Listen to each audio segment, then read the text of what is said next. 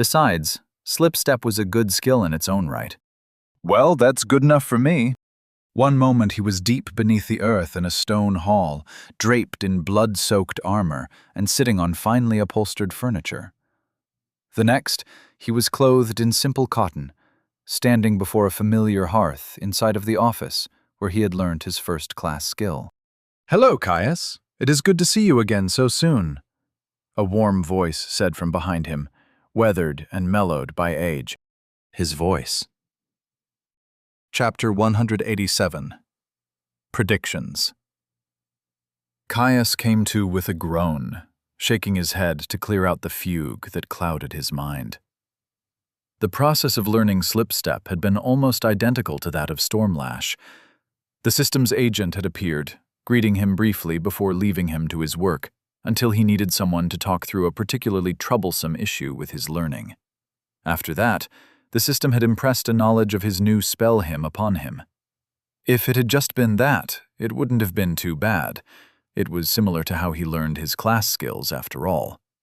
Unfortunately, it wasn't just like that. Unlike his glyphs, where the system did the heavy lifting of binding them to his body, Caius had to reinscribe his spells himself. With their twisting, three-dimensional nature, it was a hellish task, not one he could lean on theoretical knowledge alone to bridge the gap.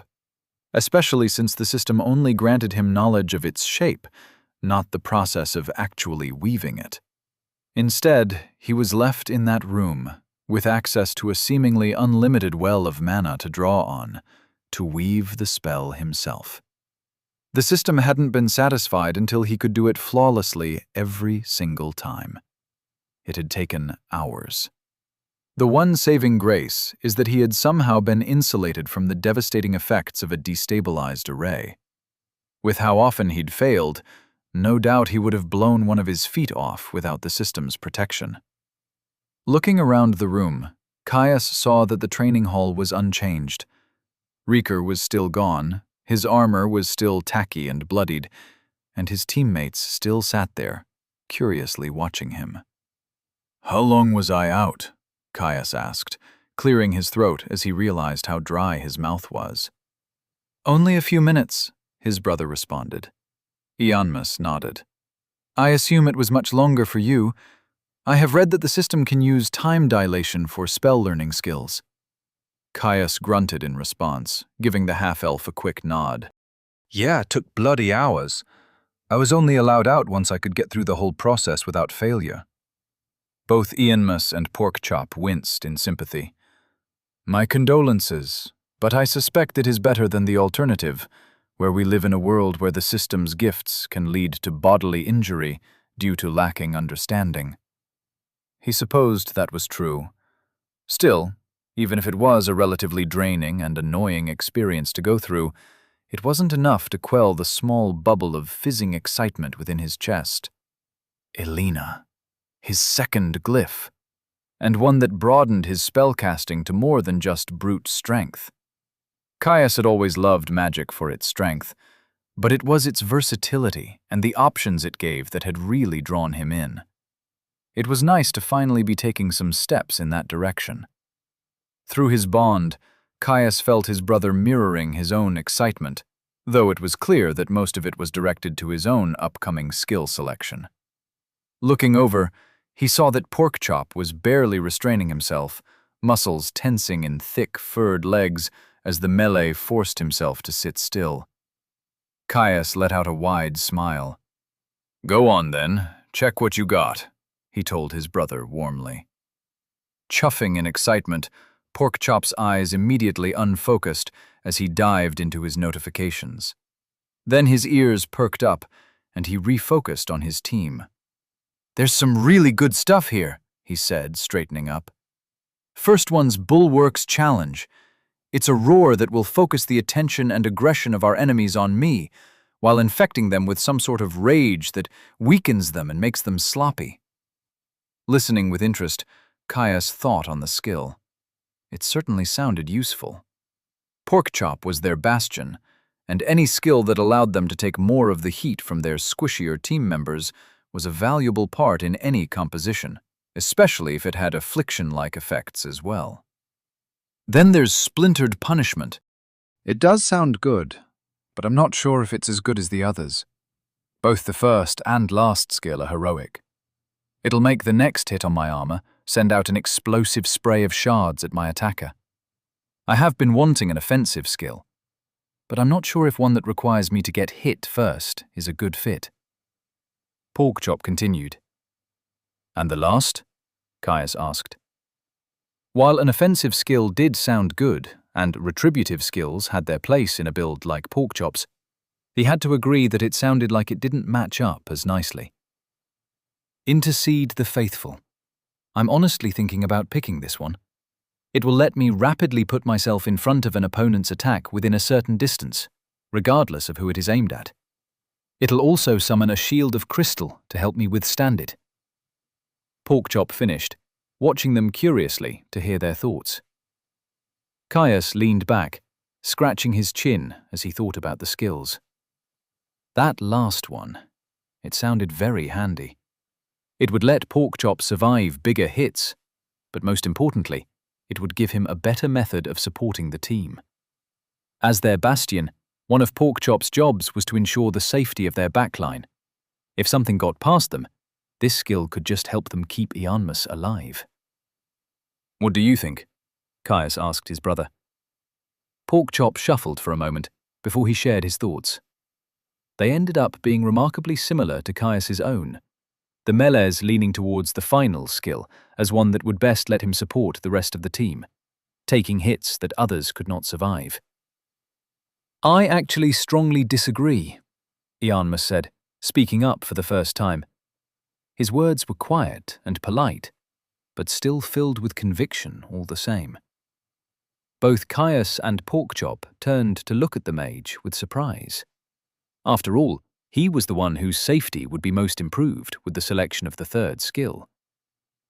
Oh? Why is that? Porkchop asked with genuine curiosity, tilting his head. Because I think it is a mistake to make long-term decisions based on short-term inadequacies, Ianmus replied. Confusion welled up inside of Caius as his brow furrowed. What did the man mean by that? Sure, the largest part of the danger Ianmus currently faced was his lack of relative strength compared to his and Porkchop's own. Something that would quickly change as the man gathered more honors and evolved his class to a higher rarity in the second tier. But that didn't mean the skill was without value. Even if they were all equally powerful, something that would let Porkchop weather something that would take one of them out of the fight was a distinct advantage that was hard to ignore. His brother was the toughest of them by a league. Let me explain, the half-elf continued when he saw their faces. Currently, as the back line, I am rather isolated and alone with you two in the front, and I am weak enough that a single monster making it past you will leave me with little ways of defending myself. I assume this is the major impetus with selecting a skill that will lead to you being able to take hits for me, Ianmus asked, looking at Porkchop. I mean, yeah. The sort of things we have to fight to see the gains we want would squash you like a bug. No offense, Porkchop replied. Nodding at his brother's words, Caius couldn't help but agree. Sure, it might change in the future, but what happened when they went on a delve?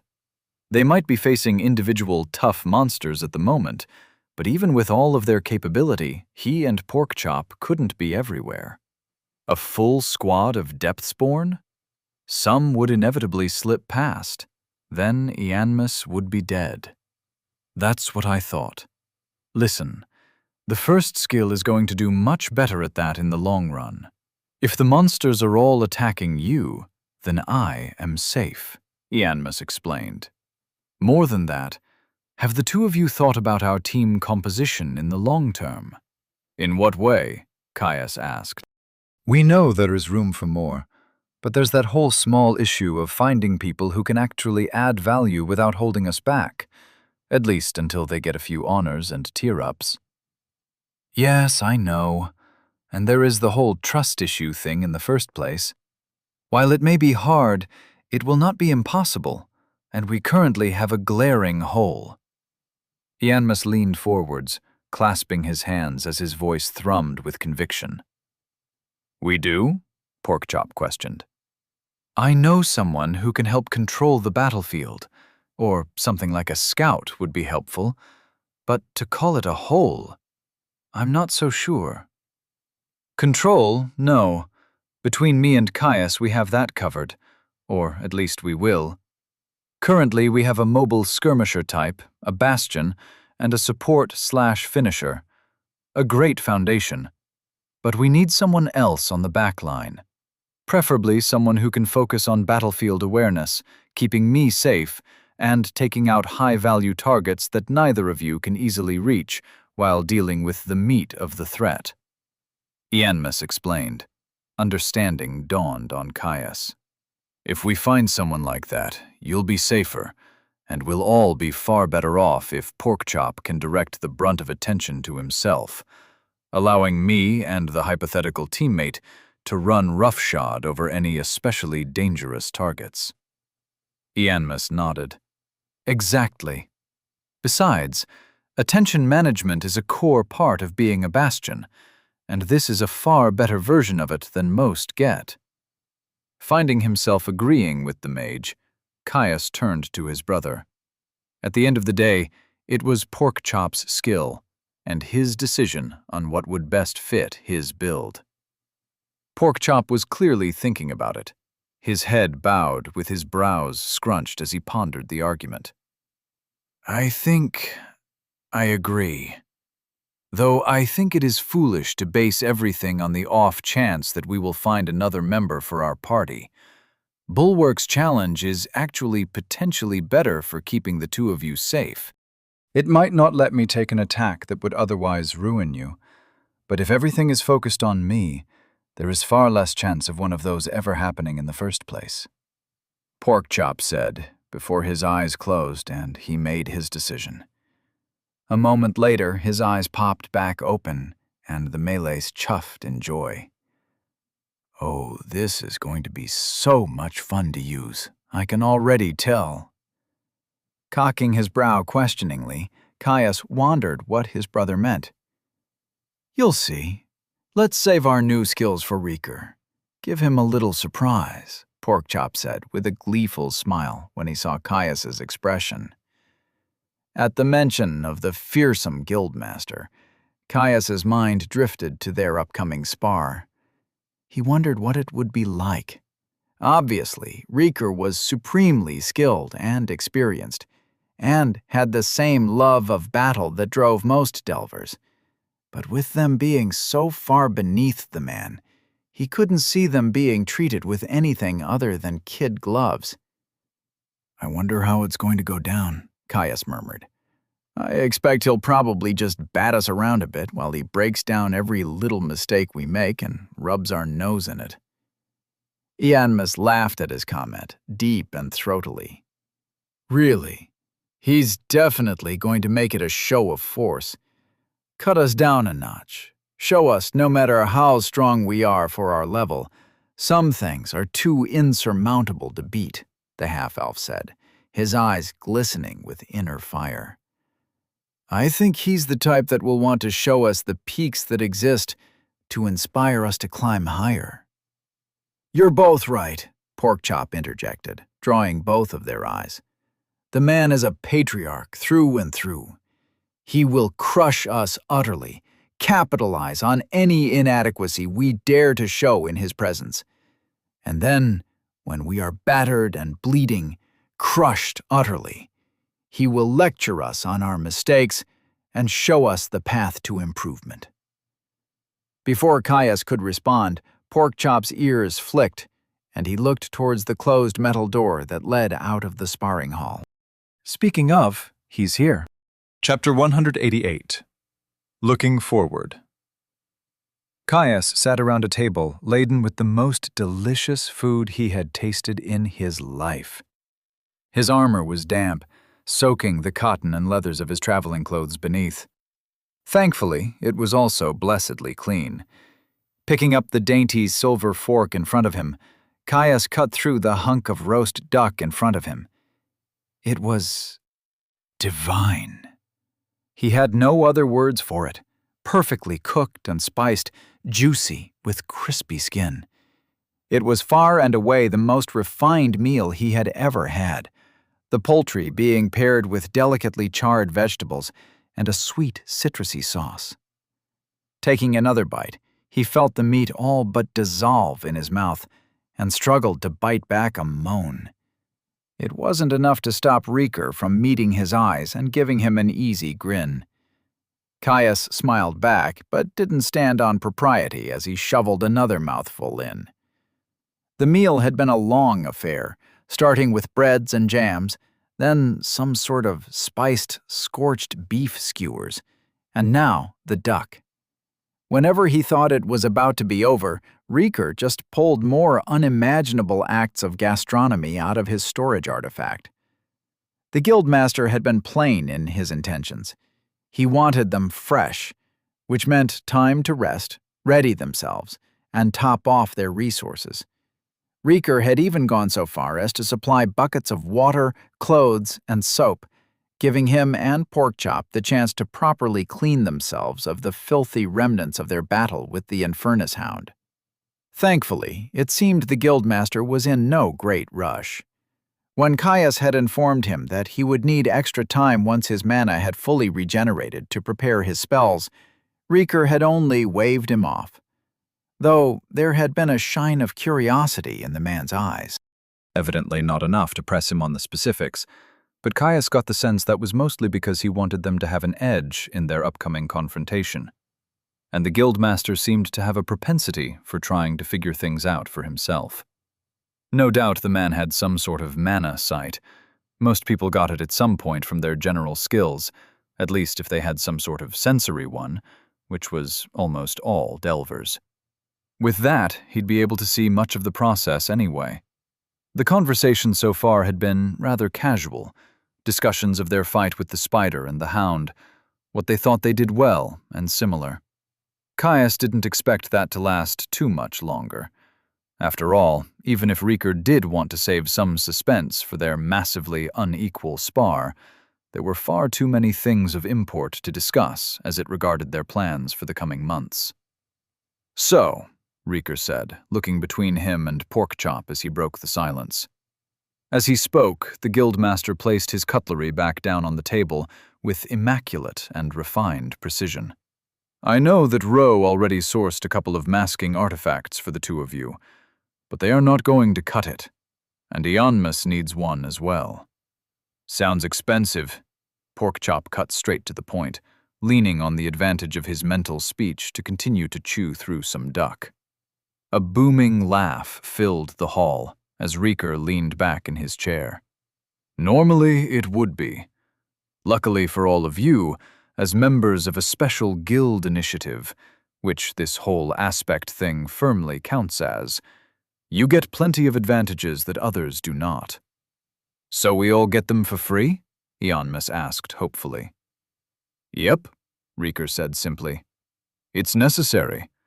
If we're going to be getting you to do appropriate leveled missions in an effort to level you as quickly as possible, we're going to need to hide some of the changes in your status. It'll be too obvious something's up if you're shooting up in level every time you leave on what should be a routine hunting mission. Now, we'll call the debt on the old artifacts even, but these new ones will remain property of the guild. They're going to be too valuable to just straight up give them to you. Once you're strong enough that hiding your strength is pointless, you'll need to give them back," the Guildmaster continued. Caius nodded at the man's words. He could accept that. After all, they were getting them for free, and it sounded like they would have free and exclusive use of them until they were no longer needed.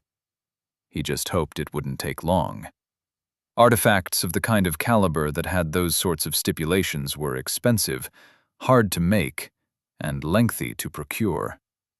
Guts twisting at the thought of having to wait weeks to get back in the field, Caius couldn't help but frown. "Don't worry," Riker said, grinning at his expression. "Ro's working on my orders. She's using the guild hall's link network with head office to requisition some. They should be here in a couple of days at worst." To his right, Caius saw Ionmus's eyes widen in surprise. That quick? What? You think you guys are the first we've needed to nurture in secrecy? Rika responded with a shrug. You might be the most ridiculous, but the guild has a stock of potent masking artifacts on hand for all sorts of uses. That was suspicious.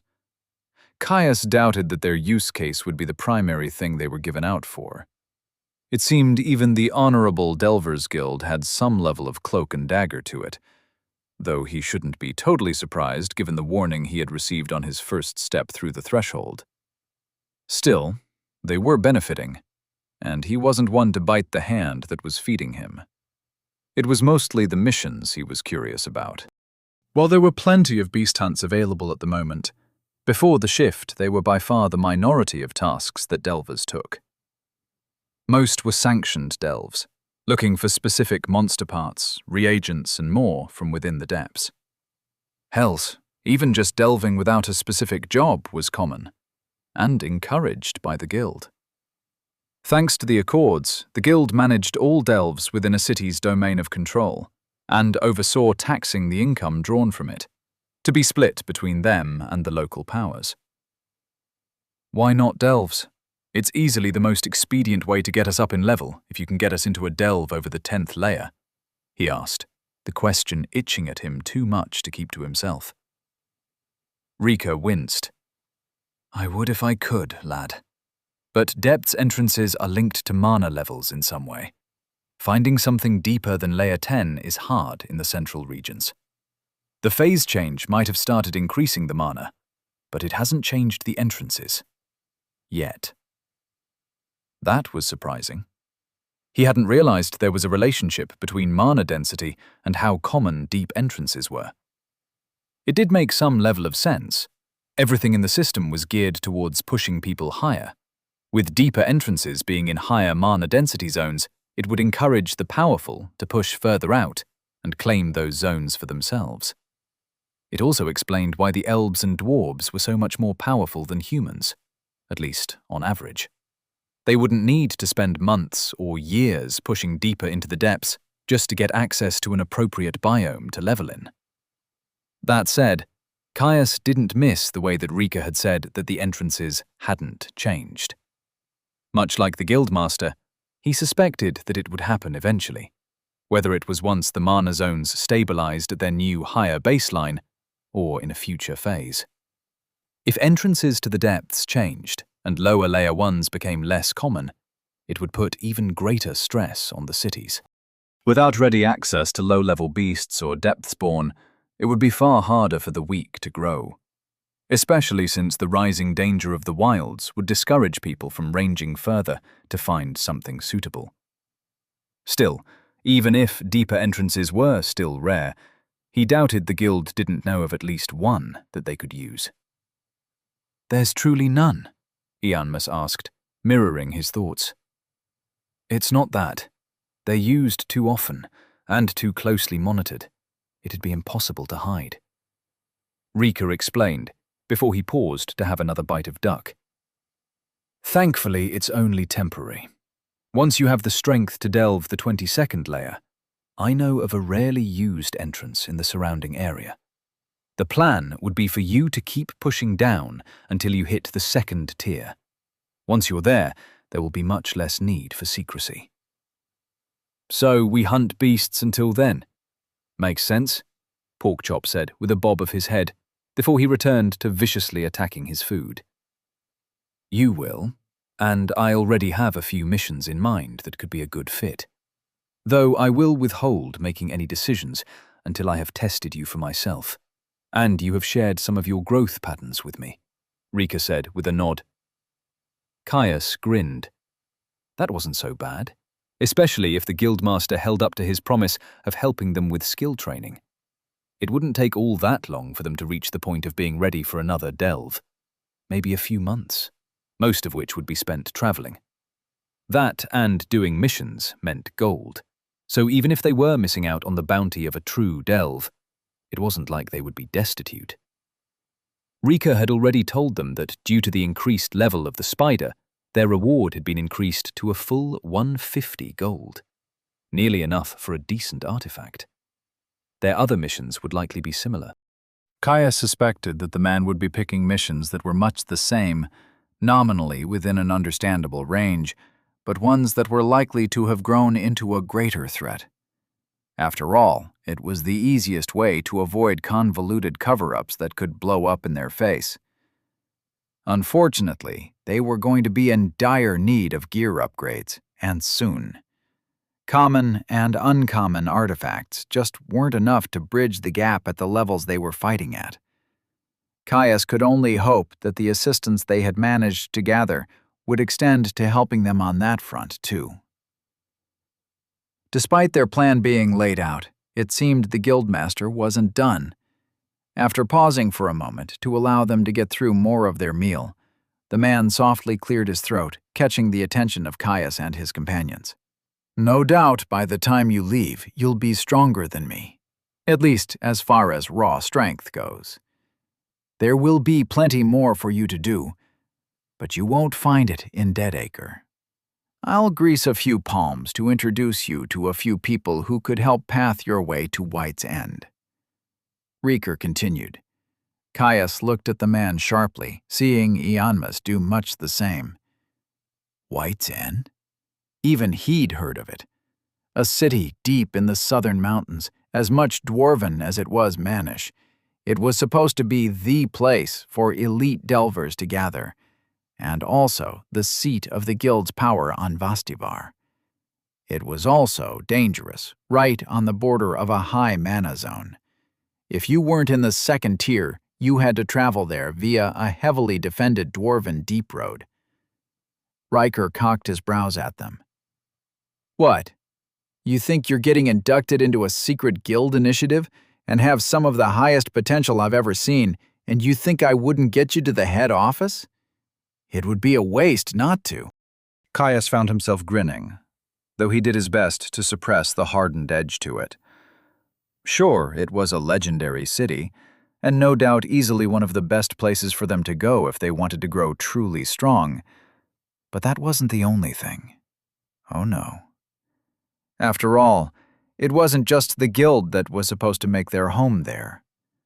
While he'd only heard rumors, there were plenty enough of the city having an underbelly. Strange night markets, gray market auctions, contraband, and murder for hire. The Onyx Temple, he was sure of it. With the guild supporting his growth, they would have to know something about his enemies. He would just have to prove himself, make him and his team so strong and valuable that they would have to share what they knew. And when they did, he would strike. Chapter 189. Stupid Prizes. Caius stood in the training hall. It reeked with the scent of iron, the cold corpse of the Infernus Hound still laying where it had been slain. His team was with him, Porkchop standing by his side with his armor already summoned, while Ianmus loomed behind them, his staff gripped firmly. Across the hall was Reeker. He looked casual, at complete ease in a way that was radically divergent from the tense anticipation that made Caius flex his grip on his sword, the leather wrapping squeaking. Garbed in only the high-quality cottons he had been wearing to eat, the only thing that gave away his violent intent was the oddly balanced warhammer he held in an easy grip. Forcing his muscles to loosen, Caius rolled his shoulders. He took a slow breath, readying himself for the coming battle. For the first time since his spars with Father, he knew he would lose. The only question was how long they would last, and if they could make the Guildmaster sweat for it. Thankfully, the Guildmaster had been kind enough to step out of the silence-enchanted hall to give them a few minutes to come up with a battle plan. All in all, it was similar to how they normally fought, with one main exception. They would be fighting defensively. Ianmus wasn't even going to try for an alpha strike. Their opponent was a man, not a mindless beast, and no doubt he would focus on Ianmus if given the slightest opportunity. It was basic battle tactics. A mage was too dangerous, too versatile to be left alone. especially since they were so vulnerable if you could close the distance. Instead, the half-elf would focus on blinding Rieker as much as he was able, and on keeping his front line hale and hearty. Porkchop had his own role to play, making sure that their opponent never got the opening he would be looking for. Unfortunately, his new skill was unlikely to work on Rieker to any great effect. His vastly inflated level compared to their own would confer too much innate resistance to anything they could throw at him, let alone the raw willpower that the man surely had. As for himself, Caius would be their harasser, using both of his spells to keep the pressure on. With his added spell, he now had to make choices on his loadout, balance his reserved mana based on what he expected to need. Honestly, it was probably for the best. It was rare indeed when he had had the opportunity to burn all of his inscriptions in a single fight. For this one, he decided to give himself a decent chance to lean on his latest spell, though he'd still lent primarily on his only damaging spell. 10 charges of Slipstep and 22 of Stormlash. It wouldn't be enough, not against the war dog of Deadacre. Even if he was going to lose, it didn't stop a smile from creeping its way across his face. There was no fear, for Rieker wouldn't kill them. Instead, all Caius felt was the rising heat of the challenge, the thrill of staring up an insurmountable mountain, of knowing that he wouldn't give up even in the face of certain defeat. After all, even if they were destined to lose today, weakness was temporary.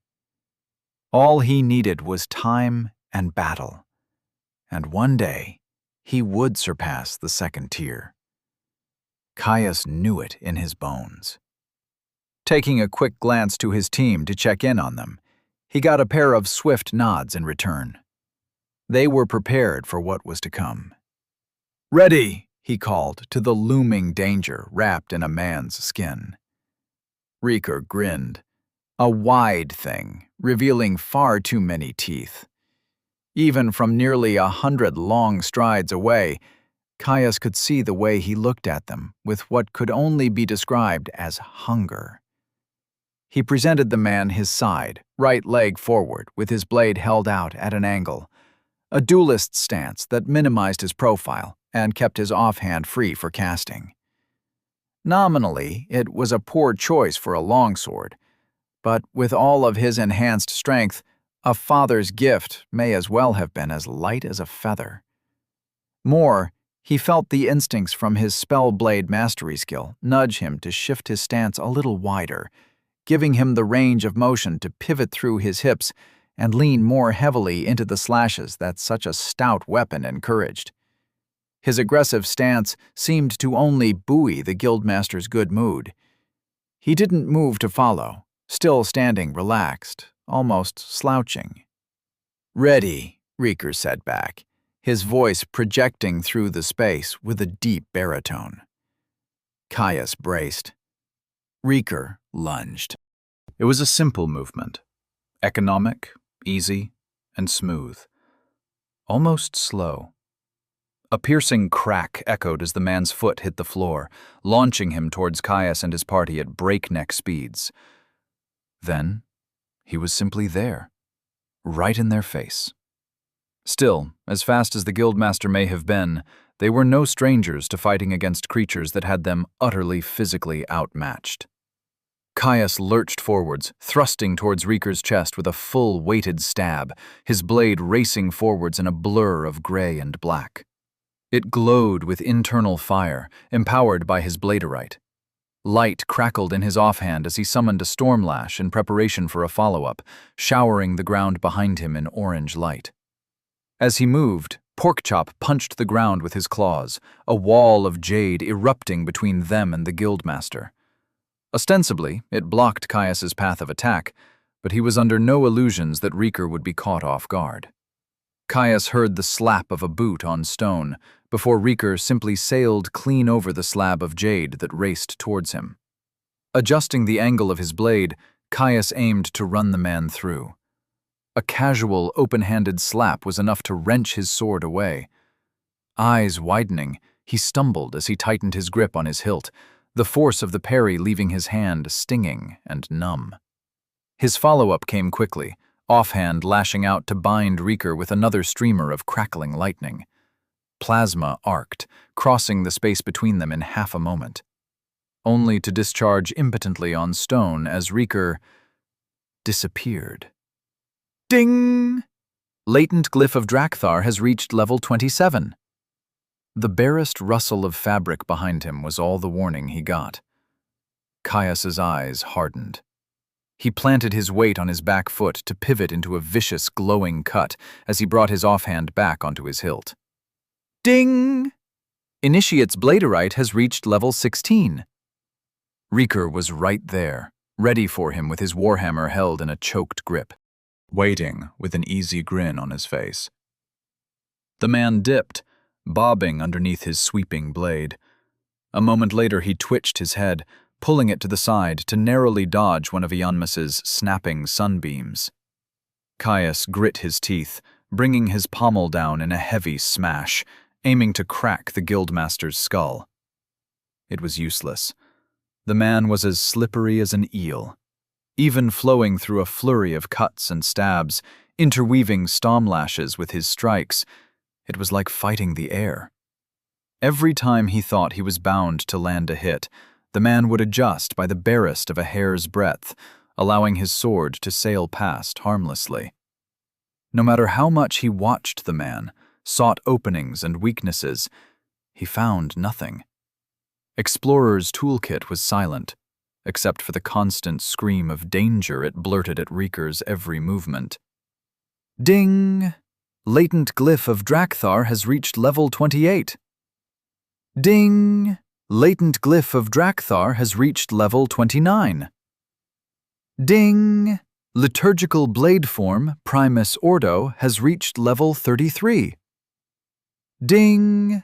Liturgical blade form Primus Ordo has reached level 35. Decent reactions, and plenty aggressive, but it's all meaningless if you can't even hit me, Rieker taunted, his grin enough to drive a hot flush of infuriation up Caius's neck. A shattering cry that promised doom and slaughter echoed through the hall as Porkchop unleashed his latest skill, trying to force the guildmaster's attention on him. Rieker looked away from Caius, assessing the threat. He and Ianmus reacted instantly, yellow and blue light flashing as they both tried to capitalize on the man's distraction. It was useless. Rieker flashed in faster than he could track, appearing inside his guard. Planting a solid palm on his chest, the guildmaster shoved. It was like getting kicked by a mule. Caius gasped as the air was driven from his chest, the force of the blow enough to send him skidding back across the stone. It was all he could do to keep his feet underneath him. Ding! Tempered by Dissonance has reached level 33. Nice try, and a good response to a distracted opponent. Unfortunately, all the cohesive teamwork in the world means nothing in the face of strength. Rieker locked eyes with him, eyes glinting dangerously. His grip on his warhammer loosened, his grip sliding down to the base of the haft. Ice shot through Caius's veins. This was going to hurt. Porkchop saw it at the same time he did, the growing anticipation on Rieker's face.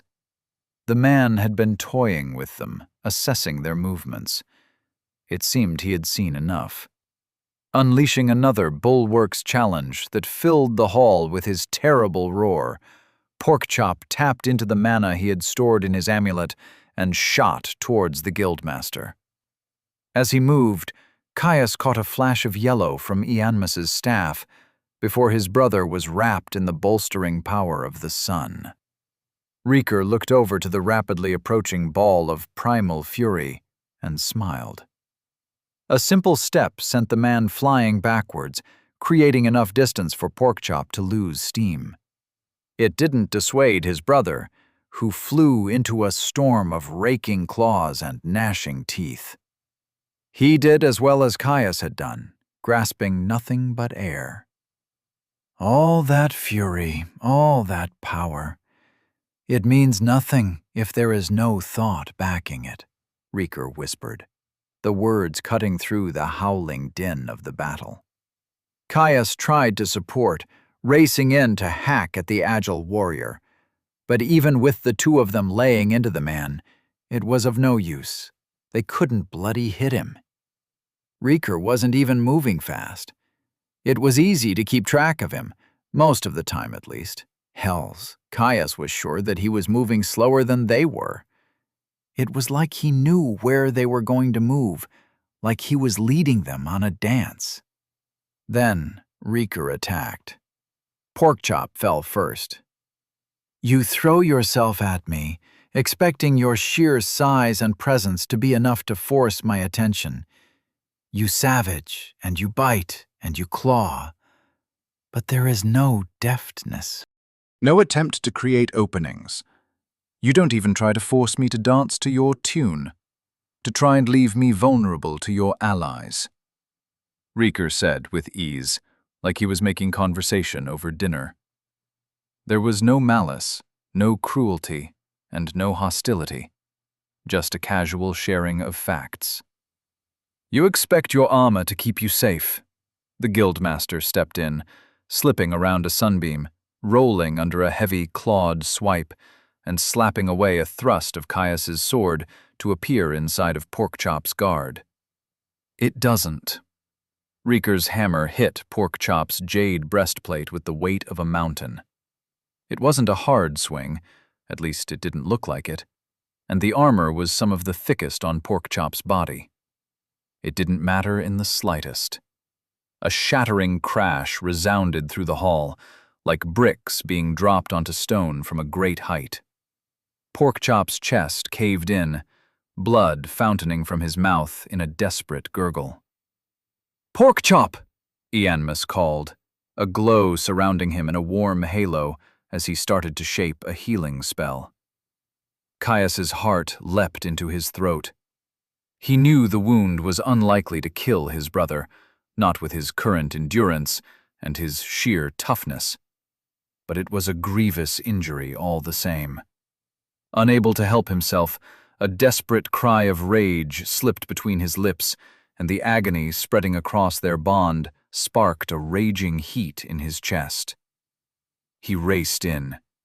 He had to catch the man, move faster than he could, force him off guard. Something. His newest spell was his only choice. Reaching out with his will to the swirling inscription that wrapped around his foot, Caius watched the guildmaster draw a dagger from his belt. Looming over his brother's collapsed form, Rieker plunged the blade down between Porkchop's shoulder blades, right into his spine. Chapter 190. Stupid prizes.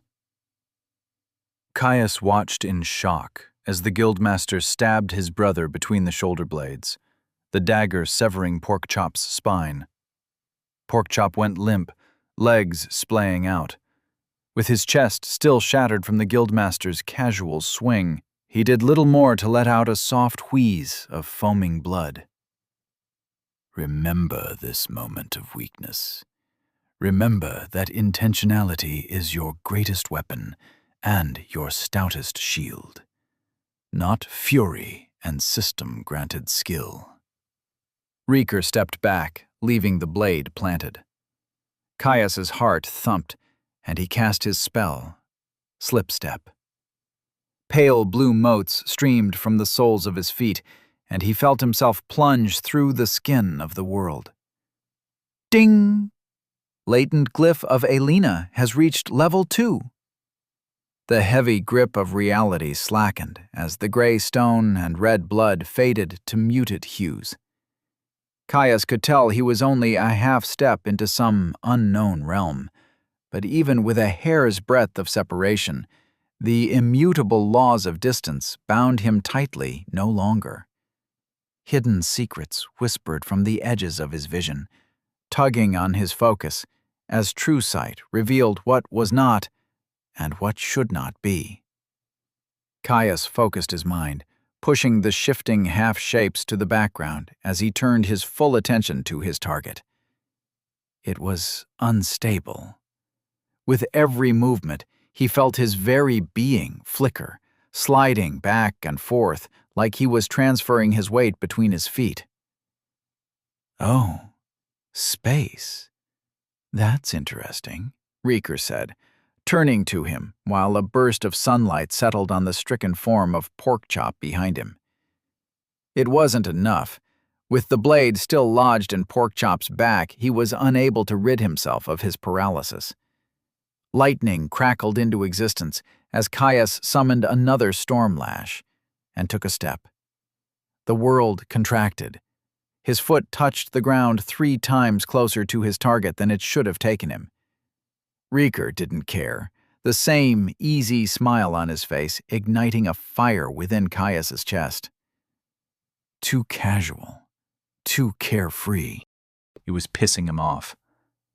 Hurling the power of the storm at the man who may as well have been made of adamant, Caius pulled on his power again and again as he stood in one spot. Rieker simply sidestepped, slipped, and dodged with blurring speed, each and every one of Caius's lashes missing him utterly. He grit his teeth and tapped into his bladerite before lunging into a thrust. A blow that should have crossed 6 strides stabbed through 18, rushing straight for Rieker's neck. A twitch took the guildmaster away from the path of his blade. Then he swiped with an open palm. Eyes wide as his heart thumped with the might of his song, Caius leapt back again and again. Space shrunk with every step, his being flickering into the in-between space as he moved. It was no use. Rieker kept pace easily. Right as Caius's foot touched the ground, Rieker swept out an open palm, grabbing his wrist. Somehow, perfectly timing the rate of his flickers to hold on to mortal flesh.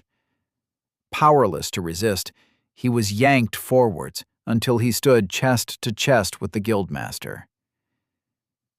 "You forget yourself, Caius.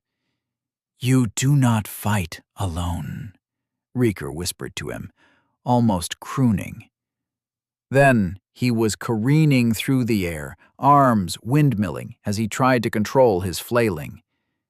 Landing on the cold stone of the floor, Caius's breath was forced out of his chest. He looked up in horror to see Rieker rounding on Ianmus.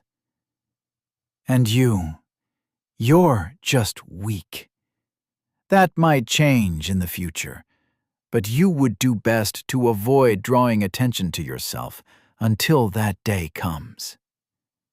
Ianmus tried to flee, yet even with all of his grace and swiftness, even with the potency of his magister's dash, it mattered little. Rieker arrived at his side in a quick burst of speed and stomped. A strangled scream escaped Ianmus's lips as his leg shattered, the sickly white of his shin rupturing through his flesh with a wet tear. "Remember this pain, mage, for it is what your front line faces constantly." It is what you will inevitably face in true battle, and if you cannot persevere, continue to fight, you will die. Caius leapt to his feet, the world twisting to assist his movement as he watched Ianmus start to channel as he lurched back from the guildmaster. A single step brought him closer, and his magic fizzled out. Without hesitation, Caius burned another charge, slipping back into the half-space between worlds. He raced across the ground, sword and spell at the ready, and the strides vanished beneath his flickering feet. 10 steps took him halfway there, and he cast Slip Step for the 3rd time. Another 10 brought him into range, and thunder boomed deep within the earth. Lightning crackled, howling with fury as it cut through the air. Ding! Latent Glyph of Elena has reached level 3! Rieker kicked off the ground, dodging the lash without even looking back. The leather soles of his shoes squealed in protest as he screeched to a halt by Ianmus. A single stomp cracked one of the inscribed flagstones, landing a finger length from the mage's head. Dead. Ionmus slumped in defeat, releasing his hold on his mana. Caius's heart leapt into his throat as the guildmaster finished decimating his team with brutal efficiency. War dog indeed. Keeping his distance, Caius burnt through the rest of his Stormlash inscriptions, all 14 of them, one after the other, in a blurring stream of cracking thunder and howling light. No matter his tricks, feints, and quick succession spells, it was useless. Ding! Latent Glyph of Drakthar has reached level 30. The guildmaster was too fast. As soon as he was empty, he gripped his sword with both hands and settled into an inside right guard, the pommel of his blade pulled in close to the armpit. Still a foot into the strange half-space of his spell, he charged. Appearing before Reeker in 3 steps, he hacked at the man, gritting his teeth as his sword was slapped away. He stepped, circling as he hammered the guildmaster's impenetrable guard, feinting and probing for openings. Ding! Liturgical blade form, Primus Ordo has reached level 36. You're an interesting one, Caius. Skilled beyond your years, blooded against monsters, wielding magics I have no name for, and too strong by half. It's still not enough, Reeker said, smashing his blade to the side so hard that it peeled out a pure note. It's not enough. Not against the machinations of men. He crouched, letting Caius's thrust sail past his ear as he punched. For the first time in the fight, Caius flickered at just the right time, the blow sailing clean through him as he fell into the space between worlds. Ding! Latent Glyph of Elena has reached level 4. Reeker just calmly pulled back, smashing aside his retaliation and hammering him again as soon as he reappeared. The blow hit Caius in the stomach, radiating agony through his abdomen and forcefully voiding his lungs. Bile surged into his mouth, bitterness tainting it with an acidic burn. The powerful will watch you, finding the things you hold dear. Ferret out your weaknesses. Nearly chest to chest, Caius tried to force the man back with a crushing pommel strike to his collarbone, refreshing slipstep as he did. Reeker simply weathered the blow like it was rain. And once your weaknesses are known, they will tear you down from the base up, bait you into a fervent rage until you make a mistake that reveals you. Reeker headbutted him. His nose shattered, head rocking back. Blood ran down the back of his throat, accompanying the eye-watering sting. Hissing in agony, Caius ignored the taste of iron as he tongued a loose tooth. The fire of his frustration started to boil. Caius attacked, flowing into a storm of tight, swooping lashes and aggressive thrusts, as he used every trick he could to try to maneuver the guildmaster into an assaultable position. Ding! Tempered by Dissonance has reached level 34. None of them touched the guildmaster. Then, once you have been provoked, they will strike. Reeker swung.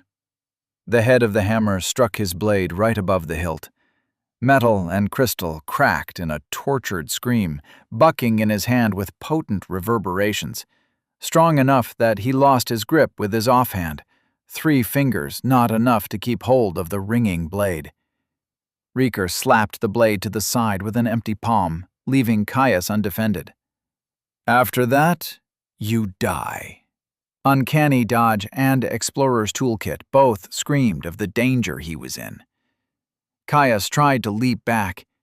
He was too slow, even with his new spell. A blurring streak hit him on his left wrist. Bone shattered, flesh tore. His hand flew free. Caius gasped, falling backwards onto the floor as he stared at the spurting remnants of his wrist. Every pump of his heart sent thickly congealed blood oozing from the wound. His hand spasmed, uncontrollable twitches racking the limb. Except that was impossible. It was gone, ruined. Lesser regeneration worked against him, sealing the wound shut in moments. Ding! Lesser regeneration has reached level 32. Now it would only return with the aid of a potent healer, one they had no access to, not without significantly more wealth and political pull, or were willing to wait months. He was crippled, ruined. Caius looked up to find the guildmaster looming over him. He shrank back, feeling real fear for the first time. If the man was willing to maim him, perhaps the bout had been more serious than he realized. Remember this fear, Caius. Your brazen overconfidence nearly got you all killed this week, Rieker said, staring at him with fury on his face. You are the leader, and steering your team right is your responsibility. Rieker crouched, lowering himself until they saw eye to eye. Get away from him! Porkchop roared, unable to do anything more than watch on. Rieker ignored him, just like he ignored Ianmus, who struggled his way to a seated position and fired a beam of light at the guildmaster. The spell landed, doing little more than scorching the skin on Rieker's throat. Kicking up the kind of fuss you did with that spider was moronic. It revealed your hand and forced mine. The only way someone like you lives is with power or secrecy. Now you have neither. Caius whipped his sword up, point wavering as he held it to the man's eye. Rieker didn't so much as flinch. You could still die, you know. Ro, for all her competency, is not a miracle worker. If she can't cover up the trail the three of you left a league wide, if someone stumbles across the remnants of her work and gets curious, you could be vanished into some cell before the month is out, waiting for the next Onyx Temple Mind Mage to strip you down for every iota of knowledge you have, the guildmaster said calmly, pushing aside his sword with the tip of one finger. Caius sagged, realizing that the guildmaster was not after his life. Because mark my words, someone will notice, without a doubt. Rieker continued, fixing Caius with a stare that left horror creeping up his neck. Rieker was right. How could he have been so stupid? They should have taken the easy jobs, leveled a little slower, or at least taken missions that had enough travel time they could have explained their gains as a result of numerous beasts. I see you understand now. That's good. Remember that fear, the guildmaster said, watching him closely. The only question now is if Ro has bought us enough time for you to get strong enough to kill anyone who comes after you. Reaching out to him, Rieker pulled a potion from his spatial storage. A square bottle, capped in gold with elegant swirls marking its surface, held a tonic of vibrant white, shimmering and effervescent. Now drink. No pupil of mine will walk around missing fingers. Letting his sword drop to the floor with a clatter, Caius reached for the bottle with a shaking hand. The man couldn't possibly have given him a true regeneration potion, could he? Rieker stood and left him staring at the bottle. A moment later he heard Ianmus yelp and turned to see the mage cradling his own tonic to his chest. It was different from his own, red and far more plain. Behind him, Porkchop growled throatily. Quiet, you! I know you've seen your patriarchs do worse. The boy will get you all killed if I baby him, he heard Rieker respond. Whipping his head over, Caius caught the man pulling his dagger free from his brother's spine, where he promptly wiped it clean on his brother's fur before sheathing it once more. Still an asshole, Porkchop grumbled. Where's my potion? Don't get one, Rieker grinned. You don't need it, and there's no point skipping the skill training. Caius narrowed his eyes at the man before Porkchop mentally poked him across their bond. Drink your potion, idiot, Porkchop said privately, while he huffed at the guildmaster. Initially his eyes, the vigilance of battle slowly leaving him, Caius eyed the milky liquid once more. If it was a potion of true regeneration, the kind that could regrow lost limbs, then he had just been handed a treasure worth many times its weight in gold. He had to know. True Sight brought up its description. Flesh regrowth tonic. Rare, tier 2. You could put an egg back together with this thing. A complex tonic brewed from reagents rich in life and blood aspects, massively restoring health and slowly regenerating missing body parts over an extended period of time. Artisan brewed potion. Health restoration 5. True regeneration 1. The bottle nearly slipped from his fingers as he stared at the description in shock. Tier 2? Chapter 191. Ignition. The ghosts of Caius's fingers spasmed. Grunting at the discomfort, he scratched at the stump of his limb. It was a smooth nubbin, muscles and skin slowly distending as his flesh morphed and grew. Disgusting, in all honesty. Though, no matter how much his skin crawled at the sight of his morphing flesh, he knew it would bring back his hand, and his missing fingers with it. What disturbed him more was the unblemished skin that came with the regrowth. His glyph was gone. That galled. It also heightened his nerves, a tight little ball that had been building in his stomach. Rieker would have had no way of knowing, but he had never inscribed one of the Vesrin glyphs by himself. They were convoluted, three-dimensional, and ruinously complex. The prospect of weaving one around his mana flows without the system's assistance was terrifying, made him feel the icy breath of dread on the back of his neck. Still, he knew it was for the best. The strong delvers, the kinds who rose to the peak of what people knew to be possible. They lost limbs. Not often, but it happened, especially in those who held down the front line like he did. Usually it wasn't too much of a problem. Even if they didn't have a healer capable of some form of regeneration on their team, they would have the wealth and connections to see one of the rare few healers who plied such a skill publicly. To learn to weave a new glyph now meant that he wouldn't have to experiment if it happened in the field. It still sucked. Losing his hand sucked. Losing sucked. More than he thought it would. Sighing, Caius leaned his head back against the hard wood of his headrest, staring at the vaulted ceiling far above. After Rieker had dressed them down, he'd ushered them back to the table before leaving once more to fetch what he called the good stuff. Said he'd be back soon. No doubt he was just giving them space to decompress after he'd smeared them across the floor in a minute flat. Thank the hells that Rieker had, because only the gods knew that he needed it. With his mind drifting to their spar, Caius was unable to stop himself from ruminating. Not even the sharp, spiking pain of his tooth goring the inside of his cheek was enough to snap him out of it. Not with his pain resistance and healing.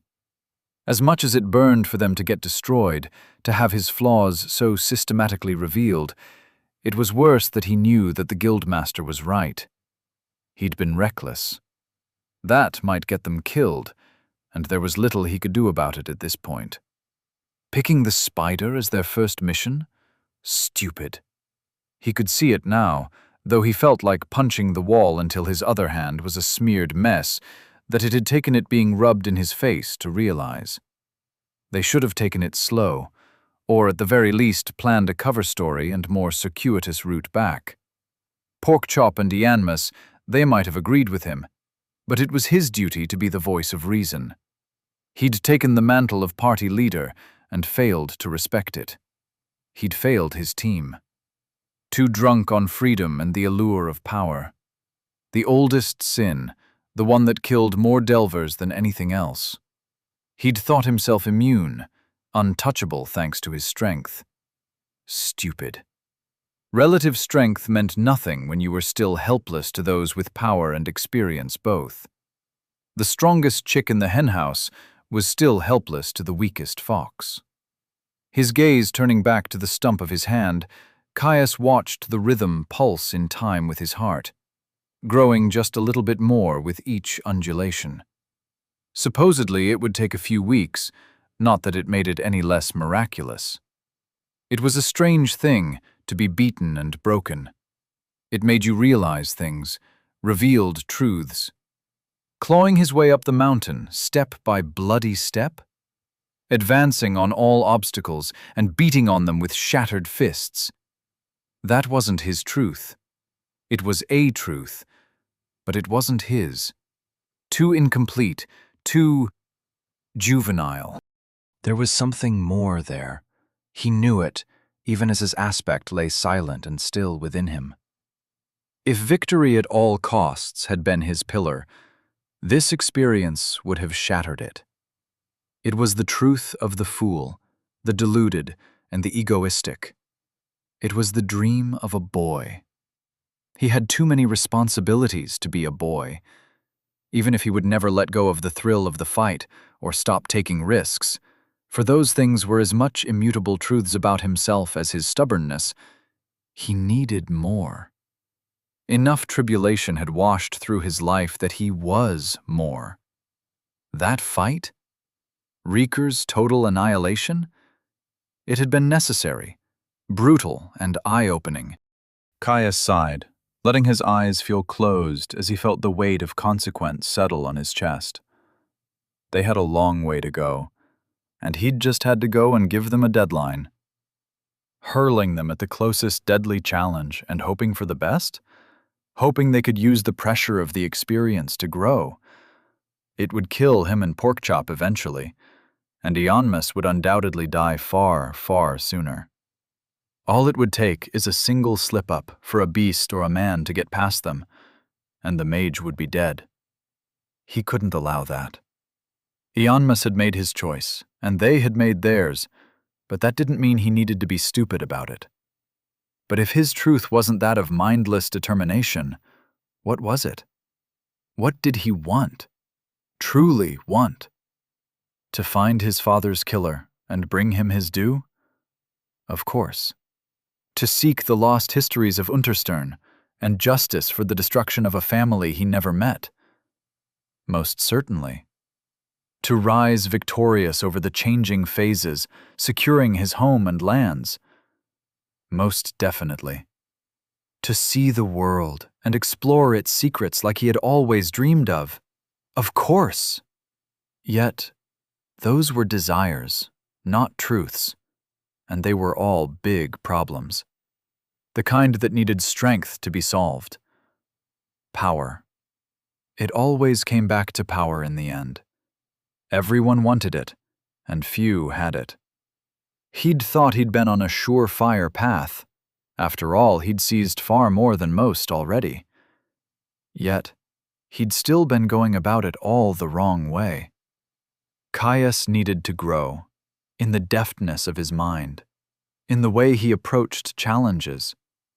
The ability to throw himself at death was good, but it needed to be tempered by wisdom, by the will to do whatever was necessary to see him and his team to the next dawn. If he wanted to see the peak, it was necessary. He needed experience, and today had shown him he had precious little of it. Challenges would come, and he would face them staunchly. He would batter at them until his bones broke, and the ground was stained red with his blood, but only if he had to. After all, even loss was valuable. It was experience. The knowledge and understanding he could glean from such things would help him to avoid or surpass any similar challenge in the future. Fighting wasn't everything, no matter how strange it felt to say that. He wanted life, a good life. Battle, the thrill of the challenge, the scent of blood in the air, the sweet sting of exertion, and the wild screams of mayhem was a part of that. But it wasn't everything. The smell of fresh grass or a seared steak, the sweet taste of wine and the laughter of good company, the warmth of the fire and the restful caress of a spring night's breeze. Those were important too. He would lose them if all he sought was mindless fury. And yet, even as his mind went round and round and round, Caius knew that they were hollow truths. They were part of something, but they were details and shades, not the full painting. What did he want? Caius sat with the thought, allowing the darkness behind his closed eyelids to wash over him. Memories shifted through his mind. Nights with Porkchop, Ianmus, and father, spent around fires with full bellies and happy smiles. The scenery changed, the background changed, but the feeling he got didn't. He wanted a place to call his own, somewhere that was just for him and for those he called his own. But he couldn't have it. It was stolen from him once, and then again, by those who would still hound him. It was out of reach until the damn integration finished. And it would always be fragile, unless he had the strength to defend it from those who would covet it. He didn't even think it was a place. After all, he could never see himself settling down in one place. He'd grown up even more uprooted than the damn Huion. They at least had their ancestral clan grounds and temple cities. But the belonging? The kind he had found with Porkchop and Ianmus? That he would kill for, hone himself for, hunt and grow for. But to defend that sacred space, he needed more than strength. He needed ability. Strength tempered by the wisdom of 1,000 campaigns, victories and defeat alike. If it took reaching the very pinnacle to secure it, if it took single-handedly besting the integration, shattering the Onyx Temple, and destroying the mysterious threats behind them that had raised his dynasty, he would do it. Life was no battle. It was a war, and he would campaign for his desires. Caius gasped as Mentis, the very pillar he had been brushing up against for weeks, started to howl in visceral joy and satisfaction. Lightning arced up his spine, forcing him bolt upright in moments and drawing the curious and concerned eyes of his companions. He saw nothing, wide eyes too enraptured by the sights in his soul space. Once silent, still, and desolate, a single pillar of his triumvirate exploded into activity. Shudders echoed down its monolithic form as his soul pulsed with ever-growing, burning intensity. A keening want reverberated from the pillar, desperately reaching for his soul fire as the golden flames began to bulge, reaching for the Mentis. Far below, circling his soul, his legacy skills heard the call and joined the chorus with pure platinum voices of their own. Cringing for a moment, Caius's stomach dropped as he braced himself for the avarice he thought long behind him, only for it to never come. The song of his legacy skills softened, falling into harmony with the want of Mentis. They bolstered its call, eagerly supporting the pillar as his soul roiled with renewed energy and might. His heart thumped in his chest as he realized with finality that this might be happening now. Now. With Reeker planning to return at any moment. He could feel the weight in his soul building to a crescendo, the shell of his class pulsing in tune with his soul and aspects, serenaded by his legacy. Why, of all the gods were good, did it have to be now? He might have planned to share with the guild, but he didn't want to lose out until he had discovered if his team would be able to follow his lead. Secure honors. Then his soul flared, and without his aid, a solid rope of soul fire connected to the waiting sconce atop Mentis. It ignited, gold flickering to a blinding white flame that nestled itself upon the pillar. The strange, stone-like exterior shook as a blast wave rocketed out, shaking the formless space within. It held firm, and everything stabilized. Yet, somehow, Caius knew the transformation was incomplete. Waiting. Ding! Pillar of Self discovered. Mentis ignited. Would you like to initiate aspect formation? Chapter 192. Lessons. Ding! Pillar of Self discovered. Mentis ignited. Would you like to initiate aspect formation? The system dinged in his mind, waiting for his command. With the instinctual knowledge that came with all of the system's communication, he knew he could wait. Suppressing the urge to sigh in relief, Caius dismissed the notification. It sat at the corner of his mind, weighing on his attention. To his chagrin, he found it did nothing for the riotous want of the pillar in his soul, its need to be complete. A soft warbling keen resonated within him, slowly growing in intensity.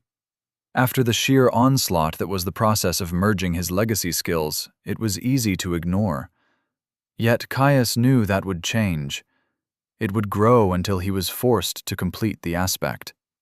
Whether that would take a minute, an hour, or a day, he had no idea. Ianmus and Porkchop still watched him closely, their faces mirroring concern and confusion. Just as he was about to explain, just as joy and excitement started to bubble within him, the door to the hall opened with a clang. They all nearly jumped a long stride in the air as Rieker strode back in, the man watching them with a cocked brow. "Hells, I know I literally wiped the floor with you, but you shouldn't be that jumpy," the guildmaster muttered, quickly approaching as he balanced carrying 3 small cuts and a shallow bowl. They smiled, though Caius caught his brother watching him out of the corner of his eye. "What was that, Caius? I felt something," Porkchop asked through their bond, returning his eyes to their host.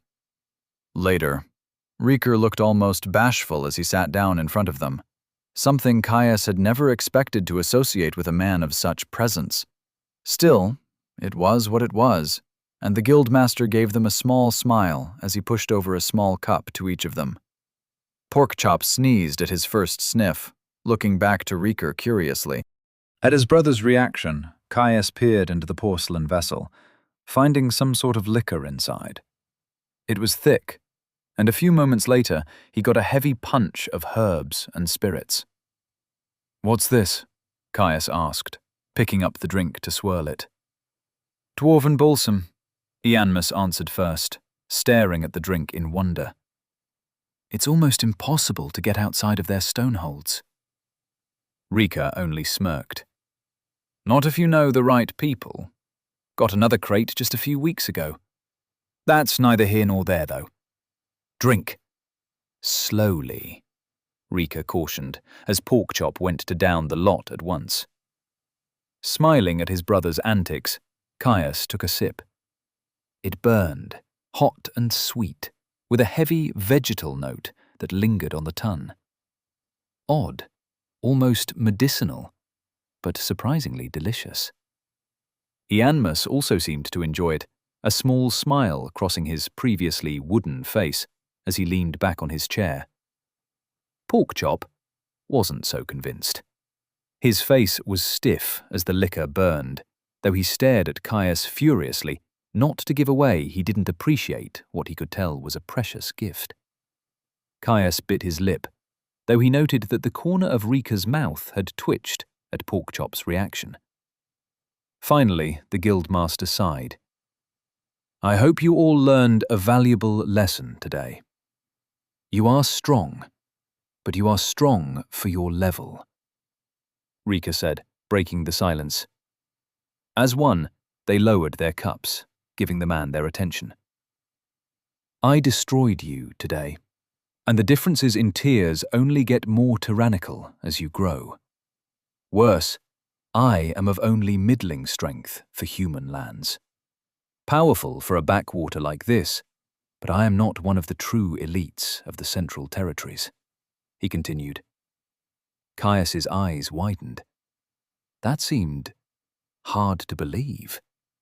He knew the man had to be high in the 2nd tier, and with a good class to boot, from what Rika had implied.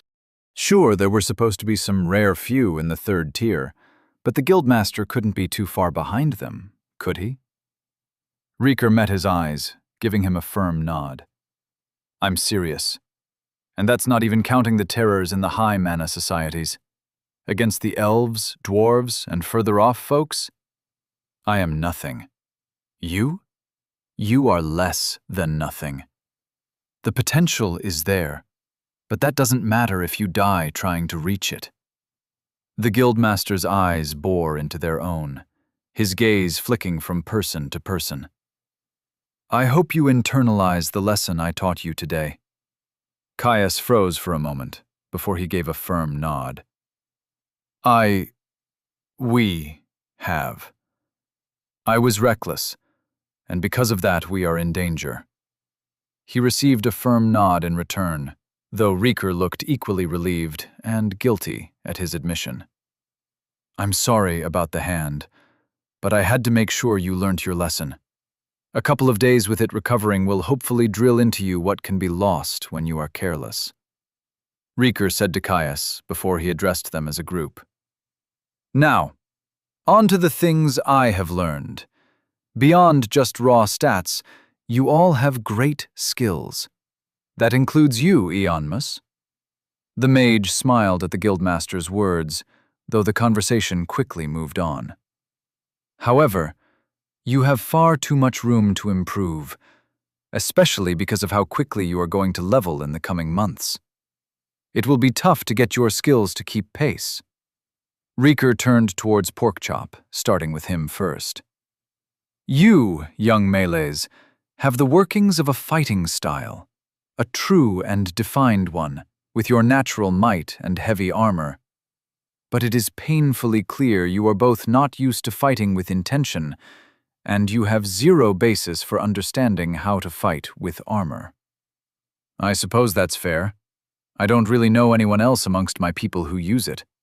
Plenty just alter their fur, but it feels different, Porkchop replied.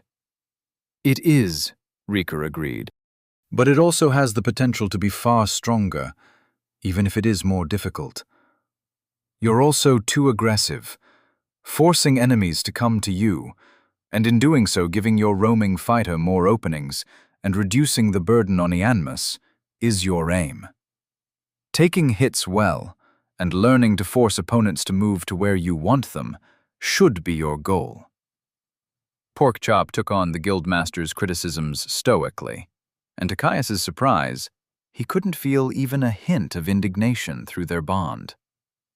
Next, Rika turned to their half-elf mage.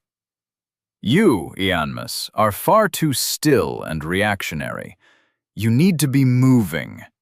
This is not a collegiate mage duel, this is battle.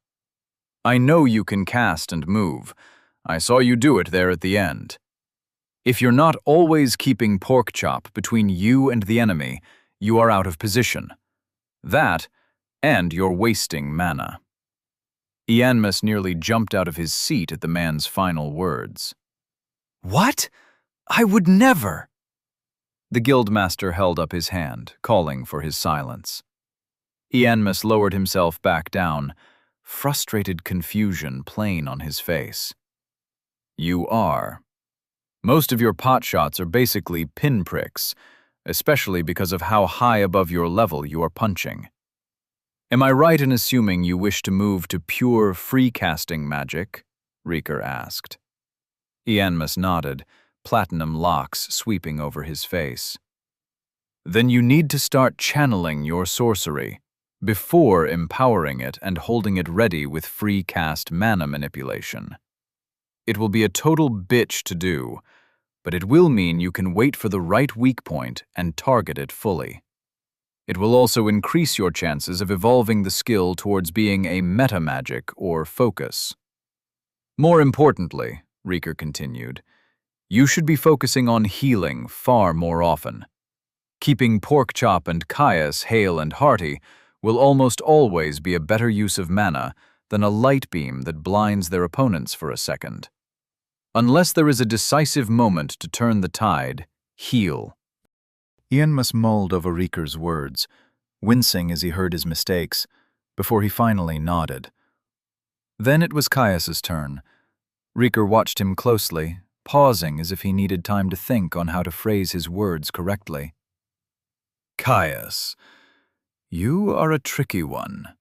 Much of my wisdom is hard to apply with the strange, hybrid path you have developed. Yet what I can say is that you are suffering from a lack of decisive focus. Riker started, fixing him in place with a look that carried the weight of years upon its brow. You are at once too aggressive and too reactive. You draw fire when you should wait for an opening. You rush to Porkchop's defense when you should trust in his survival, both of which make it harder for him to do his duty and hold the tension. The Guildmaster paused for a moment. It is getting you injured when you do not need to be, putting further strain on your healer's focus and resources. You need to be mobile. Riker tapped the table, emphasizing his point with a calloused finger. You should be ready to fall back and support any one of your team at the slightest moment, and be capitalizing on every opportunity to hammer anyone who shows you their flank to attack Porkchop. Caius grunted, but he did have to agree, even if accepting his failures tasted like ash. While he had been doing most of what the Guildmaster had said, he would admit that he was unused to Porkchop's rapidly growing perseverance. His brother had his chest cracked open like an egg and had still been more than able to keep going until he was forcibly paralyzed. While he was no wet blanket, Porkchop had the endurance and vitality to spare, let alone a doubled health pool and a healing skill that was even more potent than his own. Still, it was hard to suppress the instincts that had kept both of them alive down in the dark tunnels of the depths. Riker flicked his eyes between both him and Porkchop. Also, the fact that the two of you haven't been training your healing skills is a travesty. It's blindingly obvious they are low level. The fact that the two of you haven't started sparing disrobed is a travesty. Caius cocked an eyebrow at the man, struggling to marry the stone-wrought seriousness of the Guildmaster's tone with the fact he had just told him to fight naked. Why on earth would they fight naked? Ianmus asked, frowning with a confusion that made him look far less of the intellect he was. Riker rolled his eyes. The whole point is to spill blood and heal. No point wasting good clothes. Plus, nothing better for a warrior's spirit than the fear of a stray blade to the tackle, the Guildmaster grinned, steely eyes twinkling with mirth. The war dog's joke hit Caius like a brick, focused as he was on Riker acting seriously in his capacity as Guildmaster. It broke the tension, a deep laugh welling up from his belly, shaking loose the pricking claws of his regret and self-directed frustration. Humor aside, he could see the value of it. At least, fighting in his small clothes, he had been rather lackluster in his efforts to train a skill that was nominally easy, if unpleasant, to grow. Same with rapid adaptation. If they were going to do this right, he should be trying to gather as many resistances as he could before he needed them. The Guildmaster had offered to train him, so hopefully he would have some ideas. Riker shook his head, still smiling. Now, I have a plan. It is simple in essence.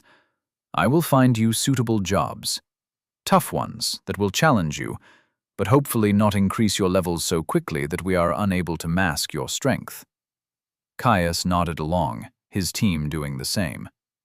To that end, each of your main jobs will be far from the city, and we'll give you several easier ones on the trip there. With the rising levels, you should be able to blame your growth on an average difficulty increase across all of them. You'll seem strong and capable, but not so much as to be dangerous. Riker continued. When you're not on a job, you'll be here, training your asses off, with me and potentially a few chosen instructors who will be sworn in if they are needed, so that your skills aren't left behind. Caius grinned. Now that was what he was talking about. While the idea of external instructors worried him, if they were tied to the guild and bound by the very same oath as the guildmaster, he couldn't see it causing an issue. Then Rieker stopped, watching them all closely. It was a heavy moment, his grave eyes making it feel like Caius was standing before a precipice. However, to do any of that, I need to know what I'm working with. Your stat growth, the shape of your class and skills, and preferably their rarity, as well as the direction you are aiming to build towards. No information on legacies or anything of that sort of nature. But I do need information. Caius's mouth went bone dry. A leap of faith, one that could lead to salvation. Yet no jump into the unknown was without misgivings, and the information Rieker requested was amongst those only shared with those closest to you. Bond by oath or not, it was hard to ignore a lifelong culture of secrecy. "So, who wants to go first?" Rieker clapped, the sharp crack nearly jolting Caius's bones from his skin. Chapter 193. Partial Truths. The cushioned back of Caius's chair felt extra plush as Rieker stared at him and his brother with a slack jaw, clearly struggling to reassemble his world view and failing. 17 attribute points? That is quite literally unbelievable. How? Rieker stammered out, forcing Caius to bite his tongue lest his amusement cross over into abject rudeness. It had been a long conversation, one that had lasted for over an hour at least.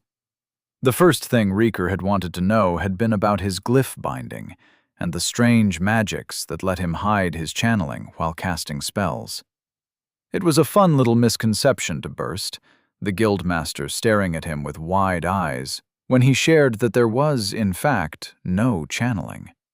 He'd all but demanded to know more after that, and Caius was more than happy to oblige. After all, it was nice to have the significance of his discovery verified. One day he would share it with the world, when his position was secured. But until then, the satisfaction of people's reactions was mostly withheld from him. If the guildmaster had been surprised to find that the skill lacked channeling, he'd been even more shocked to learn it was technically a variant of runecraft, and was centered on pre-preparing spells with runic incantations bound into his flesh. Rieker had immediately seen the value in the style of magic.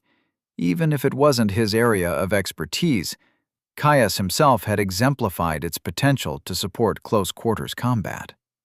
Though it had been funny watching the exact moment when the guildmaster had realized he would never be able to breathe a word of the momentous discovery to anyone else for the rest of his life. His hard features had twisted, turning an impressive shade of purplish red as he stared at Caius with wild desperation. It was only when Caius had shared that he intended to share his discoveries, once he was strong enough for it to no longer be a risk to him, that the guildmaster had let out a sigh of relief. It was, in Rieker's opinion, a skill set that would be utterly invaluable to most delving teams, something that would keep them alive as the world grew more and more dangerous, and would allow them to specifically prepare for known threats. Caius agreed with the man. He'd never intended to keep the entire art to himself. Seeing it flourish and spread would be a grand achievement that would bring its own kind of immortality. That, and he intended to do something similar himself when he had enough spells. If Vesran runes were researched on a wide scale, it was undoubtable that spells would be discovered, and he saw no reason he could not use them for himself. Still, if glyph binding had shocked Rieker, the knowledge of his and Porkchop's build damn near killed him. Rieker still stared at them, as if he physically was unable to process their stat growth. 17? You're sure? He asked, as if somehow Caius wouldn't know his own status. Very. I know you said you didn't need to know this, but Porkchop and myself have unique classes, more than one additional racial trait, and a skill that directly enhances our physicality, Caius confirmed. It was a lie, of course, but even with an oath, the complete truth was dangerous. He was nowhere near ready to reveal the truth of honors, and a heroic class would raise far too many questions. He would have said his class was unusual, but it would be unbelievable with his stat growth. His explanation didn't help the guildmaster at all.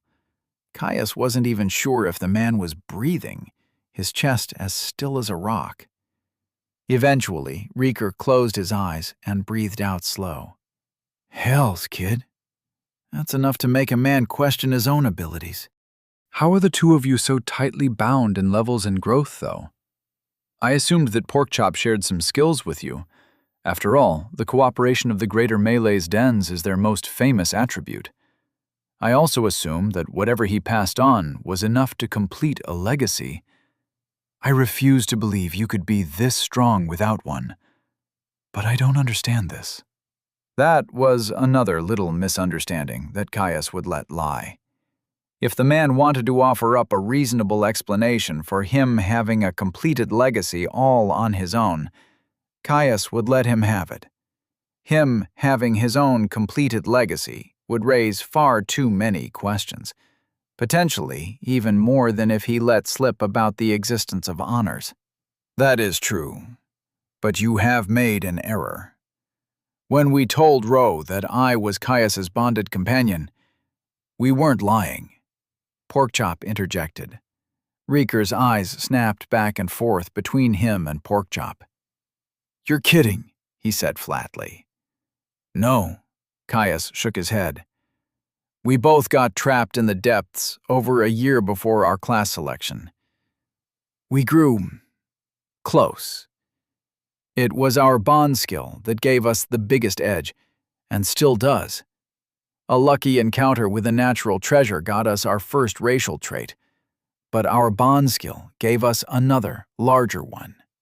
A natural treasure, too.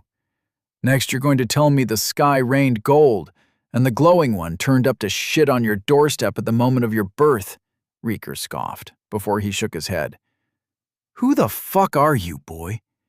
Bonding a greater beast? A unique class? Multiple racial traits? Surviving the depths? You'd think you walked straight out of a legend. If only he knew how ridiculous it truly was. Porkchop silently pushed through their bond, forcing Caius to bite back a smile. It was no surprise that Rieker was struggling to digest their abilities. It had to be world-shaking to learn that such a thing was possible. Still, Porkchop was right. If even the doctored half-truths they had come up with garnered this level of reaction, then they had made the right call deciding to play it safe. Any more and the guildmaster might have just straight-up disbelieved them. That, and while he wouldn't have been able to share, there would have been nothing stopping Rieker rushing off in an attempt to secure his own honors, potentially robbing them of first bonuses. Chewing his lip, the guildmaster finally spoke once more. I have many things I want to ask, but I won't. It would both be improper and potentially dangerous for either me or you. Instead, I will only ask what I must. Caius returned Rieker's firm look, giving him a stiff nod. He could still feel the pulsing yearn of his aspect waiting for his attention. It was easy enough to hold back for now, but the sooner this conversation was over with, the better. Thank you, Rieker replied, looking genuinely relieved that he agreed to the questioning. First, I must know, is there anyone looking for you? With this sort of talent, it would be easy to requisition a portal to hide you away somewhere secure, but if not, then Deadacre is a good place to slide under the noses of the powerful.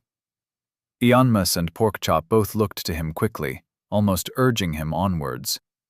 Through his bond with his brother, he could tell what they most likely thought. A perfect chance to secure some assistance against the temple. Caius paused, choosing his words carefully. Yes, and no. Tilting his head questioningly, Rieker watched him closely. My dynasty was wiped out, forcing me and my father into hiding, though I know nothing of any details beyond that. An agent of the Onyx Temple, a roguish man with dark hair and a ropey scar across his face, tracked us down with a troop of bandits. My father ended up dead, and I ended up in the depths. Caius clenched his fist, impotent frustration speeding his heart and sapping the strength from his muscles. As far as I know, they think me dead, and I'm unsure if the man with the scar would recognize me. He only saw my face for a brief few moments. Pausing at the words, the guildmaster rubbed his chin. Onyx Temple, eh? If he was a skilled hunter-killer, he likely would recognize you. But the reach of the temple is wide, and there are many operatives. I think staying put would be the best option. Deadacre has a minute presence at best, and I doubt anyone sent to hunt the two of you would stick around for long. He breathed a sigh of relief, glad he wouldn't have to upend his life to rush into hidden training. While he may trust the guild, he didn't want his entire life dictated by them for the short term, even if he would do it if necessary. Yes, if anything, moving, you could draw more eyes. Deadacre is best. In the end, this is just a more concrete example of the very thing we are trying to avoid. Just, if you want revenge, hold off on pursuing it until I am done with you. Promise me that, and I'll put feelers out through my contracts for a tracker with a facial scar. Deal? Riker asked, looking at him with genuine concern. Caius stared at him in shock. He hadn't thought that the guildmaster would go so far as to personally assist them in finding their quarry.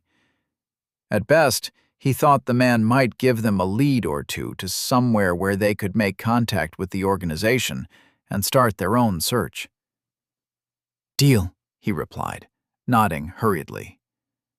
The guildmaster gave him a short grin before he sighed and rested his elbows on the table as he rubbed his brow. In that moment, more than any other, Caius saw the weight of the man's years, the burden of command, and the price of power cutting furrows deep into his skin. The man held it well, but he held it all the same. Your strengths, your growth. It will make this both easier and harder, Riker eventually muttered. Why? I've battled with these two for weeks. I struggle to see how their power won't let them rise with titanic swiftness. Ianmus asked, breaking the silence of the guildmaster's thoughts. That's just the problem. They will. You won't, Riker replied, fixing their mage with what would have been a glare on anyone else. For the guildmaster, it was almost friendly. Every level, every battle, they will outstrip you more and more, until at least the second tier, where you will be able to close the gap somewhat with a class evolution. Unless you're hiding some way to scale your growth up your ass, I don't see how you can viably keep up. Caius met Porkchop's eyes, an unspoken question flooding across his bond, a want for reassurance. He didn't want to reveal honors, but it sounded like Riker was leaning towards cutting Ianmus out. That wouldn't do. Not after the bonds they had forged in battle, and especially not after sharing their secrets with the man. Porkchop gave him a slight nod, green-flecked gold eyes resolute. We are, Caius said to the guildmaster. I won't share its details. It's unpredictable, hard to acquire, and dangerous, but it will provide all of us strength. I doubt Ianmus will ever fully catch up, but he will most likely get a good class evolution, and will close some of the distance between us. Riker groaned. Brown hair streaked with white wisdom draped off his face as he stared at the ceiling. More impossibilities. Just great. Sitting back up, Riker shook his head at them slowly, though Caius still caught the slight grin on his face. Regardless, that solves one problem, slightly, But there is still the issue that we will need to be careful about ramping up the difficulty of your missions. The rising level of beasts will make things somewhat easier, but it will still take time to locate appropriate challenges, especially since I want you to gain no more than a single class skill per mission.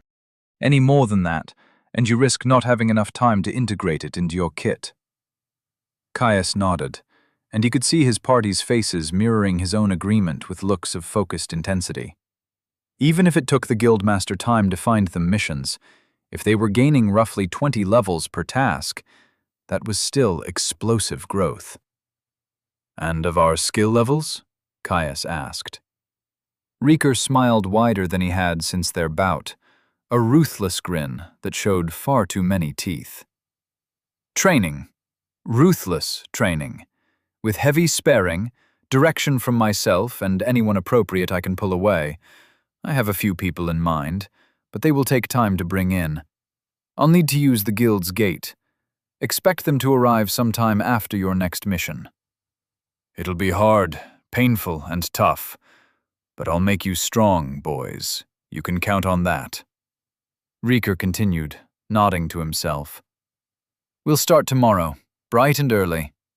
Ro will meet you at the counter at the second bell. Until then, I expect you to go back to your inn and celebrate. Ro has already deposited your pay to your account.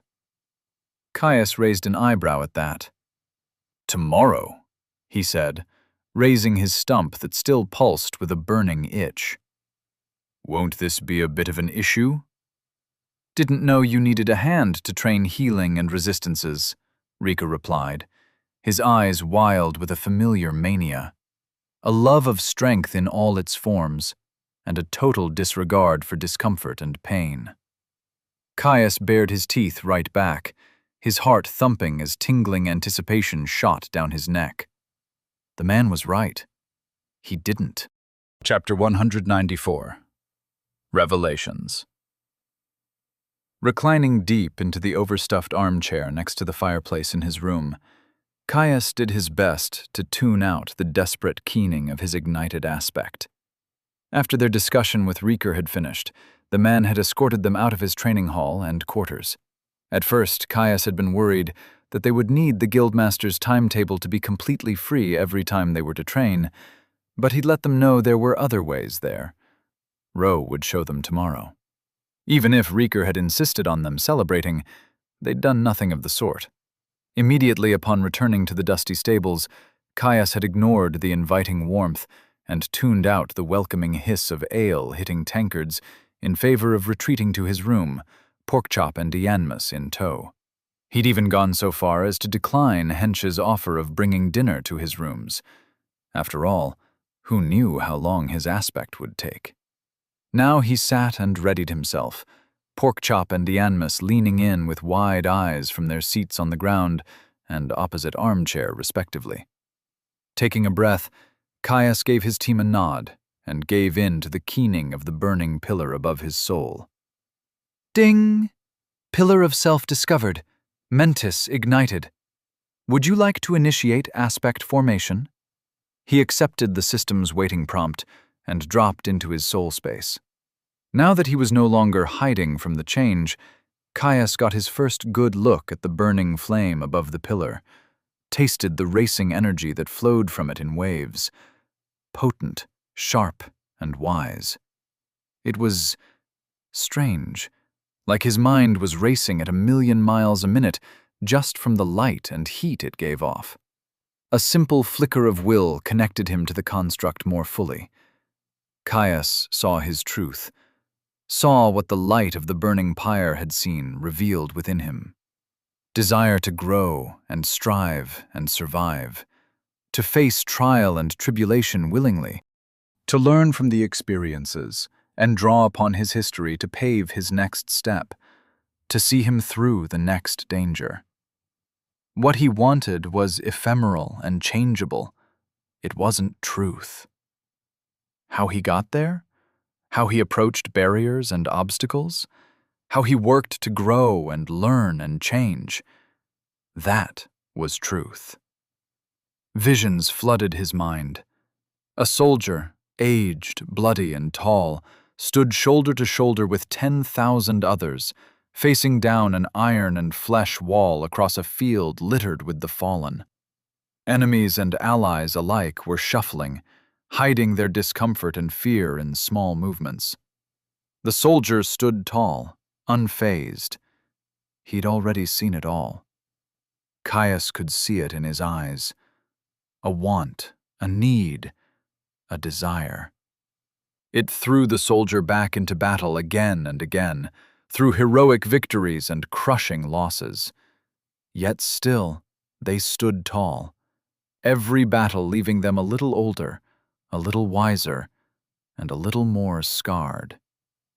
Yet still, the soldier was unfazed, trusting in his mind and his blade. The sword drew him in. It was plain, simple honed and oiled steel, scratched and brushed by the ministrations of 1,000 failed challengers.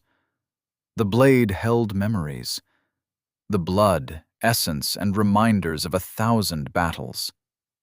Chipped it might have been, simplistic and unadorned it might have been, but it remembered.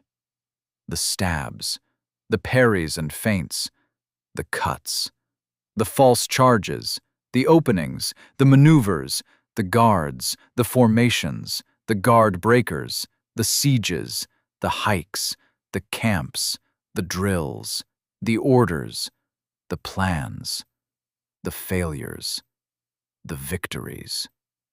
Every scratch, chip, and scar was a treatise on war. The blade remembered, and it guided the way. Caius snapped back to himself, reeling within his soul space. The fugue left from the vision was heavy, blanketing his mind like a rue. It shaded his perception in his soul space, making his vision blurry and indistinct. But even through that haze, the burning light of his aspect was visible. Radiant and full of splendor, it burst with light, growing more and more intense, until all he could see was a burning yellow that reeked of wisdom. From deep within himself, the power of Mentis rose. Claws closed around his mind, plunging deep as they rearranged his thoughts, shifted lobes, and metamorphosed his cognition, twisting them, reinforcing the connections and easing the flow of sensation. His thoughts expanded. A second stream burst into existence, not a full duplicate, but where once he was limited to a single thread, now two focused on his changing mind. It was violating, exposing, and revealing. The crux of who he was, how he thought, reinforced and infused with power. Yet, despite the vulnerability, he found himself at ease. It wasn't the forced change of corruption, nor a destroying fire that left ashes in its wake. Potent, yes. Overwhelming, definitely. But it felt right. Like he had taken a step to being more whole. Slowly, the light of Mentis dimmed, leaving fullness in its wake. Ding! Mentis aspect founded, the veteran's edge. Ding! Significant feat of strength performed under observation. You have been awarded an honor. Trailblazer 2. Caius gasped, his eyes snapping open. The light of the room flooded in, bringing with it the faces of his team watching him closely, with eyes that reflected the gentle flicks of the hearth flame. There was no moment of confusion, no split second of disorientation like he normally experienced. He was simply there. Fucking hells, this is bizarre, he said, shaking his head. What was it like?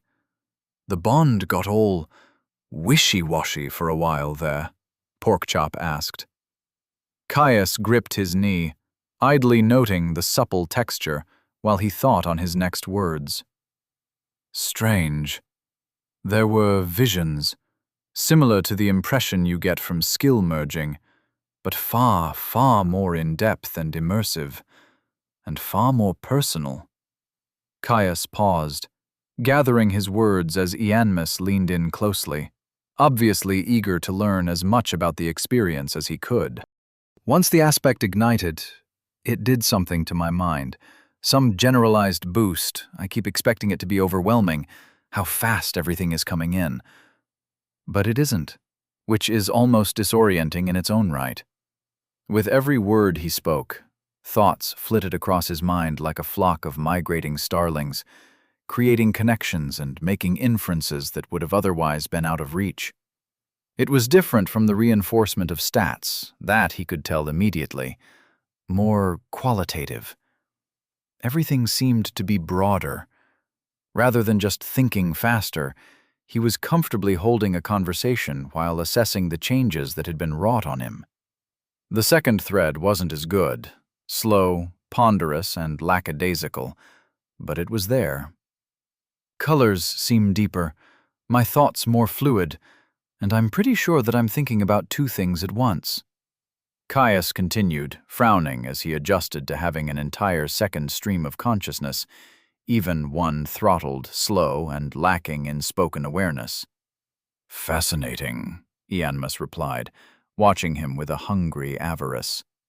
"That is definitely not something that occurs with intelligence, even at drastically high levels.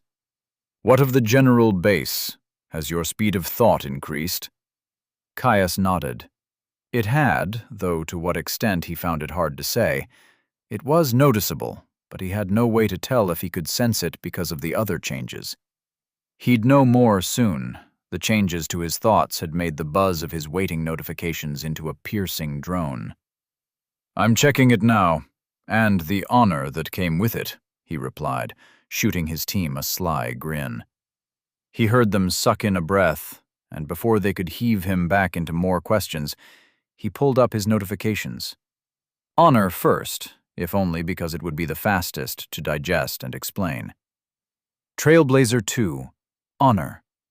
Pillars of the Self, enshrining fundamental truths, soon to be reforged in a platinum crucible so that they may support the foundation of all that will come. Awarded to the first 5 to found an aspect in a given cohort. Provides a moderate decrease to the difficulty of the discovery and development of aspects. +5 all stats, +3% all stats. Bonus. For being the first in your cohort to achieve this, honor, the stat bonus is increased to +8 all stats, +4% all stats, and receive an aspect informational package. Or apparently not. What the fuck was an informational package? His newly enlightened mind raced, trawling its way through his memories and plucking threads of the knowledge he held on the system and its functions. It had to be. That fucking bastard. Caius growled, head throbbing with the sudden intensity of his hatred of someone long dead. Frustration that he couldn't kill them himself, quickly weaving its way into a tapestry of scorching heat that left a flush on his face. Yet it did not cloud him. He still thought clearly. "What's wrong?" Porkchop asked, scooching forwards in concern. "What could have incensed you so?" Caius chewed on his words, stewing on the sudden, unexpected intensity of his emotions. "The honor. It's a sequential one awarded to the first 5 to found an aspect." "Why would that frustrate you?" Ianmus asked. "Were you not the first?" "It's not that," Caius said with a sharp shake of his head. "It's the first bonus. It comes with a system-granted information package on aspects." The warmth of the fire became sweltering, pooling under his shirt and inflaming his disgust. "Think. The aspects followed on from legacy skills. There is no doubt in my mind that the first honor went to the first to found a legacy. If they received information from the system on how to discover merged skills, they never shared."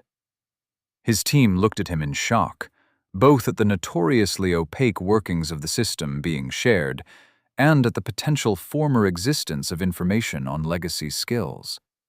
A deep look of despondence crossed Ianmus's face. the mage mourning the loss of knowledge. It can't be true. It can't. The loss. Where would we be now if that had been known? He asked. Probably well past the integration, Porkchop spat, his disgust mirroring Caius's own. Of all of their members, he was the most at odds with the pervasive secrecy that oozed from every layer of society. His own had no such compunctions about sharing. Exactly, Caius nodded stiffly, before he sighed and turned away from the potential tragedy. To his surprise, the raging flood of distaste retreated quickly, vanishing once he had decided it was no longer time to indulge. I'm going to check my aspect. If I dive straight into the information package, I'll go mad, he said, getting understanding nods from his team. He pulled up the description of his latest discovery, his Pillar Mentis. The Veteran's Edge, Pillar Mentis, Seed Stage. The veteran holds wants that have no place on the battlefield. Its edge does not. Slayer and drawer of blood. Giver and taker of life. The Veteran's Edge has seen 1,000 campaigns. Victories and defeats both. It has been honed, oiled, shattered, reforged, imbued, lost, found, and reclaimed. Kings, tyrants, and the meek alike have fallen before it, as it has before them. It does not seek rest nor solace, for that is not where its purpose lies. It does not desire victory and conquest, because such things are ephemeral and short-lived. There is only the urge to temper and quench in viscera, to grow and learn and cut. There is only the faint hope that maybe, once the campaign is done and the sun sets on the field of battle, when the veteran has achieved their goal, it might be laid down at rest. Not forgotten and dull, never that, but instead left remembered and ready for when the next dawn breaks on war once more. After all, there is always something else worth killing for. As an aspect of Mentis, the Veteran's Edge reforges the mind with the wisdom of 1,000 battles. The veteran does not survive through strength of arm, but through wit, will, and control. Mental reinforcement, glass mind. The pillar, Mentis reinforces the mind, purifying it into glass. Improves multitasking and metacognitive abilities. Seed, campaigner's reasoning. Imbued with the wisdom of 1,000 battles, remember what happened before. Greatly improves your glass mind's memory of previous combat-related experiences, insights, lessons, and tactics. Automatic recall and synthesis of information is improved to facilitate a path to victory. Chapter 195. Revelations. Finale. Caius stared at the description of the veteran's blade, his Mentis aspect, in shock. It was huge, and far more involved than any skill or honor description he had seen. Suddenly, he was extremely glad that he still had an informational package to read, because he had very little context of what any of it meant. He could, at least, assume that his new second stream of thought was due to the glass mind that had come with the aspect. It was the only place that made any mention of multitasking. As for his seed, the campaigner's reasoning, he still had yet to notice any direct implications of the change. From the wording, it was combat-focused, and sounded like it would be an extreme help. Half of what won a battle was knowledge that was so deeply ingrained that you could act upon it instinctively. The best way to defeat a guard, where to stand, weaknesses, and more. If this change really helped him process that better, if it really gave him the better mind for battle, he was pleased with his change indeed. Though, he decided to reserve his full judgment of the change until he had seen it in use. Hopefully, he would be able to puzzle it out during their upcoming training with Rieker.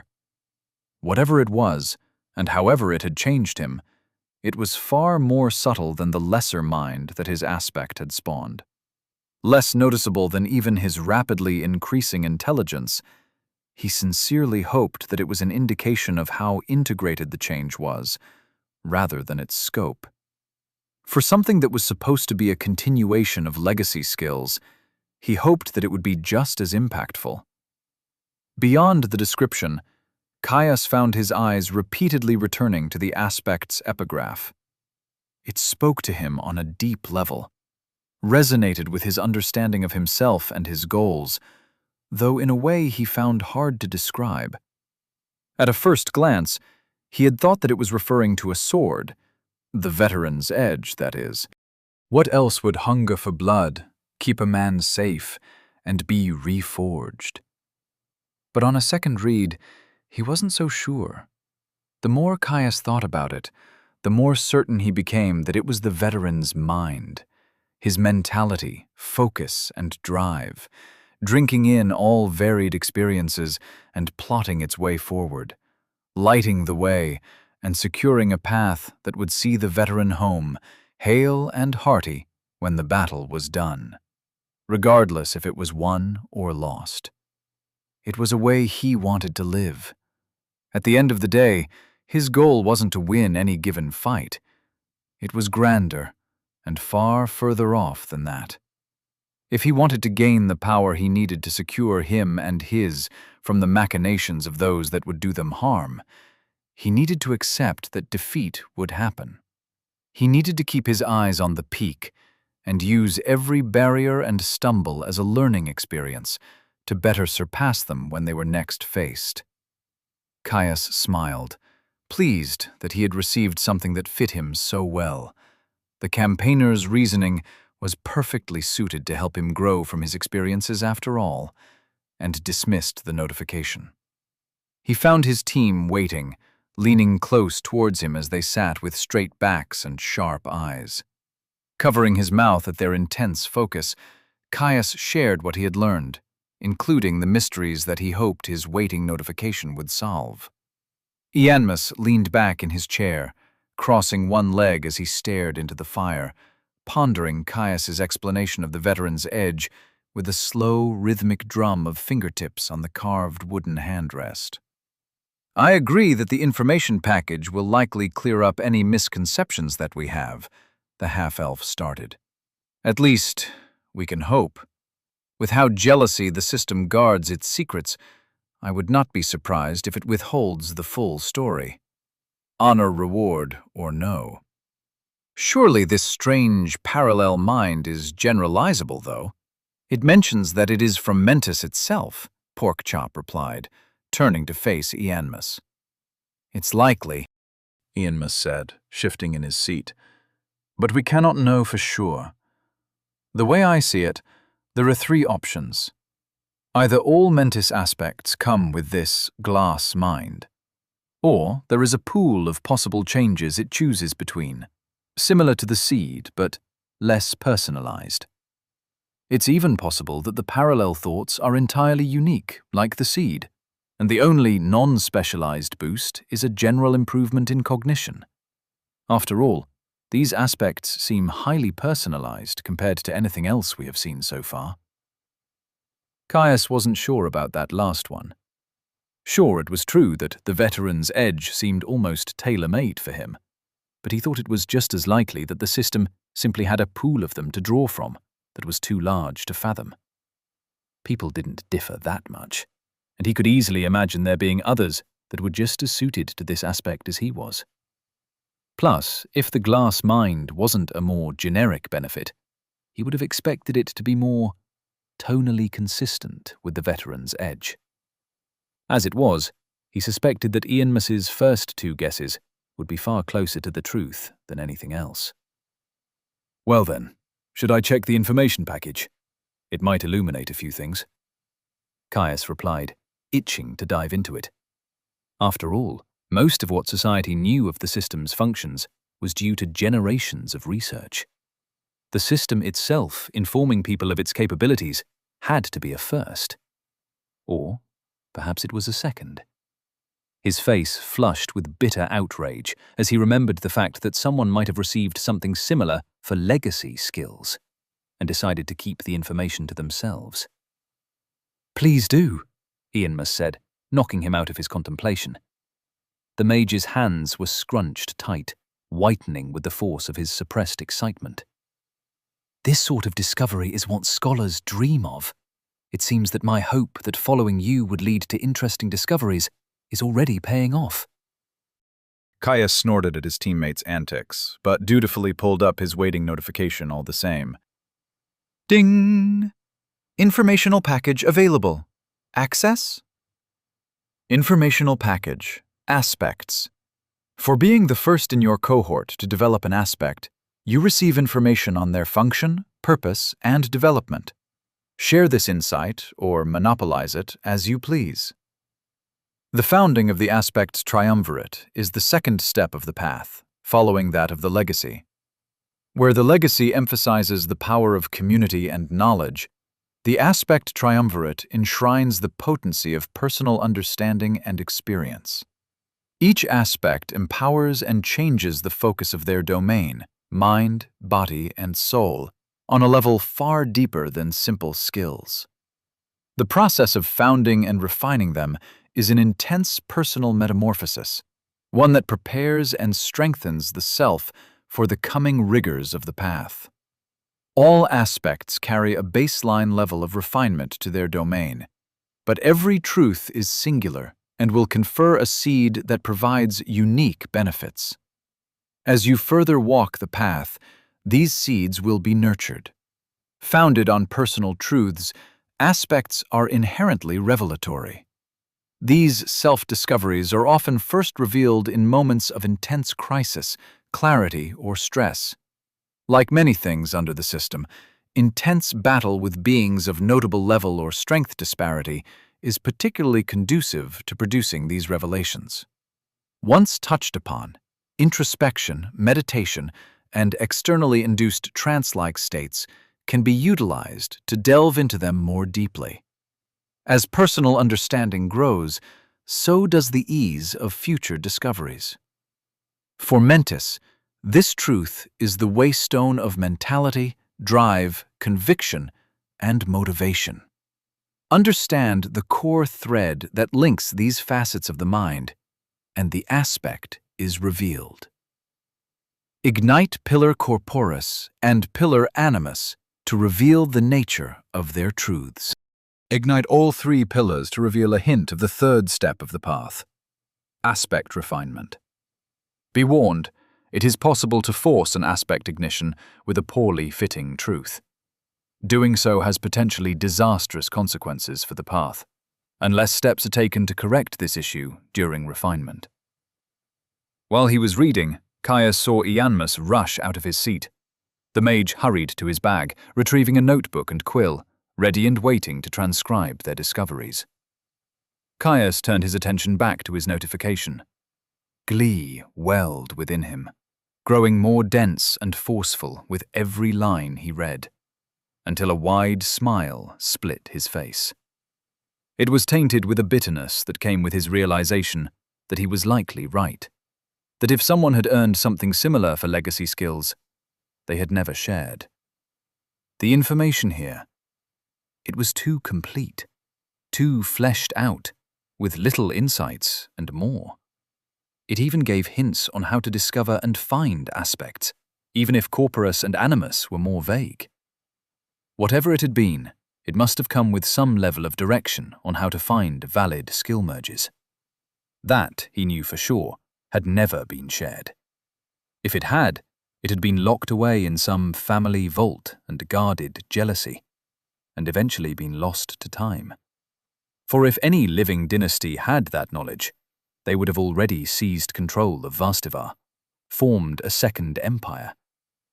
Still, even those distasteful thoughts quickly fell to the back of his mind, as both of his mental processes focused on the implications of the knowledge.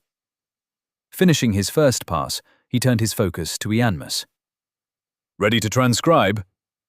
Ianmus snapped his head up and down, so forceful that Caius was almost certain it would have fallen off if he nodded any harder.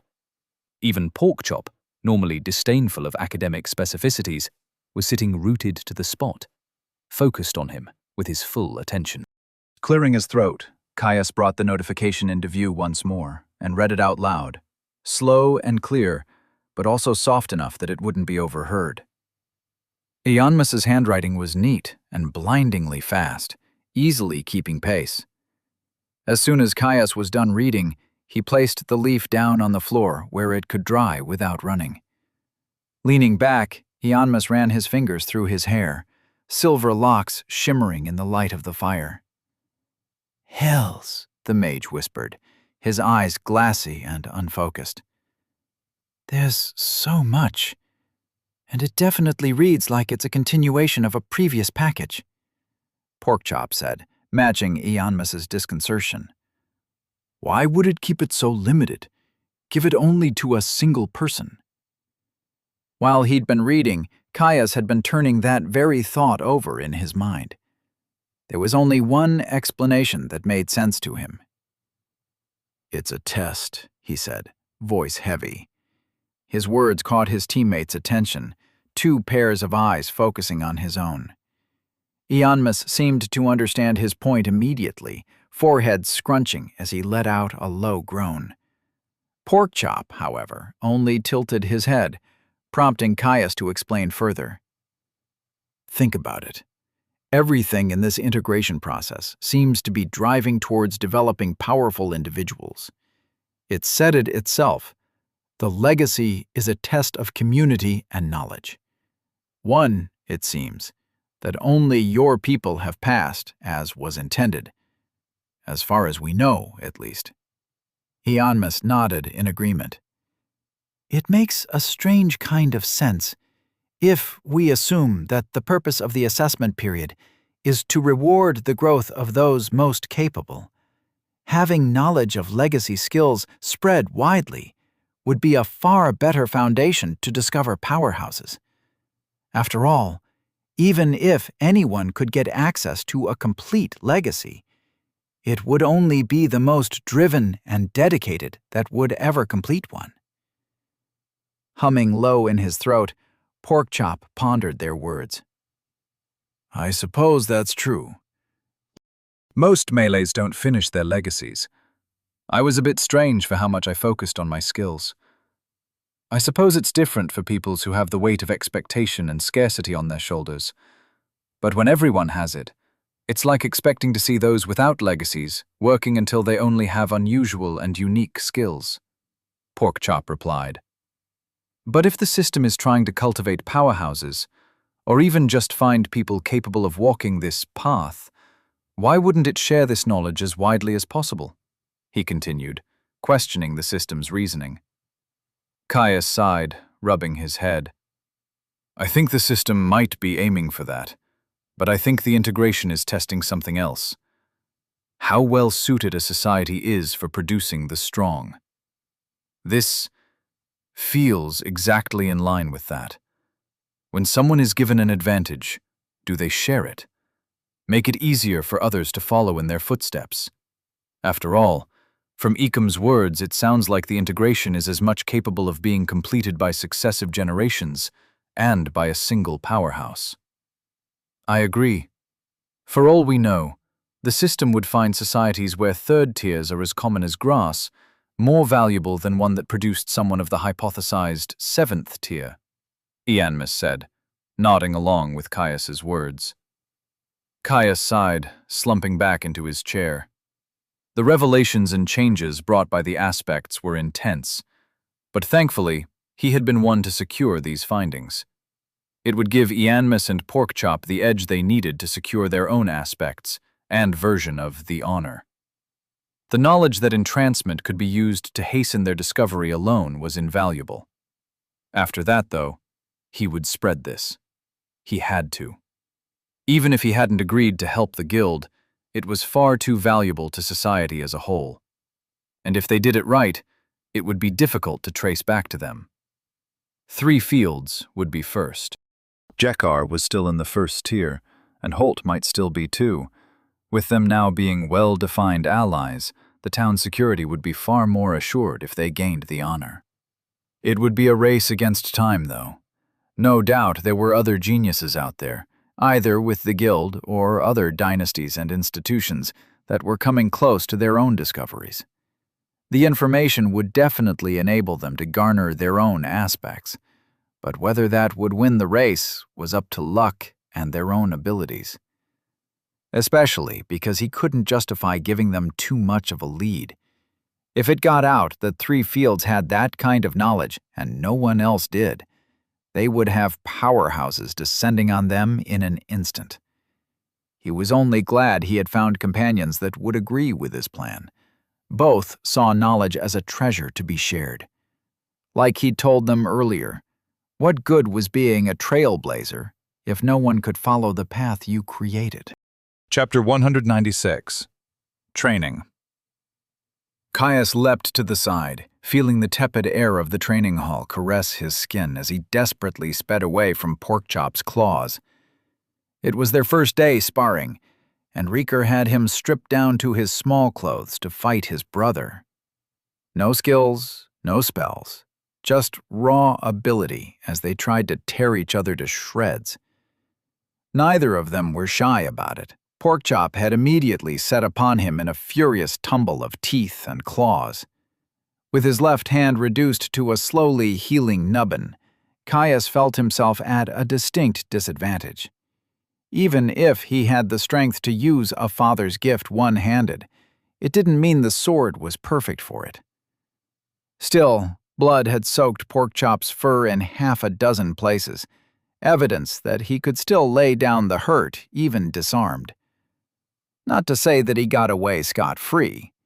Facing down the mountain of meat that was his brother, Caius finally got an inkling of the primal terror that their enemies must have felt in their final moments.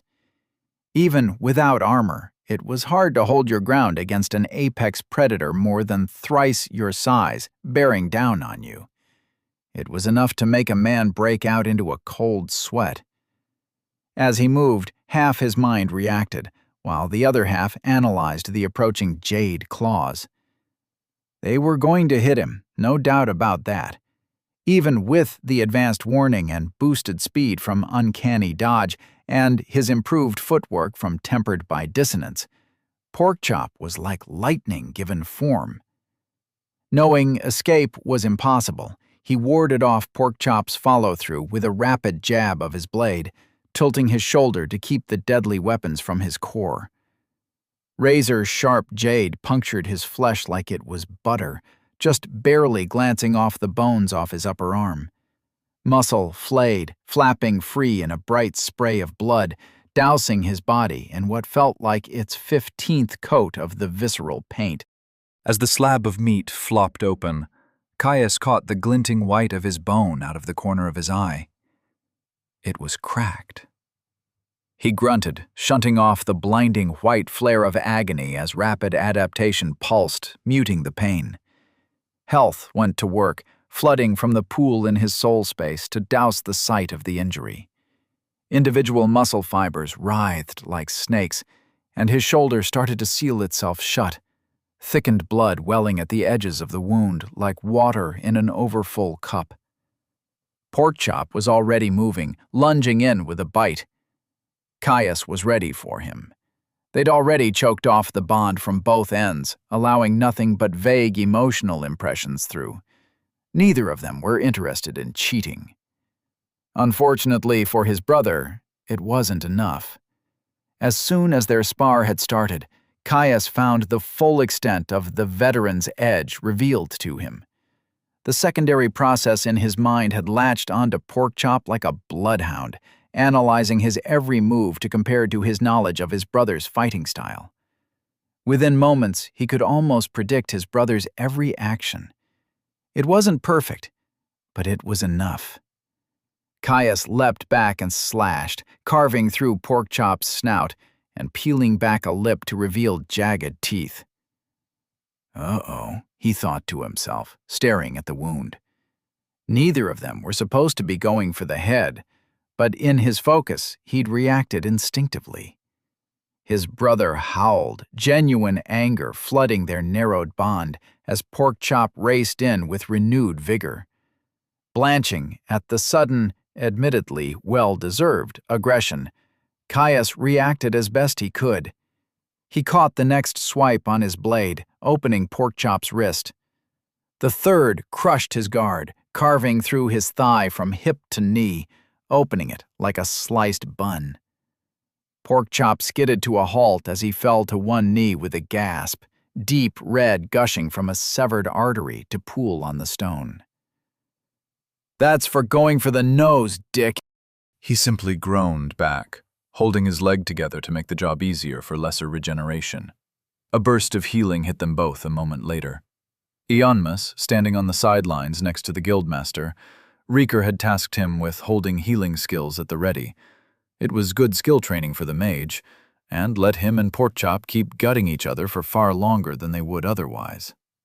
After a minute of lying in his own blood, Caius got back to his feet and dove back in. Both of them had already leveled their healing skills a couple of times, but there was still plenty of time for more. Sitting cross-legged on the floor of the hall, Caius grumbled as the cold stone leached the heat from his legs. He cradled a glass bottle, one of several that Reeker had procured for him to use over the coming week. From the looks that Ionmus had given them, he knew that most of them were rare. He sighed, uncorking the bottle with his teeth. It opened with a squeak. While his hand had mostly finished healing, it wasn't fully complete. When Reeker had said it would be slow, he wasn't lying. After 5 days of being torn to shreds by his brother, and tearing him up in turn, his palm had only just finished regenerating. His fingers, on the other hand, were still little more than wiggling stumps. Sighing at the noxious blue-white fluid inside the vial, Caius analyzed it with his true sight for what felt like the 5th time. Frozen blood oil, uncommon, Tier 1. Affinity, ice. Turns out having ice in your veins is rather deadly. A long-acting oil that spreads freezing ice through wounds, hampering the flesh and bursting soft tissues. Depths brewed weapon oil. Creeping hoarfrost, too. Was he really going to do this? Injure himself purely to grow his skills? Yes, he was. Caius drew his knife. The thick oil oozed from the neck of the potion bottle, beading on the rim like molasses. Wafting notes of the cold night of winter and the slow burning heat of hypothermic exposure wrinkled his nose as a slow stream of toxins slid free. As soon as it touched his knife, the viscosity changed, seeping to cover the full extent of the blade. It was oddly adhering, holding tight to the surface of the metal in a thin film, without dripping or running. Finishing his pour, Caius capped the bottle and set it to the side. A quick flip readjusted his grip. Now holding the knife downwards, he held it over his thigh, staring at his own pale flesh. "Just get it over with, you big baby," Porkchop called through their bond with a snort, grunting as a crash of white light seared his chest when Ionmus unleashed a sunbeam at him. Reeker had them pulling double duty, training Porkchop's magic resistance and Ionmus's sorcery. Caius rolled his eyes at his brother's antics and took a deep breath to steady himself. Honestly, he didn't know why he had this mental block. He'd suffered far worse injuries without even blinking. But there was just something about self-inflicted injuries that the mind rebelled against. Some instinct that held him back from plunging the knife down into his leg. There was nothing for it. He closed his eyes and plunged the knife down. Ding! You have been afflicted by ice, creeping hoarfrost. Cold steel pierced his flesh, diving deep into the muscle beneath. Pain flared, though it was a small thing, easily suppressed by rapid adaptation. In the back of his mind, he noted the surprising resistance his skin had put up to the blade. Razor sharp and made of good steel, It had never had any issues of the sort before. It was a piddly thing, and not his second or even third choice of attack, but it had saved him in the past. Perhaps it was time to replace it. He could always hold on to it as a keepsake. After all, it had been a gift from father. Opening his eyes, he looked down to see the knife sunk to the hilt, a full 2 handspan and a half of blade deep. He left it there, feeling the numbing agony of the weapon oil attack his flesh. Frost grew from the edge of his wound, bluing and brittle skin visible even through the hot red that ran in rivulets from the injury. Counting out 10 breaths, he sat there, waiting. His resistance skill was slow to react to the novel affliction. It pulsed, rushing to the site of the injury, and tasted the flavor of the magic that was slowly creeping its way up his limb. Health burned, healing the damage that the hoarfrost left in his tissues. With the dense power of the weapon oil, it mostly served to keep his agony fresh, rejuvenating tissues refrozen to the point of bursting in an endless cycle. Gritting his teeth, Caius yanked his knife free in a spray of blood. The wound sealed in seconds, leaving toxic oil trapped deep in his flesh. Now he just had to wait for rapid adaptation to do its thing. A ding sounded in his mind, the first of many levels. Caius curled his fingers, staring at them in moderate wonder as he held them up to the light that streamed from the ward lights high above in the training hall's ceiling. Finally, after weeks of wanting to crawl out of his skin at the sensation of his flesh undulating and stretching, his hand was healed. Waking up in the morning to a fresh set of fingers had been a delight. The last few days had been especially frustrating. With mostly healed fingers, he'd been returning to base instincts, trying to use the limb for daily tasks, only to suddenly fail when the missing tips of his digits would suddenly make themselves known. Unfortunately, or perhaps fortunately, the full regeneration of his hand meant that he could no longer put off working on reinscribing his Drakthar glyph. He could have started a few days ago, but he had kept finding excuses to put it off. More resistances to get, and more sparing to do with Porkchop. Now, though, the weapon oils were exhausted. For now, Rieker said he would work on sourcing more while they were off on their next mission, and he had nothing holding him back. Clenching his fist, Caius felt the tension and pressure shoot through his palm and up his arm, mirroring the heavy demon that sat on his chest. Vesran glyphs were intensely complicated. His original glyph of his father's design was a child's drawing in comparison, and he'd mangled himself trying to inscribe that. Sure, his mental stats and level were far higher than they were back then, and he now had dedicated skills that would help, let alone his new aspect. But it didn't make it any less intimidating. He'd already walked with Ianmus and Porkchop to the guild. While it would have been more comfortable at the stables, it was too risky to his brother's cover to let Porkchop arrive without his bonded partner. That, and in the likely event he cocked something up, it would be nice to have a healer immediately on hand. A brief look confirmed that Ianmus and Porkchop were deep in their own training. Ianmus had spent the last week working on using his solar manipulation to affect his sorcery skills, his beam attack and physical buff. It looked to be grueling work. Even now the man's face was scrunched and sweat streamed off his brow. A beam snapped out, scorching Porkchop, who watched his fur and flesh burn with stoic interest. Unlike his original attacks, it hung in the air, continuing to scour flesh and blacken bone. It was fascinating to watch. The flexibility that a traditional mage had on changing even rigid system-granted sorcery to suit their needs. So unlike his own glyph binding. It was also a distraction, he realized, shaking his head and turning his focus inwards. As his eyes closed, The almost circulatory structures of his mana conduits came into the view of his mind's eye. He focused on his hand, bringing up his long-since memorized image of his glyph.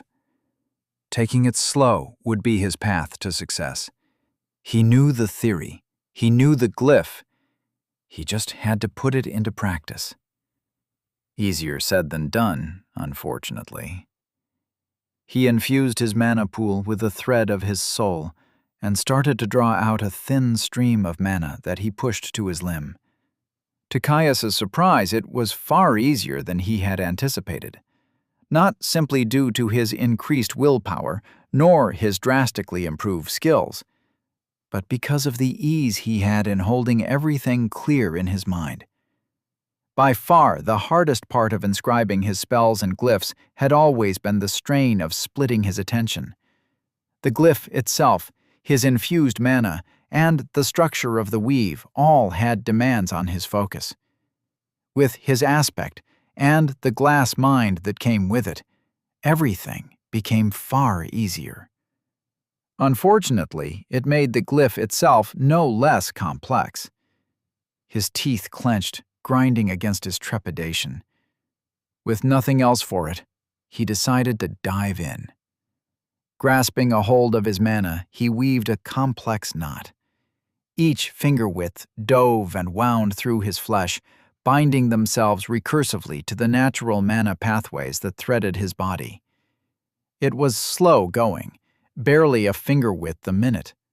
Thankfully, holding the structure stable was, well, not easy, but manageable.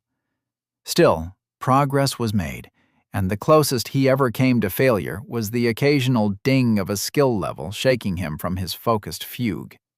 Now, more than ever, he realized that the person who had originally designed this glyphic language was a genius. Against all his expectations, the structure was remarkably unreactive. Even unfinished, it wanted to bind to his flesh, and each of his momentary slip-ups led to little more than a waver in the tight whorls and loops of mana. That said, his head still throbbed, and his clothes were still soaked with sweat. After what felt like an hour, he finished the first array, feeling it snap in place. Mana pulsed, flaring its connection to his soul and settled in, binding itself in place. Caius's eyebrows furrowed in surprise at the unexpected development. He hoped it meant he could take a break. It was the first of 9 that he had identified, and it had taken him the better part of an hour to complete. Slowly, trepidatiously, he withdrew his grip on the mana. A cooling rush of relief flooded him as the orphaned array stayed in place. It was stable. Chapter 197. Training. Finale. Caius held his sword in a mid-guard, a neutral stance that allowed an easy flow into a variety of attacks and alternate stances. The lights of the training hall were as harsh as they always had been, but after nearly 4 weeks of spending almost every waking hour down here, he was well used to it. Sort of. It was still glaring if he got careless and looked directly towards them. True sight might have kept his vision clear, but it didn't make the experience comfortable. Nearly a whole month, working himself to the bone in an effort to shore up their lacking skills before their explosive rise in levels continued once more. For a time. Even with the bonus experience from punching so far above their level, it would slow down eventually. It had been more than worth it. Every moment of exertion and agony, every drop of sweat and blood, every vile toxin and vicious affliction. He'd seen more growth in the last few weeks than he had thought possible. Yet not even the fizzing energy of progress could buoy the weight on his shoulders. This time they had spent was not without cost. Every day that they trained was a day that the beasts grew stronger. Nearly 4 months post-phase shift, and things were getting bad. The streets were grim, tense, and quiet. For a while, more refugees and asylum seekers had arrived. At first, they flooded the plaza where he and his team had entered the city. But eventually, there was too little space. Now, practically every square in the city had a ramshackle collection of canvas dwellings housing the beaten and dispossessed. It had been far worse when the steady flow of heavy eyes and bent spines had slowed to a trickle. Now, it was rare to see anyone outside the city walls. Only fools, delvers, and heavily armed caravans dared to brave the wilds. He hoped it was because people had found other refuges and ways to persevere, that only the weak and incapable had been forced to flee. It was possible. The farmers were managing, somehow. Kaya swore that every time he saw one, they were leaping up in levels, and their eyes were just a little harder. He hadn't seen it yet, but he'd heard rumors in the guild hall that more than a few of the more desperate had tried to raid the wagons laden with food. Apparently, most of them were lucky to only lose a few fingers for their efforts. He found it hard to blame the farmers. They were putting themselves at dire risk, even with the way they had banded together in order to feed the city, especially since few people were truly starving. With the amount of beasts around, meat was plentiful, and, like most cities, Deadacre had been built around a shallow depths biome that could provide an emergency food source. Layer 3, with mostly beasts, it was doing much to serve the city. Unfortunately, it had a middling-length, week-long reset period. It was a massive operation to get food out. They'd been rotating teams of heavily vetted iron delvers and high-level guards equipped with borrowed spatial artifacts of significant capacity. Their power meant a speedy clear and a shorter wait to begin the reset timer, but it meant that those clearing it were seeing few benefits for their trouble. The destitution and overall bleakness of it rubbed him raw, made being in the city for so long even more painful than it already was. He longed for the free fields and open blue of the wilds, the excitement and adventure of a cross-country hike, suitably sprinkled with heart-pounding fights. Soon. Rieker had a mission for them. He and Ro were just setting up a route and clearing up the official side of things. When Ro had gotten mad at the amount of paperwork they had created for her, Caius had thought she'd been playing it up. Judging by the hours she seemed to spend filling out forms and signing them in triplicate, getting some authorization or another to hide their records and obscure the missions they were taking, she hadn't been. It seemed, past a certain level, the guild really hated special dispensations without a very good reason. Still, despite everything, there were only a few short days left. They wouldn't be easy. Rieker stood across from him, casual in his cotton slacks and linen shirt. The man was totally at ease and utterly unworried for his safety.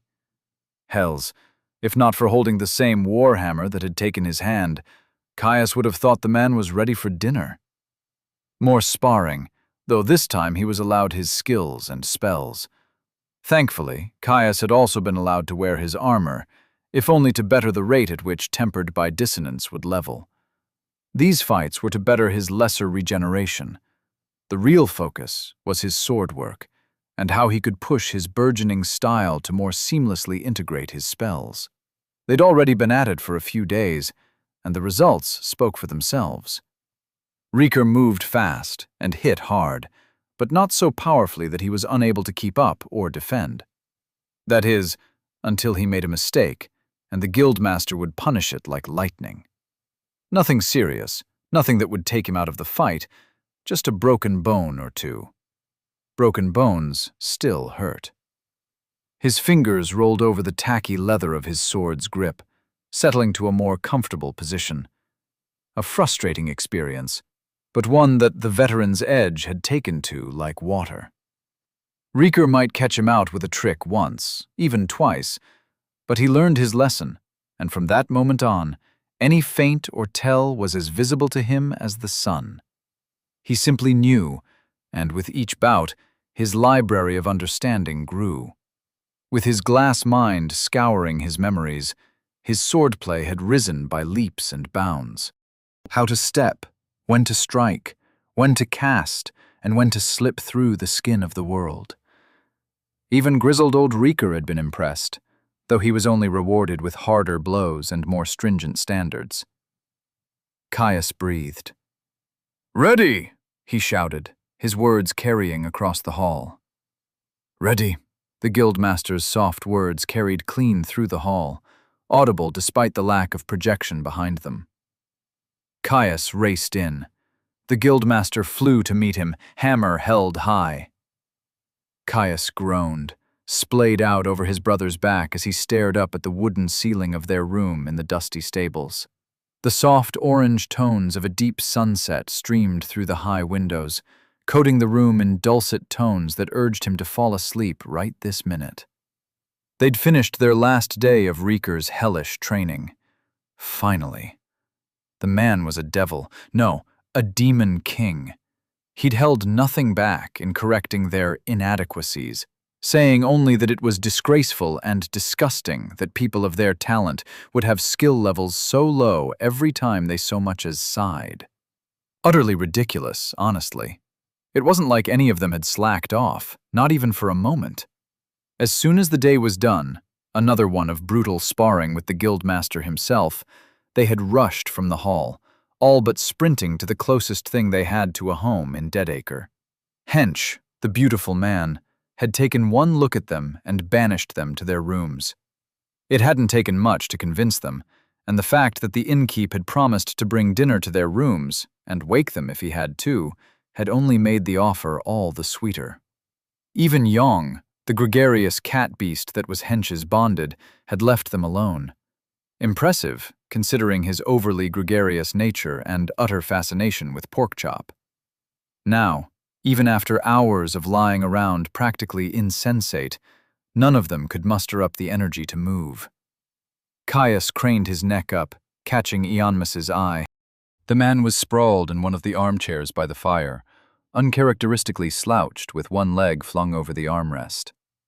Considering Ionmus was more the type to smooth out his robe before he so much as sat down, he must have been as exhausted as Caius felt. "Hell of a month, eh?" Caius quipped, giving his teammate a smile. "Huh?" Ionmus said, slowly rolling his head to look over at him. His eyes were heavy, unfocused. "Oh, yeah. Reminds me of second year. They had us do a survival course where we weren't allowed to sleep for the whole week. Just about drove me mad." "I feel like my bones are going to fall out," Porkchop groaned, his chest vibrating underneath Caius's back. Caius laughed. It was a strange thing, the fatigue that came with pushing yourself to the limits. Stamina did much, soothing aching muscles and invigorating the body, but it couldn't do everything. With enough training, it got to a point where the body just had enough. When all that could really help you recover was a good day or two at rest, full of good food and wine. He didn't understand the specifics of it. When he'd asked yesterday, Ionmus had mumbled something unintelligible about the complicated interplay of mind, body, and soul. Just about the only thing he had understood was that any significant expenditure of a resource that was chronic over multiple days and weeks could cause the issue. Unfortunate, considering all of them had been spending all three like water for the entirety of their brief stint of intensive training. Thankfully, Ionmus had clarified that the issue got less and less significant as one's stats grew. It made sense, after all. He'd felt similar burnout in the depths after far less intensive stints. A glance told him that Ionmus had returned to his doze, and the rhythmic motions of his brother's chest told him that Porkchop had drifted off as well. As much as Caius wished he could join him, he couldn't. Not yet. Even if the soft afternoon sun on his face did feel like getting serenaded by an angel. He needed to check his gains. With the frantic pace of his leveling, Caius had forced himself to put off checking them throughout the month. With the regularity of the dings that had come, he knew they would be significant. After all, even if Rieker had paid special attention to rapid adaptation and lesser regeneration, every single one of his skills had been pushed to their limits. Intense, exhausting, and stressful, but oh so worth it. His mana skills especially had seen surprising growth. As much of a pain in the ass as it had been to reinscribe his Drakthar glyph, the complicated nature of the working had done wonders for his skill levels, even if it had taken 3 straight days to complete. Let alone the additional resistances he had gained. Those alone were worth the pain and discomfort of self-injury. That, and Rieker had done his best to procure multiple sources for him to gain a defense against some relatively common affinities that he had thought Caius was likely to encounter. He'd been especially insistent on Caius adapting to the affinities that he and his teammates used. Apparently, the old man had seen one too many cases of friendly fire in his life. Stifling a yawn, Caius dived into his status, pulling up the changes to rapid adaptation as well. Status: Name: Caius. Dynasty: Unterstern. Age: 19. Race: Human. Dynastic, greater beast-blooded. +1 end, strength, will, and free stats per level. Layer reached: 2. Class: Runeblade Initiate. +3 intelligence. +2 end. +2 strength. +2 dexterity. +1 vitality. +1 will per level. Level: 48. Resources: Health: 2,970 over 2,970, 16.1 per minute. Stamina: 2,850 over 2,850, 22.3 per minute. Mana: 3,870 over 3,870, 26.8 per minute. Free mana: 3,870 over 3,870. Reserved mana: 0. Stats: Endurance: 174 plus 57 plus 29%, 297. Vitality: 68 plus 57 plus 29%, 161. Strength: 164 plus 57 plus 29%, 285. Dexterity: 116 plus 57 plus 29%, 223. Intelligence: 212 plus 71 plus 37%, 387. Willpower: 116 plus 71 plus 37%, 268. Stat points: 0. Aspects: Pillar. Corporus: No. A pillar mentis, the veteran's edge. Reinforcement: Glass. Mind seed, campaigner's reason. Pillar animus, No/A. Class skills: 3 over 10. Latent glyph of Drakthar, heroic, 22 to 43. Initiate's glyphic bladerite, unique, 10 to 26. Latent glyph of Alina, heroic, 0, greater than 15. General skills: 10 over 10. Rapid adaptation, heroic, 28, greater than 69. Liturgical blade form, Primus Ordo, heroic, 30, greater than 47. Explorer's toolkit, unusual, 36, greater than 39. Tempered by dissonance, heroic, 31 to 45. True sight, unique, 38 to 39. Tonal weaving, unique, 31 to 49. Resonance amplification, unique, 27 to 38. Lesser regeneration, unusual, 28 to 60. Uncanny dodge, unique, 29 greater than 37. Brotherhood of Ichor and Animus, heroic, 40 greater than 48. Hymn book, Glyph of Drakthar, Stormlash, Tier 1, 120 mana. Glyph of Aelina, Yelia's Slipstep, Tier 1, 80 mana. Honors, Born for Slaughter, bonus. Sublime Prodigy, Glyph Binding, bonus. Birds of a Blood-Soaked Feather, bonus. Persistent Survivor, minor, bonus. Kingslayer, major, bonus. Ruthless Underdog, bonus. Ruthless Underdog 2. Trailblazer 2, bonus. Bound, artifacts. A Father's Gift, common. Growth Longsword. Growth conditions. Gain a class, 1/1. Absorb suitable materials, 1/3. Forge a link, 1/1. Rapid adaptation, level 69, heroic.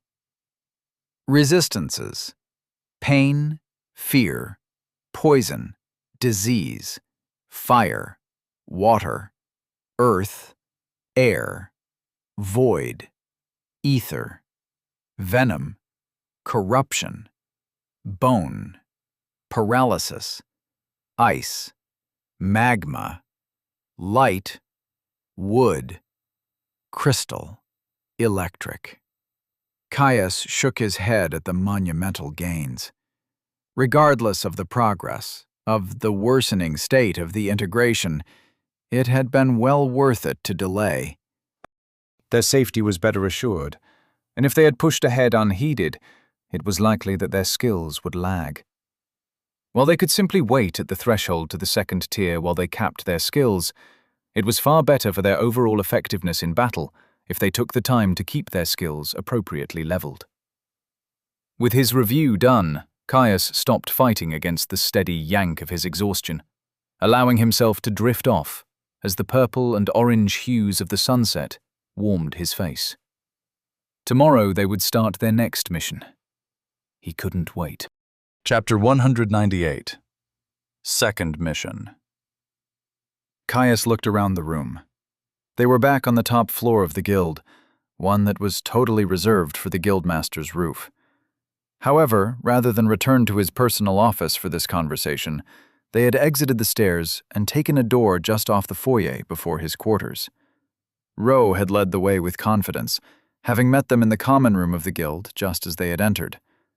Thankfully, it didn't draw too much attention.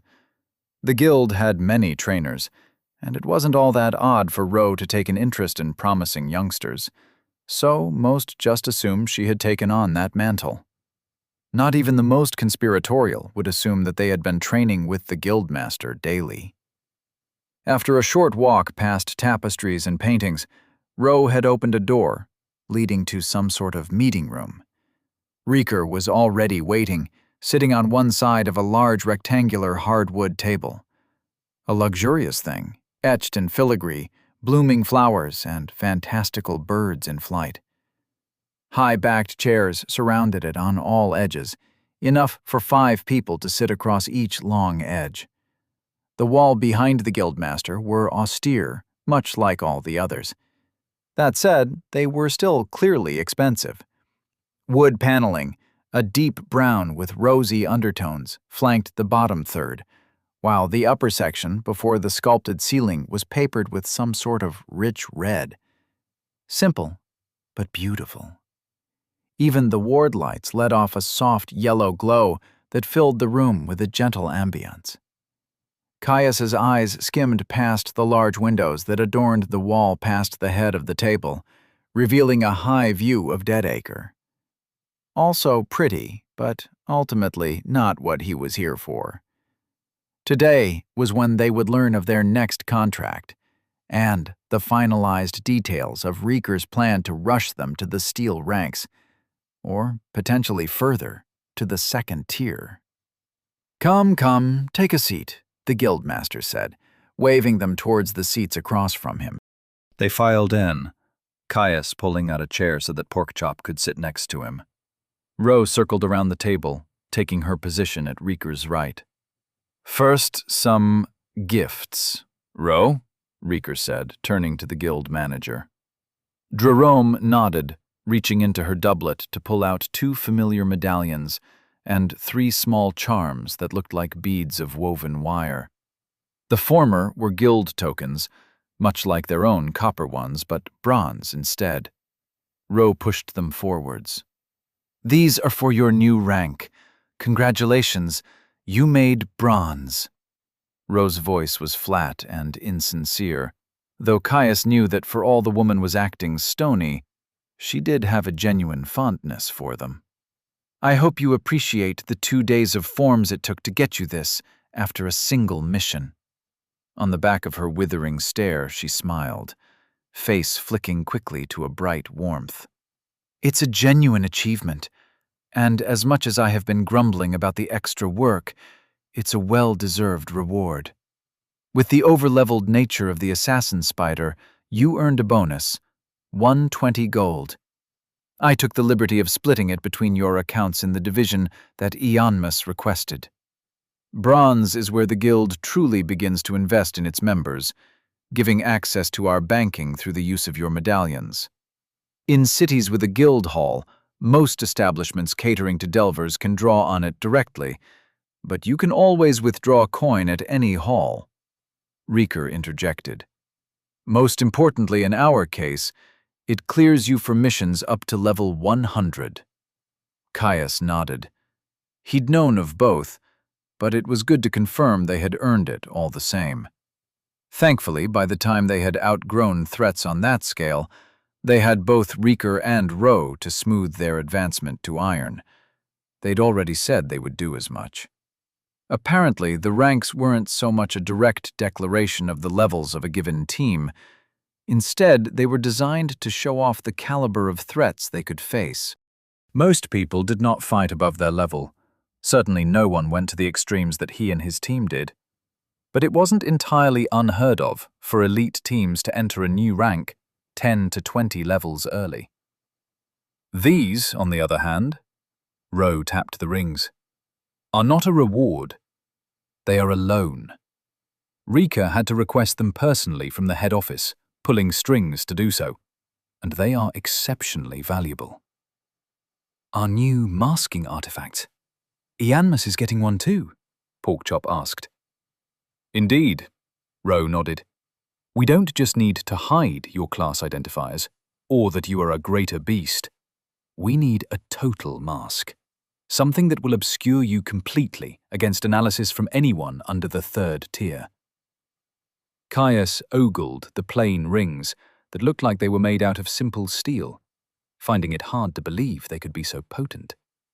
Masking them utterly from someone at the peak of the 2nd tier. He was no expert in the skill, but from what Ianmus had said, that was a steep ask. It also made his mind drift to what Reeker had said so long ago, that even high in the 2nd, he considered himself only a middling power. It went against everything he knew. From everything he had been taught, 3rd tiers were as rare as dragon's teeth. But Reeker made it sound like they were almost common. I see you recognize your value, Reeker said with a nod. Indeed, I can confirm that these were hard for me to acquire, even with a career's worth of connections to draw upon. I would have liked to get something that would have hidden you from a 3rd tier. Unfortunately, I do not have the wealth, pull, or favors to get something like that. Plus, it is of dubious value, Ro interjected. The chances of a 3rd tier, one with an analysis skill, mind, Coming to Deadacre, of all places, is vanishingly small, and if you catch their eye, you're already fucked. Someone in the first standing up to their analysis would be just as damning as them seeing it in the first place. We hope by the time you brush against such lofty shoulders, you will more than be capable of handling your own mask. Caius caught Ionmus staring at the rings, an intense look of contemplation furrowing his brow. Finally, he looked up to their superiors. What tier and rarity are these? From what I know about enchantment theory, what you're saying it can do is impossible for something less than a second-tier artifact. Well, unless they are named items. Roe and Reeker grinned, matching smiles that were all teeth. You're right. They're unusual second-tier artifacts. Took me a month to secure them. At significant personal cost, mind you, Reeker replied. Caius blinked, his mind reeling. First the regeneration tonic, now these rings? Just how rich was Reeker? They had to be thousands of gold, at least. Rolling her eyes, Roe slapped the guildmaster on the shoulder.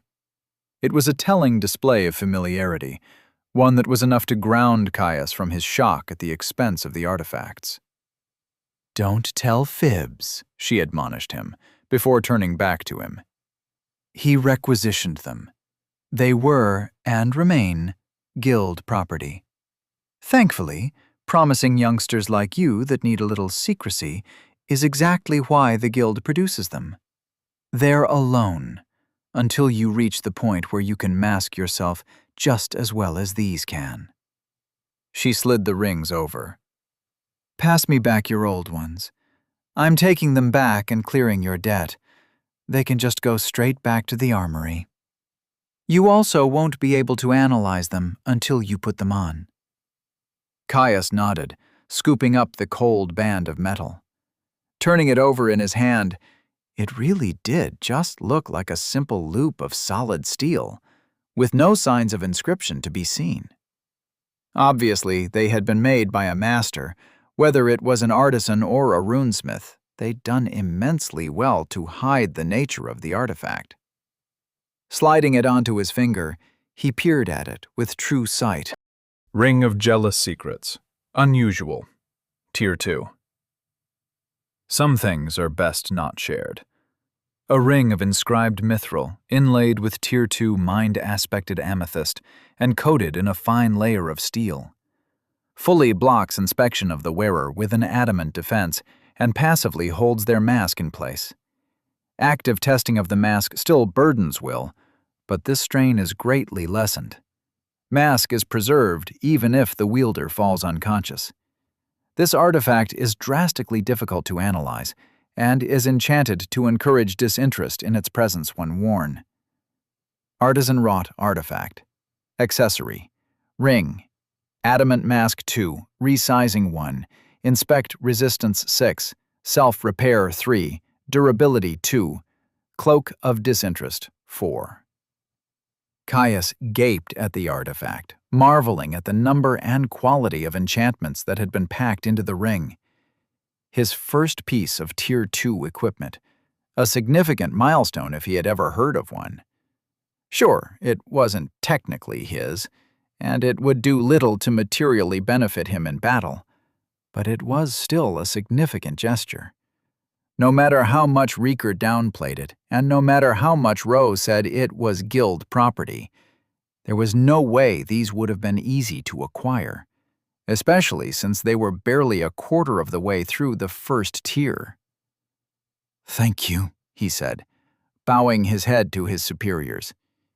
He might have had an independent streak a mile long and still have a few reservations about Reeker's and Roe's true gains from helping them. But there was no denying they were pulling out all the stops. Feeling the nudging curiosity coming through his bond, Caius relayed the artifact's functions to Porkchop. His brother's eyes widened, sniffing the ring in curiosity, before he got Caius to help him with replacing his own.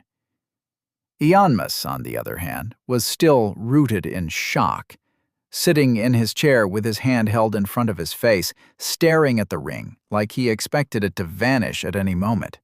"Now!" Rieker clapped, jolting all of them out of the revere. "With that done, we have a mission to discuss." That caught Caius's attention, his heart thumping at the thought of finally getting out of the city once more. "We had a scout come through a couple of weeks ago, a refugee from a small hamlet closer to the coast. An old soldier, had enough levels to make it out there, but had fled with his village to keep them safe. Tough bastard managed to keep all 50 of them alive, charting them a course around the worst of the beasts. Don't think he slept a wink for the whole trip." Rowe started. Rieker pulled a roll of paper from his spatial artifact and passed it over. Rowe unraveled it on the table, revealing a map of Deadacre and the surrounding regions. She pointed to a spot deep in the hill country to the southeast. They passed through this spot a good 3 or 4 weeks back, pretty early into their journey. The scout had been doing his nightly rounds and stumbled into something serious. Caius leaned in, looking at where she was pointing. He didn't know too much about the kind of dangers that could be found over there, and even if he did, they had likely changed since the phase shift. "What did he find?" Ianmus asked curiously. "I can't remember there being anything of note in the Dromsel Hills, only a few boggarts and the like." "Exactly," Rieker said, his word cutting through Ianmus's question like a knife. "He found a boggart warren. Aren't they just pests? I haven't heard of anyone having much trouble with them in the past." Porkchop tilted his head, looking at the guildmaster in confusion. "Not anymore." Rowe's voice was grim. "He said he found hundreds, most in the late 50s to 60s, but you can count on their elites and leaders being higher. A plague of that size alone is a threat to the entire region. If they aren't stamped out, they'll just keep growing and growing and growing. Eventually, even Deadacre might be at risk." Caius stared at the guild manager with wide eyes. "That serious? Why in the hells would you send us then?" "Because, lad, a plague of this size is a job for me. Rowe brought this right to my desk. With a volume of enemies like this, and of a decent level, it will be enough to get you to your next class skill. Most importantly, though, facing so many enemies will stress your abilities and your teamwork. Your skills will benefit vastly," Rieker explained. Then the guildmaster rooted him to the spot with steely eyes. "However, this is important. The boggarts must be slain, and I am taking a risk leaving this in your hands. They're unlikely to run, but if you don't catch all of the leaders, they'll just keep breeding until we have another swarm on our hands in a few months. If you fuck it up, we'll have to clean up your mess. I hope I don't have to say that if that happens, I will be very disappointed. Don't disappoint me." Rieker's words were teasing, but they had a hard edge to them. He genuinely expected them to slaughter this threat. No doubt, if they failed, their next training sessions would be even more tortuous than the last. Caius swallowed, a lump catching in his throat. Chapter 199. Second Mission. Pausing as he met the guildmaster's eyes, Caius considered the responsibility that had been offered. Taking out a boggart swarm of once-in-a-century's strength, that was vital, and the fact that they had been offered the task showed a level of trust he didn't expect to receive so early. "Given the risks and the importance of this task, we won't force you to take it on," Rowe said, drawing Caius's attention away from Rieker. "Take a few minutes to think it through. We have backups, but this is a genuine opportunity if you can seize it. Similarly, if you do decide to accept, you should prepare thoroughly. It's a little more complex than what you did with the spider." Caius looked to his team, searching their faces for any indication of their preferences.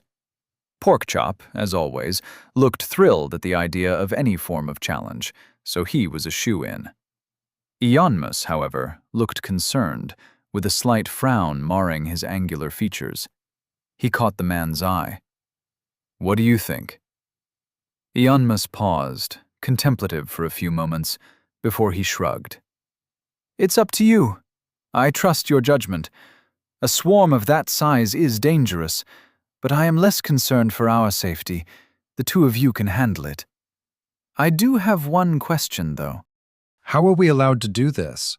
This can't be a bronze-rated task, Ianmus asked, his attention turning to the two guild administrators on the opposite side of the table.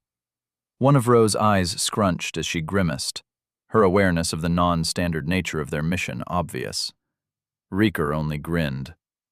Technically, since the scout only saw enemies under level 70, and he only saw a few dozen at any one given time, it's within the bounds of what a bronze can handle, Reeker said, his voice carrying through the room.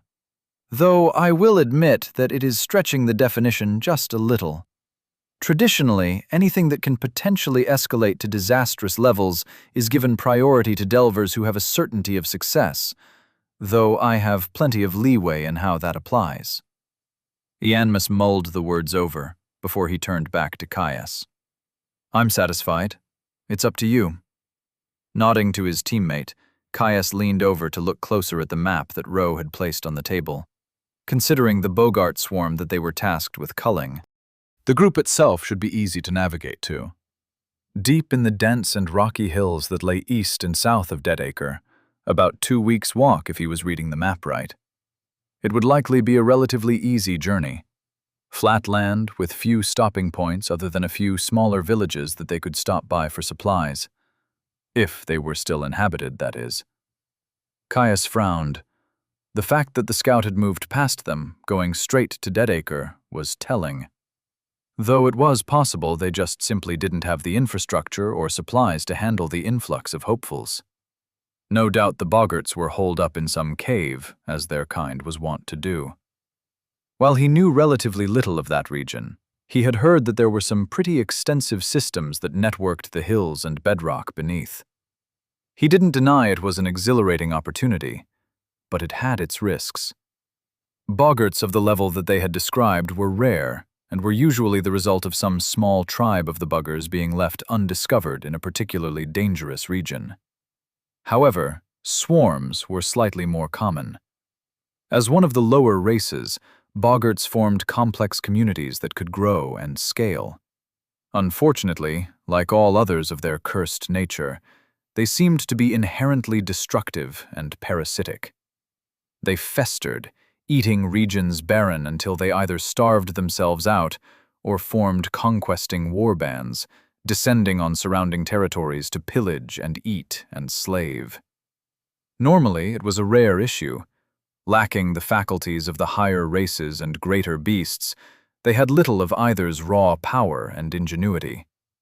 Hells, they couldn't even speak common, which Caius assumed meant that they had some lower form of the system like beasts. Even when they did form hosts, most of the time their environment couldn't support large numbers, and they stabilized in small tribal groups, vicious and bloodthirsty, but low-level and weak. It was only when a rare shaman or war chief appeared, pulling various tribes under their banner, that they would form a host and raid in search of the resources they needed to grow their numbers, increasing in levels all the while. Caius sincerely hoped that this tribe, numbering in the hundreds, was some result of the increased number of beasts allowing them to grow fat and numerous, and not the result of one of their number becoming a chieftain. War chiefs and the various other types of boggarts that rode at the head of swarms were universally powerful. A cut above their more common brethren, both in stature and the might of their system-granted abilities, from what he had heard. If even the common rabble beat him in level, one of them would be potent indeed. On the other hand, Caius could see Riker's wisdom in them taking this mission on. First, the Guildmaster was correct in that it would be a fantastic whetstone to hone the edge of their skills against. More than that, though, it would give them valuable practice against thinking enemies. Boggarts might have a base and simple intelligence, but they were conniving and cunning. Learning how to manage opposing tactics, ambushes, and the like, now, instead of against a superior force of men, could save their life. Plus, ever since gaining his veteran's edge, he had taken a new shine to the breadth of value that varied experience held. In his spars against Porkchop and Riker, he had realized that his knowledge of war was fragmented and relatively untested. No matter how much his mind pulled on his past experiences to seek a path to victory, it mattered little when almost all of them were against rabid depthsborn and simple beasts. Plus, he didn't need an aspect to know that they had yet to adapt their team tactics against large volumes of enemies. Learning to maneuver and dismantle a numerically superior force would be vital before they returned to the depths, especially considering Ianmus's relative vulnerability to being caught out alone. All in all, he thought it would be worth it. Besides, surely a mission of this import would have a commensurate reward. "What's the pay?" he asked. "Now we're talking. Should have been the first bloody question out of your mouth," Rika said, walloping the table hard enough for it to jump. As the table crashed back to the ground, the Guildmaster winced as Ro stared daggers at him.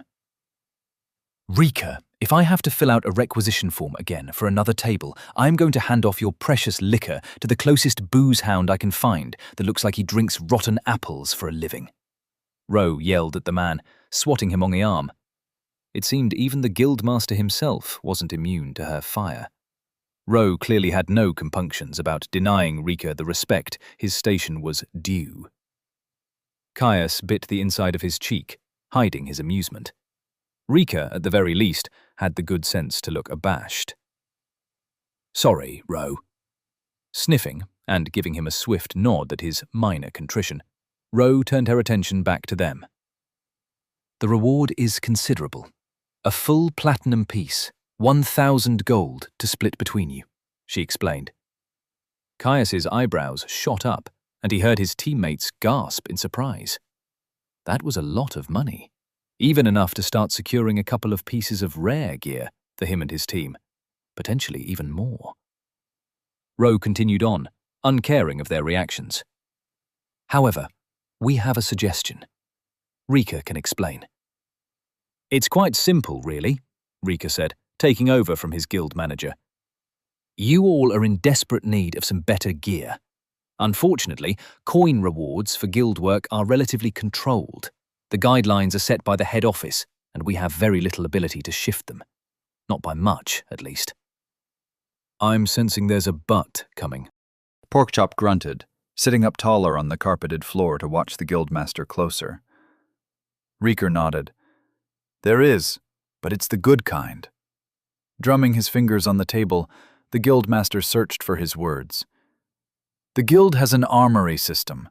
It's the same place we got those masking artifacts from. Any member can forego their mission rewards in place of receiving an artifact, chosen by us in most cases." Caius nodded. He could see where the Guildmaster was going with that. Artifacts were difficult to concretely price beyond certain generalities. If they could receive it as a reward... Caius decided to voice his assumption. "I imagine if we take that option, you will have far greater leeway in what we are rewarded with," he asked. Both Ro and Rika nodded. "We have a few things in mind, actually." Ro explained, clearly more in her element as the change of pace to logistical concerns made her perk up. While she might have hated paperwork, it was becoming more and more clear that she was a fantastic administrator. "Though some of them you might have to forfeit your rewards from more than one mission to be able to afford." She rose her hand as Ianmus opened his mouth. "Trust me, you'll be getting an impossibly good price, but there are limits to how far we can bend things, even for the armory." Caius sat up straighter. He did have to admit, the idea of fresh gear was an appealing one. While his rewards from the depths had been invaluable in keeping him alive, most of them were of little assistance against the monsters they currently faced. Hells, his armor had barely been holding up against champions. And even if they were empowered compared to even elites, it wasn't enough to make them compare to something like the Infernus Hound. It might even be possible to leverage the rewards for materials to upgrade his blade. It was holding up better than most, despite nominally being common, but the sooner he could improve it, the better. He knew little of growth artifacts, but almost all stories agreed on one thing. The first step in their development was the most impactful. A sort of awakening. It was a risk. Telling Ro and the Guildmaster that he had a growth weapon would be as impactful as telling them they had honors, only slightly less uncertain than letting slip that he and Porkchop were behind the phase shift. His mind raced, face staying still as Ro and Reeker went through a laundry list of gear improvements that they could make. A new staff for Ianmus, followed by some decently protective robes. Rings galore for Porkchop to better increase his damage output and maneuverability. Armor for him, a full set this time, something that Ro emphasized would be better off saving for. Unfortunately, the guild administrators were also adamant he replace his blade, and soon.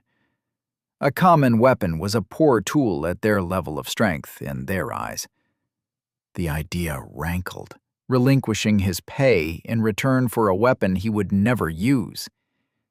Yet the idea of revealing the existence of his sword, Father's most precious gift, made his stomach twist. At the very least, it would need Ro to be looped into the same oath that the Guildmaster had made.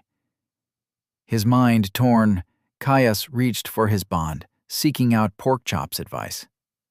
"Just do it," Porkchop replied upon hearing him out. "The worst that can happen is she has to leave the room. It's too big of an opportunity to miss out on, and they already know much.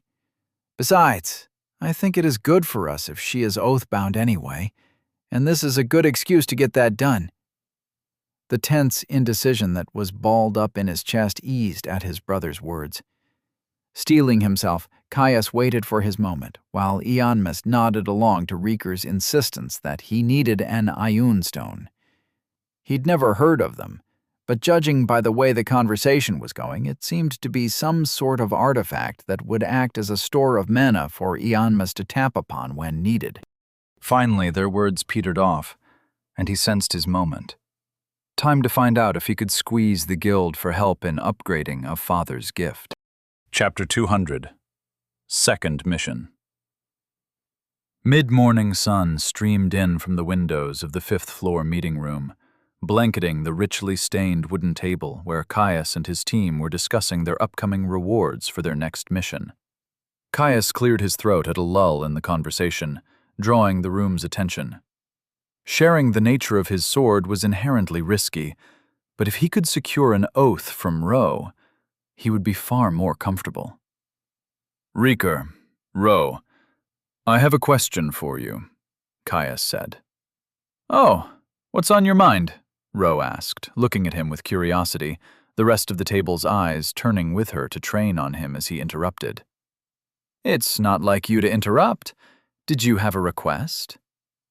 "In a sense, though it's only tangentially related to the topic at hand," Caius replied, still feeling a little nervous. His response only seemed to pique Reeker and Ro's curiosity all the more, the pair of experienced gilded administrators looking at him with curiosity. "Go on," Reeker responded, encouraging him to continue. Caius paused for a moment, gathering his nerves. "It relates to our gear. Another secret, and a rather large one. Unfortunately, it is one I have realized will become rather suspicious with the extent of your involvement in our current training. Hiding it would be inconvenient and wasteful." That got their attention, Ro in particular narrowing her eyes as she watched him closely. "There's just one thing," Caius continued. "If possible, I would like Ro to take an oath similar to the one you did, Guildmaster." Reeker immediately winced, cringing away from his request. Even Ianmus stared at him in horror. Curiously, Ro herself didn't seem too surprised by his request, the corner of her eyes crinkling as her lips tweaked upwards. "Caius, You can't just ask that. Ianmus all but yelled, aghast. He looked to his teammate in confusion, brow furrowing. Why not? It seemed like a pretty reasonable thing to do. Ianmus sighed, running his hands through his hair as he took in Caius's expression. You can't just ask a Hawaiian to take an oath, especially not on one of the bloodstones. They're sacred. There's all sorts of protocols that have to be followed. Oh, don't mind him. We all know the idiot grew up in the middle of nowhere. He didn't know what he was asking. Besides, I'm no Puritan, Ro assured the mage before shooting Caius a smile. He's right, though. If you were anyone else, I would be apoplectic.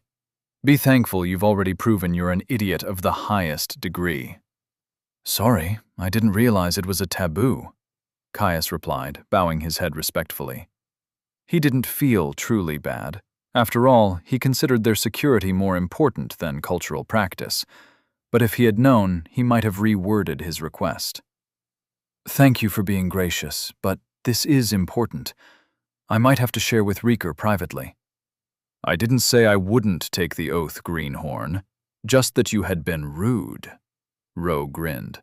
The guildmaster turned to the manager of his branch, one eyebrow raised in surprise. Really, Ro? You decide to pick up a new binding now, of all times? What can I say? The boy is interesting. I'll go get the stone, Ro replied, pushing her way out of her seat and leaving the room before any more words could be voiced. The room lay silent while she was gone, Caius and Porkchop struggling to understand the hubbub around the oath, and Ianmus and Rieker astounded by the ease at which Ro had agreed. Ro swept back into the room, setting the ornate box that held the shard of the bloodstones down on the table. Now, so you do not make this mistake again, and end up getting thrown out of a caravan or worse, there are two main things to abide by when you want to make an oath with a Hawaiian. Caius leaned in. Even if he didn't fully understand the custom or importance, it clearly existed. Given that he was likely to end up traveling all over Vastavar, learning how to not piss off the trader peoples who supplied half the continent with goods seemed like a wise choice. First, never ask.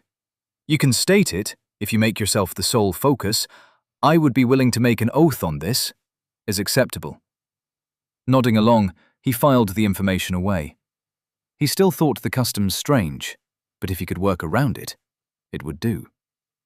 Second, always be prepared to bargain. A Hiwian will never make a one-sided oath, even with death on the line.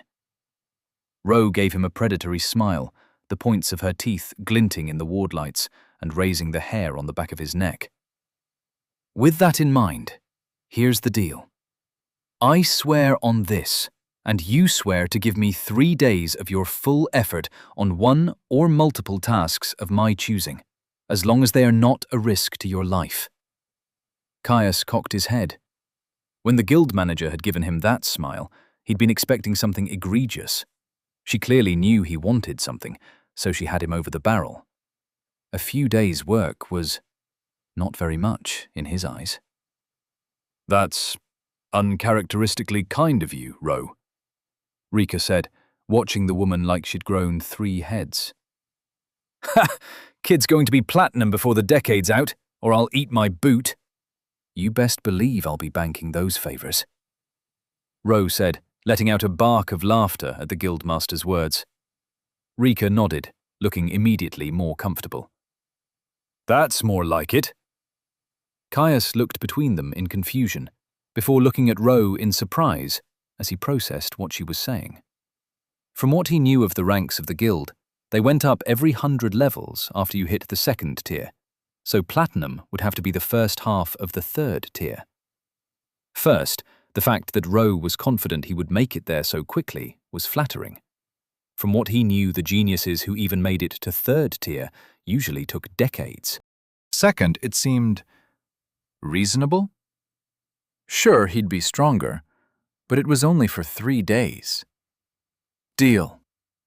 Ro cackled, rubbing her hands together in glee, before she slid the box over to him. Person who suggests it goes first. Ionmus's subtle nod to him let him know it was likely another custom, so Caius held back his pride and unlatched the box, pulling free the shard of pulsing red rock. Relieving himself of a drop of blood with the aid of his trusty hunting knife, Caius made his oath. Swearing to aid Ro with 3 full days of effort, as long as it wasn't a risk to his life, Caius felt his soul pulse as a faint and ephemeral connection linked him to something greater. An oath set in stone. As soon as the last words left his lips, Ro cackled, wringing her hands as if she had just gotten away with robbing a bank. Fuck, I love a good mark. I'm sorry, am I missing something? I understand she wants to wait until I'm strong, but she's acting like I just signed away my firstborn. Caius directed his words to Riker, desperately hoping that the guildmaster would explain the oddities in Ro's reaction. 3 days of effort from a 3rd tier is not usually something that money can buy. Ro's just gambling you'll make it there. Though it seems to be a pretty safe bet, Riker replied. Caius tilted his head at the woman, before shrugging as he put it to the back of his mind. Potential future value or no, it was still just 3 days of work. He didn't see how that matched up to someone swearing to keep his secrets and never act against him. Though he supposed the best deals were the ones where both parties walked away thinking they had won. Gently taking the bloodstone back from him, Ro went through with her own oath, identical to the one that Riker had made a month ago. She smiled as she did so, like it didn't feel like cold water was poured over her soul. Caius sighed with relief as soon as she was done. With his security confirmed, he could see about the guild helping with a father's gift. Ro, I'll loop you in later. Come to my office the night before your rest day.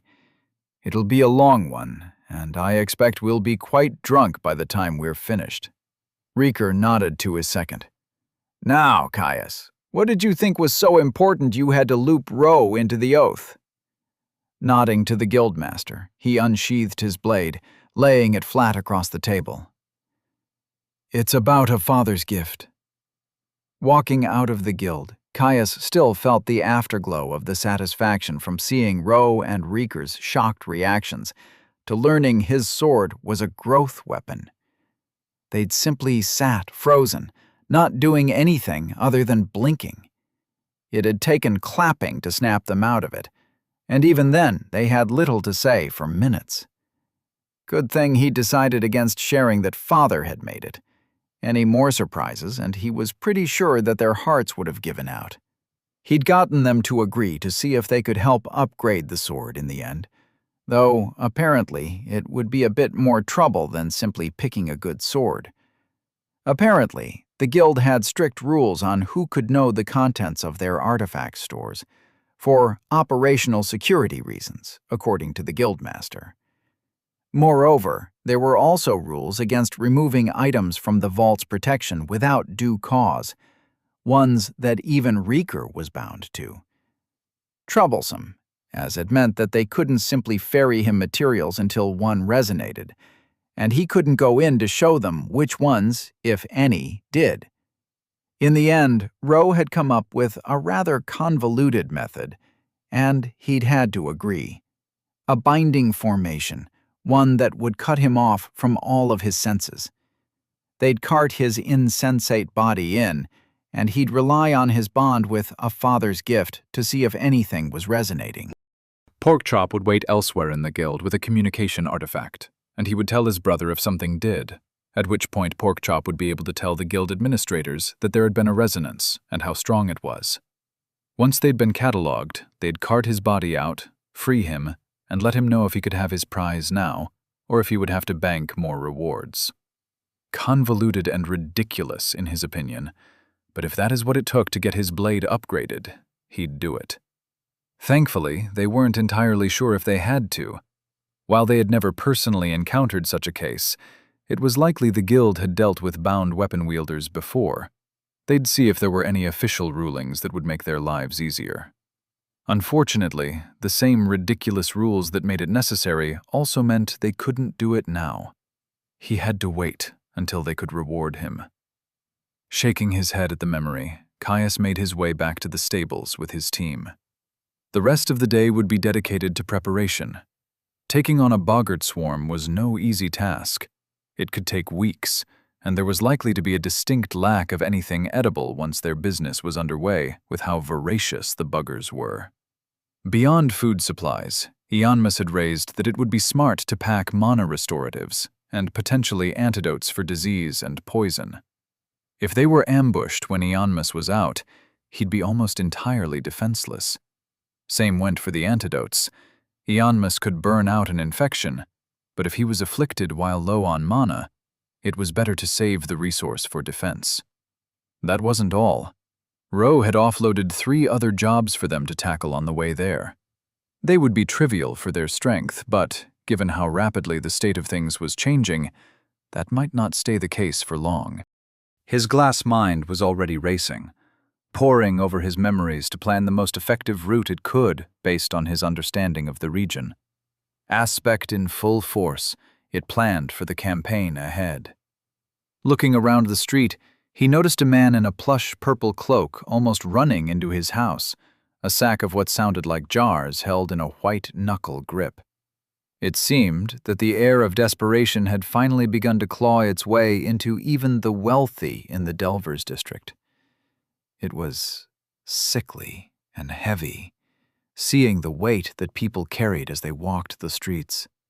Reminded him of the fragility of what had once seemed ironclad.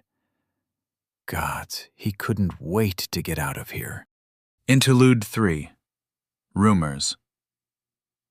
Jorn coughed weakly, trying to clear the thick wad of mucus that seemed to be choking him alive.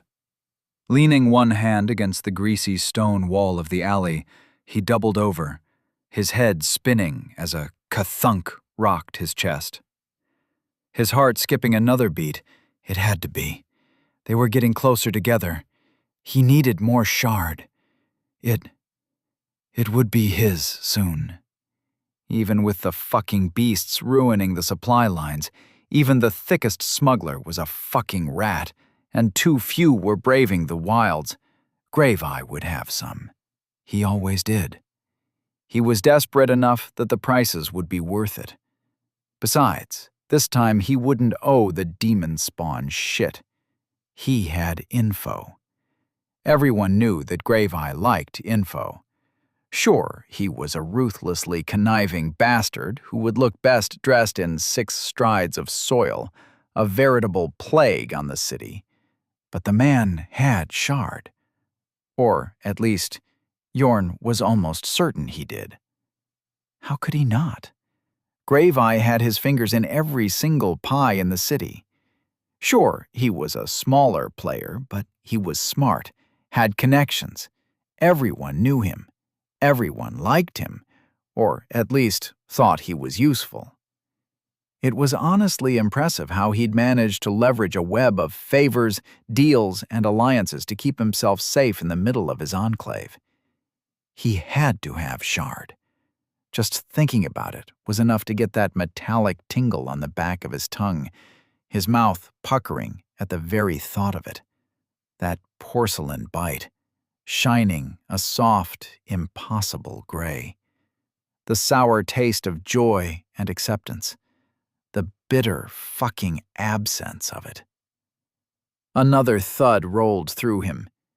Jorn crouched down, hugging his knees as he waited for the wave to pass. He just had to get to Graveeye. Even a flake would last him for a week, hells, a month. Feeling himself grin at the thought of the poison, Jorn felt sick to his stomach. A delver, shivering in an alley as he dreamed of his next fix. Gods, he was gutless. Such a fucking bastard. A 2-bit delver who was pathetic enough to get hooked on fucking shard. Over a wench, of all things. But it wasn't all his fault. Cass had tricked him, told him it was just a bit of fun, told him that she'd taken it for once or twice a year since she'd been a woman, without a hint of a craving. Liar. Then she'd died, and there was no fucking way he was dealing with that sober. He'd lost Hosh in a delve 3 months later, and Tala the very next time he'd dared to step foot in those demon-spawned depths after that. Who could blame a man for grief? Besides, it was the last time. Yorn coughed, and the wad finally came free. Spluttering to the point of retching, he spat the slimy gristle onto the piss-streaked stone and came up for a breath of sweet air, at least as close as you could get to it on this side of Deadacre. With air came clarity. Gods, what was he doing? He was a rat, a sellout, a fucking snake. He should turn back. This was a step too low, even for a bastard like him. He could tell Ro. He'd never spoken to her, but he'd heard she was reasonable. Oh, she'd chuck him in a cell until he was good and dry, but she wouldn't give him the boot. She might if he went through with tonight. There were a lot of opportunities out there now for someone like him. Even a shit scout with an uncommon class could make something of themselves these days. Plenty of things to grow strong against. Plus, the boys had been talking about pushing up through bronze, making their way to iron. There'd be good coin with that, enough to get him to the dukedoms, like he'd always wanted. Ma would have wanted it too. Even if he could never visit her again, she'd want that for him. He wouldn't even have to delve. No more losing people to guardians, just scoping out beasts and running if it was too hard. He could do that, couldn't he? Just as he pushed against the alley wall, the damp grind feeling like shards of glass on his too sensitive skin, his chest was rocked by another shuddering thump. Pain exploded, shooting down his arm and clawing its way up his neck. No, he couldn't. He'd die. He needed to taper. Too much of a shock to the system to do it cold, not with how long he'd been on the poison. But to taper, he needed Shard. Fuck. It was his life, or theirs. Hells, it wasn't even their life. Just a few rumors, really, stuff anyone could find out if they were watching closely. Yorn gasped as a burning hot flush roared up his back, nearly heaving again as his nose ran down the back of his throat. There was no choice. He had to see Grave-Eye. Grave-Eye leaned back in his chair, the leather-lined recliner tilted back on an angle as he rested his boots on his desk. Ironwood desk, the top lined with suede made from a venomous cantel beast, only found in the 8th layer of a delve, right in this very city. Took a beating like nothing else, and it didn't stain. A large bonus in his line of work. "Gorm, bring me a brandy," he called to his hound, who waited by the door to his office with a snap of his fingers. The brute grunted, but moved to obey, bowing his head to avoid the chandelier. Bloody ogre of a man, but keeping even a giant-blooded around had its uses. He narrowed his eyes at the man's slouch, the slow, lackadaisical pace of his walk to the liquor cabinet by his bookcase. That one had been engraved by elves, of all things. Any slower and he'd have the man found in a gutter. Already would have, if the half-brained dimwit wasn't so annoyingly loyal. "Oh, and fetch me my copy of The Secret Lives of Antediluvian Mistresses as well," Grave-Eye added with a wave of his hand, as Gorm opened the liquor cabinet with a shocking lack of care. Didn't the moron know that the joiner who'd made that was dead? And elvish. It was a rare piece.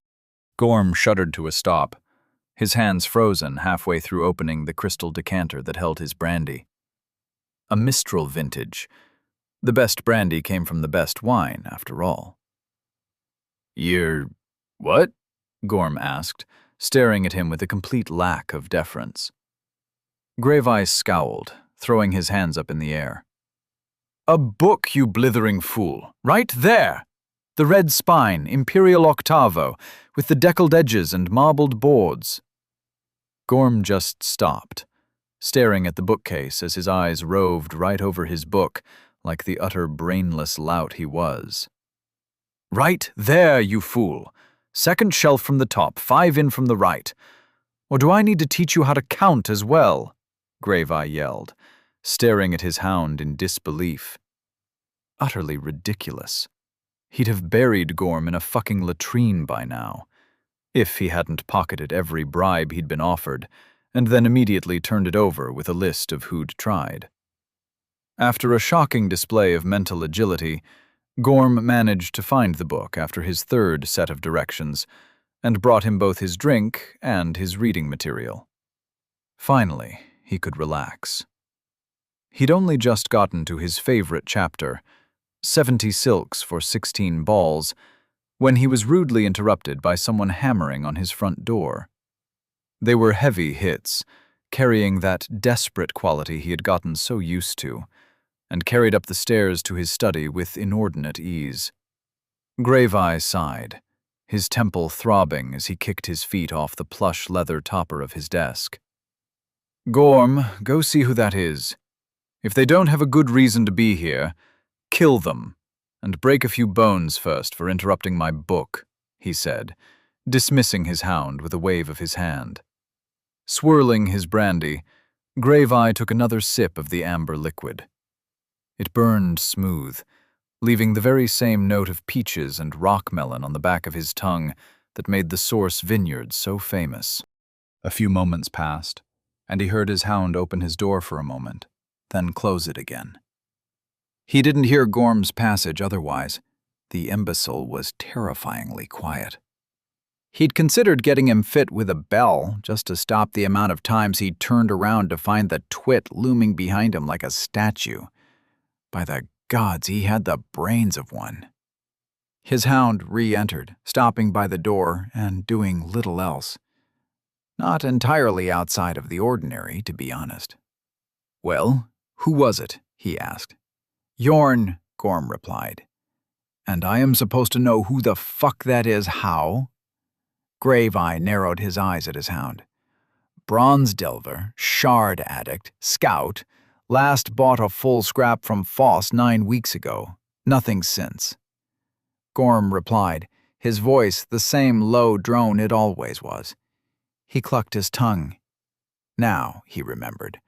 A filthy gutter rat of an addict for sure, but the man had given him a few tasty morsels in the past. Hopefully, for his sake, he'd brought some today. "Well, what did he want? Or is he lying dead in my lobby? Because I thought I told you to stop leaving bodies there. It'll stain the marble." Gorm shrugged. "Said he's got something good, wants to trade it for some shard. Wants 5 scrap of it." 5 scrap. That was enough to keep even the most seasoned shard vein juiced to their eyeballs for months. Let alone it was a clean 3,000 gold. Alchemical products weren't cheap after all. It had to be something good, or the man was lying. Grave-Eye paused, thinking on it more. In all likelihood, the shard vein was simply desperate. Not that that was any great risk. He could deal with a bronze delver alone, let alone one strung out on shard of all things. Gorm would shatter him like the fine china he'd been forced to stop buying. "Well, what are you waiting for? Go fetch the gutter rat." Deadeye dismissed his hound with a sniff, topping up his brandy from the decanter on his desk. A moment later, and Yorn crossed the silence wards he'd had embedded in his walls, the low, droning splutter of a shard vein in deep withdrawal filling the halls of his home. Grave-Eye scowled in disgust. The bastard better have something good, or he was a dead little rat. A single set of shuddering steps advanced up his stairs, walking over his finely woven and richly dyed rugs, no doubt tracking in all manner of disgusting filth, before they stopped outside of his office. Gorm opened the door, shoving the shard vein in. The rat stumbled, barely arresting himself before he slammed into his desk. Lucky if he'd spilled even a single drop of his brandy, he wouldn't even have waited to hear out the rat's inevitably lying squeaks. Yorn, Grave Eye said, dragging the rat's eyes to his own. You have 5 seconds to start telling me why you interrupted my book before my hound starts breaking your fingers. The rat's eyes widened, though they stayed pinpricks despite the light of the ward lights. Fucking shard veins. Disgusting creatures. Yes, Grave Eye. Sorry, Grave Eye. I came because I saw something you might be interested in. Want to trade it for some shard. Trying to get off it, you see. Thought a big batch to help wean would be smart. The rat yammered. I don't want to hear what helps you sleep at night, you fool. What did you see? Grave Eye growled, boring holes in the rat. Yorn gulped, his throat quivering around some obstruction. Well, I was on a mission, out Intshire ways, near the woods out there. Grave Eye's mind raced as he listened to Yorn's tale. Now this was something he could use. Interesting. Very interesting indeed. This was worth a whole lot more than a few scraps. Now, how to profit? Well, he had one thing left to do. Well, Yorn, this was a pleasant surprise indeed. Thank you for bringing this to my attention. Though, pray tell, have you shared this with anyone else? This kind of info is most valuable when it is only in my hands. He smiled at the shard vein, even if it sickened him. The rat's eyes widened, no doubt surprised by his stunning display of grace. No, Grave Eye. I swear to the gods. The rat managed to somehow grow even more pallid and sweaty. No gods in this house. On the truth stone, if you please, Grave Eye replied, tilting his head to the fine piece of rune work that he had embedded into the top left of his desk. The shard vein nodded hurriedly, though his eyes rolled at the motion, swaying as if he was going to pass out. Still, he was obedient enough, for a rat, and placed his hand on the stone. I swear that I have told my story to no one except you, Grave Eye. To Grave Eye's delight, the stone shone green. A secret that was his alone. How splendid. Fantastic job, Yorn. You've done me a great service. I think one worthy of 10 scraps. How does that sound? Grave Eye forced himself to be sweet, even if it sickened him. Like the simple-minded beast it was, the rat's entire countenance morphed at the mention of even more shard than it had been expecting. Its face brightened, eyes becoming wide and bright as a smile of genuine happiness spread across his face. Oh, thank you, Lord Grave Eye. You are too kind, it spoke, falling to its knees as it clasped its hands. Yes, yes, rewards to the faithful and all, he replied, waving off its protestations. Gorm, fetch the man his gift. Gorm opened the cabinet behind him before stepping forward. The rat looked up, a wide smile on his face as he looked at the hound. The hound buried a knife in the rat's face, blood spurting over his woven Rostian rug. For fuck's sake, Gorm! How many times have I told you to bludgeon them if they are on the carpets? Are you trying your hand at being a colorist? Grave Eye cried, staring at the spreading pool that was soaking into the dense orange weave of his rug. Why are you standing there, you fool? You think because you remembered what gift means that you've done a good job? Get it off my bloody carpet! Gorm grunted, bending down before he hoisted the body over his shoulder. The idiot that he was, he left a trail of blood his entire way out of the office. Grave Eye sighed, turning away from the mess. Thank the gods he knew a cleansing spell. Swirling his brandy as he stared into the hearth behind his desk, he thought on what he had just learned. A smile grew on his face. He'd need to confirm it for himself, of course, keep an eye on things. But if it turned out to be correct, this could be the score of a lifetime. Oh yes, this could turn into quite the profitable endeavor.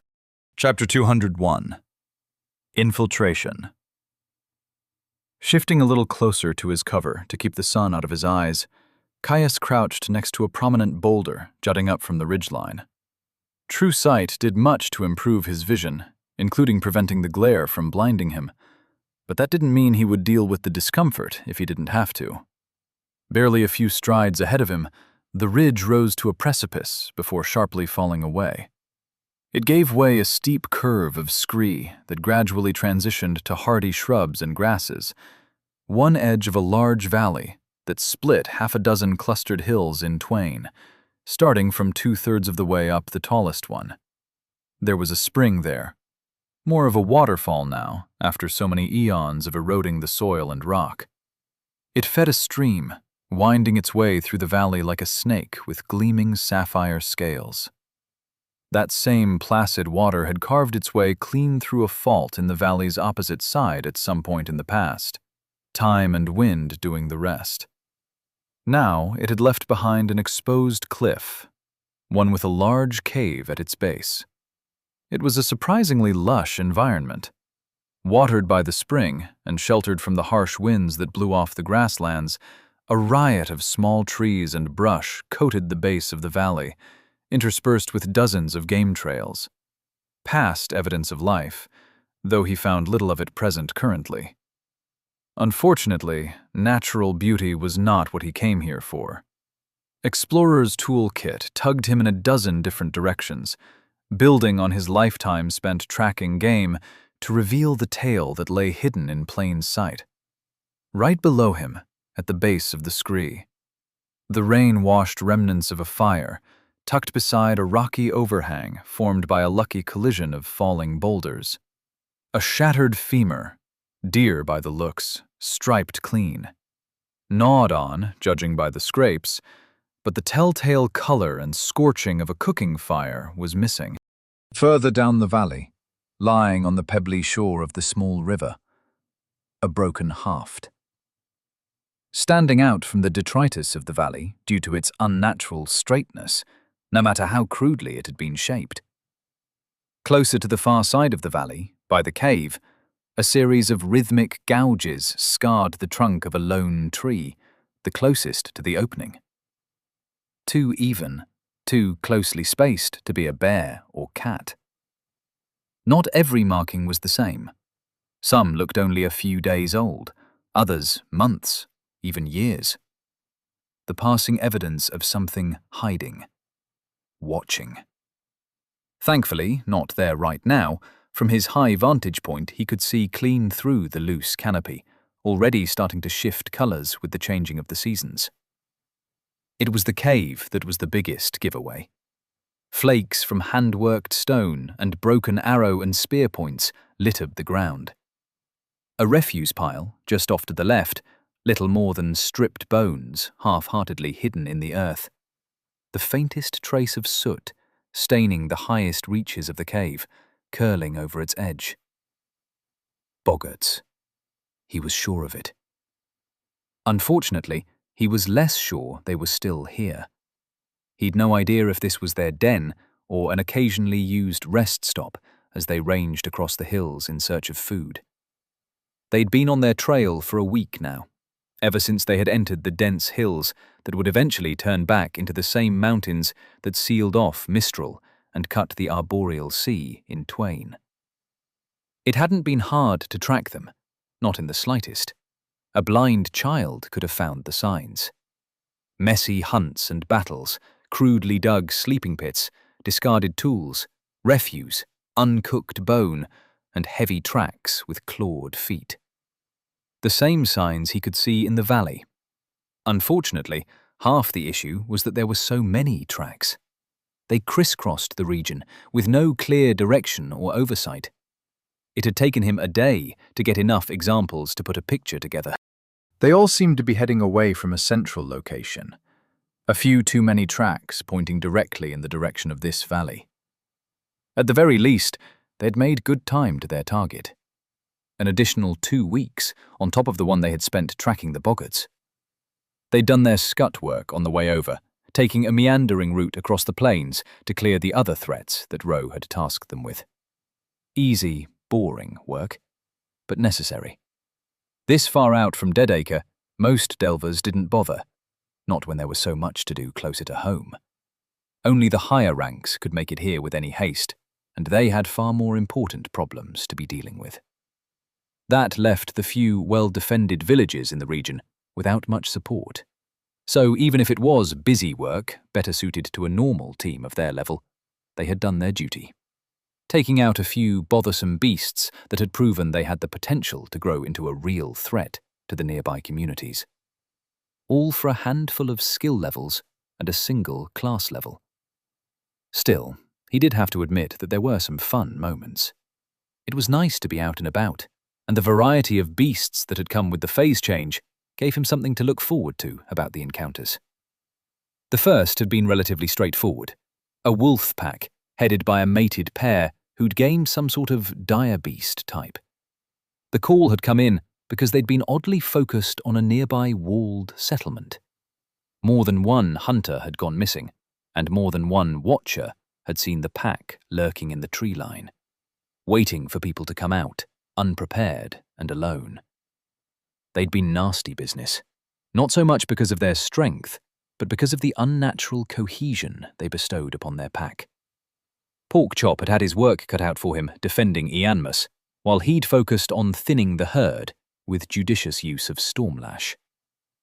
A few days to the east, they'd had their second mission. Another village, this one having food issues. Well, it was a common complaint in these days. A large helping of the blame could be laid on a level 55 vine-blooded panther. Allegedly, it was well on its way to eating, or driving off, anything that was even remotely safe to hunt in the region. Caius was pretty sure it had been doing it for the sport of it. When they'd been tracking it down, he'd seen far too many dead prey animals with only a bite or two taken from their flesh for it to be a coincidence. Worse, the locals had a good reason to believe, at least based on what the mission had said, that their wooden walls would do little to keep it out. For one, it was a cat that was very happy scaling vertical tree trunks. Secondly, it had a nature aspect, and Caius had gotten a first-hand experience on how it manipulated plant matter to bind and confuse opponents when it pounced. Unfortunately for the panther, it had seen Porkchop as the biggest threat, and had only had a few seconds to realize its mistake before his brother had pinned it, and he'd planted his blade in its skull. Their last stop had been the most entertaining by far. A new beast, rather than something that had always existed. A rock-scaled biter, according to what one village scout had reported. The report had been fantastical. Some lizard beast, tall enough to come up to his chest. Thankfully, it hadn't taken any victims. Territorial and loud, it had stayed just outside of the outlying regions of the village, but had ruthlessly attacked anything that got too close. In normal cases, it would have been left well enough alone. Most villagers would just steer clear of a territorial beast unless its domain encroached on their own. Unfortunately, it was an unknown entity, and there was too much risk that the situation could escalate if it was left in peace. They'd found it nesting, though there'd been no eggs, and it had done its description justice. Heavy-set and strong, its head looked big enough to bite him in half. Not only that, its name wasn't just for show. Sporting an earth affinity and natural armor of toughened stone-like scales, it had been a tough beast to put down. Or at least, it would have been if they weren't so much stronger than it. Overall, a good run, in his opinion. Caius wasn't even that annoyed that the exercise hadn't granted them much in the way of levels. Closing in on 50 as they were, he was well and truly starting to feel the burden of increasing experience requirements. Thankfully, it should be mostly ameliorated by the extreme difference in level between them and their true opponents. Plus, it wasn't like they'd had to do much fighting outside of their missions. While most beasts had a drive to hunt for experience, not just growth, they weren't unthinking or mad, just aggressively territorial. Something to do with the rising mana, Ianmus had theorized, given that Porkchop had confirmed even the meekest of beasts was far more ornery in the deep sea. It was enough for him to take it as fact. Still, even with that being the case, Most beasts had some instinctive measure of strength. As long as they didn't seem easy targets and didn't linger in any territories, they were mostly left alone to travel in peace. At first, he'd hoped that with how manageable of a journey it had been, and with how they were almost halfway through the rise in mana levels, he'd been hopeful that people would be able to get a grip on things soon. Once they adapted to the rising danger, that is. The mana would stabilize at a new normal, the beasts would stop growing stronger, and people would catch up. Simple, right? Unfortunately, both Ianmus and Porkchop had disabused him of his misconceptions. They weren't even close to the level of threats that were seen in the deep sea yet, and that was only middling in terms of mana density compared to some of the true danger zones of the continent. Some of which, Ianmus said, had already been populated solely by integrated monsters. The mana potent enough that natural animals would spontaneously awaken or die. It seemed that even if mana had kept rising at a steady pace, whatever means through which it affected the levels of monsters wasn't happening at the same rate. They'd be dealing with monsters evolving and growing in levels for years at least. Nor were beasts the only issue. He'd spotted more than one spirit and other stranger creatures in their travels. Their strength seemed to be more closely tied to the mana, and so did their frequency. They hadn't stuck around to visit the villages and inform them of the completion of the tasks. The guild would be able to do that when they returned. They'd been in far too much of a rush to do otherwise. Boggarts were, after all, a plague. No need to let it brew for longer than was necessary to secure their cover story. Crouched in his cover, Caius had his thoughts interrupted as he caught movement to the far left end of the valley. Focusing his eyes, distance was peeled away before him, the far-off trees and grasses coming into stark relief. Ding! True Sight has reached level 41. His patience was rewarded as soon as he did so. A gibbering troop of boggarts was pushing their way through the grass, nearly a dozen strong. They were much like he remembered them. There'd been a couple of times that he and Father had stumbled across a small band of them searching for a hunting ground. Not an uncommon story when you lived on the frontier. Diminutive figures, gnarled and twisted, with hunched backs and a ratty fur and stringy long hair matted with grease. Large eyes were set deep into misshapen heads, while two long arms jutted out from openings in their rough hide clothing. As much as he wished it were not so, there were also differences. Everything he'd seen and heard of said a tall boggart would come up to his waist.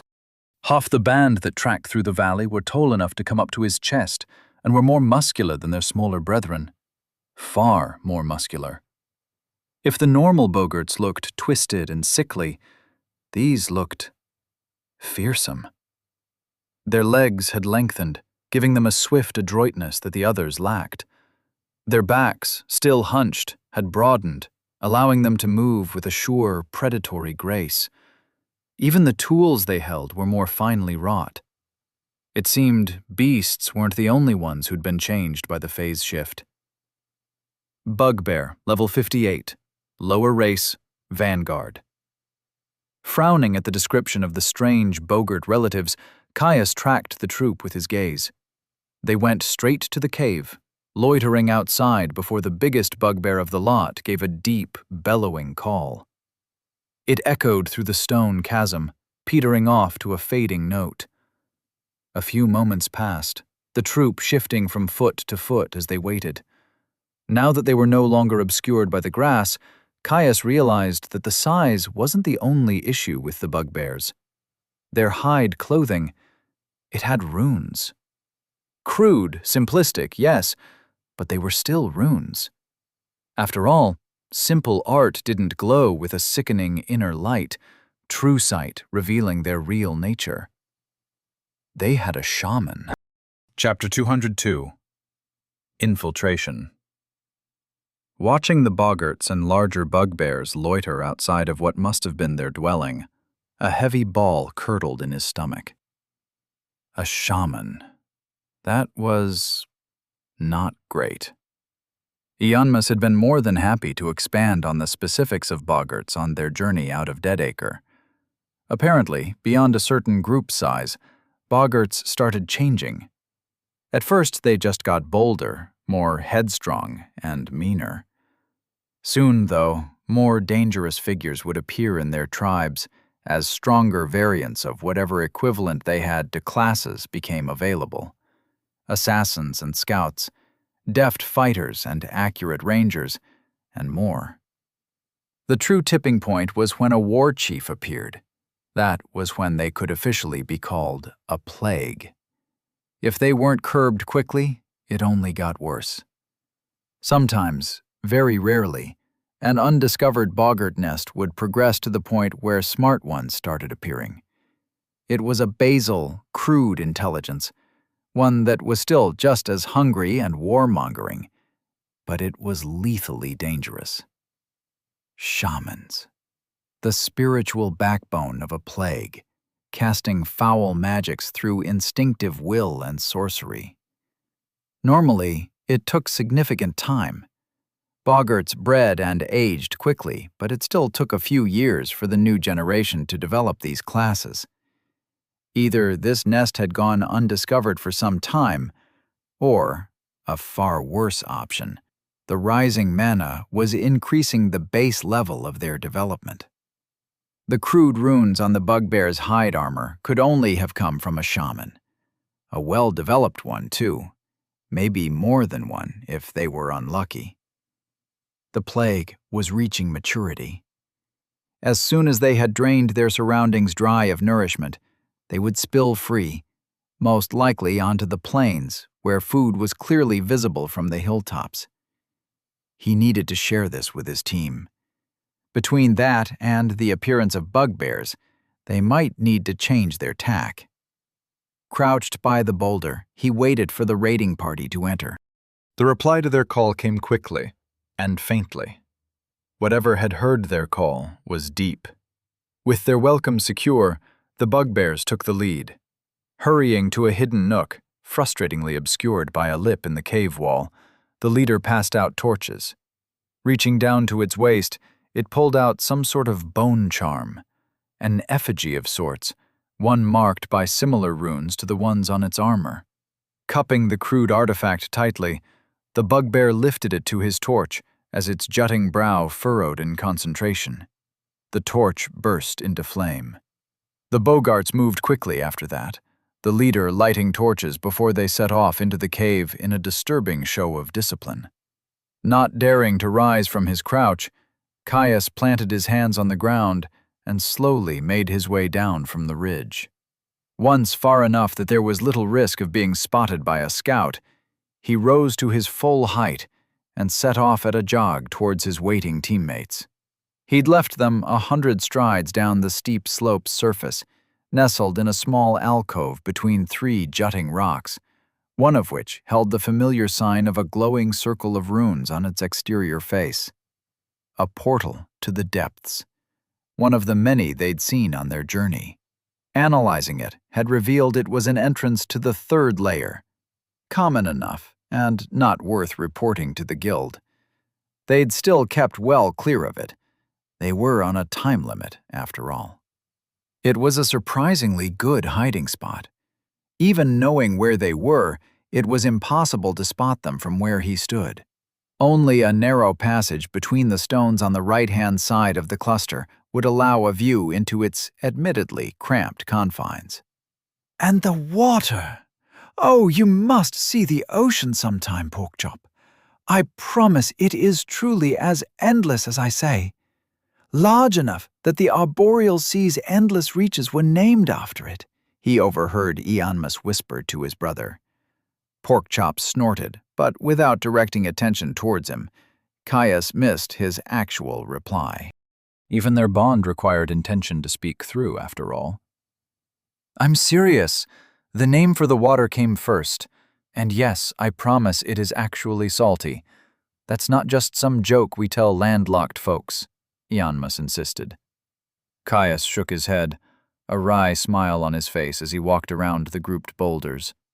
While he wasn't quite as skeptical as Porkchop, he could understand the incredulity. It was hard to imagine an endless stretch of nothing but water spanning from horizon to horizon. Where did it all even come from? He entered their hideaway, both of his companions snapping up to meet his eyes. Caius, Ionmus was just telling me about the water around his city. I don't know if I believe him how much there is, though. Surely it can't rain that much, Porkchop said, greeting him enthusiastically. Caius stepped closer, scratching his brother behind the ears. It's the truth, though one I've never gotten to see for myself. I don't quite understand how it's so big or salty, either. I'll have to take the two of you to see it sometime, then. Either at Mistral or Port Yor on the east coast. It's a large city-state on the other side of the dukedoms, one I've been meaning to visit. It's supposed to be rather beautiful, Ionmus said, smiling at the idea. Caius understood. In the rare few occasions he'd gotten to see someone on their first visit to Three Fields, the singular look of awe that they gave the arboreal sea was a memorable sight. Pleasant in the way that it reminded you of the fantastical nature of something that had become mundane through simple time and proximity. Still, that's for the future. Caius, did you manage to spot any further tracks for us to follow? Ionmus continued, switching his attention to their task.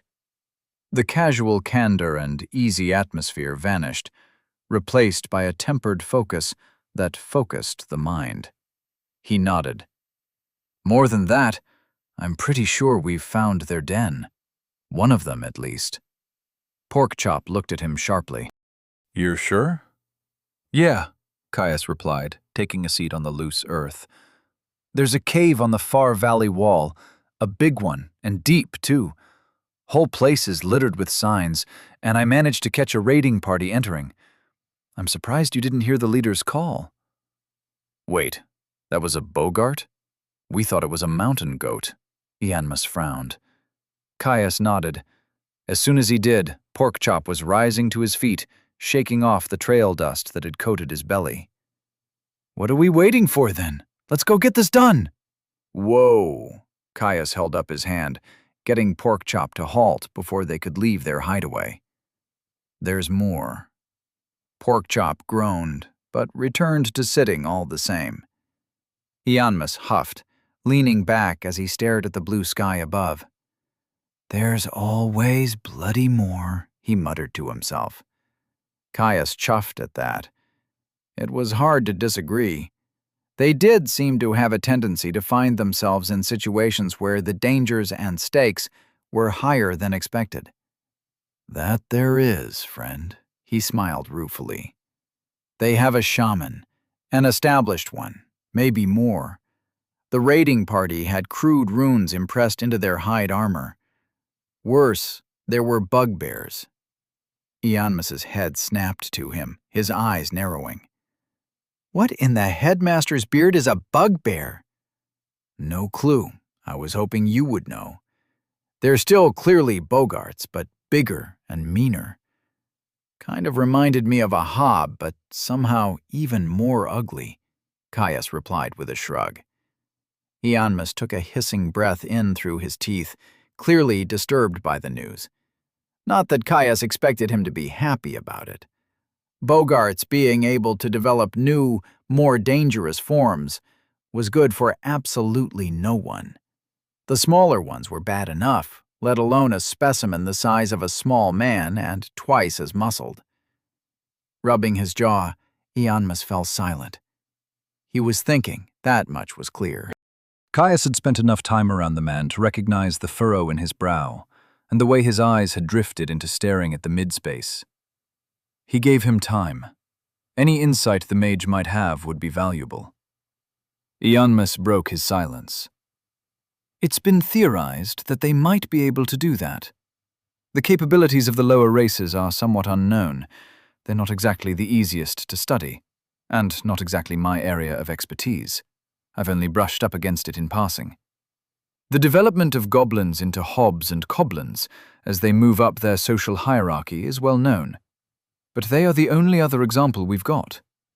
Ogres and trolls do something similar, but not quite as drastic. I'd hope that it was unique to them, but it seems that Bogart's confinement to relatively low mana zones was the only thing stopping it. Caius nodded along to his mage's words. If we assume it's similar to goblins, is there anything we should watch out for? Ianmus nodded at him. We don't quite know how their version of the system works, but we think it's closer to how a beast's works. Expect the more developed specimens to have better classes and stronger bodies. On that note, if they're like goblins, we can expect at least 100 of them if hob equivalents have started to appear. Probably more if you saw multiple in a raiding party. Caius sighed. That was just fantastic. Porkchop, on the other hand, was characteristically enthused. So what? We get a better fight? What's the issue? We're here to level, people. Not like we're backing out now just because it's a little more dangerous. Even if they have big ones, we still have the stat advantage. They don't stand a chance, Porkchop insisted. Listening to Porkchop's rousing speech, Ianmus shook his head at himself. You're right, of course. Regardless of the danger, we have been given a task, and we'll have to see it through. At the very least, this will be vital information to share with the guild. I just wish that for once something unexpected wouldn't happen, and that I'd discovered my aspect before we got here. Caius nodded. Both Porkchop and Ianmus had gotten immeasurably closer to their own aspects. Ianmus had started to build his resonance with Mentis, much like he had, while Porkchop had felt himself drawing close to igniting Corporus. Both were right on the cusp, having spent every evening meditating on what their truth could be. All Ianmus had been able to share was that he was sure it had something to do with control and discovery.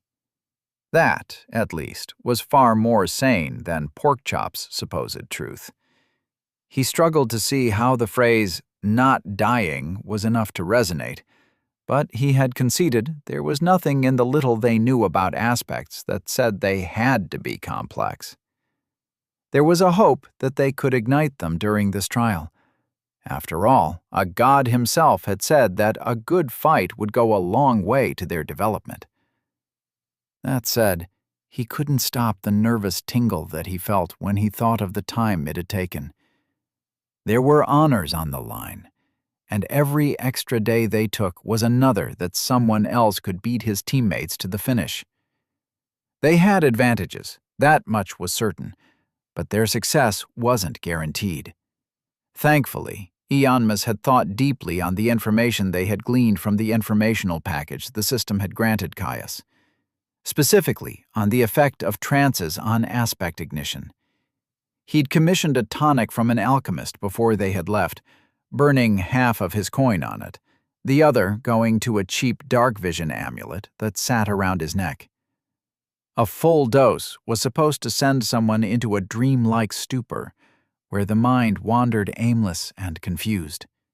Ianmus had taken to watering it down to a fraction of the original potency, taking it like a nightcap before his evening meditations in their tent.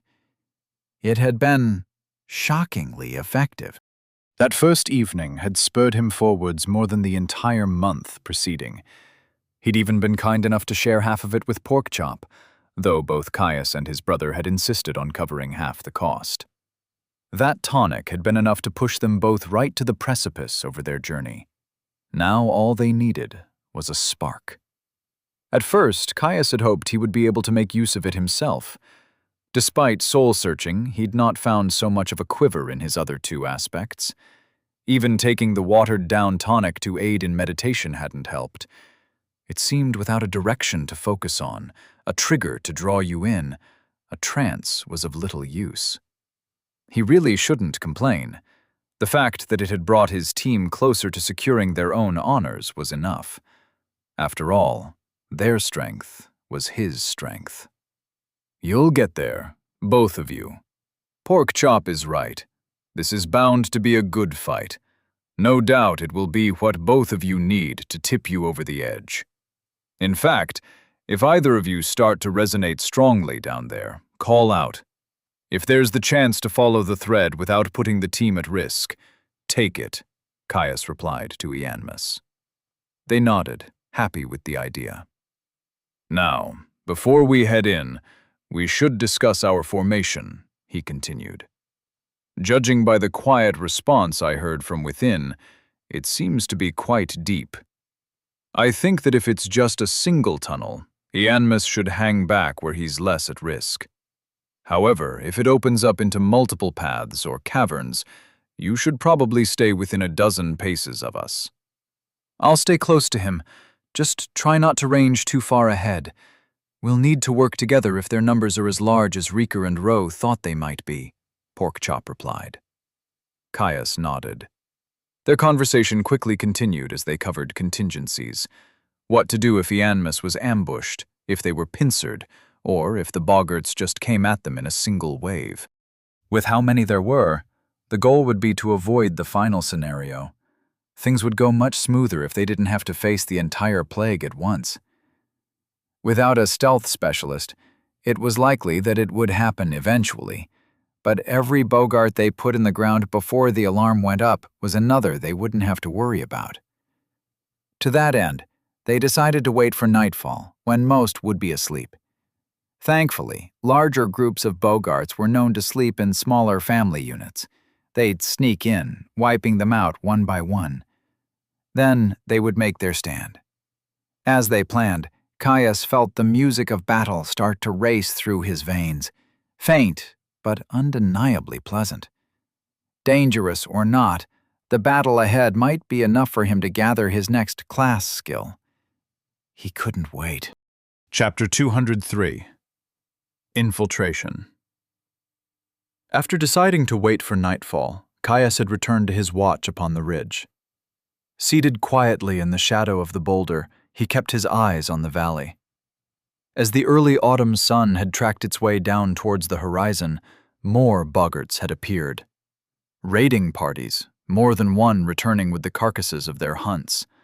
Each and every one had a bugbear or two in their midst, directing their lesser siblings with disturbing intelligence. By the time the amber cloak of the setting sun draped his back, the valley drenched in shadow, the incoming boggarts had slowed. When night finally fell, he'd made a count of 70 individuals, with an unknown quantity already inside the caves. The moon had risen high in the sky by the time he had decided it was time for them to strike. With the fall of night, his dark vision came into play, the vibrant colors of the day washing out into a clear monochrome. Returning to the clustered boulders, Caius nodded to his team, and they busied themselves with securing the supplies they would need for their assault. Light was unneeded. They could all see in the dark to varying degrees. Ianmus was the worst off, his amulet only brightening complete darkness to a level where a normal man would be hard-pressed to see more than indistinct shadows in the dark.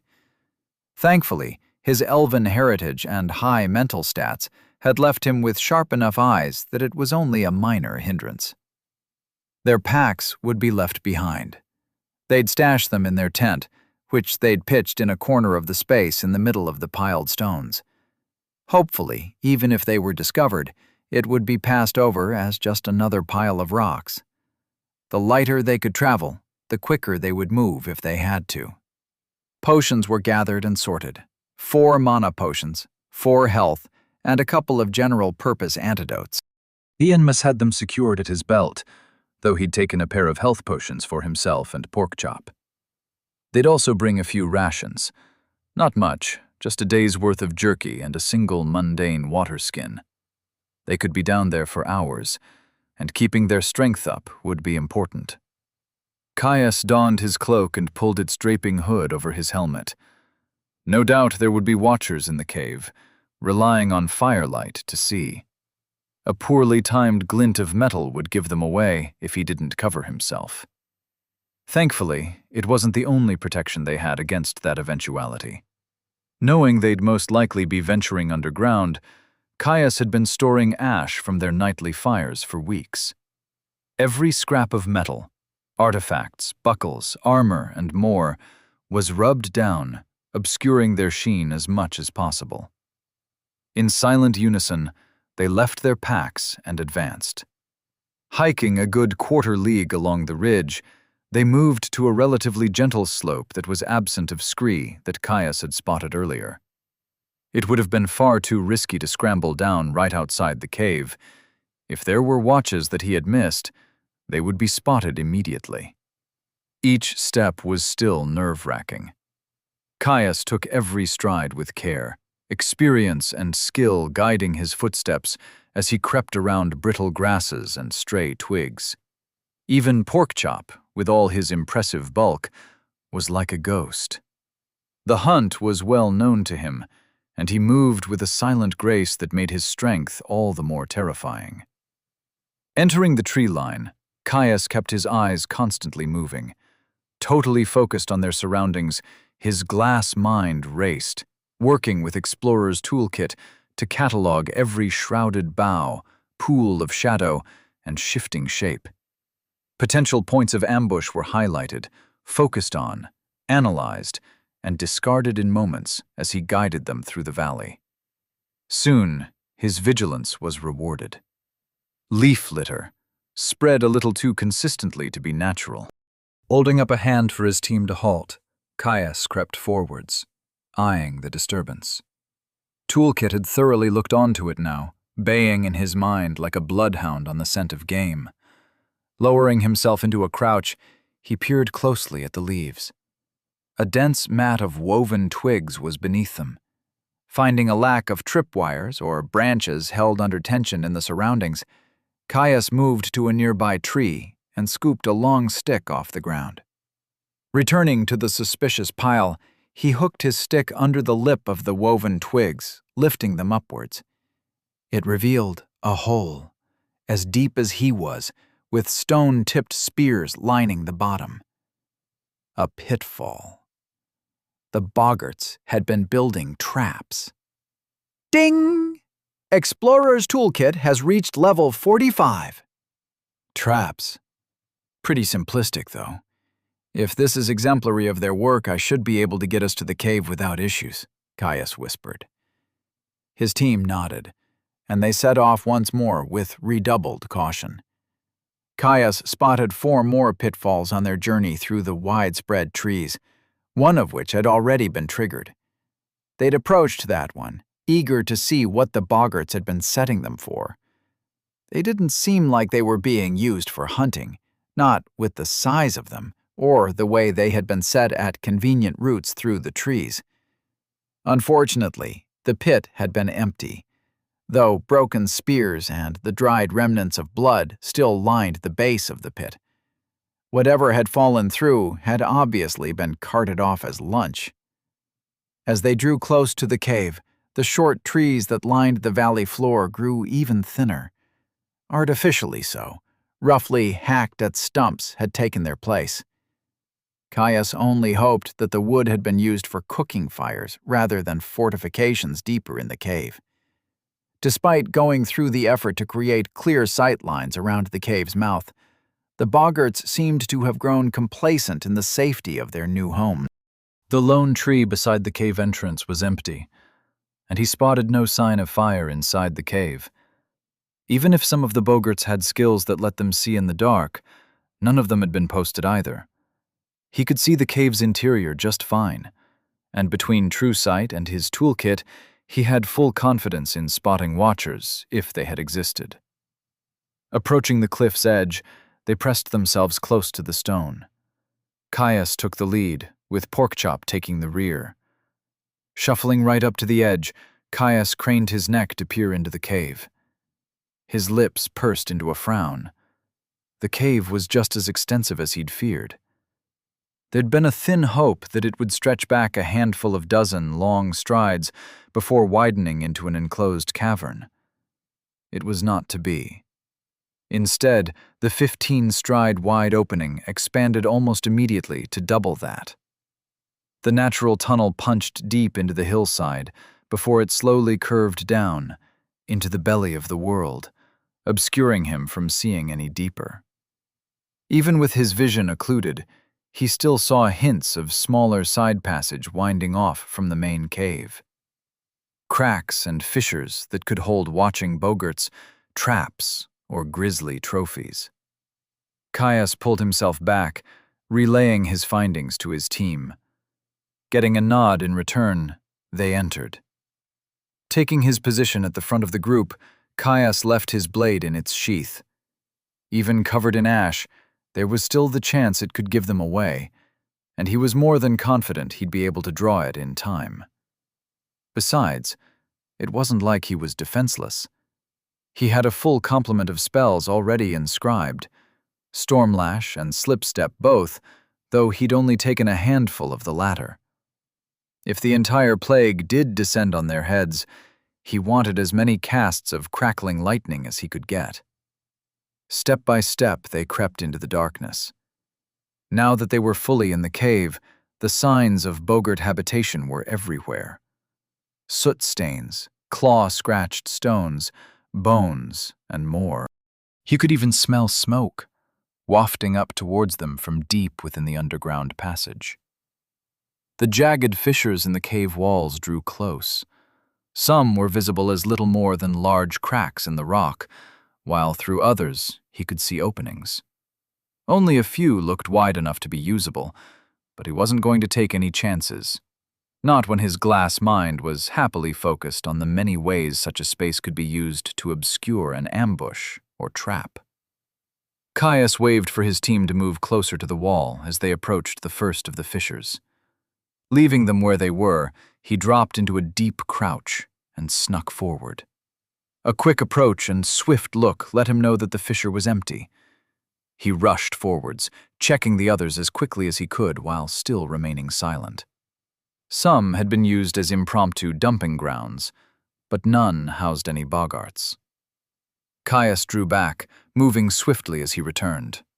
"Nothing," he whispered. "We continue." Porkchop and Ianmus nodded, following after him. If he'd had an inkling that the cave system was large, after a quarter hour of slowly creeping through the darkness, it had proven itself massive. It almost reminded him of being in the depths, the endless crawl through twisting tunnels and passages in search of the next cavern full of beasties. There were still differences. The mana was more wild, the surroundings more natural, a surface-level similarity only. Still, it was enough that he quickly fell back into old habits, constantly looking for threats, always looking over his shoulder, and pulling more heavily on his bond so that he would know immediately if Porkchop spotted something. Advancing onwards through cold blackness and hardened stone, Caius's tension rose. He would have expected that they would have run into something by now. The evidence that the boggarts had made their home here existed, but the absence of their presence grated further with every step. If the cave got any deeper, he was worried that their foes had found an entrance to the underworld, the sprawling network of caves and caverns that were home to strange and dangerous monsters. Though, that said, he was pretty sure they'd need to descend half a league or more before that happened, and the boggarts themselves would likely be little more than a snack to the denizens of that umbral place. It was the monotony that was the worst, the unknown. He had no problem fighting the boggarts, but all this creeping and skulking was doing his head in. Finally, after rounding yet another gentle bend in the cave, his wish came true. A deep hiss broke the silence, bouncing clean off the hardened rock walls to reach his ears from deeper down the passage. Caius froze at once, feeling Porkchop do the same behind him. His heart thumped in his chest, jaw muscles tense as he prayed that they hadn't been caught. A moment later, another hiss crossed the space, this one a little raspier, quickly followed by the sound of clattering rocks and heaving grunts. Caius shared a look with his team, tilting his head questionably. Ianmus nodded. Investigation it was. Rounding the bend, they came across the first major divergence from their path since they had entered the cave. A crossroad, one branch continuing straight and downwards, and one that split off to the right, quickly leveling out. The dual clamor of anger and clattering blows was coming from the right. Close. Rushing forwards, Caius peered down the quiet tunnel. It seemed to end quickly, a chamber that had definitely been used at some point, judging by the burnt-out fire pits and scraps of bone that were strewn around the place. Currently, though, it lay abandoned. He returned, checking down the tunnel where the ongoing feral calls were coming from. Inching forwards down the tunnel, Caius strained his ears. There were definitely two of them, and they were fighting all right. The tunnel started to curve off to the right. Rounding the bend, Caius saw the faintest hint of rising light shimmering on the far cave wall. He poked his head around the corner, finding little but a brighter glow reflecting off another turn. That was one problem with his dark vision. It was sensitive enough that even the slightest hint of light was noticeable in pitch blackness. He gestured to his team to stay put, pushing on ahead alone. While he was no match for a proper sneak, Toolkit did at least bring some benefit to his stealth. Faint hisses and deep whacks resolved themselves into snarls, scraps, and yipping bleats as they drew closer, each bend revealing more and more light. Whatever confrontation was occurring ahead, it sounded vicious. Finally, the light Caius could see was visibly flickering, revealing the nature of its flaming source. He crept ahead of his team, cloak pulled tight around him as the recognizable sound of fists hitting flesh droned. He poked his eyes around the corner, pressed tight to the cave wall to hide his presence, though he was careful not to let his armor clink on the stone. A small cavern, perhaps twice as wide as the cave, thrown in stark relief by a small fire that burned at its center. Standing before the fire were two boggarts, desperately wailing on each other with fist and stone as they fought over a mostly striped leg bone. If it was just the two of them, Caius would have already rushed in to silence them. With the infernal racket they were making, their cries of alarm would have been no different. Unfortunately, they weren't alone. Half a dozen more boggarts looked on from the side of the cavern, nestled around another passage leading deeper into the cave. A bugbear loomed over his lessers, amusement visible on their face as they stared at the brawl. It was the passage behind them that drew his eye. Crude torches were mounted on its side, lighting it up. Moreover, the stone had been crudely hacked at. Shattered edges and jagged walls, revealing it had been widened. The start of the nest. Crouched at the edge of the cliff face, Jerome watched the three idiots enter the cave with a sigh. Her mirage skein broke up her image, hiding her completely from their sight. Not that the overconfident fools had been watching. I mean, really. They went through all the trouble of taking an account of the raiding parties, only to rush in head first? She knew that they were bound to fail.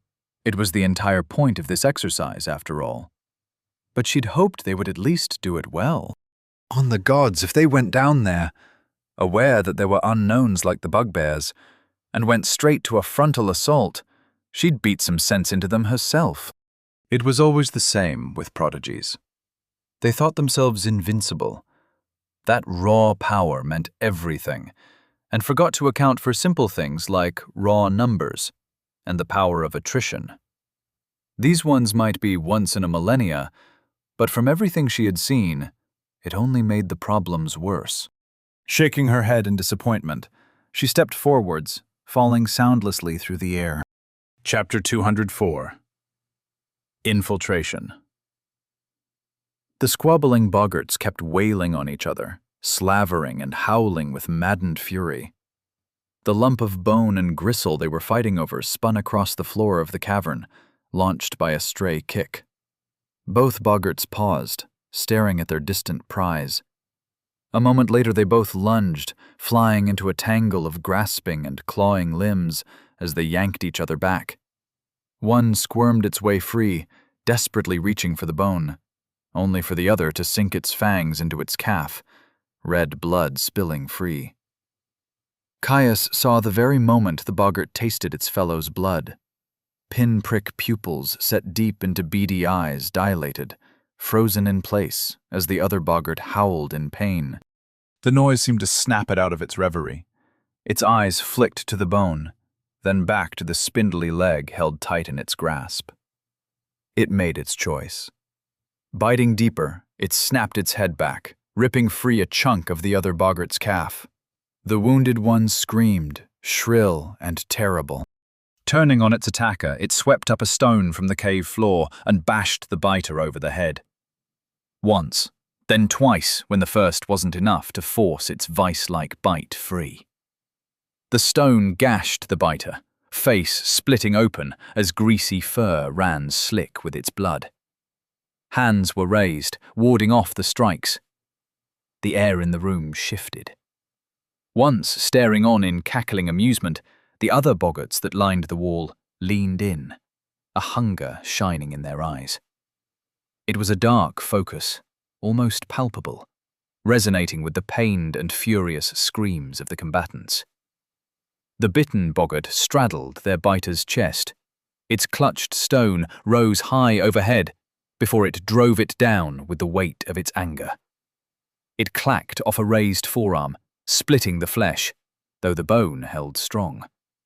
Hissing in fury, it struck again and again, a hate-filled rhythm fueling its twisted body, and the bitten boggart savaged its opponent. At first, the biter held up resistance, scratching at the other's face with desperate intensity. Then, a heavy smash slipped through its guard, catching it on the forehead. The boggart gasped, head snapping back to crack against the stone floor with a loud retort. It slumped back, limp and dazed. Crying in victory, the other boggart didn't pause for a second.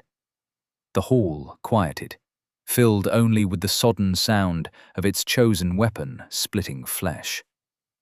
Again and again it wailed, until with one final heaving blow, a sickening crack echoed off the walls of the cave. Panting in exertion, the boggart rose, looking down at the mashed face of its competitor. Caius saw the wild and hungry look that covered its face. He knew what was coming, but he couldn't look away. The boggart dived down, tearing at the mouldering leathers that covered its companion. It stripped the body clean with practiced efficiency, and then bit down on its shoulder, wrenching a chunk of flesh free with a snap of its neck. Caius clenched his teeth, swallowing his gorge at the casual display of cannibalism. He turned his attention to the spectators, only for them to pounce. The sight of so much flesh sent them into a madness, clawing at each other as they descended on the slain boggart. Whipped into a fervor by the taste of blood, the victorious boggart tried to defend its kills. Stone raised high, it cried out in challenge, despite the numbers arrayed against it. It proved to be the wrong move. The mob turned on it at once, and it vanished under a flail of limbs. Pained cries filled the cave, only to be cut short and replaced by the sound of cracking bones and torn flesh. The boggarts were not clean eaters. In their maddened hunger, strips of fur and sprays of blood coated them liberally, spraying away from the densely knotted cluster. The bugbear, however, had not moved. It still stood there, unmoved by the show of wanton hunger and violence. There was no sign of displeasure on its twisted and alien face. No. Instead, its jutting fangs were bared in a clear display of glee. It laughed, loud and dark, before it pushed itself off the cave wall it had been leaning against and waded into the fray. Lost in bloodlust as they were, more than one boggart turned on the intruder with a hiss. The bugbear simply growled, spitting out a gravelly word in their twisted mockery of language as it kicked them to the side, sending the boggarts sprawling. Reaching one of the bodies, it bent down and snatched up a leg, wrenching the body free of the lesser ones that tried to hold on to it desperately. A flurry of snapping kicks was enough to dislodge the unruly bunch. Standing with its chest high, the bugbear hoisted the slain boggart aloft. Chunks were missing from its arms and legs, and the shattered remnants of its skull still leaked a pink sludge streaked with dripping blood. The bugbear gave the body a cursory look, licking its lips with a heavy breath. One of the boggarts whimpered, staring at the body that had been torn from it. The bugbear's eyes snapped over, staring at the hungry remainders with a dark scowl on its face, as if daring them to challenge it. When none did, Caius watched it smile, look over its prize, and turn to descend deeper into the tunnel. The remaining boggarts sat frozen and fearful, watching the retreating figure of the bugbear vanish into the tunnel. That moment of quiet calm lasted only until it had disappeared from sight. As a group, they turned back towards the body. Growls raised in throats as boggarts were shoved away from the single remaining meal. As soon as violence was raised, they descended over the body in a mad rush to gorge on the slain meat. Yet there was only so much to go around. Those that clustered around the body had to deal with shuddering punches and heavy scratches as their compatriots tried to tear them free to get their own access. It was a quickly breaking balance, Caius realized. It wouldn't take the mob long to realize that there was plenty of meat with its heart still beating. The second one showed a fraction too much weakness. They would fall prey to their own vicious desires and turn on each other. A perfect moment for them to strike. Taking a last long look at the horrors the boggarts had wrought on their own kind, Caius knew that they had to die. It was foul and evil what they did. Perhaps if they had been unthinking and particularly brutal beasts, he'd be able to wave it away as the heartless viciousness of nature. Boggarts weren't beasts. They made fire, tools, and clothes. They even had some simplistic cousin to language, same as the goblins. To descend to such depravity when they had such faculties was unforgivable. No, it was evil, plain and simple. Worse, if they were falling to cannibalism, they must have been struggling to support their population levels. He'd known that they'd only seen a few beasts since they'd entered the hills, but the appetite of the plague must be truly voracious. It wouldn't take long for the hunger to drive them from their den, send them spilling out into the plains below. They had to end this. Tonight. Caius raced through the cave, hurrying back to where his companions waited for him a few bends around the tunnel. He found them waiting, hidden in a crook of the cave wall that would have obscured them from anything following them in. Waving to catch their attention, he saw Ianmus sighing in relief. "What did you find, friend?" the half-elf whispered softly. "Madness," Caius replied, shaking his head at the memory of the grotesque display he'd had the displeasure of witnessing. "It's definitely the start of their warren. The cave opens up. There were 2 boggarts fighting over a scrap of bone," he continued, keeping his voice low so as to be certain to be drowned out by the sounds of the hissing brawl that came through the cave. "Just the 2? Why'd it get louder then?" Porkchop asked, looking back the way he had come. Caius shook his head. "There were more, perhaps 10, watching them brawl. Same with a bugbear. One of the fighters got killed, and the other was quickly overrun as it turned into a feeding frenzy." "They've already fallen to cannibalism? That's not good. We have a week, at most, before they'll start looking for fresh feeding grounds. In fact, I bet that's what those raiding parties are already doing. With these bugbears and a shaman, we should expect more organization than boggarts are known for." Ianmus replied, frowning heavily when he learned how close they had cut things. "Exactly. Regardless, this is our chance to strike. The bugbear left with one of the bodies, and the boggarts are on the verge of descending into bloodshed once more. If we attack in silence, I doubt any listeners would be able to hear anything different, Caius explained. His companions nodded, doing a final check of their gear.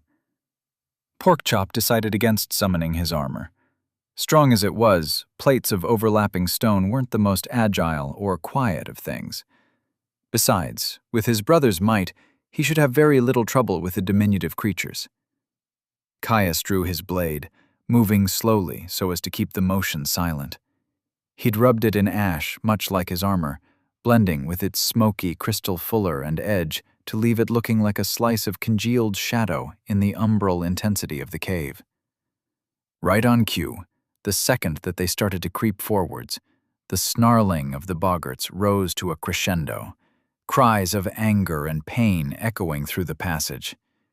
They had turned on each other.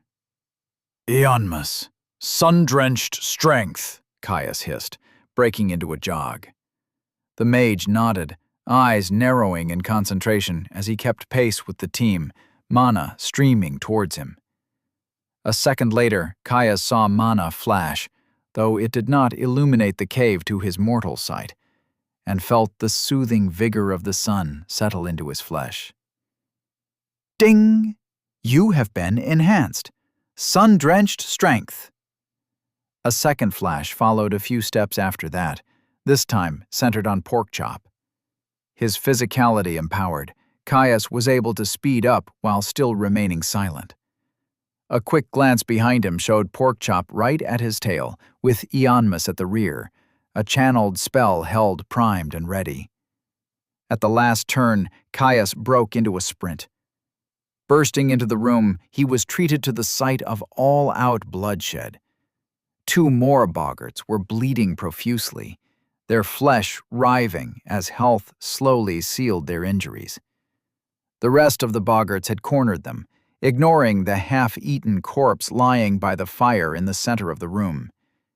It was a cacophony of snarls and gnashing teeth and brutal, clawing blows. The 2 targets were getting the worst of it, but it didn't mean the rest were working together with ease. No, any boggart who drew too closely to another almost invariably caught a swung stone or a heavy punch. Caius took it all in, cataloging their disheveled lack of unity. His glass mind called in glee, poring over the weaknesses in their formation. Stormlash was right out. It was too loud, and he needed to save it. He also wouldn't need it. Leaping forwards with a silent snarl on his face, he buried the edge of a father's gift in a boggart's brain pan, blood spraying from the wound. It collapsed, limp and boneless. Ding! Level 54. Boggart. Feral Mauler, slain. Experience gained. Bonus experience for slaying a foe of significant strength. He was already moving. The strange style of Vesran swordplay was still unfamiliar to him, but he'd started to get a handle on it. It was quick, adaptable, and fast. Planting his weight on his lead foot, he spun, using the momentum of his turn to rip his blade free of its bind in the goblin's head. The pommel of his blade caught the next one in the back of the head with a shuddering crunch, sending it sprawling prone. Then Porkchop descended upon them, a storm of flashing green claws, quickly followed by a burst of heat as Eonmus unleashed his spell. He'd done something to it using free casting. He could still feel the heat of it, see it in his mana sight, but it was invisible to the naked eye. The boggarts finally noticed them, Porkchop too large to be lost in the haze of their bloodlust. They cried in surprise and fury, scrambling back from their assault. Caius only grinned, switching to a one-handed stance he had been practicing, before he whipped his blade through a boggart's exposed belly. Blood ran in waves, entrails sloshing free to tangle up its allies' feet. The calls. They sounded exactly like the boggart's earlier brawl. Chapter 205. Infiltration. Caius lunged to the side, shouldering a boggart to the ground as he narrowly avoided a hosing spray of blood as Porkchop tore another's head free. He stepped through the movement, booting the boggart that was desperately trying to scramble back up. A father's gift swept out, a twist of his hips driving the power to ram it through the throat of a boggart that tried to rush him with its grasping claws held out. It fell, choking, though it would heal if given the chance. He could see the flesh writhing. His glass mind was well and truly showing its worth, allowing him to fully immerse himself in the violent rhythm of their battle as it fed him information. Where the boggart's formation was weak, which individual had left an opening for him to exploit, and how he could capitalize on the chaos their sudden assault had caused. It pulled on his system-granted skills, weaving the instinct they gave him with the knowledge and memory of dozens of battles. They fought in total silence. Rough, guttural cries of anger and panic were the only sounds that filled the small cavern. The sounds of his team's heavy breathing drowned out in the cacophony of the boggart's slaughter. Ramming his blade through the skull of the boggart below his boot, he lunged forwards, finishing off the other that was still clawing at the weeping hole in its neck. Ding! Level 57. Boggart, primitive fighter, slain. Experience gained. Bonus experience for slaying a foe of significant strength. Ding! Level 53. Boggart, skulking biter, slain. Experience gained. It was easy. The boggarts might have had them bested in levels, but only just, and they had none of their superlative skills or stats to back them up. Throw in that they were disorganized, short, and weaponless. Well, he'd pushed himself harder stacking firewood before. Another beam of light snapped out, burning its way through a boggart's eye and burrowing its way into the creature's skull. Not deep enough to kill the monster instantly, but it still sent it reeling, vulnerable to a crushing blow from Porkchop that swept its legs out from under it before he smashed its skull. It was the third one that Ianmus had cast. They were different from his normal sunbeams. He could still feel their heat, still see the popping glow of mana as the beams materialized, highlighting their path, but his natural eyes saw nothing, not even with true sight. A mystery, but one that was quickly pushed to the side in favor of cleaving through a boggart's arm as it desperately tried to claw at him. He stepped in, punching it in the face with the hilt of his blade, its nose collapsing with a shuddering crack. Caius drew his sword back before lunging forwards and ramming his blade through its skull. The point of his sword was drawn down as the boggart collapsed, dead weight enough to let it slide free of his blade. Ding! Level 56. Boggart, feral mauler, slain. Experience gained. Bonus experience for slaying a foe of significant strength. He turned, catching the final moments of Porkchop plunging his claws through the last monster's crown. Chest heaving, Caius took in the sight of their battle. The blood-strewn cavern silent other than the crackle of flame and their own heaving breaths. The light flickered, shadows creeping across the floor and walls, making the slowly pooling blood look alive with movement. He strained his ears. Even the clamor of violence in his blood that sung with every battle, quelled by his desperate need to listen for outraged cries from deeper within the cave. There was nothing. Despite the fury of their attack, it had been lost in the cacophony of the boggart's own mindless brawl. Still, if something came to investigate, they would be discovered at once. Porkchop's bodies might have passed for a particularly savage beating with a rock, but the clean cuts left in the corpses of his targets stood out garishly, clear evidence of a bladed weapon. They had to hide the bodies. While pools of blood may be suspicious, there was already more than enough in the room before they had sprung their ambush. Not all of it was fresh, either. Plenty of dark brown stains had been laid down in many layers, splattering across the floors and wall. If they were lucky, it would just be suspicious rather than a dead giveaway. He flicked his sword, clearing the worst of the blood before he wiped it down on some of the fur clothes that the boggarts had dressed themselves in. Sheathing his blade, he turned to his team. "Time to start hauling. We're stashing them in one of those side crevices we saw earlier," he whispered. "Porkchop, I hate to do this, but we're stringing some over your back. I want this done in one trip." Porkchop's muzzle scrunched in distaste. "Fine, but let's make it quick." Ianmus only nodded. They moved quickly, hauling most of the bodies onto Porkchop's back. The limp corpses stained his underarmor red, but his brother bore it without complaint. By the time they were done, Porkchop looked like a macabre living plague cart. The heaping bodies just barely kept stable, with a few clever uses of the extra straps that Porkchop had for securing belongings to his back. Caius bent down, taking up his own cargo, a boggart slung over each shoulder, as Ianmus did the same. They set off, jogging back as fast as they could the way they had come, desperately trying to keep their heavy footfalls as quiet as possible.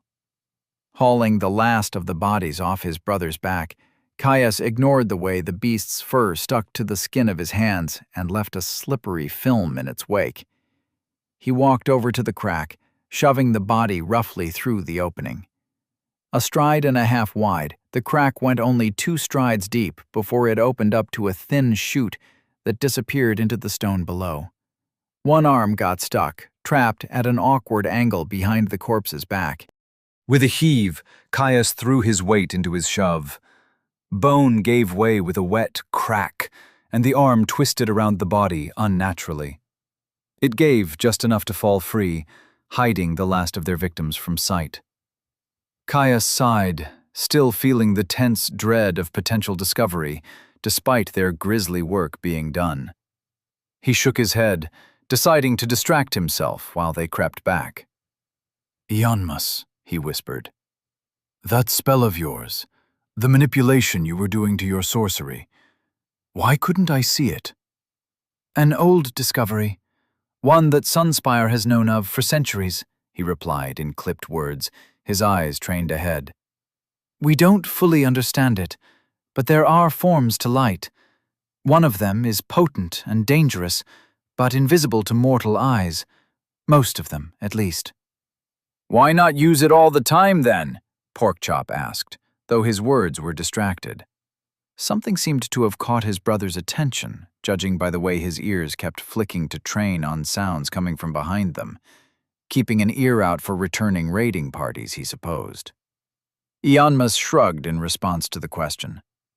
"Light is already too fast for anything to dodge without instinctive or precognitive abilities, so the fact it can't be seen isn't that helpful in most situations. Add in the additional complexity of requiring free cast modification, additional channel time, and greater mana costs, and it's just not worth the effort most of the time. I will admit it's handy for situations like this, though," Ianmus continued after a moment's pause. Caius nodded at the explanation. Knowing the costs of the change, he could understand why it had niche applications. Still, it was a good facet to file away.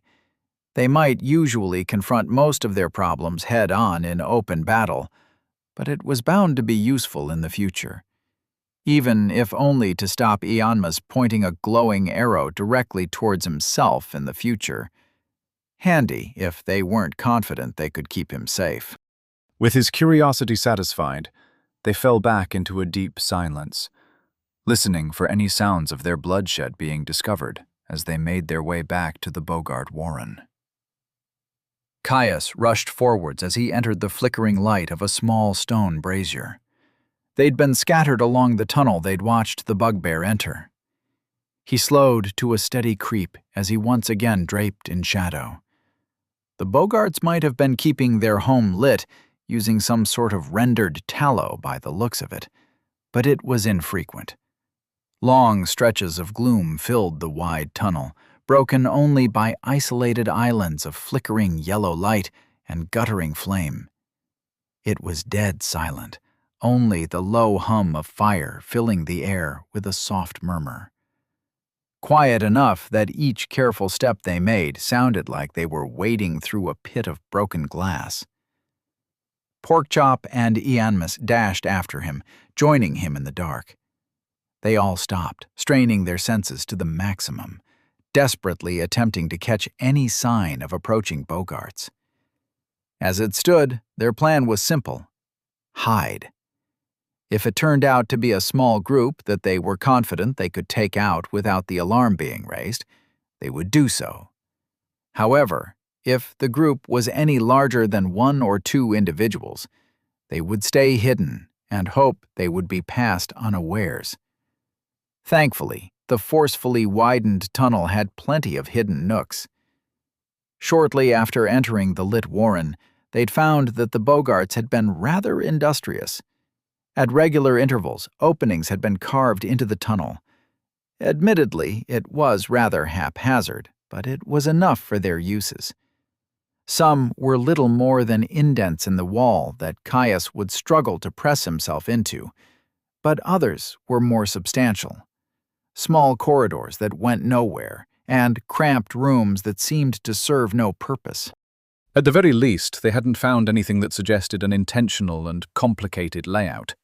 No additional intersecting halls where they would need to worry about patrols or boggarts approaching them from behind. Instead, it was like they were abandoned. Remnant sleeping spaces that had been left as they were as the plague had expanded, eating its way further into the earth like a cancer. Porkchop had been especially alert, constantly checking their rear and sides. Caius could feel his nerves, a burning electricity that loomed at the back of his neck like a ghost. Far too much to be simple caution in the case of a raiding party appearing unexpectedly. What's got you so wound up? I know we're trying to rid ourselves of as many of them as we can before an alarm goes out, but it's not like we can't handle ourselves, he asked Porkchop through their bond, not pausing his scanning of their surroundings. His brother's eyes flicked to him briefly before he went back to searching the darkness. I'm not sure. I haven't heard, smelt, or seen anything, but I can't shake this feeling that we are being watched. It's like a claw at my back, a predator in the trees above. I'm trying to put it out of my mind, but... Porkchop sounded weary, like the constant blaring of his instincts was exhausting him like a physical weight. Caius frowned. That wasn't like him. He'd seen Porkchop dive headfirst into an ogre, run through shattered bones and torn flesh. For something to make him uneasy, it had to be serious. Nor was Caius one to dismiss something as vague as instincts. The senses of a greater beast were honed things, sharpened under the weight of bloodline and tradition. It was easy to imagine there were traces he was picking up that his conscious mind couldn't put together. Yet, what could they do but stay alert? Toolkit and uncanny dodge were both silent, other than the former aiding him by guiding his quiet movements and directing him to potential spots that watchers may lay in wait. Besides, if there was something, it had to be related to the Boggarts. He was confident in their success, and if the shaman had scryed them or something similar, he doubted that the tunnel would be as quiet as it was. Even if a trap was being laid for them, they were already moving as surreptitiously as they could. "Just keep doing what you're doing," Caius replied. "Tell me if you notice anything concrete." Porkchop nodded. Then his ears suddenly flicked forwards. He froze, ears trained down the passage ahead. "Movement! Far off, but coming this way!" Caius's heart dropped. Chapter 206. Infiltration. Caius reacted instantly to Porkchop's warning of movement coming their way. He spun, holding a finger to his lips as he grabbed Ianmus by the shoulder. Jumping at his sudden movement, the mage froze.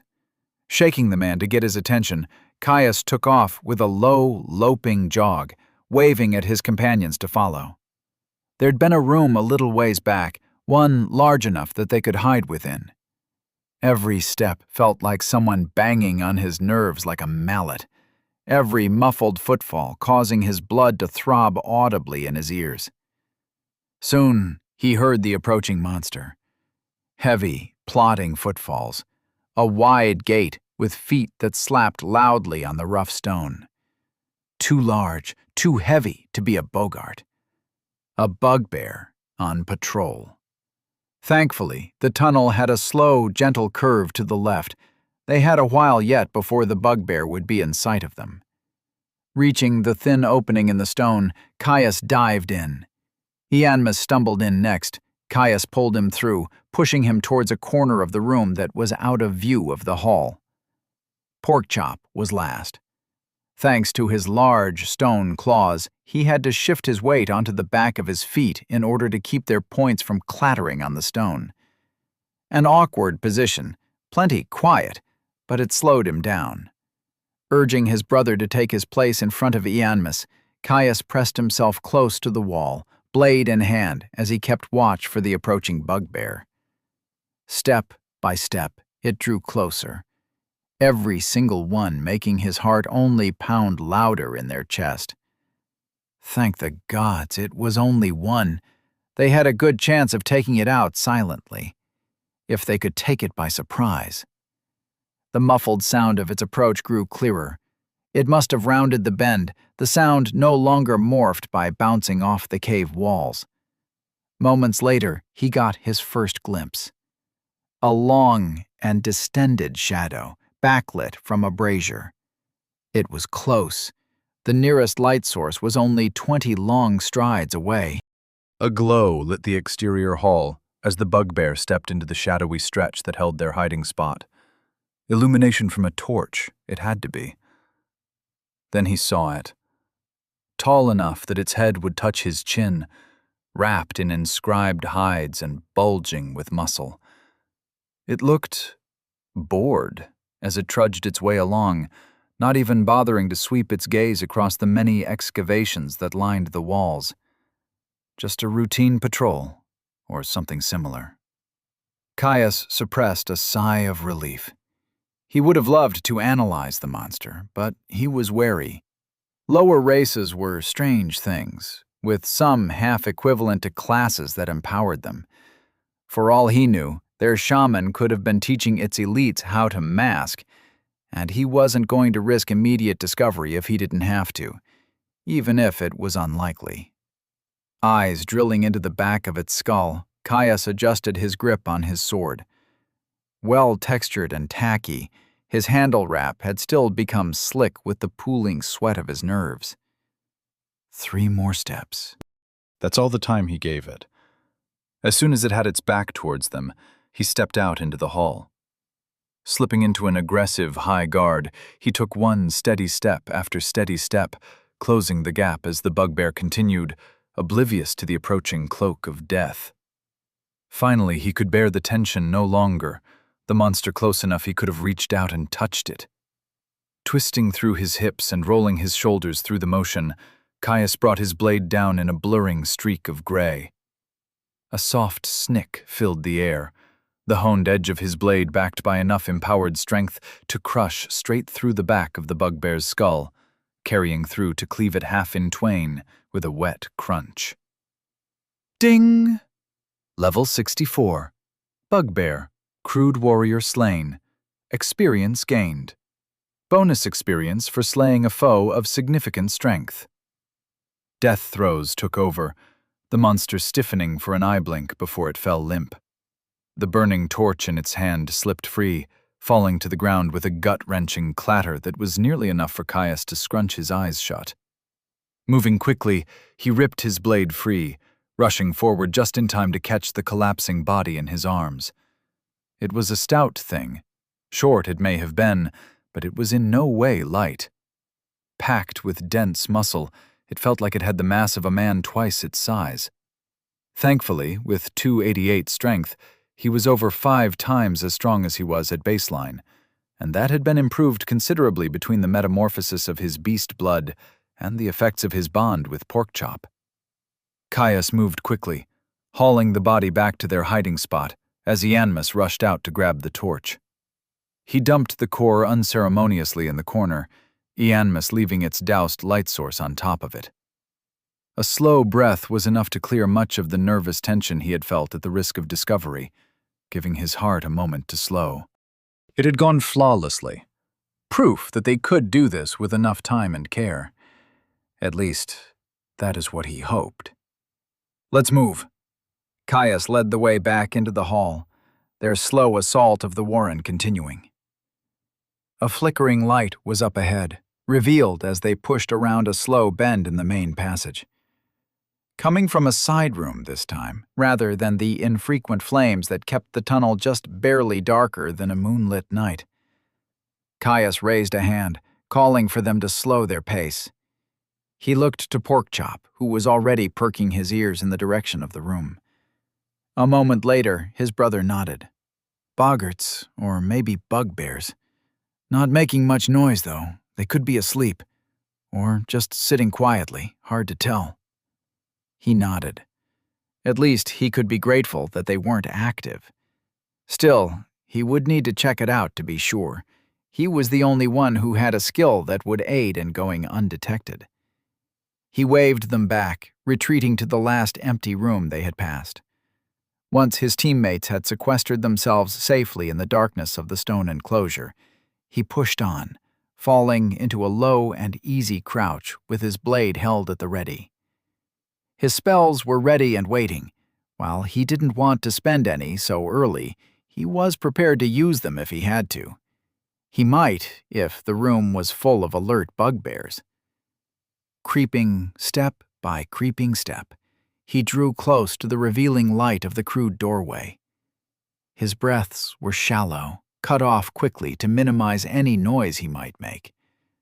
The strides seemed to dissolve with the agonizing pace of the final winter's snow, his senses receiving the full attention of himself and his glass mind. He stopped at the precipice, heart pounding so loud that he swore it could rouse the sleeping dead. Staying hidden, he stayed in the pooling shadows, demarcated by a razor-like line of light that swept across the floor. Ready to burst in at the slightest hint of being discovered, he surveyed the room. The tension released, his shoulders slumping as he saw what it contained. Boggarts. And sleeping. Unlike the rooms before, this one had been made into some meager semblance of a comfortable living space. Ratty hides, most too fallen to wear and tear to be used for anything useful, had been laid across the floor, surrounding a circle of clean stone that held a low, smoking fire. Half a dozen of the monsters were laying around it, hides strewn over them for additional warmth. Their chests rose and fell with comfortable regularity, the slow breathing of nighttime stupor.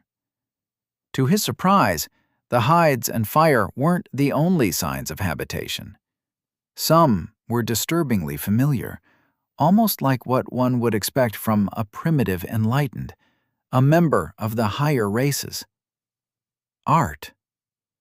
Crude figures sketched in ochre and charcoal were scrawled on the walls in great numbers. It would have been fascinating if the depictions weren't as perverse as the boggarts were. Boggarts, tearing prey limb from limb. A crude showing of violence and dominance, Caius saw half a dozen recognizable shapes. A wolf, its throat being torn out. A deer, disemboweled. Another boggart, beheaded. A man, legs and arms broken. The sight of the last drawing chilled him to the bone, driving all shreds of empathy he might have felt clear from his mind. The plague they'd already killed. Caius stepped into the room, silent as a ghost. Hand tightening into a fist, he approached the closest boggart, staring down at it silently. The monster slept soundly, blissfully ignorant of his presence, as soft murmurs escaped it with every breath. It looked safe and at peace. Killing it in such a state felt unsporting, dishonorable. Was he the kind of man who could sneak in the dead of night and kill someone in their most vulnerable? the kind who could violate the most basal decrees of the sanctity of hearth and home. Would he still have honor if he did what he must do? This was no mad beast, but a thinking being, even if it was a cruel one. The Bogart at his feet breathed and thought and wanted, judging by the way the small group were nestled together. It even loved. Was it right to take that from them, without even giving them the basic respect to look at death and know its face? Caius desperately searched within himself for guilt, for contrition, for a simple sign of a common basal law of honor that he would abide by, even a simple discomfort. He found himself left wanting. There was only a willingness to do what must be done, and a dozen memories reinforcing that it was the right and proper course to chart. If he did not, they would kill. If he did not, it could get them killed. His glass mind was even more callous. It brought forth a memory, one that crept through his heart like cold ice. Hurin's words, that his father had died because he brought his sword to Deadacre, that he had died because of sentimentality and careless overconfidence. He would not let anyone else die for something as wantonly luxurious as honor. He would savor it where he could, but today was not that day. The ice broke, leaving only the cold of hatred. Caius's eyes went flat, his face still and impassive. A little shove was all it took. Just a bit of controlled body weight, really. The point of his blade punched through the Bogart's eye with a soft splash of clear goo and red blood. He levered his blade in a circle, macerating the soft meat within. The Bogart stiffened for a moment, a quiet gasp leaving its throat as it breathed its last. Ding! Level 57. Bogart, primitive fighter slain. Experience gained. Bonus experience for slaying a foe of significant strength. Dripping with the evidence of his deed, a father's gift came free just as easily, silent and smooth. He didn't even have to move to reach the next, not with how closely they had nestled themselves together. It died just as easily, and just as quietly. Ding! Level 53. Bogart, Slinger slain. Experience gained. Ding! Runeblade Initiate has reached class level 50. +3 End, Strength and Intelligence, +2 Dexterity, Willpower, +1 Vitality. Free from class and racial traits. Step by step he circled the room, leaving only slowly cooling corpses in his wake. Pulling his blade free of the last Bogart, Caius looked at the blood of the defenseless he had spilled, and felt nothing. Not even contempt. Just the knowledge that he had done his duty and secured the lives of those the monsters would have slain in the future. It wasn't something to be proud of, but it had to be done all the same. He swept the room, throwing hides over the bodies of his victims. Without close inspection, they would simply look like they were sleeping. Even better, he'd found a crude bucket of stale water in one of the room's back corners. He doused the low burning flames, leaving the room blanketed in darkness before he left. Returning to his team. "You okay? I got to level up while you were in there," Porkchop asked as soon as he entered the room they were hidden inside. It was a private message, one pushed along their bond so that it was for his ears alone. He knew what his brother really meant. With the closeness of the connection between their souls, Porkchop would have been able to feel his strange crisis, and his cold anger afterwards. "I'm fine. Just a few sleeping Bogarts. They've been taken care of," he replied, taking the lead as they filed back into the hall. The night was short, and they had much to do. He doubted it would be the last time a Bogart would die in its sleep. Jerome leant against the cave wall with her arms crossed, melting into the shadows as she watched the sight in front of her. Close enough that she could reach out and touch him, Caius left the Bogart's sleeping chambers, his eyes flat and hard. Perhaps they weren't entirely hopeless. A whittling down of their numbers was a smart play, even if it would have been better prepared with sabotage and a more concrete plan of attack. They might even manage to get to the main chamber of the warren without being discovered. If they were lucky, that is. Still, she wondered what they would do once they saw what waited for them. How would they react when they realized they had no chance? Chapter 207. Infiltration. A faint rattling gasp slipped out of the Bogart's throat as his blade burst its eye and slid into its skull. Firelight played off the ashen tones of his blade, haloing the crystal set in its form. It shuddered, falling limp. Ding! Level 55. Bogart, Skulker, slain. Experience gained. Bonus experience for slaying a foe of significant strength. Caius breathed easy as he pulled his blade free and glanced towards Porkchop. His brother was making his way around the other edge of the room with a silent grace that belied his size. Stopping at the foot of a Bogart, he would raise one paw, reaching over to press a point of his razor-sharp jade claws into their head. It was the fifth such room they'd encountered, and they were growing more common. Not all had been lit as this one was. Others they'd almost walked straight past, only noticing the sleeping monsters due to their rigor in checking every room. Porkchop had insisted on joining him. While he wasn't the most stealthy, with his bulk and lack of dedicated skills, he did just fine at moving quietly, which was the most important thing with their targets sleeping. Nominally, it had been insurance in case of one of the greasy ferals awakening. With each room holding anywhere from a handful to a dozen of them, they'd have to act fast to silence the wakers before a scream of surprise could give them away. Another step, and he looked down at the twisted figure, its chest rising and falling with easy regularity. Covered in hide blankets, it looked peaceful, even gentle. Much of its misshapen body and greasy hair was hidden by its covers, leaving only a strange and lumpy face, one that seemed all too human. Not enough for him to forget its poisonous nature, but enough for him to find the work draining. A thrust slid through bone, backed by just enough strength to overcome the reinforcement brought by its levels. After killing so many of the creatures, Toolkit had helped him discern a weak spot, right between their eyes, a place where bone grew thin and its skull plates fused poorly. Ding! Level 56. Bogart, Brawler, slain. Experience gained. Bonus experience for slaying a foe of significant strength. Ding!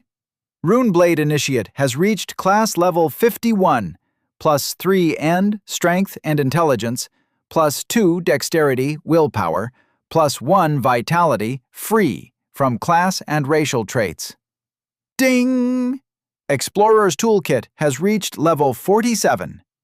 Another dead Bogart. He moved on, padding his way through the room to the next prone form. There were only a couple left.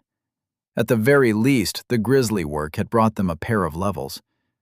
Not all that much, considering the gains he'd seen from a single fight in the past. At least Explorer's Toolkit had been getting a bit of a novel growth from all of the sneaking about. It was, unfortunately, to be expected. They were close in level, not particularly challenging, and their overall experience was being somewhat reduced by working in a team. Still rather prodigious if he used the standards of normal growth. Most teams wouldn't dare to take on more than a handful of equally leveled opponents. Even the elite ones wouldn't attempt anything more than 10 or maybe 20 levels higher, with extremely good matchups and preparation. For a full-fledged horde like this? If any even dared to attempt it, it would be against things drastically weaker than themselves. A dedicated team might get a couple of levels a week, assuming they were fighting constantly, as you would in the depths. That slowed down further the higher you climbed. At a constant pace, an elite team might reach the second tier in a couple of years. Most took far longer, since few had the drive and stamina to delve constantly.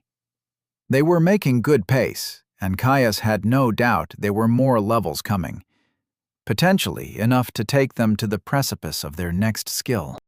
Caius thrust again, his blade stained red with the repeated executions. The Bogart stiffened, shuddering through its death. Ding!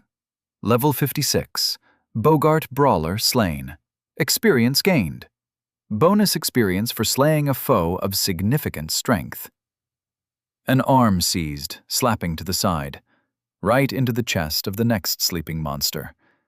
It started, shaking its head as bleary eyes opened, staring up at him in sleepy confusion. He reacted instantly. A lunge took him forwards, spearing the Bogart between his eyes, already widening in realization. It died, lips just barely opening to call out to its fellows. Both he and Porkchop gave up their pretenses, speed more helpful than complete silence. Ding! Level 60. Bogart Skulker slain. Experience gained.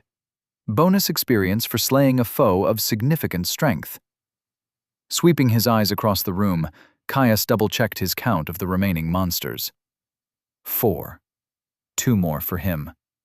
They were already shifting, sleep disturbed by the rousing sounds of their motion. One tugged at its blanket, pulling it over its head. He nailed the hide in place, a father's gift pinning the covering fast. Ding! Level 49. Bogart Scavenger slain. Experience gained.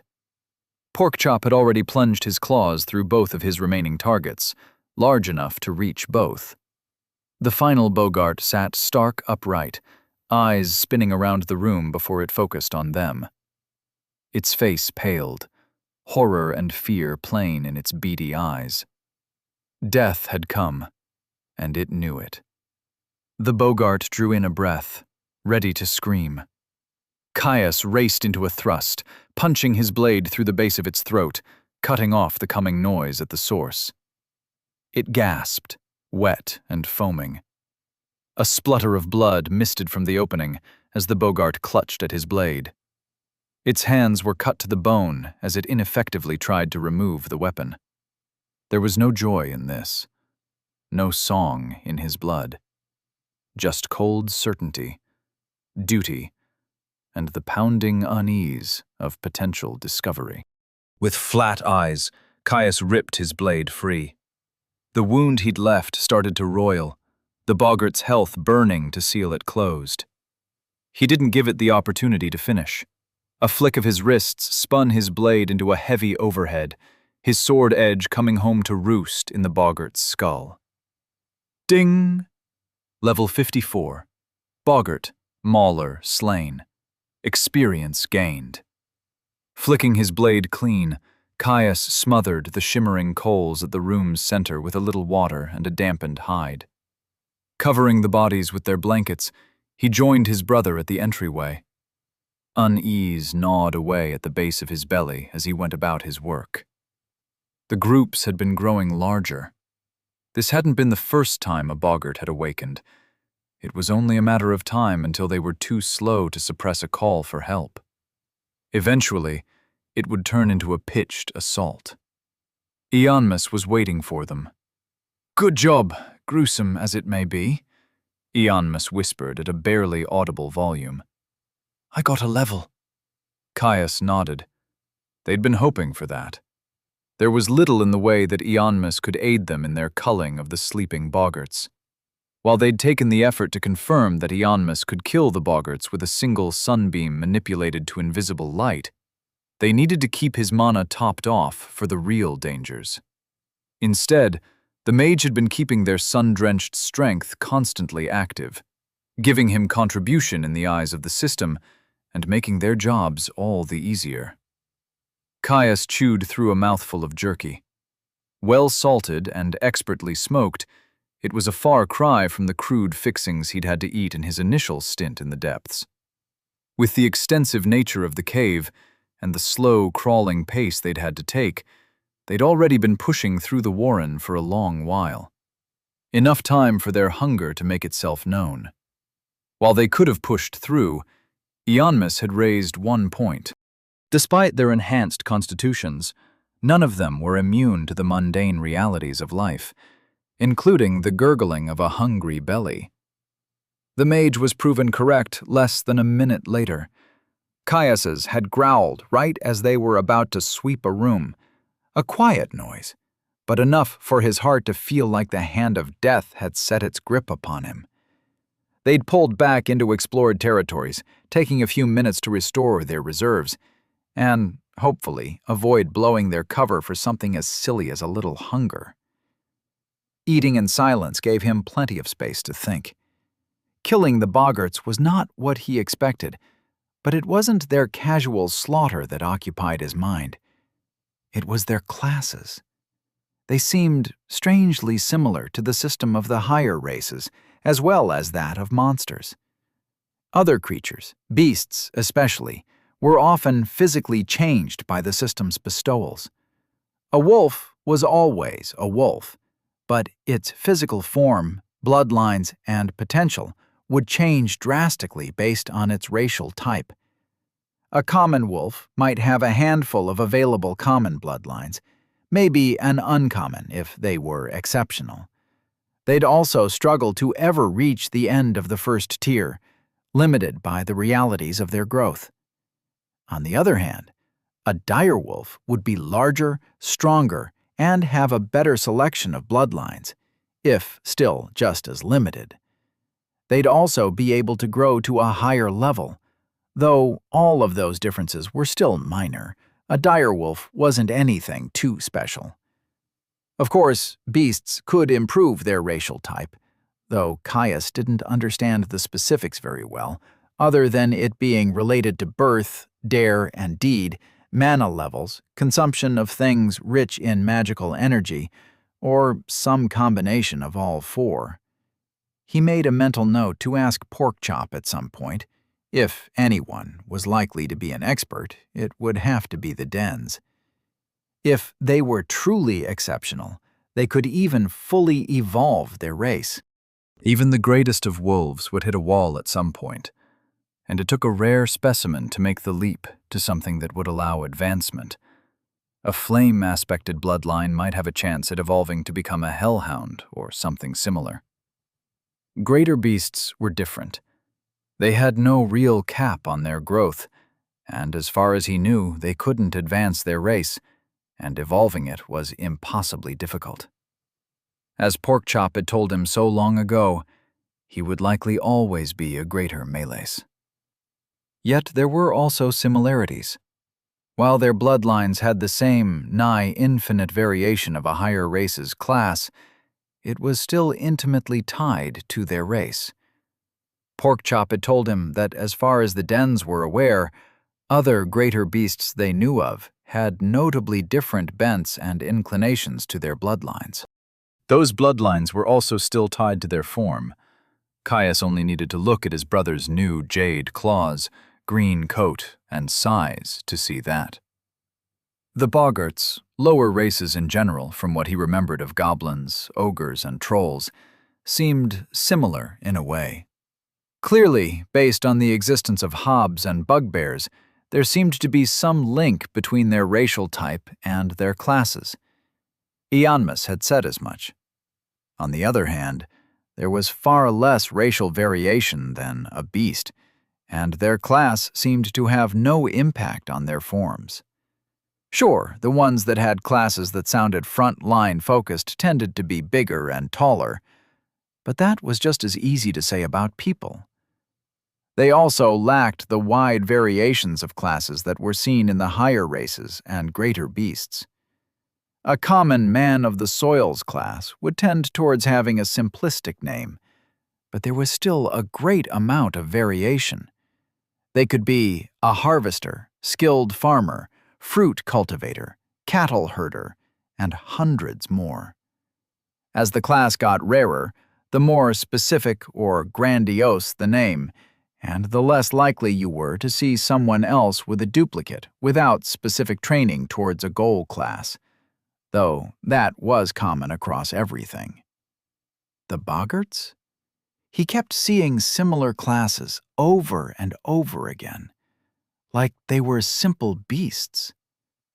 They'd killed only one bugbear, but its class had stood alone.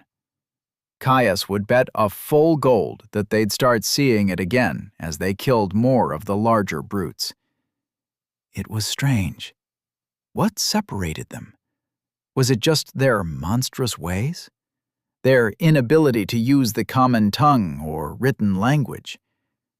Where did the system draw the line? Were all lower races so malevolent? He only had 4 examples to work off, and they were equal in their barbarous ways. Caius swallowed his mouthful of salted meat, taking their waterskin from Ionmus's offered hand after he raised it questioningly towards him. For all he knew, it was a punishment directly from the system. A lowering of the cruelest and harshest of thinking beings. A way to give the races capable of more than slaughter and war a fighting chance. He sincerely hoped that it was not the case, it all being down to a little bad luck with particularly grotesque specimens would be nicer. A world with a whole category for the evil and stupid was a little grim. Caius sighed quietly, drinking deep from their supplies of water. It was likely that others would know more. He wasn't exactly the most academic person, what with his background and all. Even if he did have a broad knowledge thanks to his father's teachings, he often found himself lacking details and specifics. In the end, all that mattered was that he could expect 2 things: predictable capabilities and the bugbears to be stronger than their lesser relatives. He shook his head, rising to his feet before he offered Ionmus a hand up. They'd taken enough time to rest. Their culling waited. Chapter 208. Infiltration. Finale. They pushed on, Ionmus hanging just behind them as they moved from shadowed stretch to shadowed stretch. Passing beyond where they had already cleared, each long stride was hard-earned. Each of the roughly hewn openings in the tunnel wall, sometimes common enough to come every 50 strides, had to be checked thoroughly. They were diligent, sweeping the rooms without fail. Shifting in width regularly, the cave made for a tense journey. The boggarts, capable of quarrying they may have been, were crude workers. Where the cave had widened naturally beyond their requirements, they'd left it be, only taking the effort to crack their way through bedrock when it narrowed to the point of being unusable. It left them plenty of space to tuck themselves into nooks and crannies, but by the same metric, it overwhelmed his toolkit and glass mind with spots of potential ambush. Enhanced he may have been, but the constant grind of heightened awareness abraded his nerves like coarse sand. Looming out of the constant gloom, Caius saw the cave split in 2. Both passages were natural, the boggarts having done little more than smash through particularly notable extrusions of stone. He narrowed his eyes. Both of the passages were better lit, a notable change from the nigh constant darkness they had traveled through, moving between considerable stretches of shadow and darkness. It wasn't quite so bad that they would be constantly exposed without any cover, but it was still notably more revealing. There were other changes. While the passage that peeled off to the right seemed to still have openings carved into its walls, even if they were fewer in number, the path that continued ahead had nothing of the sort. An unbroken passage, boring straight ahead as it dipped gently downwards, obscuring its final destination. He slowed his approach, Ionmus and Porkchop padding forwards to join him at his sides. A decision point, with both likely leading to more boggarts judging by the lights. "What do you think?" Caius muttered, asking for their opinion. "I'm tempted to take the passage with the rooms, even if just so we have more places to hide in all that light." Porkchop sniffed deeply, raising his nose in the air, before he shook his head noncommittally. Whole place reeks of them. Otherwise, I'd suggest whichever smelled like it had fewer bogarts. Less chance of being discovered. Ianmus tilted his head, eyes flicking between the paths. I'd say the straight path probably leads somewhere more important. To the bugbears, perhaps? We've seen little of them so far. Caius nodded. A decent enough reasoning. All the more reason to hang the right. May as well deal with as much of the chaff as we can before tackling the more challenging brutes. With their decision made, they set off for their chosen path.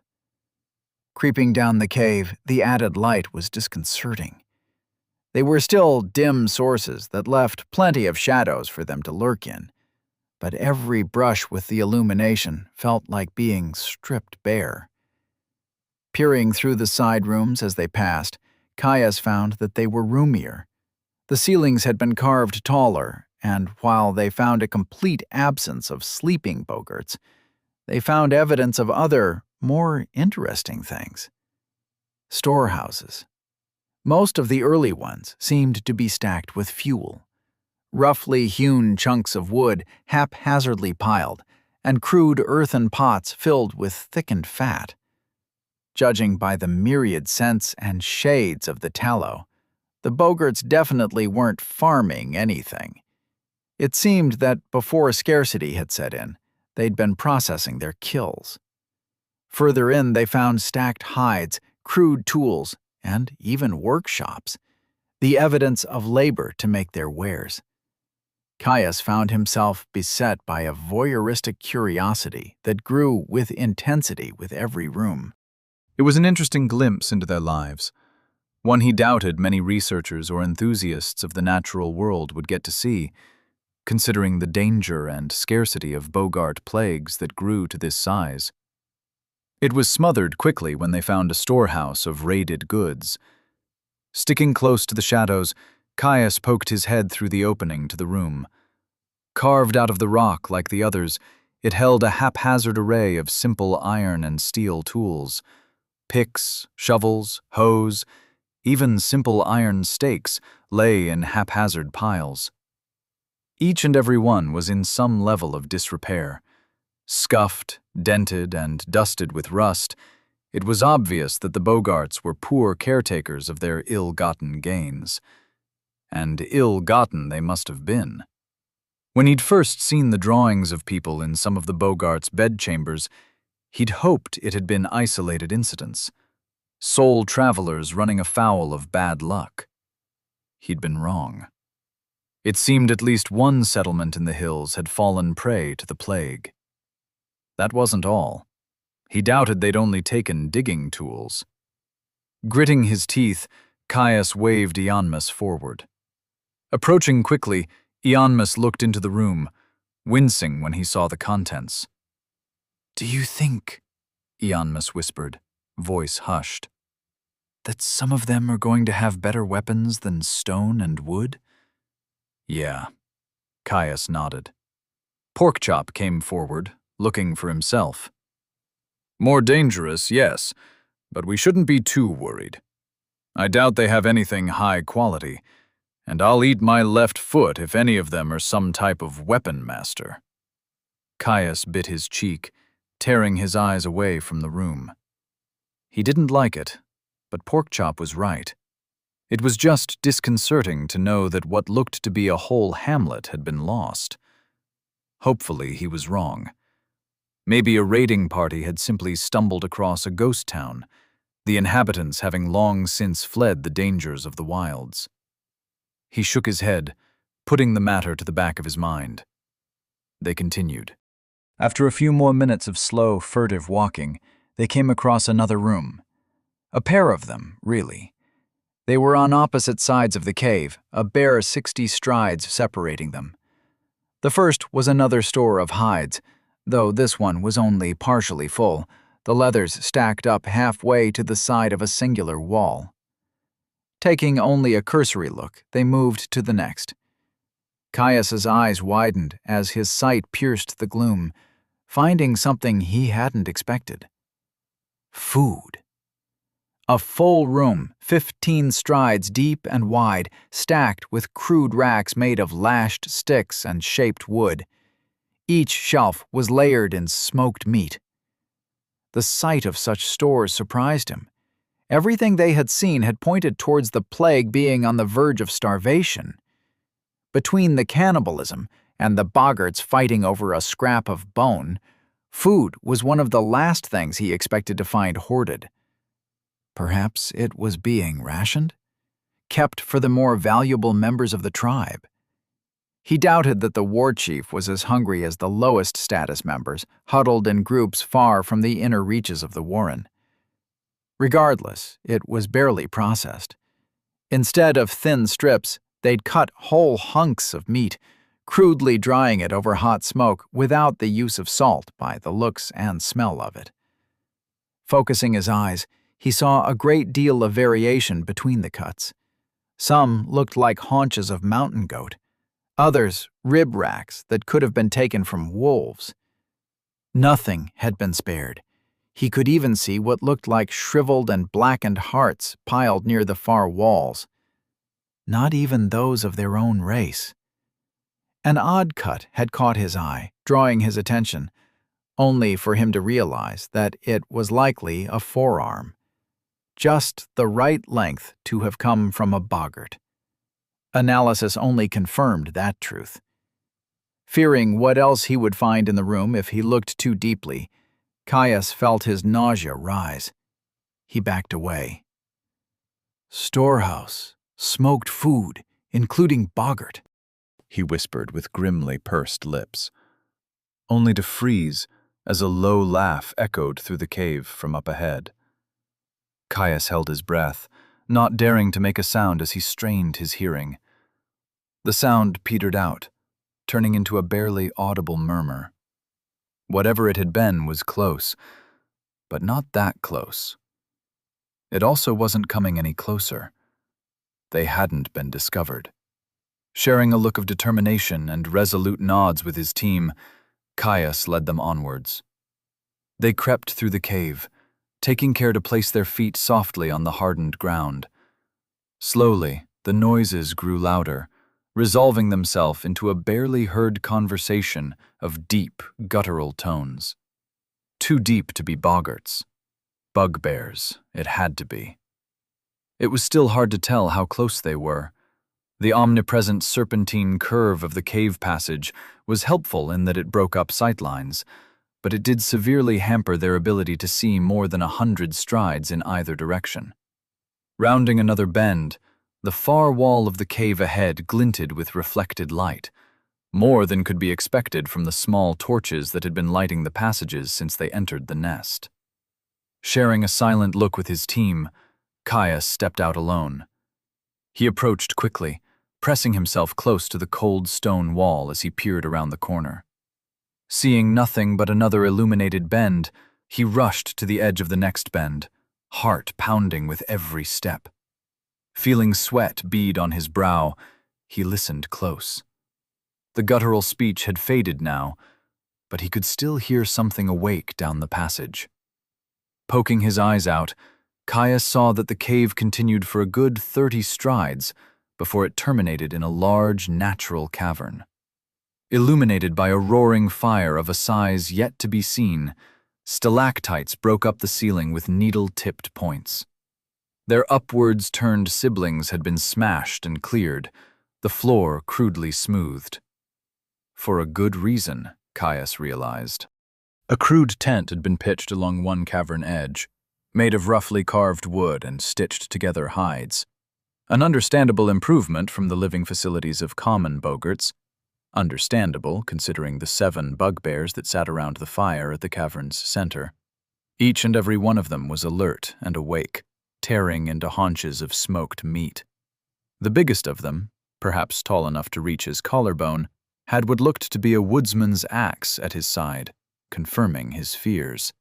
No doubt a bugbear of status, because the others had crude stone weapons, albeit ones of a better and sturdier make than most he'd seen. There was no way they could take them on without a cry going out. For one, they were undoubtedly tougher than boggarts, better armed and stronger, too. 2, he had absolutely no way of being spotted unawares. Their fire kept the whole room lit, and they circled it in such a way that he'd likely be spotted as soon as he rounded the bend. Worse, there was a pillar of stone at the back of the room, with a large plate of metal shaped into a crude gon jutting off its side, covered in the large and jagged runes favored by the tribe's shaman. If the bugbears got the chance to wail on it, they'd no doubt be able to wake the dead.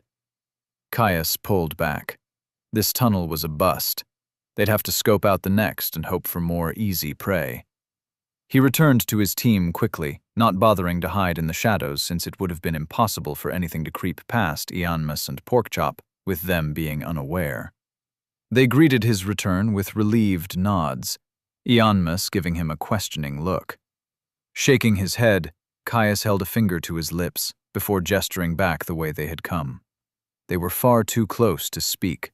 Even a whisper might be overheard if they were unlucky. They retreated back the way they had come.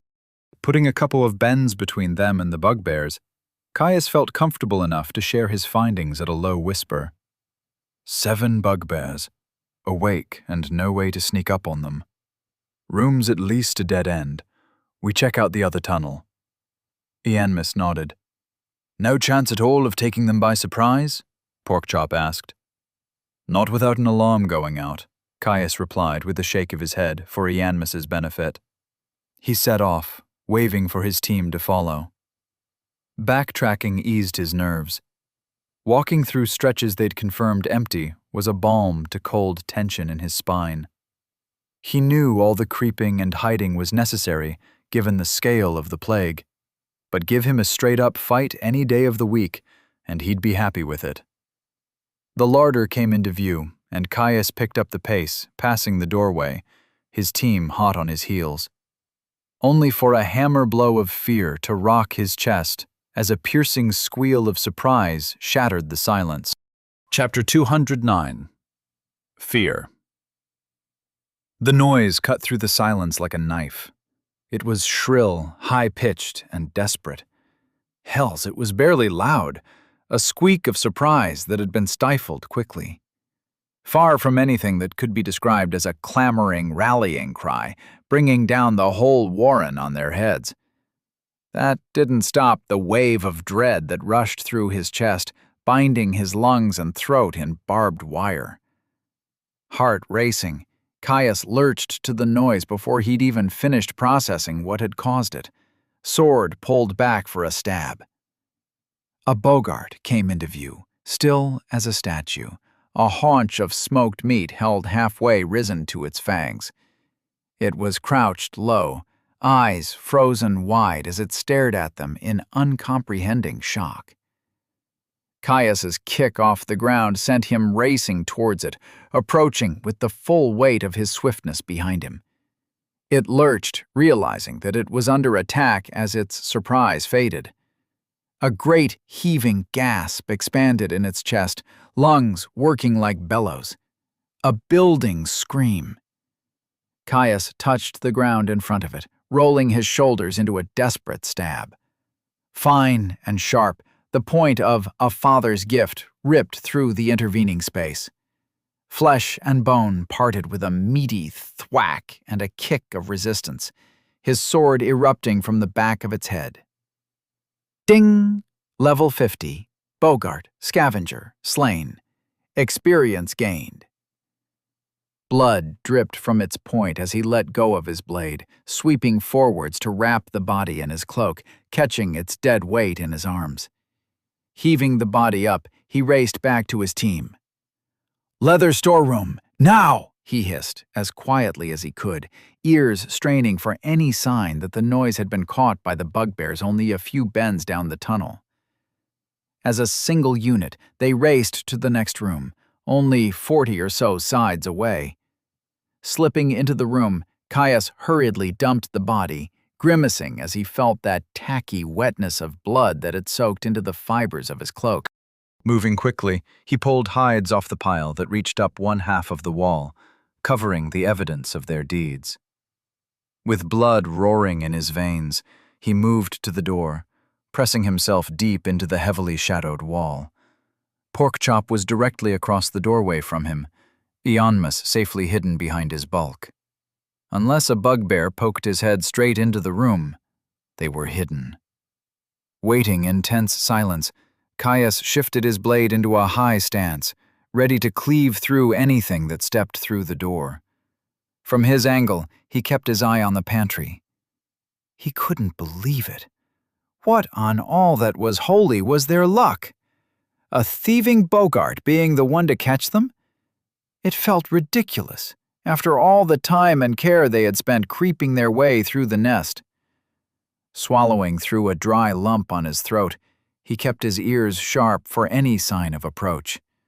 The bugbears were definitely close enough to hear the shriek, even if it had been quiet enough that he doubted it would have been heard by the Bogarts further through the tunnel they had yet to explore. Staring at the site of their discovery, Caius's eyes went wide as he realized that the haunch of dried meat the Bogart had been eating was still sitting in plain sight of the door. Evidence that something unscrupulous had occurred, even if it didn't give away everything. He hardened his heart, readying himself to dash from their cover and secure the meat that might incite further curiosity from any investigators. Only to hear the sound of approaching footsteps coming from further up the tunnel. Multiple sets of clomping footfalls echoing on the hard stone. Bugbears. He grit his teeth, sharing a look with Porkchop. "Can you tell how many?" he asked, through their bond. Porkchop nodded. 4. Caius scowled. If it had been 1 or 2, they would have had a decent chance of taking them out unawares before an alarm went out. With 4, it was all but impossible. Their moment of stealth might have come to a premature end. Still, he wanted to try. If there was any chance they could continue to thin the herd, or get a decent look at the full numbers of the plague, he wanted to give it a shot. "Steady yourself. We lose nothing by waiting until we're discovered. There's still a chance that they just think it's a thieving boggart," he said, wishing that hope alone would be enough to secure such an eventuality. The steps grew closer, a new light reflecting off the far bend of the tunnel. Torches. The bugbears were close. "And if they leave, searching for the offender, and stumble across the dead bodies?" Porkchop asked, tilting his head at them. "Then we follow, try to take them out far from the tunnel we have yet to explore, and hope that the sounds of our clash do not travel. Fill in, Ionmus." Porkchop nodded. With their plan set, Caius fell back to watching the approaching figures closely, nerves stretched to a breaking point. It was a strange sensation, one that Caius hadn't expected. They'd been handed this mission specially by the guildmaster. Sure, it would push them in ways different than they were used to, and he had an inkling that it was supposed to be as much of a learning experience as it was a true mission. But he had full confidence in their abilities to see it through. It was just stressful, not knowing if they would be discovered or not. He was trying to treat this whole enterprise with a little more care and intention than he normally would, and knowing they might be discovered fell a little too close to something that felt like failure for comfort. The bugbears rounded the corner, 4 of them, just like Porkchop had said. 2 were holding torches up high, the group searching the hallway for signs of what had made the disturbance. Much to Caius's relief, they weren't moving with the urgency he would expect if they had thought there were intruders. Instead, they looked bored and annoyed. Like leaving their fire to investigate the noise was a chore. A good sign. Hopefully they would see the half-eaten meat and write it off as a thieving Bogart scaring itself in the middle of its heist. Still, even if they weren't aware of his team's presence, the bugbears were still ready for trouble. The 2 holding torches were armed with clubs, reinforced with bands of what looked like iron scavenged from a barrel brace, while the others held spears with wicked stone points. They'd clearly been crafted with far more care than the weaponry of the general rabble. Even the stone spear tips looked like they'd been made from some sort of mana-imbued stone, the glinting firelight throwing off a faint green sparkle. Sweeping their eyes across the cavern, the bugbears marched straight for the larder. Caius held his breath as they looked in, worried that even the faintest noise would give him away. One of the bugbears holding a torch growled, stepping and waving his torch through the room. As a group, Caius saw every single one of their eyes snap to the dropped morsel of flesh that he'd been left behind. Their frustration and anger at the theft was clear, some unintelligible argument of snapping growls and snarls. They split off, entering the storeroom as they swept it from corner to corner, looking for the offender that would dare to steal from the larder. Unsuccessful in their search, it seemed like they were at odds about what to do next. 3 of the bugbears waved their hands wildly at the remainder, one of the 2 with a torch. When one bugbear jutted a clawed thumb back the way they had come, the torchbearer snarled, shaking its head before it punctuated a choked-off word with a snap of its jaws. Its companions shrugged at it, looking between themselves before they turned and left, jostling each other as they set off back towards their camp further down the tunnel. Caius steadied himself against the wall, watching them leave as a surprising wave of relief washed through him at the trio's departure. Only a single one remained, staring into the larder with suspicious intensity. One bugbear, that they could deal with. Keeping his blade ready, Caius watched the torchbearer step back into the room. It crouched down, right where he had slain the Bogart. Reaching out with one cruelly clawed finger, it swiped its digit across the stone, before rubbing its finger against its thumb. Blood, Caius realized with a start as he saw the dark smear that spread between its fingertips.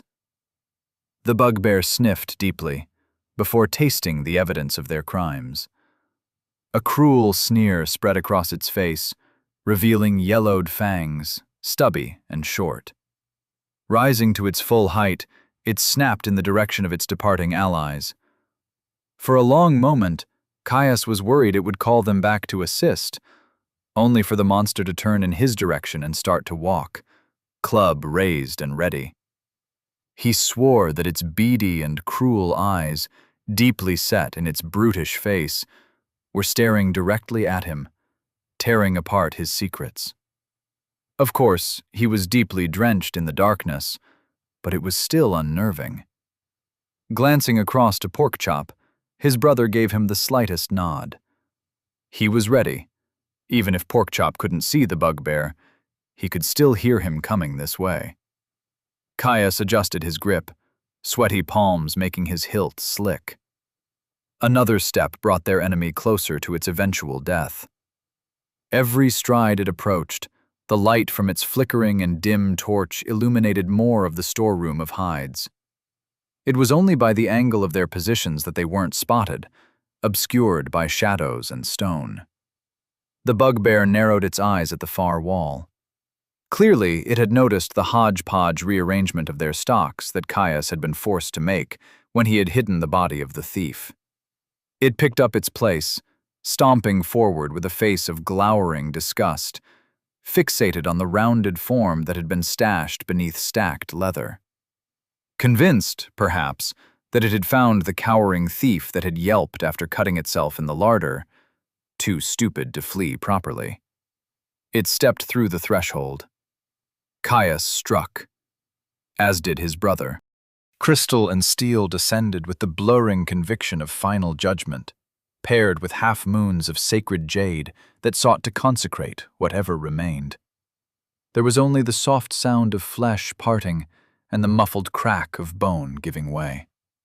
Caius buried his blade in the bugbear's head, the point of Porkchop's claws punching through the back of its skull. Ding! Level 62, Bugbear. Brawling. Smashers slain. Experience gained. Bonus experience for slaying a foe of significant strength. Ding! Runeblade Initiate has reached class level 52. +3 End, Strength and Intelligence, +2 Dexterity, willpower, +1 vitality, free, from class and racial traits. The bugbear's body went limp, and Porkchop shifted forwards to catch it with an upswept paw. They'd been quick, striking with enough speed and fury to remove the threat without noise.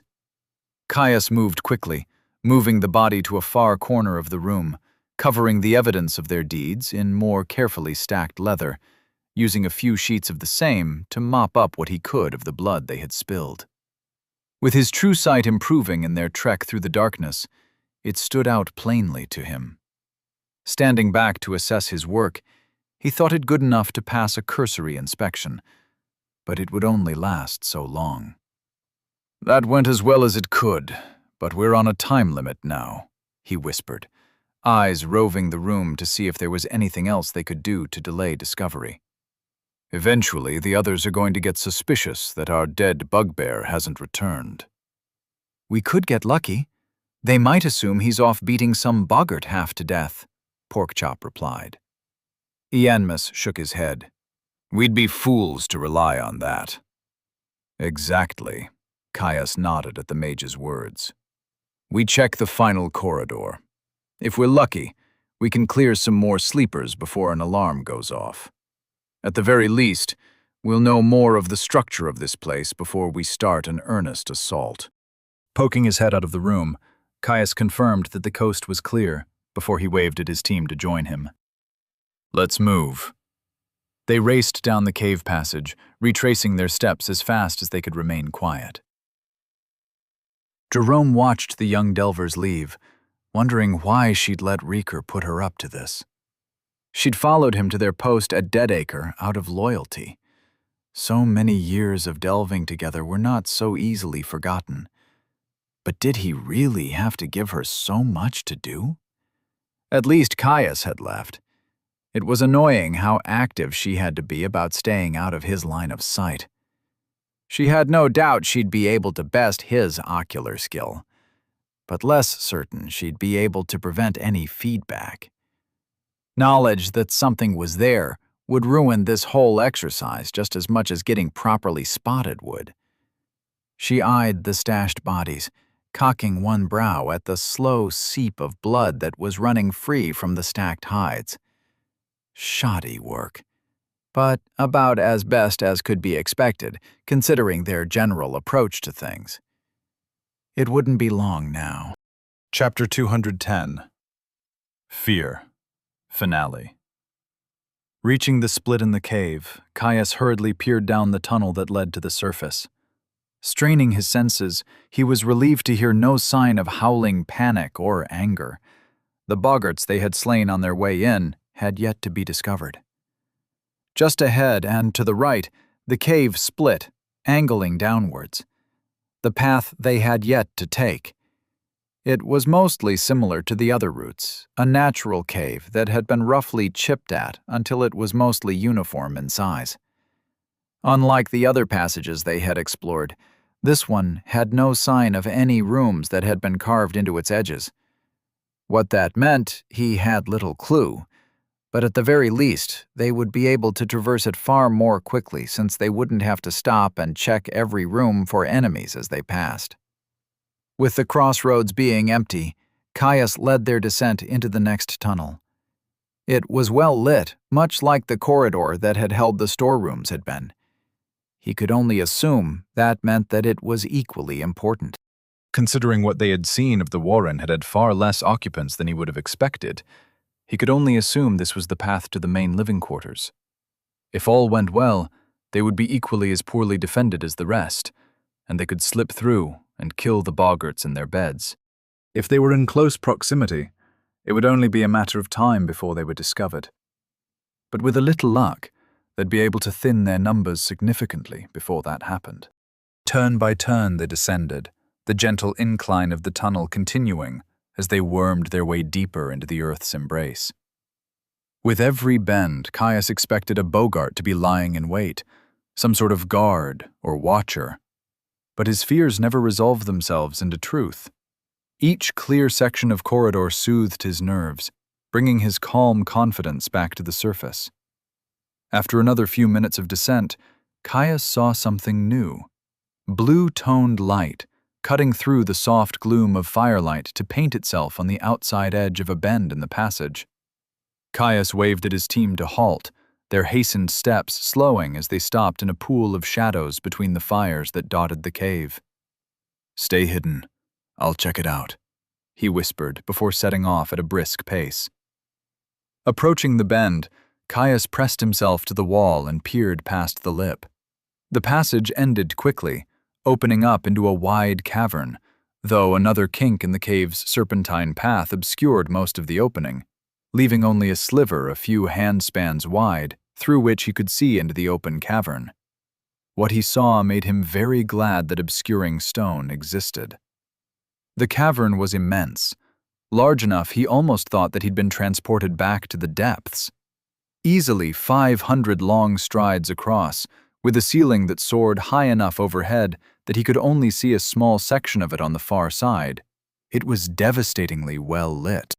Not by fires either. While they dotted the floor, they seemed to be being used as a source of comfort and heat. No, the soft blue radiance was coming from what looked to be crude ward lights. They were large and cumbersome, a dozen or so pillars of crudely carved stone that had been spread across the cavern, standing even taller than him. They were covered in the sharp and brutish glyphs he had seen on the leather armor of the bugbears, and none were smaller than a handspan. It seemed that the shaman had not discovered a way to work with runes in miniature. Caius was unsurprised. In all honesty, he considered it a miracle that such base creatures could work the runic arts at all. No doubt it would have been impossible without the aid of the system. Still, the ward lights drenched everything he could see in a dim blue light, revealing a sight that flooded his veins with cold realization. There were too many of them. Tents were clustered around fires, covering the entire floor of the cavern. Small, rustic things made of leather and wood, much like he had seen in the bugbear's room near the larder. Each and every single one seemed to be housing the larger monsters, bugbears milling around fires or sleeping within the tents themselves. As for the boggarts, they seemed to have been relegated to the cavern walls. It was hard to see from his poor angle, but it seemed rooms had been excavated into the stone, the few he could see filled to bursting with the smaller members of the tribe. That wasn't all. The break in the cave gave him just enough space to see the far end of the cavern. Larger tents were set up there, on a small rise of stone where they could oversee all. Closer to marks than single-person sleeping spaces, they'd been constructed of leathers of a far higher cut and quality than the rest, even if it was still hodgepodge. At a cursory look, he saw bear, deer, and boar pelts, amongst other things he couldn't place. They'd been painted in runes, protections for the leaders of the plague, no doubt. It was the leaders themselves that drew his eye, and their guards. Beefy-looking bugbear guards stood alert around the tents, while two more draped in bone charms and headdresses sat outside one tent, poring over some spilled bones. Shamans, he could only assume, though not the head one. That was undoubtedly the bugbear that stood in inaudible conversation with a hulking brute that outweighed even the heaviest of bugbears. The pair looked fearsome. Smaller in stature the bugbear shaman may have been, but it was covered in painted inscriptions, every scrap of its exposed flesh showing the same cruel shapes that he'd seen elsewhere. Its hair was matted, braided with the bones of a dozen kills, and its cruel mouth showed carved fangs with every muttered word. The boggling, something Caius had started to use in his head to refer to the lower race as a whole, that was listening with bored disinterest, was obviously the war chief. He doubted it was a bugbear. He'd yet to see one of them come up to his chin, and the head of the plague looked like it was taller than him by a handspan. Heavy muscles wrapped its bare chest and arms, revealing a visible strength of arm that looked more than able to heft the massive club of worked stone that rested against its throne. Caius was at a loss for how to tackle the problem that waited in front of him. Centralized in a single room, with ample light and plenty of watchers to spot them as soon as they walked in, they would be discovered the second they stepped into the chamber. Moreover, there were simply too many of them. He'd thought the estimates of the plague's size were generous to the point it almost beggared belief, but now it seemed that if anything, it was on the smaller side of its potential size. Over 100 bugbears easily, just based on the narrow slice he could see. Who knew how many boggarts there were packed into the cavern's edges? A plague, in truth. His heart sat heavy in his chest, dragging at his confidence. They'd have to retreat, pull back, and come up with a different approach of attack, if it wasn't already too late. Well, he was confident that they would be able to take any one of the monsters with ease, excluding the elites with unknown capabilities. The simple volume of them would bleed their resources dry in an extended confrontation. Taking a slow breath to steady his nerves, Caius rushed back to his team. If they wanted any chance of making it out of the caves before the alarm went out, they'd have to leave now. At the very least, there was hope that if they vanished like ghosts into the night, the discovery of the slain bodies would delay the Bogarts' eventual migration. It was likely hunters would be sent after them, but that would just mean more targets for them to remove. Rounding the bend, Caius found his team huddled where he had left them. He rushed over. "We have to leave, now. The plague is bigger than we realized, and they're all in a single cavern. We have no way of thinning them out without being discovered immediately." Caius whispered in a low hiss. To Ianmus's and Porkchop's credit, they didn't question his decision, only nodding, grim determination in their eyes. They made haste, retracing their steps through the fire-lit corridor. His chest thudded with every step, heart pounding as he slipped into a state of rigid focus and awareness. Try as he might, he heard nothing but the crackle and flicker of the oil lanterns. Still, the lack of noise was a good thing. Maybe they'd done it, would be able to slip away without discovery. Then Porkchop barked a warning, words transmitted directly into Caius's head. "I hear them! 4 bugbears coming towards us! They're already in the passage! We've got no way to avoid them!" Caius's stomach dropped, cold dread settling deep in his chest. They'd been pinned. With how lit the tunnel was, they had absolutely no chance of slipping past the monsters undetected. Mind racing, Caius's eyes slid across their short section of tunnel, desperately looking for something that could twist fate in their favor. A simple lip in the stone, right before the bend ahead, was the best found. "We hide there, ambush them hard as soon as they are around the bend. We hit them quick and strong, but regardless, as soon as they're dead, we run." Caius pushed along his bond. Porkchop nodded, the impression of his words being shared with Ianmus crossing back over. Racing forwards, Caius pressed himself to the lip of the stone. There was a chance they could still do this. Between Slipstep and his Bladerite, he was a dervish in battle, far faster than anything the bugbears could hope to match. Not when his stats were almost certain to be twice their own. They might be able to silence them. He wouldn't assume they would. Even as he strained his senses to hear the oncoming threat, his glass mind went to work. Campaigner's reasoning leveraged as he searched for a way to give them a chance against a potential tide of unending monsters. The dark, he realized. The boggarts couldn't see in the dark. If they could make it to those narrow stretches of pitch-black caves closer to the surface, they might have a chance. The natural choke point would reduce their numbers to a manageable level, and even if they brought torches, the low light would leave them confused and vulnerable. It might give them a chance, though they'd have to ration their resources like a pauper in winter. The thought was driven from his mind as he heard the soft thuds of multiple feet. His hearing was sharp, but not sharp enough to tell how close they were. They needed to be precise, strike right when their enemies would have no time to react. Caius looked at Porkchop. "Not yet," He tightened his grip on his blade, forcing himself to steady through the jittery tension that raced up his spine, the weight more tortuous than a sword in the gut. "Wait," his brother urged. Caius didn't want to wait. He wanted to run and stab and cut. He held himself steady all the same. The seconds ticked down, each one bringing the huffing bogglings a step closer to discovering them. They sounded so close that Caius would have sworn they were simply standing on the other side of the lip in the passage. "No!" Porkchop yelled in his mind, bursting into motion. Caius cast Slipstep before Porkchop had even finished speaking. Blue sparks showered the tunnel in a silent light show, his body melding into a halfway point between worlds. He took a step, reaching the corner.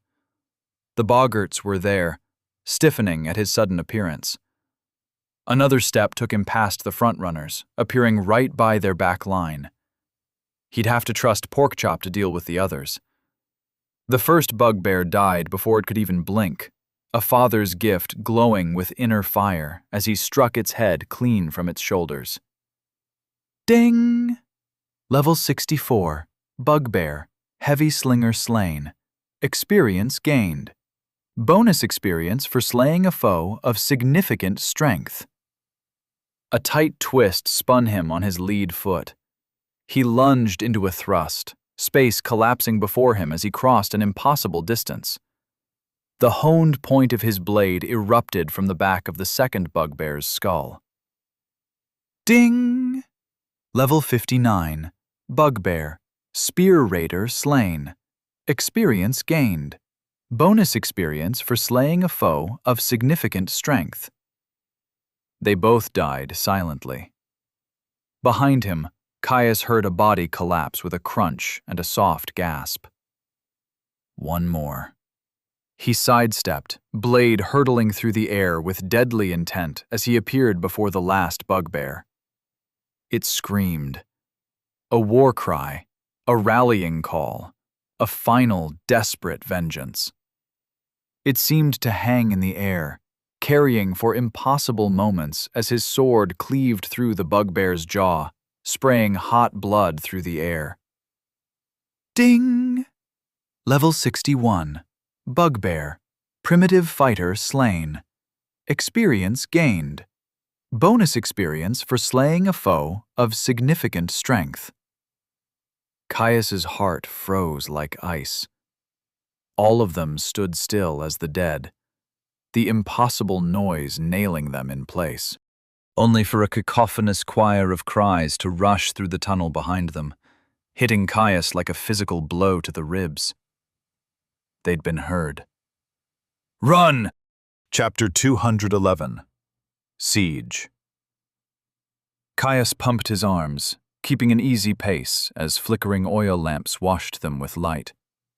He longed to stretch his gait, to push himself to the full speeds he was capable of. If they did that, Ionmus was dead. The mage was ahead of him, sprinting as fast as he was able, a speed that was genuinely impressive considering his distinct lack of strength and dexterity. The man clearly considered running to be a vital skill in a caster's toolbox. To his right, Porkchop was keeping a similar loping gait to his own, though it was obvious to see that he was also forcing himself to a slow pace. They took the corner hard, keeping their speed as they pressed on. He could hear the plague raging behind them. There was no pursuit yet, but it would only be moments until the bodies were discovered and a force was on their tail. The smallest of graces afforded to them thanks to their sudden discovery, confusion working in their favor. His mind raced as darkened stone rooms flashed past them. Did they fight or did they run? Running was risky. Once they were out of the caves, they'd have enough headroom to throw Ionmus on Porkchop's back and make a break for it. Unfortunately, the plague seemed to be made up of largely physical specimens. Considering how long their journey into the earth had been, Caius suspected that their pursuers would close the distance before then. Leading the boggarts on a pursuit out of the valley could be disastrous.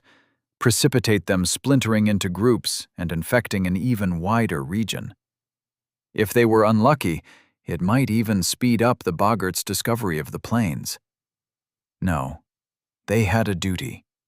He doubted they'd be able to cull all of them, but at the very least, they could fight them to a standstill in the darkness of the caves, thin their numbers until they were forced into a fighting retreat. If they did enough, they might cripple the tribe. Stall the development and starvation long enough that a team better suited to their annihilation could be rallied. Caius pressed his lips into a hard line, his mind made up. Tell Ionmus we're going to have to fight. We'll hold a choke point in the darkness, he pressed through his bond. Porkchop replying with an unmistakable feeling of acknowledgement and an undeniable undercurrent of red thrill. Caius felt it too, his blood heating with a roar that had been steadily building since they had been discovered. Calm had come with it, the cool certainty that there was no more room for anticipation and dread, only action. The blood song had been changing within him, he'd noticed, less overwhelming, less feral. He'd grown since leaving the depths. While he still felt the rushing anticipation of the fight, he no longer wanted to turn and fight where he stood as he once would have. Some of it was undoubtedly the clarity that had come with his ignited mentis, the energy of his fire burned by his glass mind as it searched for avenues to victory. Some of it was due to simple experience. The depths, the isolated microcosm of challenge and battle that they were, had made it all too easy to indulge in base desires. His responsibilities had grown. His team, their mission, his vengeance, the phases, his growth. Porkchop, on the other hand, judging by the growing anticipation and violent desires he felt cross their bond, his brother was still very much in favor of simple, direct action. Not that Caius could judge him for that. He still longed for the thrill of the fight. It had simply been tempered. A howling roar raced through the tunnel behind them, a low rumble echoing shortly after it. The pursuit had begun. Caius spotted the narrowing of the cave, the pitch black hiding no secrets before the flat monochrome vision of his true sight. The boggarts had done little to excavate the tunnels this close to the entrance of the cave, and a natural deviation in the stone had led to a section that tightened to where he and Porkchop would only just be able to fight side by side. Ding! True sight has reached level 48. The perfect place to make their stand. Ionmus, stop beyond the thinning walls, he called. The mage nodded, his chest heaving too hard to answer through words. Caius appraised him, taking in his sweat-streaked face and flushed skin. Ionmus had pushed himself hard, sprinted for all he was worth through the caves. No doubt his stamina was shot, though thankfully the man would have little need for it in the coming conflict. He could hear the roaring noise of their pursuers drawing closer, a tremendous wall of sound that burst through the cave in a constant assault. They were a minute away, maybe two. Ionmus was the weak link to a fighting retreat, and given his pace through the cave, would have no chance in an outright rout. They'd need to buy the man time. He took his position at Porkchop's side, facing back the way they had come. Mana flashed through the darkness, welling up from within his brother's center as jade plates bound his massive body in impenetrable defense. Caius held his blade ready. Heat washed over him. Ionmus working immediately to refresh their empowerment before the tide was upon them. Ding! You have been enhanced. Sun-drenched strength. The howl of the plague grew all the more baleful, slavering monsters baying for flesh. Their hunger, he realized. Blood had sat heavy in the air as they fled through the sites of their slaughter. It must be driving the boggarts mad. Ionmus, he called, keeping his eyes dead ahead as he waited for their enemies. There is a good chance we will need to flee. I know, If their numbers are as great as you said, as it sounds like they are, then they'll wear us down with attrition alone. We don't have the potions or regeneration to keep up. I've done the estimations I can, and none of them look good. Even in the best-case scenario, we stand no chance. Ianmus's voice was determined, but Caius had dealt with the nerves of staring death in the face enough times to hone in on the raw edge to the mage's tone. Reeker set us up, Ianmus continued, trailing off to a whisper. Calm yourself. We're going to be fine, he assured. They might lose this battle, but he'd be damned before he resigned himself to losing his life. When I call for it, I want you to retreat. Race to our tent as fast as you can. It'll hide you well enough. Caius could practically feel Ianmus's gaze snapping to the back of his head. You want me to abandon you to your fate? Ianmus asked, the thin edge of shock and offense cutting through his nerves. No, Caius said with a shake of his head. We're just buying time. It's almost certain that me and Porkchop will be able to lose them on foot. We'll circle back, collect you, and disappear. We cannot flee to the plains, Ianmus cut in, voice resolute. The two of you might be fast, but you'll leave tracks. If we're followed, they might be convinced to vanish into the forests if they discover how rife they are with food. We can lose them in the hills, chip away at their trackers and raiders. I doubt we'll be able to starve them out with how much meat today will bring, but we can harry them all the same, Porkchop assured the mage. The half-elf ground his teeth at his explanation, but clearly thought it was a reasonable course, not saying a word to the contrary. Instead, Caius felt the man start to channel his mana, the cleansing might of the sun gathering around the man. I'll focus on healing. A full-strength beam might be effective here, but it would burn me dry. Caius nodded. I hear them. They're close. Porkchop suddenly butted in, hackles rising as he growled into the darkness of the tunnel. Ready yourselves for glory, my friends, Caius said, settling into his guard, ready to break the Bogart's charge with Stormlash. The first boggarts spilled around the bend in the passage in a gibbering tide that was preceded by the dull, flickering glow of torches. The light was inconsistent and dim, a dull radiance that only just barely managed to beat back the darkness, leaving much of the passage draped in gloom. Barely any of them held torches at all, really, most seemingly having been driven to furious madness by the sudden alarm and assault. It mattered little to him, but hopefully it would make the boggarts' advance all the more difficult.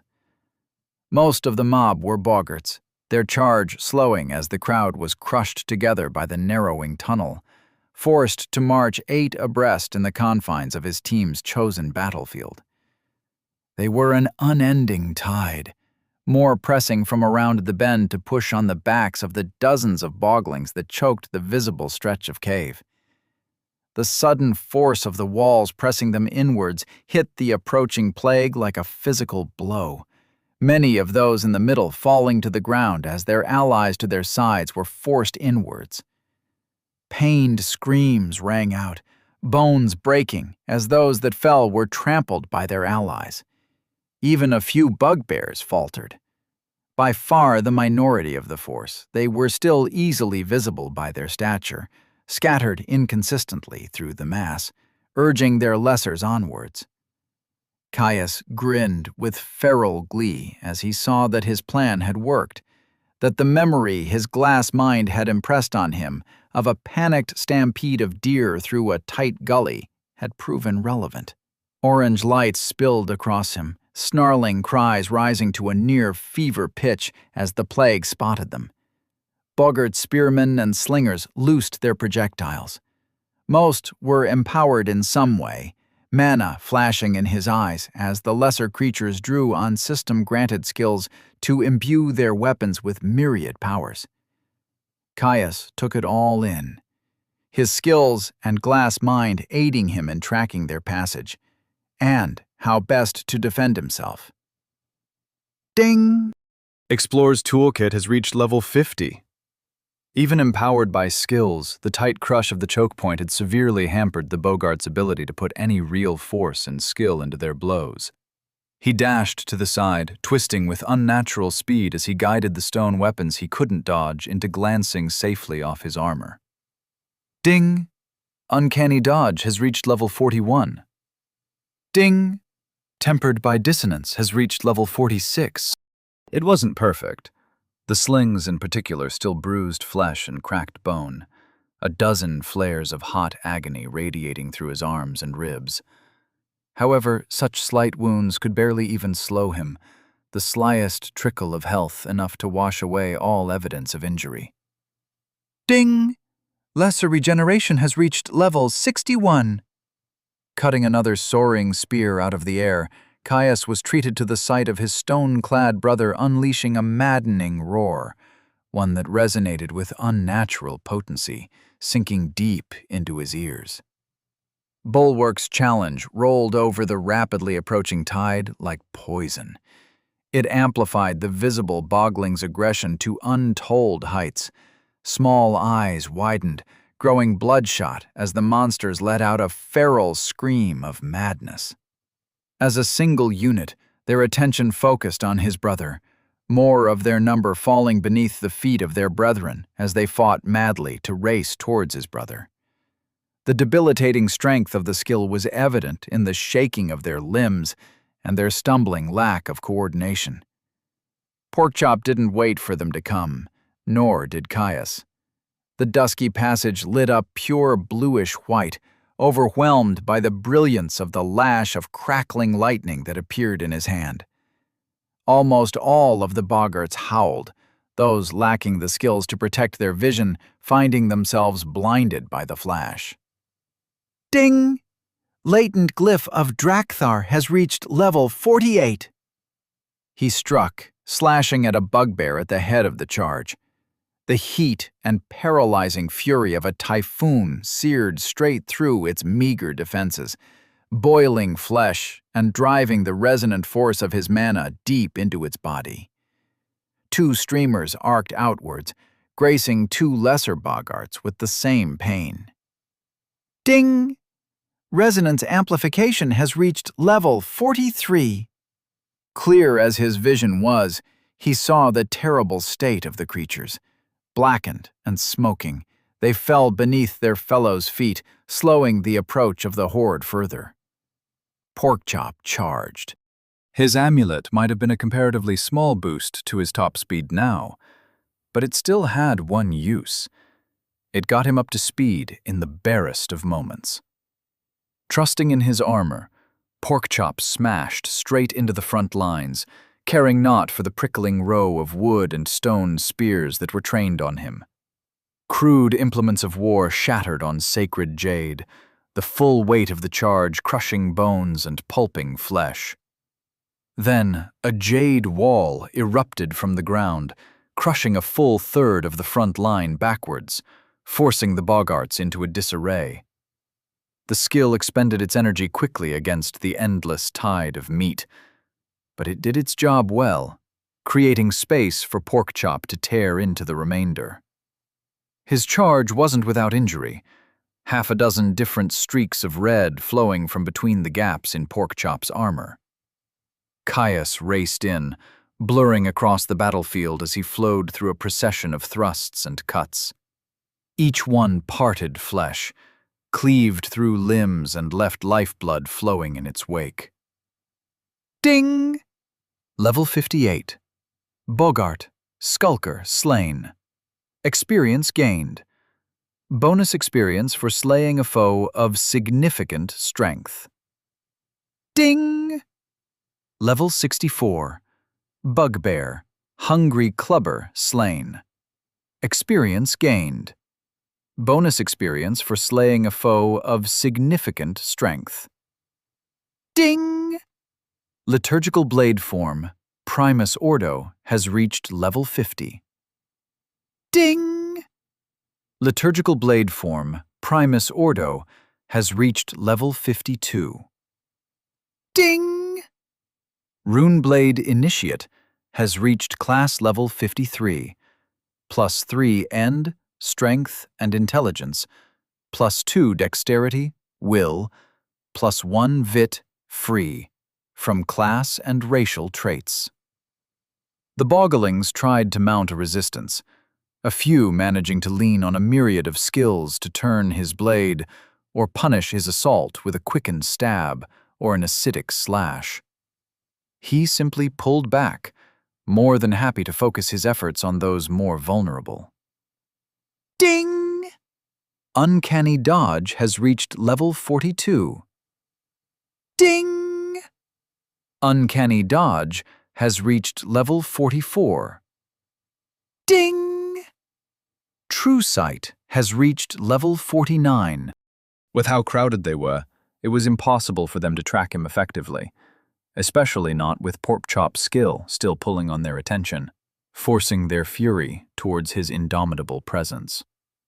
His blade moved like a living thing, smashing aside the probing strikes of a particularly ambitious bugbear totting a war pick, his heavy parries leaving it open to retaliation, something he capitalized on with ruthless efficiency, slipping around its allies' club swings and spear thrusts to roll his sword into a riposte. Ding! Tempered by Dissonance has reached level 47. Ding! Tempered by Dissonance has reached level 48. Ding! Liturgical Blade Form has reached level 53.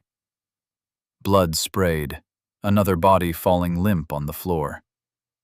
Ding! Level 62. Bugbear, Swift Raider slain. Experience gained. Bonus experience for slaying a foe of significant strength. The press started to regain some organization, the sudden fury of his team's assault waning as the barking commands of bugbears brought some semblance of order. Those further back, an unending tide that stretched out of sight, stopped pressing forwards, giving the vanguard time and space to breathe. Until he blitzed past, gutting them open, that is. Caius held himself back from unleashing storm lashes into the pit. He was perfectly poised to take out the bugbears that were leading, but every spell cast was one that was unavailable to him for the rest of the battle. Somewhere, out there in the masses of bodies, were the war chief and his shamans. He'd need power for that kind of threat. Tightening his footwork, Caius directed his mind to economy of motion. Shortcuts and brisk stabs, unburdened by frivolous movements. Every point of stamina was precious, and with his glass mind utterly focused on the movements of his enemy, he was freed to spend his effort like a miser. It was basic, mechanical, and routine, but it brought with it a solid rhythm, a tempo that let him force the boggarts to pay for every hair's breadth of ground with a mountain of cooling bodies. Ding! Liturgical Blade Form has reached level 56. Ding! Uncanny Dodge has reached level 49. Ding! Tempered by Dissonance has reached level 50. Ding! Explorer's Toolkit has reached level 52. Ding! Lesser Regeneration has reached level 62. Ding! Brotherhood of Ichor and Animus has reached level 65. Ding! Runeblade Initiate has reached class level 54. +3 End, Strength and Intelligence, +2 Dexterity, Willpower, +1 Vitality, free from class and racial traits. He could do this as long as he needed to.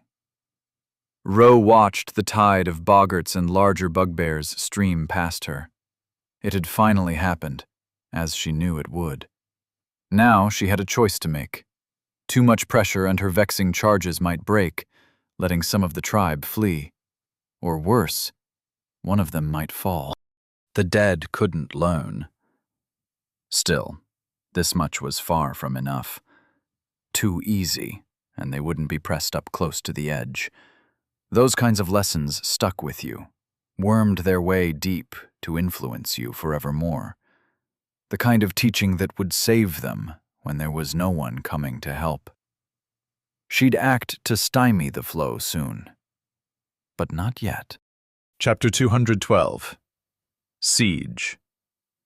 The minutes burned by the score, a steadily growing exhaustion welling up inside him. Caius knew what it was. Battle fatigue. The heavy strain on one's senses as they were pushed to their limit, operating at their full capacity as resources flowed like wine at a noble's party. Not that the constant assault was without its benefits. The unending horde of boglings had brought gifts, skill, and class levels galore. Even without significant level disparity to fuel their growth, quantity was a quality all of its own. Not to mention, he and Porkchop had developed a rhythm, a comfortable mode of cooperation that would serve them well long into the future. His brother was an anchor and a wall, keeping attention focused on him as the wave of flesh broke against his stalwart defense. Caius raced through the rapids, pinning the enemy against Porkchop's inviolate defense, a headsman's axe to the pinned. No longer was the tunnel one of clean stone and pure darkness. Now, it was a slaughterhouse, a veritable temple to Straxi, god of butchery and bloodletting. The walls were painted with stinking iron, visible only as a slate-gray wash in the monochrome of his true sight. And the fallen had been smashed by 1,000 stomping feet, pulped into a boggy muck of offal and death. It made for treacherous footing. The boggarts got the worst of it, a dozen slips leading to yet more shattered bodies being added to the mire. Still, it had not been without their own costs. Caius had already taken one deep stab to the hip. A bugbear, armed with what looked to be a simple stone spear. The crafters of the plague had quickly proven themselves resourceful. A glowing spear strike had punched clean through his scale, scouring a furrow through the bone of his hip. Primitive they may have been, the boggarts had somehow sourced mana-infused materials, and their shamans had inscribed them further. Not all were equipped so well, but he'd gotten good at picking out the sparkling stone of the bugbears that had been. Their weapons were not so easy to reduce to kindling. Uncanny dodge screamed a warning in his mind, a creeping hand of death approaching from the blind spot to his right. Unfortunately, right at the same time, a boggart to his front made an effort to slam an axe into his belly. Caius lurched back, speeding up as his skill hastened his speed. A stone sledgehammer sailed past his nose, right where his head had been a moment earlier. The bugbear who had swung at him snarled. "Ding! Uncanny dodge has reached level 54. Grinning at the failed attempt on his life, Caius booted the bugbear back, sending it stumbling into the press of boggarts. Stepping forwards, Caius kept his eyes locked on the hammer user as his blade lashed out to cut clean through the throat of a boggart that had harassed him earlier. It fell back, clawing at the lifeblood that jetted from the wound. Ding! Level 57. Boggart. Swift Raider slain. Experience gained. Pivoting on his back foot, he lunged forwards, burying the point of his sword in the downed bugbear's eye. Ding! Level 67. Bugbear. Harsh Taskmaster slain. Experience gained. Bonus experience for slaying a foe of significant strength. Ding! Runeblade Initiate has reached class level 55. +3 End, Strength, and Int. +2 Dex, Will. +1 Vit, Free, from class and racial traits. Solar warmth rushed through him as Caius felt Ianmus's spell take hold. A heal, the second he'd received. Even with all the care he had taken, it was hard to avoid everything. Ianmus had done a good job keeping him topped up, though, especially considering the amount of work that the mage had put into keeping Porkchop hale and hearty, in spite of his brother taking the brunt of the boggart's assault. Their resources were still dropping. 3 times he'd had to burn a stormlash to break a rally that had threatened to overwhelm Porkchop. 3 less spells, and not one spent on the death of any of the plague's elite members. The tide flowed once more, bugbear rallying cries driving the mob forwards in a unity of violence. Porkchop growled, refusing to give up more ground. They'd already lost too much, pushed back halfway through the choked-up section of tunnel. He roared, plunging a gleaming green claw into the stone beneath him. A monolithic block of his chosen mineral tore through the ground with a howling screech, tortured stone protesting its rough treatment. The skill slammed into the rush of bogarts like a raging bull, splintering their line once more. Of all their skills, Porkchop's prismatic shardwall had shown its value the most. They'd have been overrun a dozen times over without it. Unfortunately, each time he used it, it sapped his brother of stamina, robbed him of the fuel he needed to keep the pyre of his fury stoked. They were managing it for now, but the tide seemed unending, unhalting. Every second was more stamina, more health, and more mana being consumed. The levels helped, brought them more power and fuel both. It wasn't enough. They were being worn down. Caius was gasping, chest heaving with the burning heat of exertion, and a dozen quickly healing wounds. Ding! Lesser regeneration has reached level 65. Has it been minutes? Hours? It was hard to tell. A monotonous grind of blood and fury. A marathon of violence that left him feeling more strung out and exhausted than even his fight against the siege ogre guardian so many months ago. And yet, he was buoyed by the song in his blood, left feeling focused and clear in a way that was rare and precious. A vitality that invigorated him on a deeper level than the mortal concerns of exhaustion and battle fatigue. The clarity was welcome. It kept him on edge, alert for the inevitable changing of the fates. Now, more than ever, he was certain that they would have to flee. His glass mind raced, comparing his memories of lessons on attrition, the rate at which his team were felling enemies, and the steady drain on their resource, to the number of bodies that had fallen. How much effort would it take to kill that next Bogart, or the bugbear after that? There were too many, almost certainly. Every blade right, every stormlash, every slipstep, and every healing spell took them closer to needing to flee. Yet it was only with those moments of might that they stood their ground. The work he had started earlier in the battle continued. Every moment he found wasteful expenditure to excise. A lunge just a little too long, a twirl of his sword just a little too flourishing. Frivolous effort, burning precious seconds that could be leveraged to extend their assault. His swordplay and footwork slowly refined, a simple process of the smallest movements he could make to steal another Bogart's final breath. Ding! Liturgical blade form. Primus Ordo has reached level 61. Ding! Tempered by Dissonance has reached level 54. An echoing call of ancient victory and surety of strength shook the cave, Porkchop letting out another baleful roar that inspired madness in their enemies. His brother was battered and blood-soaked, his underarmor drenched to the core in his own viscera from dozens fist-sized gouges that had been torn from his flesh again and again. Still, he moved strong. An immovable rock in the rapids, forcing the tide of flesh to move to his whims. Every crushing paw and bite reaped lives, but the wounds were accumulating. They healed quickly, bestial vitality and a regeneration skill sealing Porkchop's wounds in moments. Stout fortitude and a will of iron made the injuries no less painful. Caius dashed in, the boglings offering little resistance to his racing assault in the forced focus on Porkchop. Only for a low, droning chant to start from deeper within the cave, still concealed around the bend. A sickening glow of roiling mana spread through the air with the grace of a dying leper.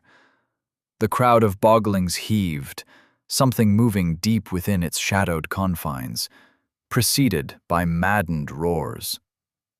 They came into view a moment later, drawing his eye even as he sprayed Brain through the air with a cleaving strike to the side of a boggart's skull.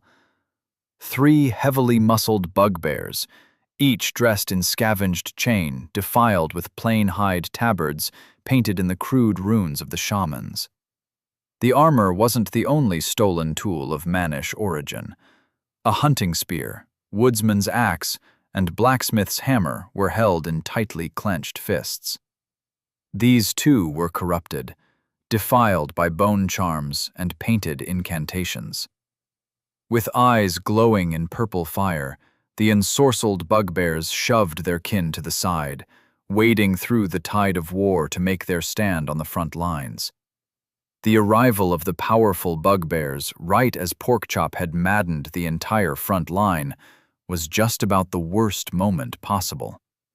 They needed time, space to react to the threat. His brother agreed. They'd fallen heavily into their bond in this battle, and simple words were unnecessary. A heavy slam summoned another shard wall, Caius feeling the creeping fatigue the skill brought in its wake. Ding! Brotherhood of Ichor and Animus has reached level 68. The level brought with it a rush of changing energy, one that sank deep into him, compacting his bones and re-knitting his flesh. A minute change, but every iota of power that Caius could leverage mattered. Jade smashed back the gibbering, uncoordinated masses, sending them sprawling in the elite's path. Seeing the skill, and hearing Porkchop's exhausted gasp, Ianmus reacted. His mana shifted palpably through the air, as he quickly modified the spell he'd been holding at the ready. The restful light of the sun settled on Porkchop's shoulders, bolstering the regeneration of his stamina. Caius made his own move, burning plasma and bottled fury cracking into existence. In the tight confines of the tunnel, the booming thundercrack dazed as easy as a blow to the head, joining with the blinding light to daze the boggarts. Storm's contempt screamed through the air, lurching to wrap the rapidly approaching elites with chains that burned like the forge, and penetrated thrice as deep as simple heat. Only for a barrier of roiling lilac to burst into existence, flickering in defiant opposition to his spell. The bugbears screamed, but kept pushing under the aegis of their magical protection. Scowling at the persistent enemies, Caius focused on them with his true sight. Bugbear, level 72. Lower race, bruiser, and sorcelled. Bugbear, level 71. Level race, vanguard, and sorcelled. Bugbear, level 72. Lower race, bruiser, and sorcelled. Higher level than anything they had yet to see in this hell pit, and backed by an unseen caster to boot. Just great. The true fighting force of the plague had started to arrive. As much as he wished to smite them with the fury of a dozen lightning bolts, he held back from casting Stormlash. They could do this. If the shaman kept their protection strong, using his spells would amount to nothing but a worthless pissing contest. Ding! You have been enhanced. Sun-drenched strength. Caius flicked his head back, slamming his pommel into the temple of a boggart who tried to capitalize on his momentary distraction. Ianmus gasped behind him, already pouring a mana potion down his throat, his second of the battle, and last if he didn't wish to deal with potion toxicity. Porkchop roared, calling his attention back to the front. He saw the elite bugbears racing forwards, pushing straight for Porkchop. Paws lashed out, batting away a probing spear thrust. A hasty swing of a hatchet was easily avoided, but the final bugbear lunged in as its muscles swelled and its hammer keened a high-pitched squeal. A shattering blow cracked against the thick jade plate that covered Porkchop's shoulder. Greenstone shards spalled, showering the enemy in razor-sharp flakes that left filaments of blood streaking its skin. Porkchop grunted, the blow heavy enough to be felt through his dampening underarmor. He still reacted instantly, dagger-length claws raking through common mail, the mundane metal squealing as its links were sundered. Pressed as he was, the other bugbears harried him, a dozen light wounds sprouting in the gaps between his armor. Caius growled in hatred, anger flaring at the brutality his brother faced. He raced in, heading straight for the one carrying the hunting spear. It was by far Porkchop's worst matchup. Lesser boggarts squealed in fury, trying to arrest his charge.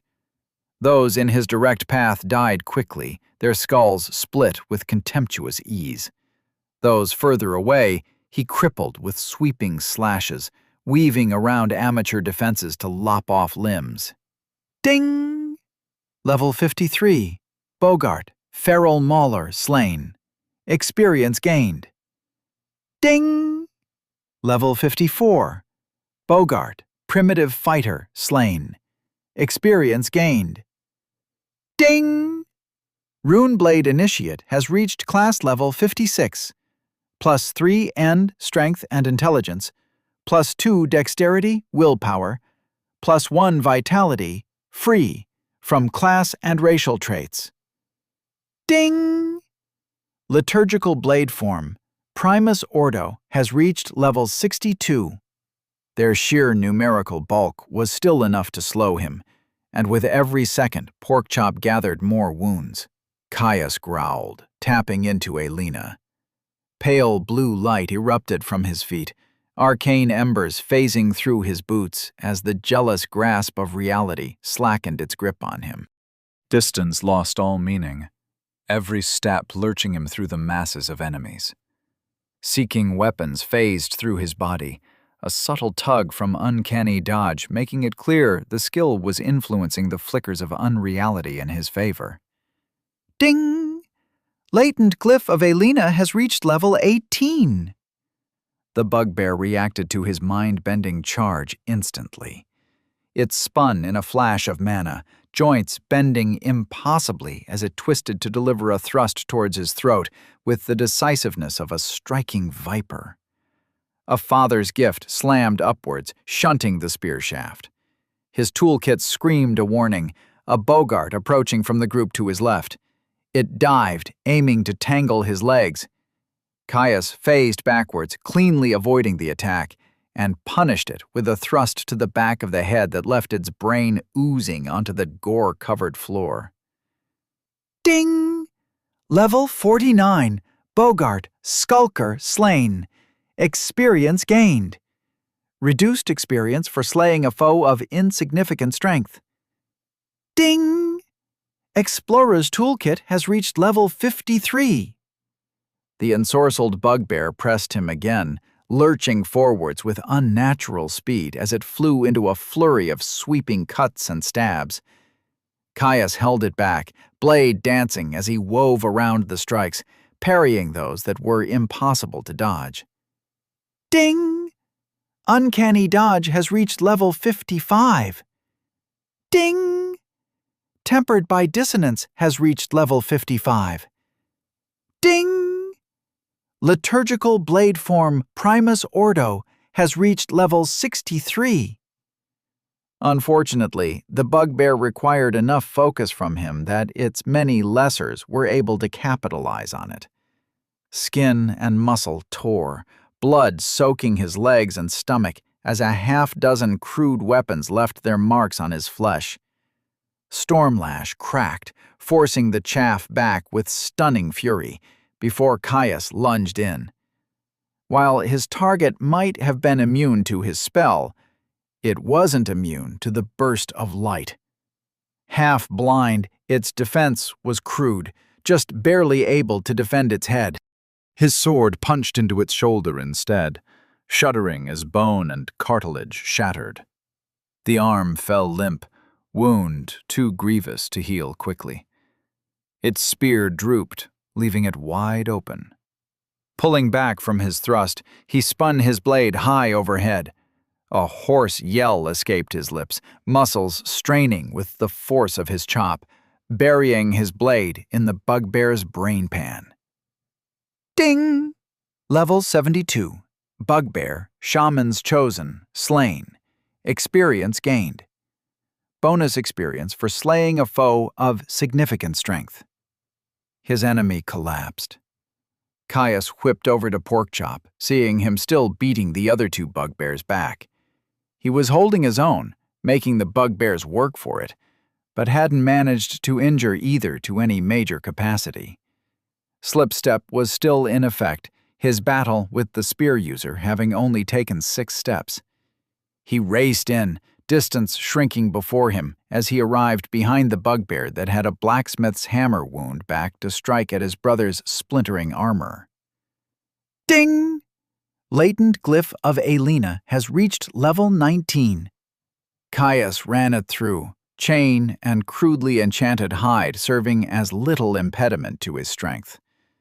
The bugbear gurgled, blood foaming from its mouth as it snapped back in shock. The sudden twist bound Caius's sword unexpectedly, lurching him in. Pain bloomed as the bugbear struck, the hammer cracking him in the side of his helmet, ringing his dome like a bell. His vision blurred, the world going gray for a moment. His glass mind took over. Built on something more refined than meat, it shunted him into an unsteady step backwards, ripping his blade free as he phased into the half-space of his skill. Then health kicked in, and his vision cleared. Head aching like he'd been kicked by a horse, Caius shook himself free of his fugue, refocusing on the battle. Healing warmth settled over him, revitalizing the regenerative pool of energy at his core. "Thank you," he called, batting away the strikes of bogarts who'd rushed to take advantage of his disorientation. Ianmus only grunted, too preoccupied with preparing his next spell to do anything more than acknowledge Caius. He risked a glance at Porkchop, finding his brother crushing the hammer-toting bugbear with a heavy smash of his paws, and quickly working on dismantling the remaining Chosen. Ding! Runeblade Initiate has reached class level 57.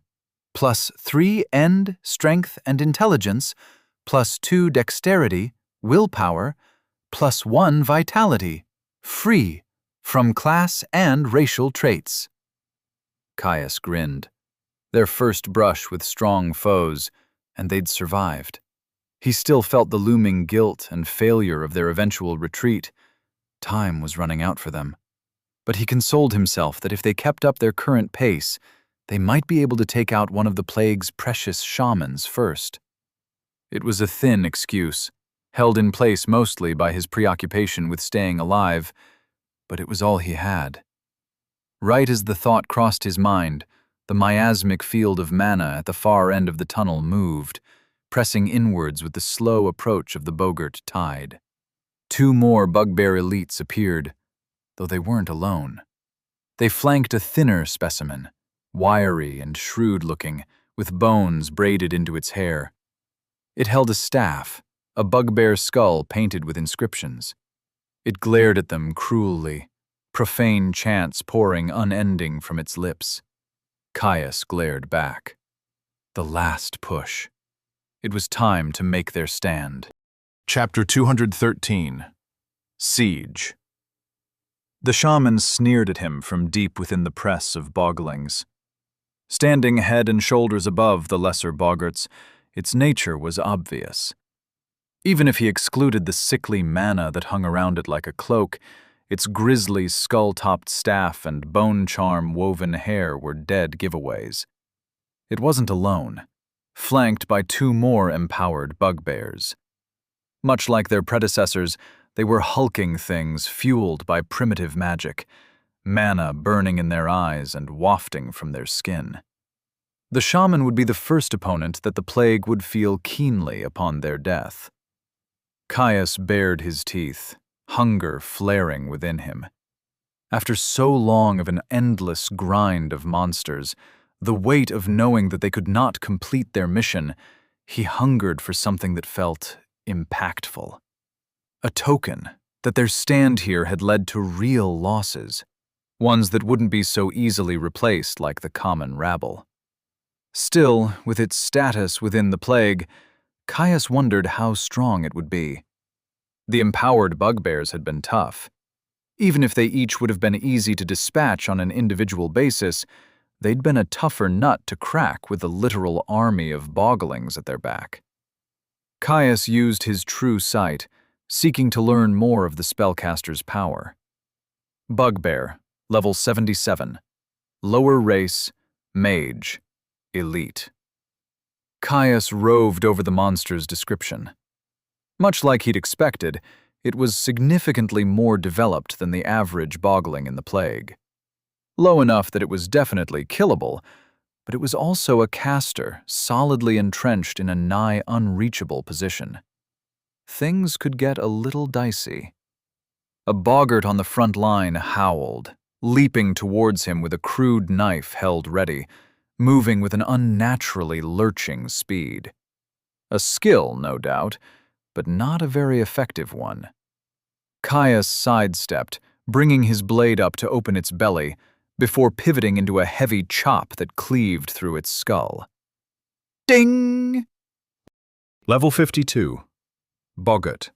Stalker slain. Experience gained. Reduced experience for slaying a foe of insignificant strength. Caius shook his head. The creatures had uncommon classes at best. Even with their relative parity in levels, he was by far their superior in all respects. Unfortunately, it was replaced instantly. As much as he wanted to give the slowly approaching shaman his full attention, there was a constant stream of boglings for him to slay. He felt like his bones were made of lead, his very essence weighed down as he danced through the storming assault, dealing out retributive punishment with every opportunity. It was tough. In the tight confines of the tunnel, he was only just able to move enough to beat the boggart's back and stop his brother from getting flanked. Even with his toolkit and glass mind poring over the openings in the bogling's formation, he had little of the room he needed to outmaneuver his enemies. Hells, even his arsenal was limited. Each of his spells was an unrecoverable cost, one he was saving for when they were absolutely needed. He was already glad he'd saved so many in reserve, now that a shaman would soon enter into the range of his engagement. He couldn't even use his bladerite with impunity, though thankfully it at least passively bolstered his blade until it cut through boggarts like a sharpened scythe through wheat. Every active use represented a significant drain on his stamina, one that would be almost impossible to recover with the constant exertion of battle.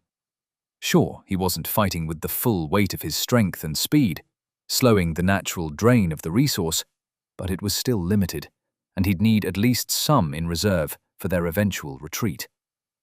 He wasn't made for this, wasn't well suited for the slow and inevitable grind against his resources. This whole exercise was a terrible matchup for his capabilities, one that had proven itself to be far more of a weakness than he had anticipated.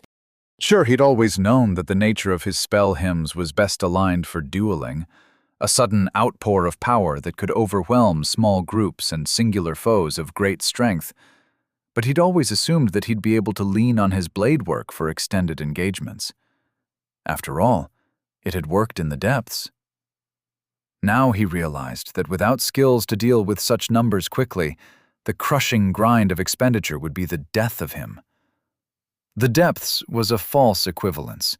Its groups of enemies dispersed and separated, he'd always had the chance to fall back and recover when he took a little care.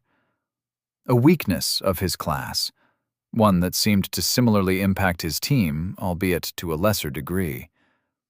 If he'd been a pure warrior, capable of cleaving through a half-dozen boggarts in a single swing, if Ianmus had been a mage of mass damage, thinning and weakening the horde with persistent spells, if Porkchop had the means to prevent damage, not just reduce and withstand it, any of those being true would have changed their circumstances. If all were, they would be in a radically different position. He was growing to suspect he knew the reason behind this mission of theirs. Levels were one thing, but they were doing too poorly. In a way that would have been no doubt immediately evident to Roe and Reeker, experienced as they were. A lesson that even with all their might, matchups were king. An embarrassing one to have to learn, considering he'd used it to great effect against their enemies. An important one to have highlighted now, all the same. Keeping track of the shaman out of the corner of his eye, Caius was halfway through gutting a bugbear when he noticed the hazy glow of mana surrounding the shaman start to churn. Clearly, it had grown close enough to target them with the spell. Ding! True Sight has reached level 50. Sickly and boiling, it moved in tune with a foul chant that fell from the spell-slinging bugbear's mouth in a steady stream of hisses and growls, somehow audible over the cacophonous din of battle. Its hands weaved the mystical energy, directing it to condense into a compact ball at its front. Caius reacted instantly. With the range of Stormlash having increased substantially since his initial selection of the spell, the shaman had brought itself into his reach. Stamping his foot with a choked-up chop of his blade, Caius finished off a bogart that was currently shoveling its intestines back into its chest. His left hand dropped from the hilt of his sword, stance shifting to free up the motion of bladed hand. He swept his sword up, flowing into a smooth stream of biting stabs and forceful parries that kept the weight of the crushing bodies from overwhelming him. Porkchop felt his intentions, shifting closer to guard his right.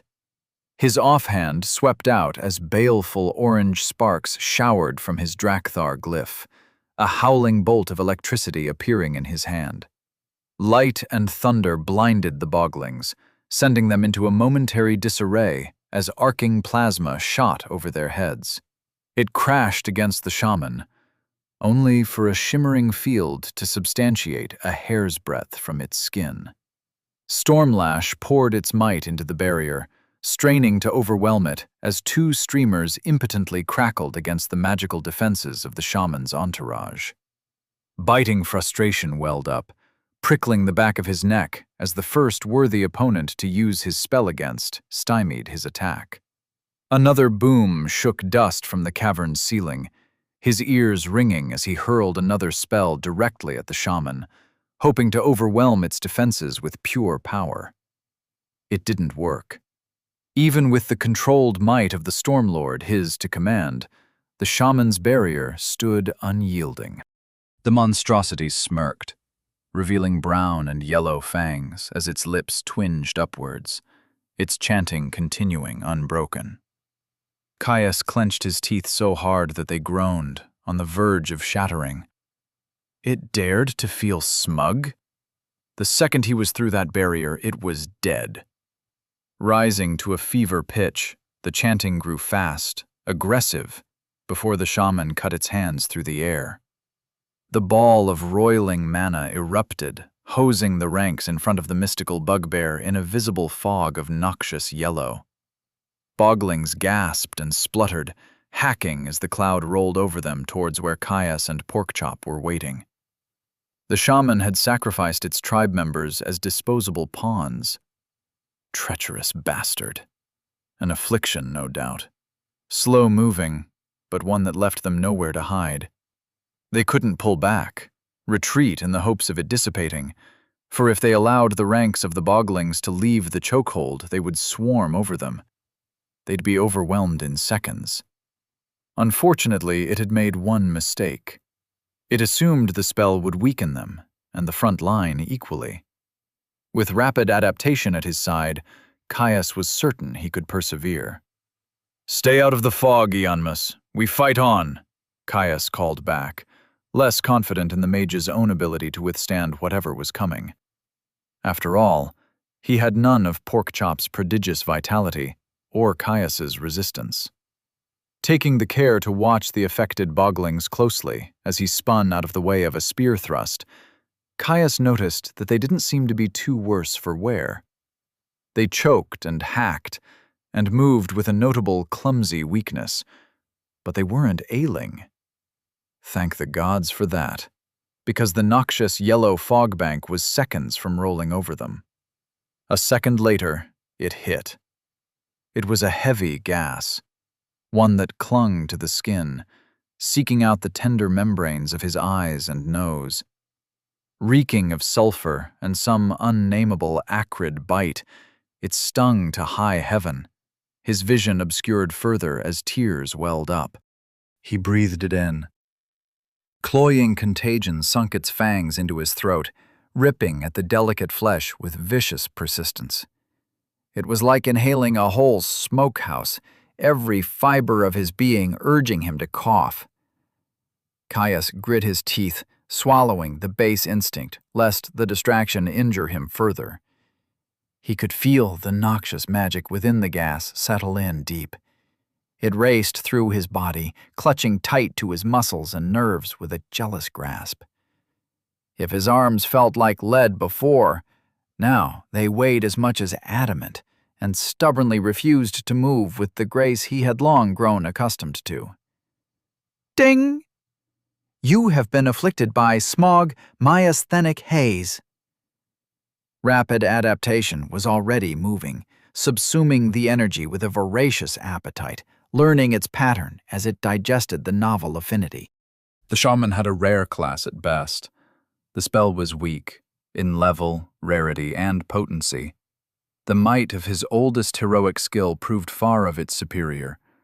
Righteous in its defense, Caius felt a shudder run through his body as the skill sampled and quickly categorized the noxious affliction. Similar to poison, with subtle differences. Rapid adaptation bloomed, burning out the contagion like a wildfire. Ding! Rapid adaptation has added a new resistance. Smog. Ding! You have resisted smog, myasthenic haze. With a staggering gasp, Caius returned to his full faculties.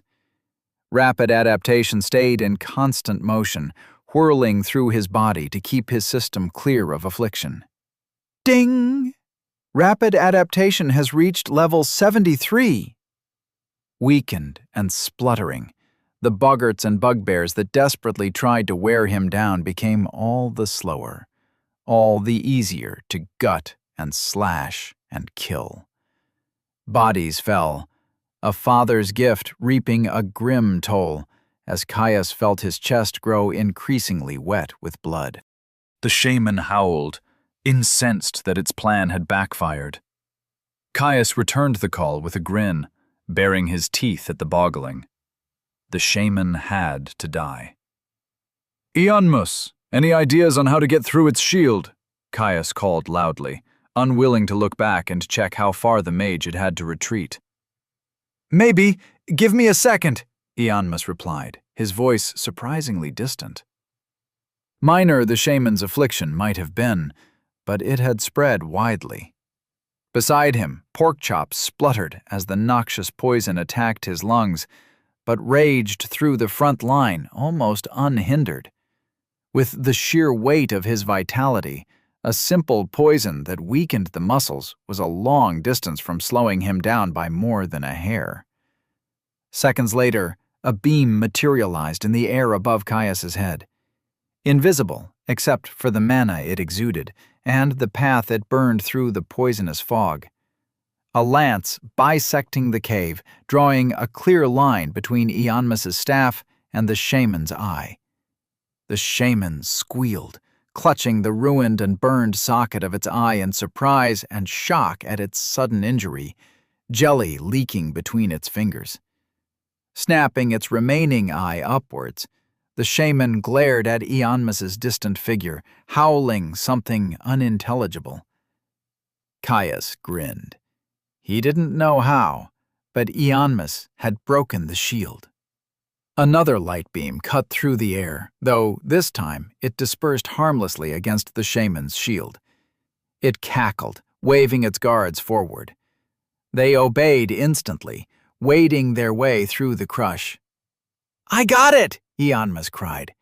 It's an adaptive shield. It has to switch targets. So I can fry it? Caius called back, narrowly parrying a bugbear's heavy club swing before kicking it backwards into a group of boggarts.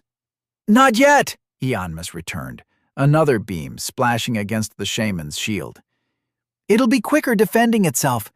The guards are probably undefended, though." That was all he needed to hear. Lighting burst from his hand, lashing one of the approaching bugbears with fiery eyes. Bound in scorching azure, its head ripped back as a pained scream clawed its way free of the creature's throat. A secondary arc jumped to its fellow, scorching its flesh to the bone. Frozen in agony as they were, they had no chance to react to his second spell.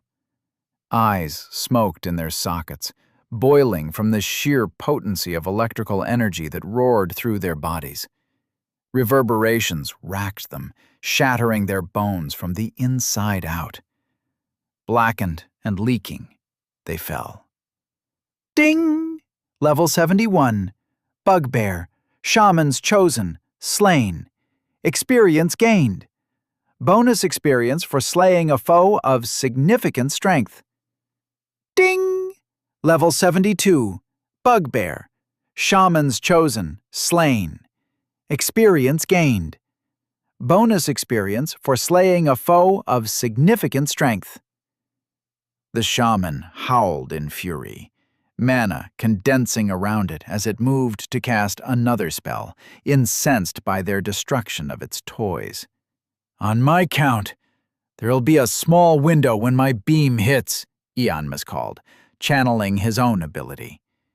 Caius cut through the approaching minnows, ready to strike. "3!"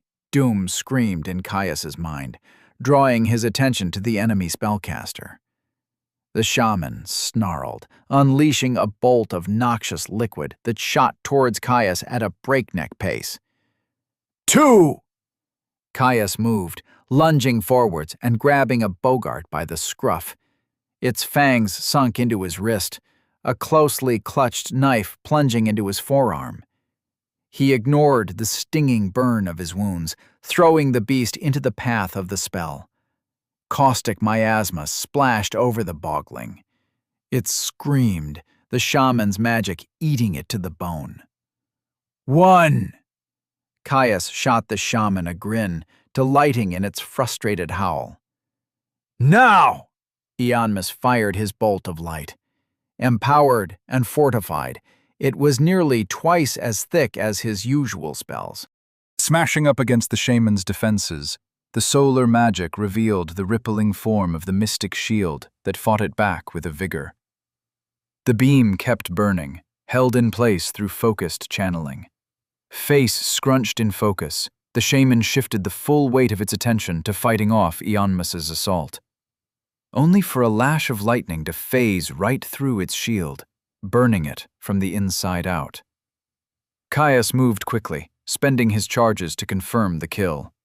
2 more storm lashes cracked out, successive booms drawing forth a wail of startled screams from the blinded mass of boglings arrayed against them. When the sudden daylight ended, the shaman fell backwards into a smoking heap. Ding! Level 77. Bugbear. Touched by miasma. Slain. Experience gained.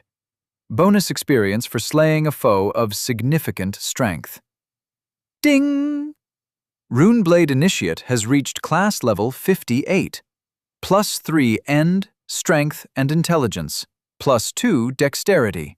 Willpower. +1 Vitality. Free from class and racial traits. Ding! Rapid Adaptation has reached level 74. Chapter 214. Siege. Finale.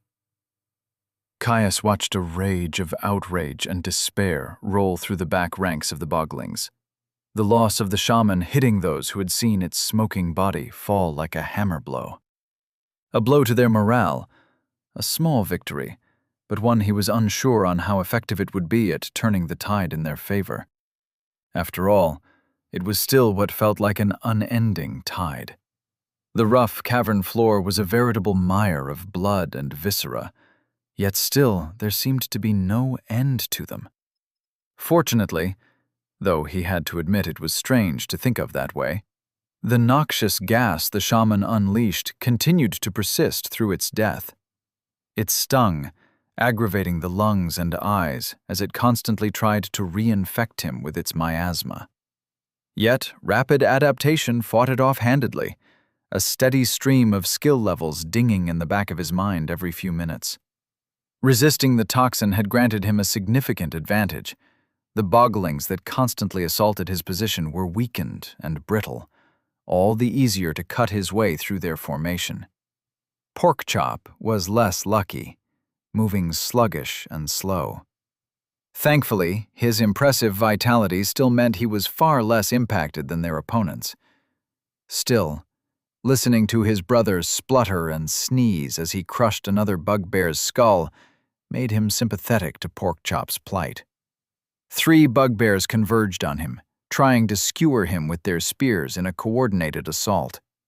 It was a good move. Hemmed as he was, the only way he could dodge would be by giving ground. Something he would not do. His glass mind pushed him towards a solution, digesting the chaotic flow of battle in moments.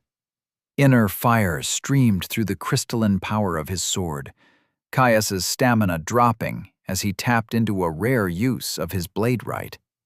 Empowered by the energy of his body, the enchantments on his sword honed its edge to an impossibly fine point. Ding! Initiate's blade right has reached level 32. The simple wooden hafts of the bugbear's spears stood no chance, his blade cleaving clean through and leaving the trio holding little more than sticks.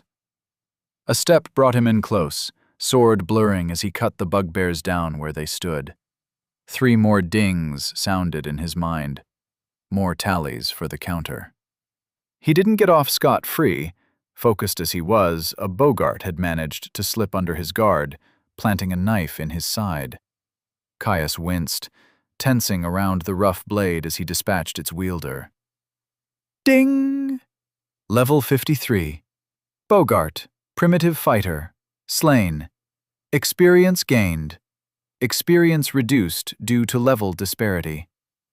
It was one gash amongst many, a collection of cut flesh and cracked bone that wore away at his health with grinding regularity. He was pushing through, avoiding anything that would truly impair him, but he would fail eventually. It was just a question of how many they could put in the ground first. The bright well of satisfaction at slaying the shaman didn't stay lit for long, the constant gnawing anxiety of their impending flight overshadowing it. He'd burnt too many spells against that single adversary. No matter how necessary it had been, they had no way of knowing how many more shamans were bearing down on them, nor had they seen any sign of the war chief. Preventing himself from unleashing fully on the bogglings was an exercise in frustration. He could have killed far more if he'd simply been willing to take a few more wounds. The rabble arrayed in front of him had plenty of openings, and it would only cost him a few scratches to take more lives. Unfortunately, even scratches would lead to death in great enough quantities. For what felt like the 1,000th time, he checked his resources, monitoring it so that he knew when it was time to leave. Resources. Health, 2,489 over 3,360, 18.4 per minute. Stamina, 1,520 over 3,230, 24.8 per minute. Mana, 4,300 over 4,300, 28.3 per minute. Free mana, 2,230 over 4,300. Reserved mana, 2,080. Caius grimaced. It wasn't great.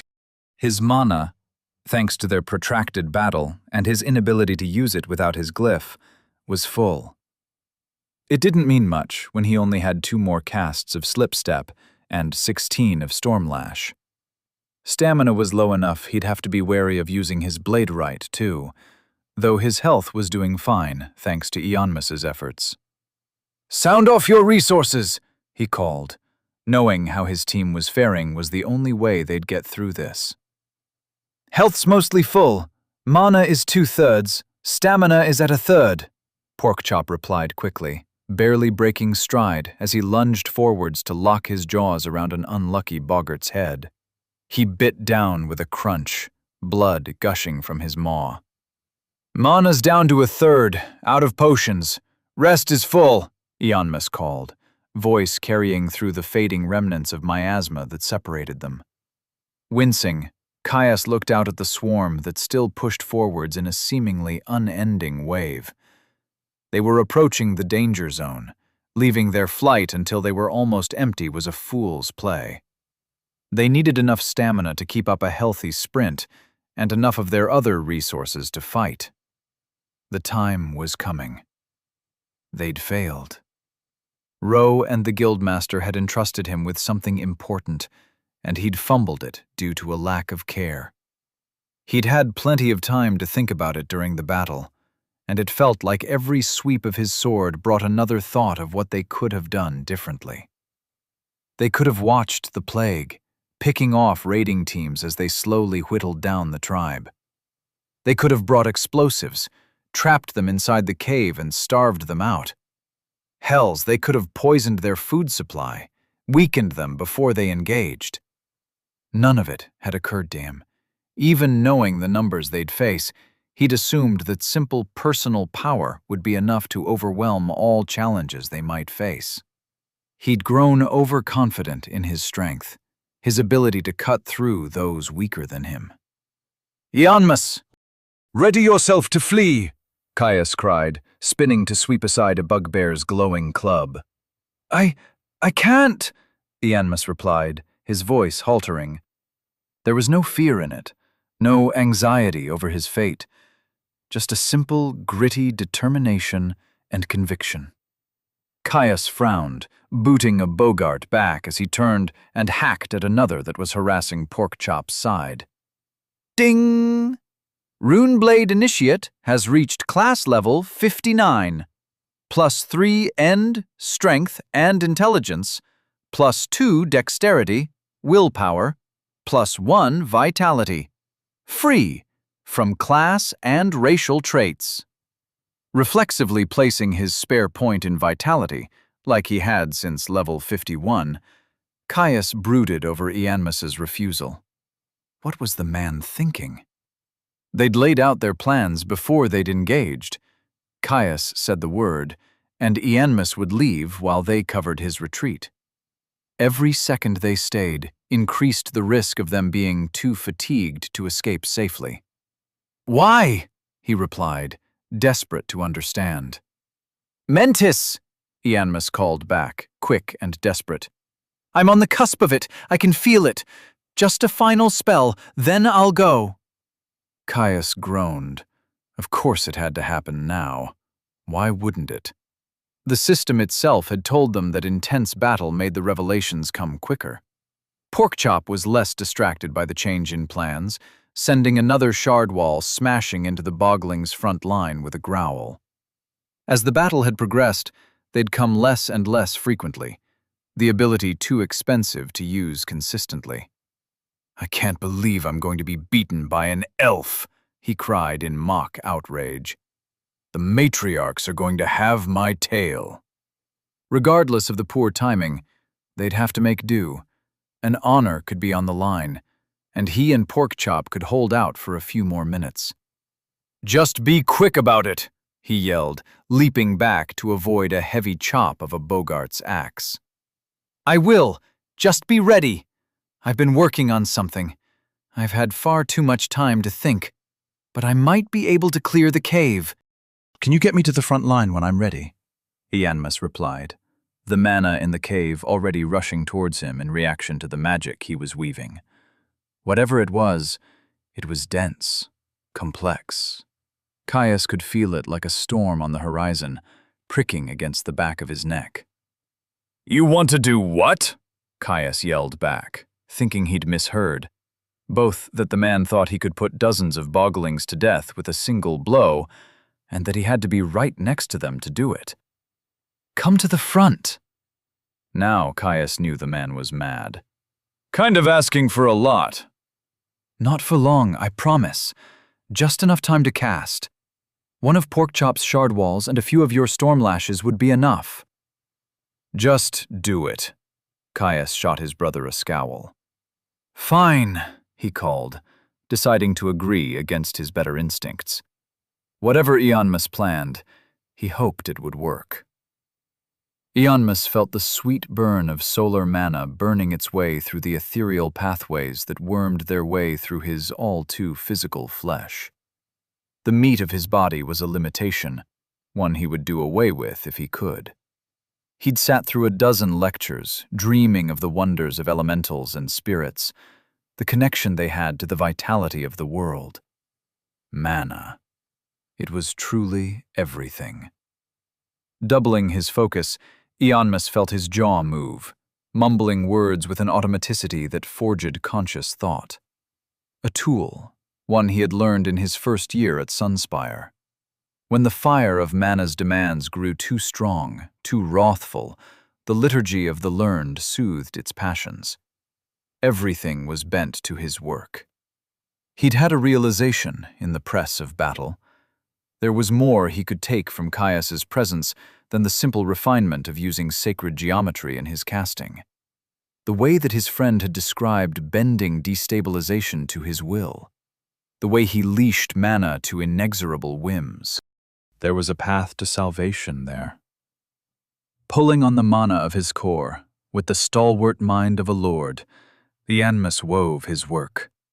Solar mana streamed around him in knots and weaves of great complexity. Despite his focus, his mind wandered. He'd left. The ossification he'd seen there disgusted him. The way his tutors, the whole institution, reveled in their glacial movement was revolting. Sitting in towers, reading books, planning, always planning, but never actin'. It had rubbed off on him, and it was his gravest mistake. Mana was dynamic, and in this moment of direst pressure, Eonmus realized he had forgotten that. It demanded movement, precise and controlled movement, but action all the same. There would be changes in the future, that he was certain of. Given the opportunity, he knew that he would bring others what he lacked. A place to learn, one that fostered curiosity, discovery, and exploration. Not one that clung desperately to the illusion of safety that existed in a cloistered tower of gold. Surrounded by an aurora of sun's fury, Eonmus realized he had faltered, and Mentis screamed to new heights in response. Caius heard Eonmus mumbling a constant mutter. While a chant wasn't required for free casting, he knew it was a commonly used mnemonic to focus the mind. Whatever the mage was doing was stretching him to his limits. 5 minutes had passed since the man had started, and only now did it seem like he was reaching a crescendo. The distinct tang of sweet sunlight hung heavy in the air, Eonmus's mana overpowering the final remnant traces of the shaman's gaseous spell. The stink of solar affinity wasn't the only thing that had changed. It had been slow at first, unnoticeable, but now he was certain. The bogglings were slowing. More still streamed around the corner, but they were loosely packed, with none of the dense crush of bodies that they'd been for the better part of the last hour. The tide seemed to be stemming. It was an impossibility. It churned his stomach, igniting a blazing suspicion in his belly. There was no way they'd started to exhaust the plague. Sure, they'd killed what had to be over 100 of the freaks, but he'd seen enough bodies in that cavern to triple the number of dead easily. Where was the head shaman? The war chief?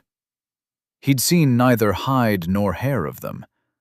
Had they held back? Kept some of their forces in reserve? He doubted it. Everything he'd seen today, knew about boggarts, suggested that the plague should have thrown themselves at them in an unending wave. Hells they had. No way they had the smarts, the acumen, to consider a tactical ploy like that. What if they'd fled? He'd never gotten a full look at the main chamber of the nest. There could have easily been another cave. Perhaps they were circling around, moving to pincer them from behind. Or worse, had decided to flee from the threat and were already en route to the plains. This horde could have easily been a distraction, something meant to keep them occupied while the war chief led his host to the east. He shoved the dark feelings deep, letting himself feel the soothing flow of bloodshed and the rapid beat of his heart. Regardless of the reasoning, the slowing tide buoyed him. He felt far more confident now that they might be able to cull this lesser group. It pushed back their need to flee. Judging by the rate of their approach, there might only be a few dozen left hidden around the bend of the cave. Suddenly, the roiling mana in the air stilled. "I'm ready," Ianmus called, each word sounding like it had been forced through clenched teeth. Caius breathed, sharing a glance with Porkchop, who nodded. Picking up the pace of his assault, Caius burnt a charge of slipstep. With the mortal boundaries of distance loosening their grip on him, he lurched across the front line in a constant flicker. Blows that would have landed phased right through him, leaving the attackers wide open for his counterattack, his form growing insubstantial with unnatural timing more than once. Ding! Uncanny Dodge has reached level 57. From behind, he heard Ianmus make his way forward. Each step was slow, weighed down by the burden of his consumed focus. As soon as it sounded like the man was a bare few strides behind him, Caius unleashed a trio of storm lashes. The spells activated at the speed of thought, 3 writhing vines of shocking power washing over the front line of bogglings. Arcs split, catching more bodies in the lethal net. 2 expired directly, the rest seized, falling back into the row behind them. The sudden dead weight of their allies staggered the rest, a rolling disorientation that moved through the crowd of monsters like a wave. Porkchop capitalized on the moment, a shard wall rocketing forwards, sending the mass sprawling back. Then Ianmus was there, next to him. Brow furrowed and jaw tensed, he looked like he was battling for his life. More focused than Caius had ever seen him. A point of mana glowed at the tip of his staff, so potent that it warped the air, casting off a visible light. The mage's staff dipped down, wavering as Ianmus pointed it forwards. Everything went white. Ding! True Sight has reached level 52. His ocular skill might have protected him from the worst of it, but even then, Caius could just barely make out a hazy view of the devastation. A hair-thin beam erupted from Ianmus's staff, so bright and hot that Caius could feel his skin cooking from simple proximity. Like all of the man's spells, it substantiated instantly, a gossamer thin thread linking his focus to the far wall of the cave. Then the air screamed, and the thread was suddenly a sheet, bisecting the cave at chest height before it vanished a moment later. Staring at Ianmus in shock, Caius cursed as his friend's eyes rolled back into his head and he started to keel over. Whipping back to the front without bothering to catch the man, Ianmus could deal with losing a bit of his health. He readied himself to defend his friend's prone body, only to find nothing but a field of severed corpses, a slow trickle of new foes warily rounding the corner to step onto the field of the dead. It was a bare few, maybe 24, boggarts one and all, who entered the cave. They looked at them in abject terror, eyes wide as they waded through the lake of blood and viscera that drenched the cave. More than one looked back the way they had come, only to flinch and march on.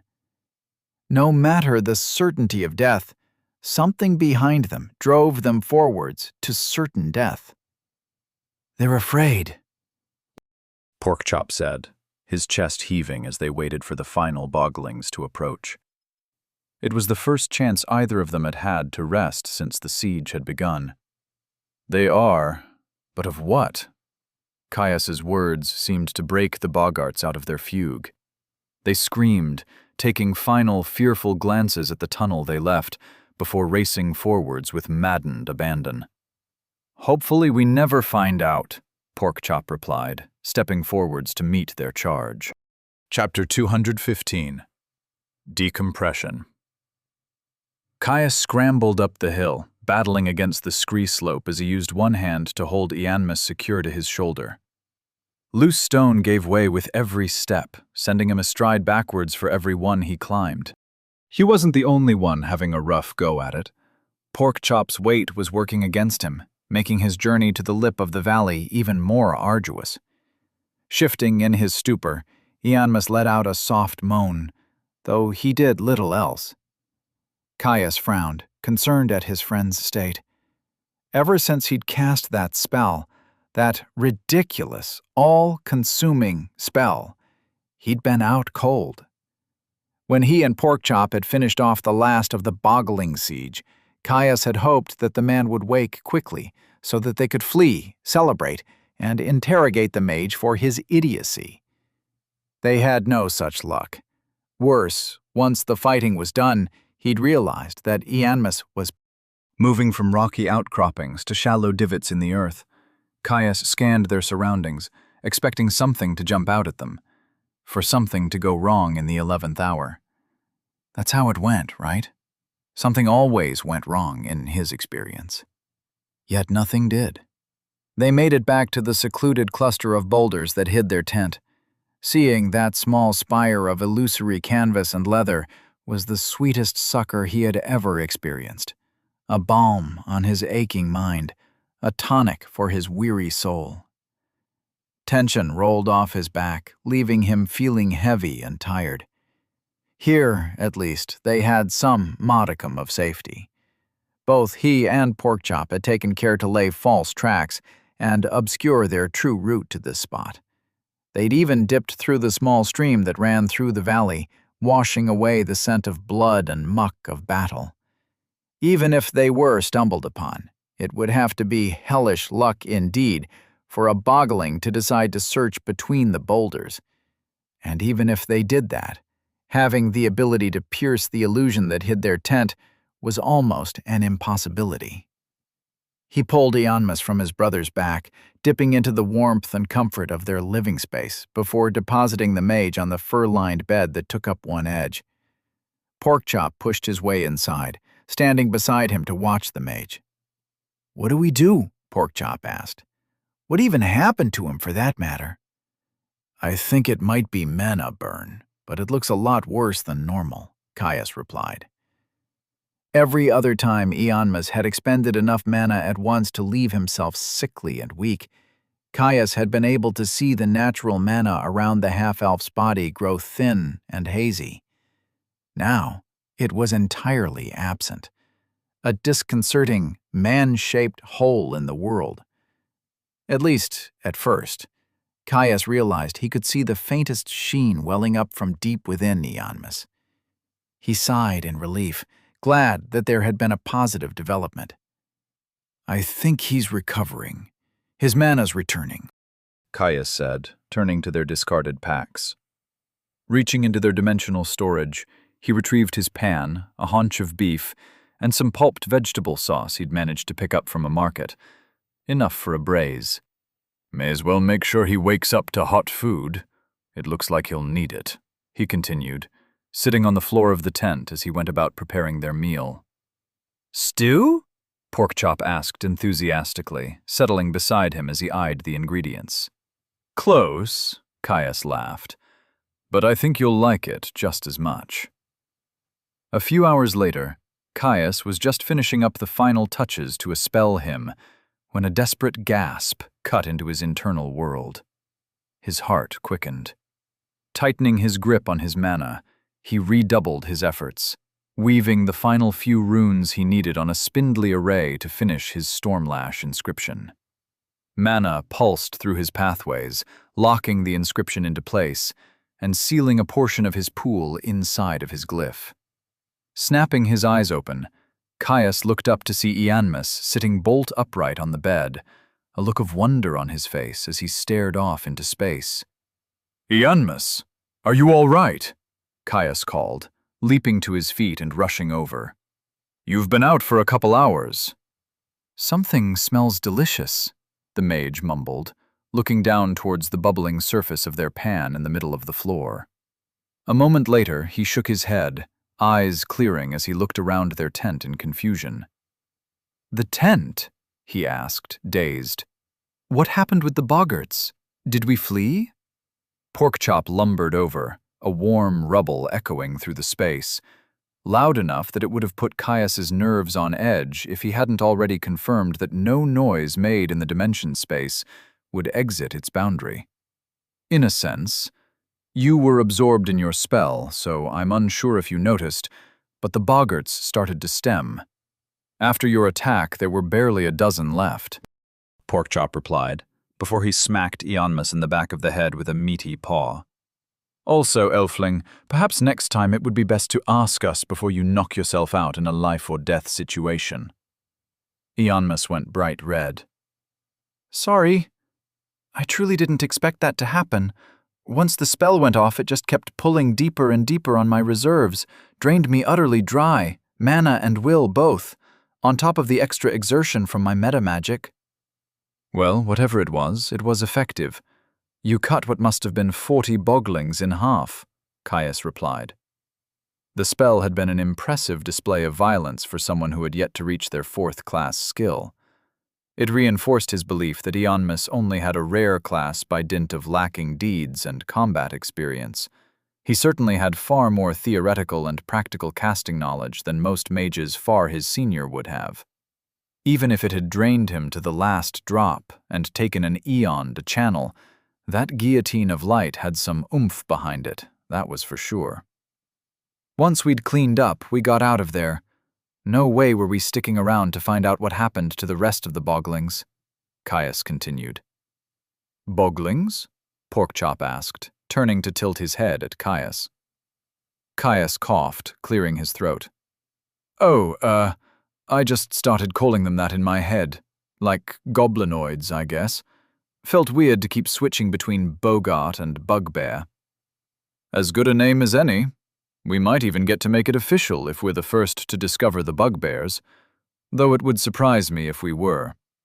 Even if they only appear in larger plagues, I doubt this is the only place they've been able to grow unchecked since the phase shift," Ianmus said, nodding at the name. Caius waved the man off. "Forget boglings. What I want to know is if it worked." He leaned in, watching his friend closely. "Did you get it?" A slow grin crept across Ianmus's face, stretching from ear to ear. "I did. Felt it reach the point of ignition right as the spell was cast. I haven't checked the notification yet, though." "Beaten by an elf. What a fucking travesty. The matriarchs would be ashamed." Porkchop whined, throwing himself to the floor dramatically. Caius rolled his eyes at his brother's antics. He knew he wasn't really disappointed. Unlike himself, Porkchop wasn't competitive at anything more than a little harmless fun. Besides, the oaf had already let slip that their extended fight had nearly been enough for him to ignite his own corporous aspect, much to Caius's delight.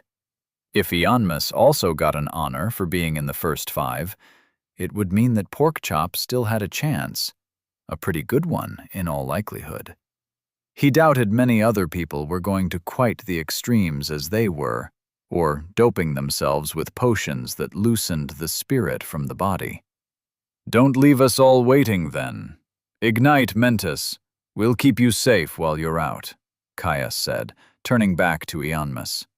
The mage grinned and nodded before his eyes went glassy.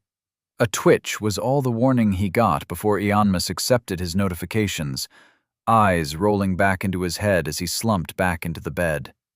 Caius jumped, startled by the sudden change. As far as he was aware, he'd stayed conscious through the whole process. "Calm down," Porkchop told him, nudging him in the shoulder. "You did the same thing. He'll be done in a few minutes, I promise." You're sure? Caius asked, watching Ianmus closely. I'm sure. Caius still kept his attention on his friend, ready to do something if it went wrong. He was glad he did, when a moment later a soft glow started to emanate from Ianmus's head, right in the center. Even with true sight, it was hazy and indistinct. Soft and pale, it almost looked like mana. Almost. Somehow he knew it was different, lacking the energy's cold impartiality.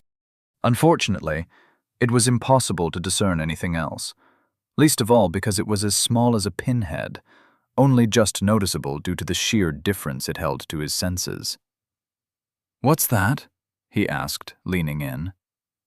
"What's what?" Porkchop replied, tilting his head in confusion. "You don't see it?" Caius replied, cocking his brow at his brother. "You have natural mana sight, don't you?" "Caius, I'm seeing nothing. If you're seeing some form of energy, it's invisible." Well, wasn't that curious? Basic energy sense was an ability known to be native to all greater beasts, though he supposed it was no great surprise. Ianmus probably wasn't able to see it either. Otherwise, one of them would have mentioned it when Caius had gone through his own ignition. Strange. We'll talk about it later, though. Ianmus seems to be rousing. The half-elf's eyes fluttered open less than a second later, a wide grin stretching across his face as he sat up and met Caius's eyes. "You're right. The glass mind is weird." Caius laughed. "Almost feels like you grew a third arm, right?" Ianmus nodded emphatically. "And you already know how to use it? Totally bizarre." "No need to rub it in, guys," Porkchop huffed with faux offense. "Now, if you're done bragging to each other, do you want to share what you got for your seed? And if I'm still in the running for an honor?" Ianmus's eyes unfocused, roving through the air as he read the description of his latest gains. "Well, I got the aspect of the patient weaver. My seed, threads of preparation, allows my glass mind to hasten channeling, independently manipulate and modify free-cast spells, and hold a spell prepared while I work on the next." Ianmus replied, grinning wildly while he read off his status screen. Caius nodded, impressed. That was a significant boon by any standard. A mage who could do two separate things at once with their spellcasting was almost hard to imagine. So much of what made freecasting a difficult style to make work was its demands on attention and mental capacity. Still, there was one thing he still wanted to know. "That's fantastic, truly. But what of the honor? Did you get one?" Ianmus met his eyes, giving him a nod. "I did, though it only says I'm in the first 5, not how many are left." Porkchop sighed in relief. "So there's still a chance. Thank the matriarchs." "You'll get it, buddy. Don't you worry." Caius patted his brother on the shoulder. "Now, we've got braised steaks to eat. I busted out the good stuff to celebrate. Who wants some?" Scrambling in their haste, Ianmus and Porkchop collided and ended up in a tangle of limbs on the floor. Caius laughed. Chapter 216. Cold Bodies. Giving his pan a last good shake to flick off as much water as he could, Caius dipped back into the tent. Well, he'd asked Ianmus if he'd noted anything about the strange pinpoint of energy that had radiated from his mind during the founding of his aspect. The mage had only been confused and voraciously curious. The lack of answers was a shame, but hopefully with more time and experience they'd discover something more concrete. He'd been thinking through their meal. Ianmus's success with igniting his aspect was a significant boon, worth the risk he had pulled. It had also brought with it questions. How had casting a spell allowed him to ignite the pillar? And what was that strange white light he had seen? Somehow he doubted the latter would be easy to answer. Stepping around Porkchop, he took a seat at the foot of the bed and turned to Ianmus. At the very least, he could learn more about that plane of light. Ianmus, that spell you cast, how'd you do it? It was far stronger than anything I had expected from you, he asked. Ianmus looked up, startled for a moment at the sudden question. Oh, it was partially because of you, actually, his friend replied, scratching behind an ear. I'd been thinking about what you told me of your glyph, the controlled collapse of unstable mana. Some principles of the rune arts are used in free casting, so I thought I'd give it a go. Porkchop shifted to face them, evidently interested in their conversation. Caius nodded, secretly pleased that there were elements of glyph binding that could be used elsewhere. He'd known it was likely. Every other form of magic was interconnected on some level. Still, for it to have been something that he and Father had developed themselves, rather than something unique to Vesrun, was gratifying. How'd it help? And what did it have to do with Mentis? Caius asked. Ianmus's eyes fuzzed over, a familiar look on the half-elf, one that overtook his features any time he was absorbed in magical theory. He explained how he'd compressed his mana, leaning on the principles of guided instability that Caius had shared when he'd explained the reasoning behind his original glyph. So much of the mage's exhaustion had been the utter annihilation of his mental energy, directing the explosive release of his mana into a purely horizontal plane had taken much from him, though Ianmus was very much still interested in testing it further. At least, once they were somewhere safe and he was well rested. That much Caius agreed with him wholeheartedly. If Ianmus could get a grip on this new shaping of solar magic, it would be significantly helpful. The ability to deal with large groups of weak enemies was something they clearly lacked. Thankfully, it would almost undoubtedly happen eventually. Often, what was once impossible became as easy as a turn of the hand with enough levels. Mentis is more difficult to explain. My meditations, they made me realize that I have a tendency to overanalyze, to think of things from every angle. It's what drew me to magic and what led to my performance in Sunspire. But it also made me indecisive at times. I decided that if it was so integral to who I am, it needed to be fully under my control. That taking an action was more important than finding the best one. Decisive planning and preparation, rather than an impossible attempt to consider everything equally. The spell was my attempt at that. Ianmus continued, fiddling with the hem of his shirt. Porkchop let out a low huff, a grumbling chuckle emanating from deep in his chest. So Caius realized that sprinting blindfolded through a maze until you run into a wall is a bad idea, and you realized that it's a better one than trying to map the whole thing before you started moving. Smiling at his brother's friendly jab, Caius rolled his eyes. Porkchop did have the right of it, though. He had been a little action-forward in the past. Still, it was good to see that Ianmus's ignition had come with its own insights into how he wanted to grow. It seemed that the personal insights of the aspects were as much of a benefit as the additional powers they brought. A reflection of their development, the mindset with which they sought their goals. Speaking of goals, they still had yet to decide what they were going to do. The mission had gone sideways, to say the least. A siege that nearly led to an outright rout, and a revelation of their utter misjudgment of their capabilities and plans. Something had saved them, though if it was a stroke of good fortune, or a reprieve before disaster, was yet to be known. With the time it had taken Ianmus to return to waking, they'd had enough time to recover from their excursion, at least in terms of their resource pools. It would take a lot longer than a few hours for the exhaustion and mental fatigue to fade.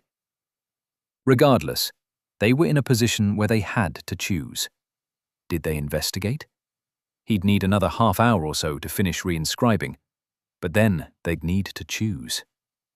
It was a decision he was uncomfortable making unilaterally. He might have been the party leader, but this was their lives. If the rest of the Boglings were lying in ambush, or something more dangerous had taken them out, re-entering that cave would put them in grave danger. Biting the bullet, Caius cleared his throat, drawing his friends away from the ongoing conversation. I think at this point, we need to decide if we're going back in that tunnel. We could just leave and tell the guild what happened, but it could save lives if we confirm they're still living, and precious resources if they're dead. Caius said, I say we investigate. It doesn't sit right with me to leave without checking. Feels cowardly. Porkchop replied. To Caius's surprise, Ianmus nodded along with his brother's words. Normally, he could count on the half-elf being the voice of reason in their little group. I agree, for one major reason. Whatever happens, there will be repercussions for our failure here. Returning with evidence of what happened, one way or the other, could lessen it somewhat. Ianmus replied. A sharp wince slipped from Caius's mouth. He'd been trying not to think of that. Neither Ro nor Reeker stood out to him as the most lenient of sorts. Understanding, sure, but not lenient. Even if this mission had been meant as a lesson, he was sure there would still be consequences for failure. For all he knew, proper investigation was part of the test, and they might worsen their failure further. Well, in that case, we need a plan. If we need to flee, we should be ready to run like a demon is on our tail. For all we know, one might be, Caius said. I'll be inscribing plenty of slipstep. I can chain them if need be, but we can't let you slow us down. He nodded to Ianmus, who nodded grimly. I understand. Perhaps it's better if I stay behind, the mage replied. No, Porkchop said with a shake of his head. I'll let you sit on my back just this once. Your weight isn't enough to slow me in the slightest, and me and Caius will both be faster with your solar empowerment. Let alone, we might need healing. Caius snapped to his brother in shock, Ianmus mirroring his expression. That was a significant concession, one that showed a level of comfort that surprised him. It wasn't just about trust, but vulnerability. Porkchop had made it quite clear that carrying someone on his back was taboo, and something he only allowed because he knew that Caius would not take it for granted. Are you sure? Ianmus asked, his tone incredulous, like he struggled to believe he had heard correctly. I'm sure, Porkchop replied, before he sniffed. Only because we might die otherwise. Don't go getting any funny ideas that I'll be the only one walking now. I wouldn't dare, Ianmus replied, clutching his heart in mock offense. Caius shook his head, chuckling. Well then, since we're decided, prepare yourselves. We leave when I finish inscribing. The sight of their siege looked impossibly gruesome, far worse than he remembered. Fresh eyes rendered him incredulous. A stretch of tunnel, perhaps 30 long strides long, was utterly carpeted in congealed blood, torn flesh, and pulped offal. Dark red stretched a full 2 strides up the wall, and where the fighting was thickest, the bodies were stacked tall enough to come up to his waist. The worst was the smell. Raw meat, iron, unwashed bodies, and spilled bowels, all mingling together in a miasma that stuck to the throat and clung to his clothes. He could feel it. The sheer volume of it was enough to raise the humidity to the point where he grew sticky. He'd been far too absorbed in the heaving rhythm of battle at the time to notice, but the Boglings would have been trampling on layers of their dead. That alone should have been enough of a sign that something wasn't right. Their baying cries and savage eyes had seemed to be maddened bloodlust at the time. But what if it wasn't? What if they'd been driven forwards by something else? They were no depths-born. At some point, their will should have broken, long before they were wading through the entrails of their tribe to offer themselves up for slaughter. A chill shot down his spine, animal instincts on edge as he peered into the dark. It was unsettling, far more than the gore they had left in their wake. "Wading through that is going to ruin my fur," Porkchop moaned, pulling Caius out of his musings. "And yet we'll do it anyway," Caius replied, taking the first step into the viscera. It squelched, welling up around his boots and soaking the leather, still disconcertingly warm in its deepest reaches. Caius breathed out slow, suppressing the roiling in his stomach as he clambered on. More than once he nearly ended up face first, an arm shifting or his foot slipping on unidentifiable muck. He soldiered on, advancing until he was over the worst of it. Once his team had joined them, they continued. They moved at a creep, just as cautious as the first time they had moved through the tunnels. At first there was nothing, the cave empty. Then they reached the lit warren, and the bodies strewn through its halls. It started right by the entrance. Boglings, by the dozen, surgically dismantled with a precision that left Caius in shock. Clean cuts that separated heads, limbs, and waists. It only got worse the further in they entered. At first, there were signs of struggle, weapons clutched in hands, the bodies having fallen in such a way that it made it obvious they were still struggling to fight out of the cave. That changed quickly. More and more often, boggarts and boglings lay facing the wrong way, like they'd fled. Some had their legs cut off, trails of blood left on the stone as they had attempted to claw their way back to their den. Reaching the crossroads, they slowed, giving Eonmus the opportunity to jump onto Porkchop's back. Sun-drenched vigor filled them both, steadying their bodies in a way that didn't quite reach his nerves. They hadn't seen hide nor hair of the mysterious attacker, only the evidence of a desperate struggle that grew all the more fearful and gruesome, heading directly for the cavern in front. Step by step they continued, tense and ready to flee at the sign of danger. Caius kept his slip-step ready, half of the mind to activate one now. The cave opened up. Raw carnage rooted him to the spot. If their own battle had been a brutal siege, whatever had happened in the cavern was a wanton slaughter. Bodies cleaved at the waist, halves tossed to the side with contempt. Limbs scattered like leaves, gathering in unrecognizable piles. Ward lights that were covered in so much blood they shone a pale red. The boglings hadn't just been killed. They'd been annihilated. Caius couldn't even estimate the corpses. Chapter 217. Cold Bodies. Finale. Sitting on the warchief's throne, Ro gave them a look as she sprawled out lazily, one leg crossed. It was calculative, stern, and judging. Caius struggled to respond, his mind still rooted in the spot by the simple sight of seeing her in the boggling cave. Ro? Of all people. The strange force that had torn their way through the bogglings that had given them so much trouble was Ro? They hadn't even sensed her, and the obvious ease with which she had cut through the horde revealed she held far more personal power than he expected. So it was a test, he realized. Rieker had said he would put them on missions that were at the very edge of their ability, but Caius had thought that the man had meant their ability to handle indirect battle. This seemed different. They'd missed something crucial, and no doubt were going to suffer for it. Ro watched them standing in silence, her fingers drumming impatiently on the bone of the warchief's throne.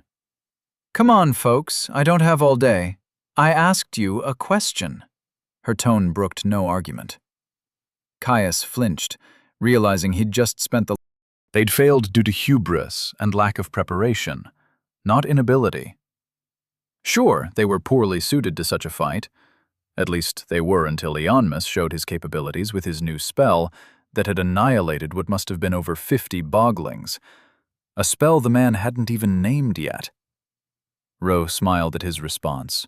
It wasn't a wide one, more a bare acknowledgement that they at least had the sense to know that they'd messed up. Good, you're not entirely hopeless, even if today was a fucking travesty. I've seen coppers who work better than this, you utter fools. Ro tore. It is, Caius replied, stepping forward to take the brunt of her disappointment. As party leader, it was ultimately his failure.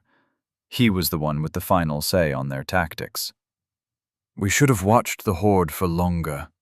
Tried to get an accurate reading on their numbers. And your assault?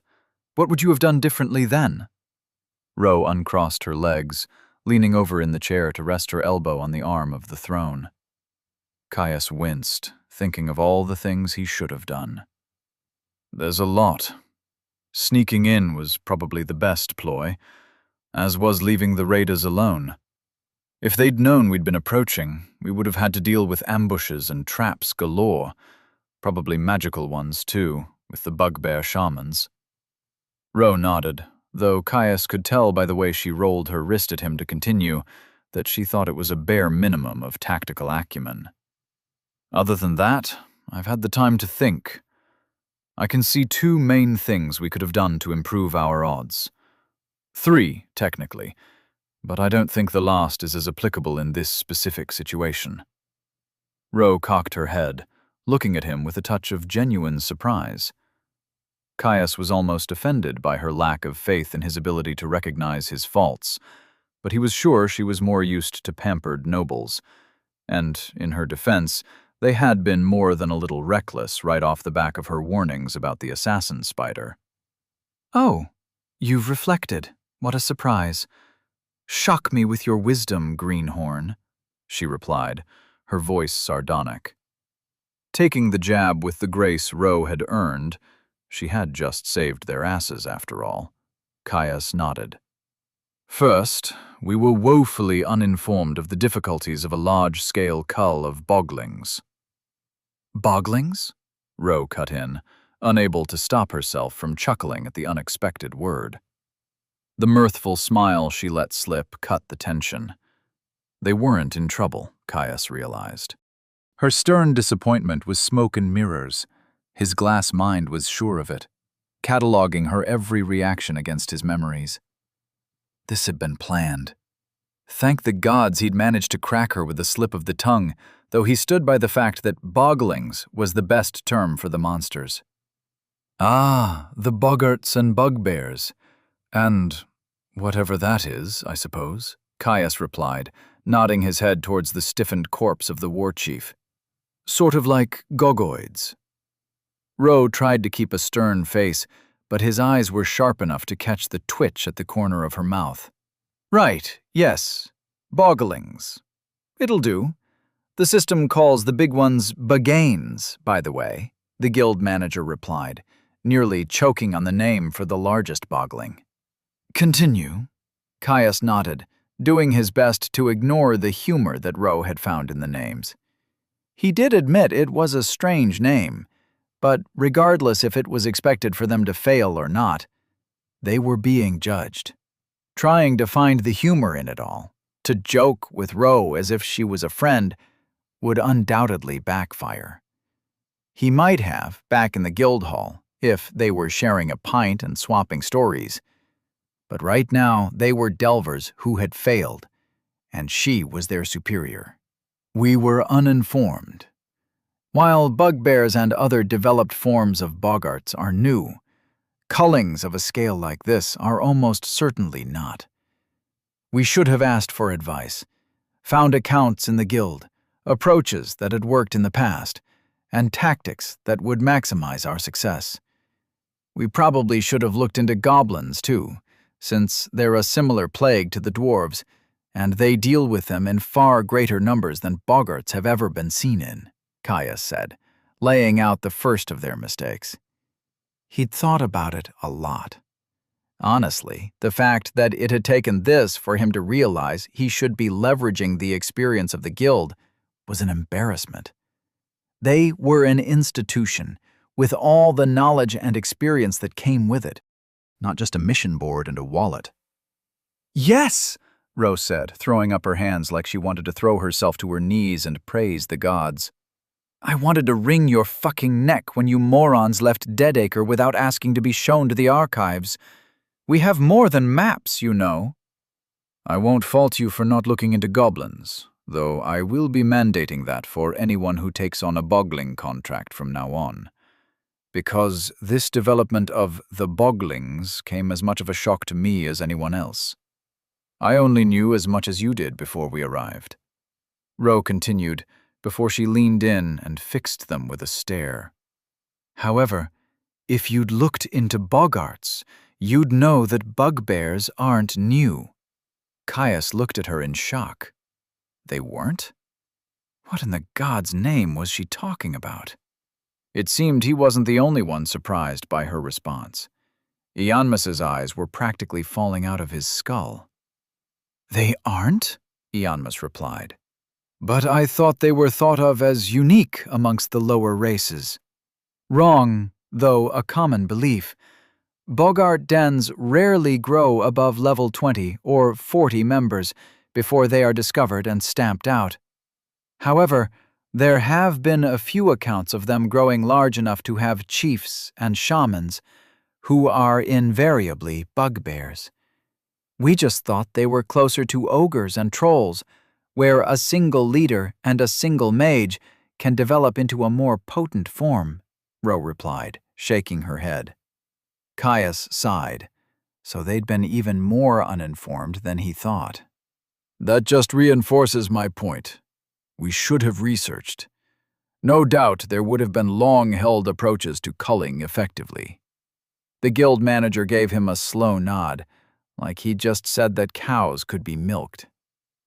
There are. I'm glad you've realized this on your own. A delver needs to be prepared. The threats of this world are myriad and vast, but history is long. If you have any inkling of what you're going to face, you're doing yourself a disservice by ignoring the wisdom of your predecessors. Now, you said you had other failings. Tell me. Preparation, Caius replied. We came in half-cocked. You'd outright told us an estimate of numbers, but we still stocked as if we would have the downtime to recover. Ro clapped, each crack of her hands echoing through the cavern. Correct. A common enough issue amongst fresh meat that has only delved, which was everyone in the Central Lands before this phase change flooded us with monsters. The shallow layers of the depths are forgiving, almost kind. In the deep wilds, everywhere now with the rising mana, and the deeper layers, you do not get those pretty little encounters wrapped in a bow. It's a constant grind. Rest only comes when you've killed everything nearby, hidden yourselves, or managed to run fast enough to escape. So the depths did change as you got deeper. Caius filed that knowledge away. It was another thing to research. He'd known the biomes got more expansive and even more densely populated, but he'd hoped that being able to rest between battles would remain. Ro caught his eye. I see that look. Yes, deeper layers of the depths are far more difficult than can be explained by levels alone. The monsters are smarter, tougher, and more coordinated. There's more of them. They roam larger areas, and rest spaces grow fewer and fewer. Regardless, the common wisdom is to approach every estimate as if the true numbers were twice what you had been told, and you didn't even prepare for that much. We didn't, Caius agreed. We should have had as many restoratives as we could purchase. Potion toxicity matters far less when you're fighting for so long. We could have fielded far more skills, far more frequently, if we weren't worried about burning out. Even if I'd still had to save my spells, I would have been able to use my bladerite far more than I did. Nodding along to his words, Caius was surprised to see the guild manager looked almost pleased. Clearly, by offering up his own explanations for their failure, he'd taken a bit of the wind out of the sails of the lecture she'd no doubt been expecting to give. She paused for a bit, tapping the armrest while she looked off into space, clearly thinking. Suddenly, Ro rose to her feet, jumping down from the grisly throne to walk towards them. "I'll be honest, those are the main issues I'd noted. I'm curious, though. You said you made 3 mistakes. What was the third?" Caius cocked his head. He was sure that the last one had been something that she and Rieker would have wanted to drive home. That we should have recognized we were not well suited to this mission, and asked for assistance? Ro paused mid-step, looking at him like he'd grown 3 heads. "Oh, that's just precious. No." "What? No," Ro cut him off. "Learn to deal with your weaknesses and deficiencies, or you'll die. Maybe not today, maybe not tomorrow, but someday you will. If you're not confident in your chances of success on a contract, you don't take it. More than that, the rise in mana has changed things. In all likelihood, whether on the surface or a deep delve, you will run into a situation you are unequipped to handle. When that happens, you run. You run fast, far, and only return when you are equipped to seize victory," she continued. Ro slapped her knee, clearly thinking through her words, focusing on how best to impress her teachings upon them. "Being a delver is dangerous. We told you we had resources in place to handle this. If you felt unsuited, or found yourself out of your depths, you should have stood your ground and declined the job, or retreated. Yes, this was vitally important, but if you had died, nothing would have been gained, and the Boglings would have been just as much of a threat. A living delver, especially of you and your team's caliber, and an incomplete mission is far more valuable than a dead one and a half-finished job. That is what I want you to take away from this. Yes, we expected you to make this mistake. That is why I came, to ensure that you learned, while still extracting as much hands-on experience and levels as possible. Yes, there were developments neither of us expected.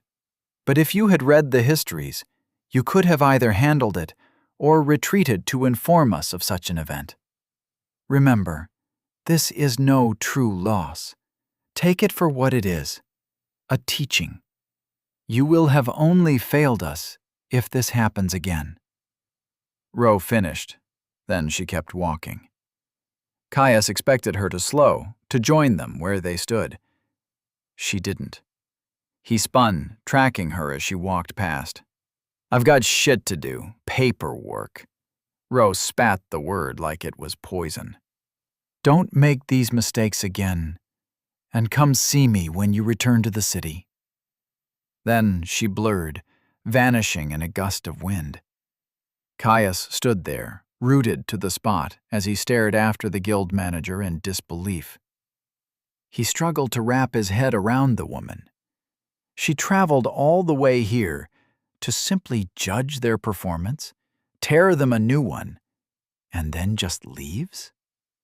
When he'd seen Ro sitting there, he'd expected a remedial beatdown at the very least, something like Rieker had done, if not a week or so of training as they traveled back to Deadacre. Apparently, he'd been mistaken. "Well, that was weird. Shall we look for loot?" Porkchop said, breaking the stunned silence. Caius sighed. Chapter 218. Looting and Leaving. Caius carefully picked his way between the chunks of boggling strewn across the cavern, the remnants of Ro's earlier devastation of a full 2/3 of the plague. While he didn't hold overmuch respect for their dead, nor was it possible to completely avoid getting his boots coated in all varieties of unmentionable, feeling his weight pulp flesh beneath his boot was still disgusting. So he did his best, relying on supernatural dexterity and strength to hop between islands of clean stone as he made his way to the slain war chiefs and shamans' tents. "Show off," Porkchop muttered. Caius snorted. Neither of his teammates had the luxury of avoiding the muck. Porkchop was simply too large to avoid it all, and Ianmus suffered from a simple lack of physical ability. Shooting his brother an easy grin, he made a final leap, a good 15 strides, to the patch of relatively unblemished stone that surrounded the structures. He spun, throwing his hands in the air. Ta-da! Ankle deep in viscera, neither of his companions found his humor particularly gripping, his show only earning him a doubled glare as they stomped over to him. With Roe having been confirmed as the source of the missing bogglings, much of the tense anxiety that had weighed upon them had fled. Unfortunately, the dissatisfaction at their showing remained. An acrid bitterness that percolated in his stomach, doing its best to taint everything else they had to be proud of. For there were things they had done well. He knew that, and acknowledging their victories was just as important as learning from their defeat. Ianmus had founded his aspect mentis. They'd survived a siege they were thoroughly unprepared for, and they'd gained skill and class levels galore. That said, the revelation that Roe had been watching them the whole time, that they'd specifically been sent on a mission that was poorly suited to them, on the assumption they would approach it with inadequate thought and preparation, was a little difficult to swallow. Especially because the woman had left within minutes of their conversation even starting. Caius wanted to pick her brains, to get her opinion on where they should direct their efforts. Now he'd have to wait until they got to Deadacre, something that was imposing in its own right. No doubt Reeker would have his own things to say, and Caius would sooner believe that trees walked than think the guildmaster wouldn't have a few remedial lessons waiting for them at their return. Porkchop and Ianmus arrived, breaching the tide of death to join him on dry land. They shook their feet, a vain attempt to dislodge the worst of the drippings. "I still can't believe one woman did all of this," Ianmus said, eyes scanning the strewn bodies of the horde with a furrowed brow that revealed the devastation had left him impressed and intimidated. "She has to be in the second tier, right?" Caius nodded. It was the only explanation that made sense. The way she'd been all but undetectable to their every senses, including his true sight, which specialized in revealing the hidden, and the ease with which she had cut through hundreds of monsters, left very little other explanation. Let alone the woman's speed. There'd been no flash of mana, but when she'd left them, it felt like she'd just dissolved into wind. One moment she'd been standing there, the next, Roe was just gone. "She feels strong," Porkchop agreed. "She tore these creatures apart. No one with claws that sharp stays a simple uncommon or rare." Porkchop's statement got Caius thinking. Assuming she was Tier 2, was it likely she had an unusual class? He decided to ask Ianmus, who had taken to cutting a section of hide from one of the nearby tents in an attempt to clean up his boots. Ianmus looked up, letting out a low hum as he thought it over. "Most people are pretty cagey about it. Tier 2s are rare in the Central Lands, especially those close to the frontier. No one wants to accidentally let it slip to their enemies, political and physical, that they're at a stat disadvantage after all. However, I'd say it's likely. Uncommon is the bare minimum for Delvers, and with the kind of dedicated effort it takes to reach the second tier, I would be surprised if anyone was less than rare." Ianmus finally replied, discarding his scrap hide, now soaked in blood. Caius tilted his head, not entirely sure if he agreed. Sure, most people either died or burnt out of adventuring work long before they evolved their class. But everything he'd seen in the guild had screamed a shocking lack of ambition. In his mind, the fact that most people fought things lower in level than themselves would reduce their chances. Sure, it wouldn't be everyone, but there had to be some people who were diligent and overcautious, building up their levels over decades instead of months and years. Surely not all of them would just give up, right? With all the benefits that came from rising through the tiers, the life extension, increased stats, and skill evolutions, people wouldn't just stop trying. It would be absurd. Yet he couldn't see any other explanation for the notable lack of people higher than the first tier, and the prevalence of exceptionalism amongst those who made it. It made no sense. It was just experience. If people hungered for it, it was in reach. He couldn't see how fighting lower-level monsters could be so soul-destroying that people would just give up. Admittedly, it was probably so boring and slow that he was getting restless just thinking about that particular path to power. Caius shook his head, driving the matter from his mind. They'd made their way through the thickest piles of bodies in the hopes of investigating for valuables. If there were any, they were bound to be near the plague leader. A chest-high circular wall made of a crudely stitched mishmash of different hides stretched across a wooden frame served as the base to the structure, while a low, conical top of similar make was fastened to a central pillar. The pillar itself was particularly macabre. 24 different skulls were mounted on strange effigies of bone. A profane offering or beseechment of whatever dark gods the spiritual leader of the plague had paid his allegiance to. Pushing aside the flap that held the tent closed, Caius quickly found the iron-laden air of the cavern outside washed away with the sharp bite of alchemy. Most of it was old, a stale torrent of bitter hatred sinking its way into his nostrils, its older black works long since losing the potency that would have differentiated the scent of magic. Honestly, for what he had seen of the general barbarity of the Boglings, he was almost impressed by the creature's setup. Almost.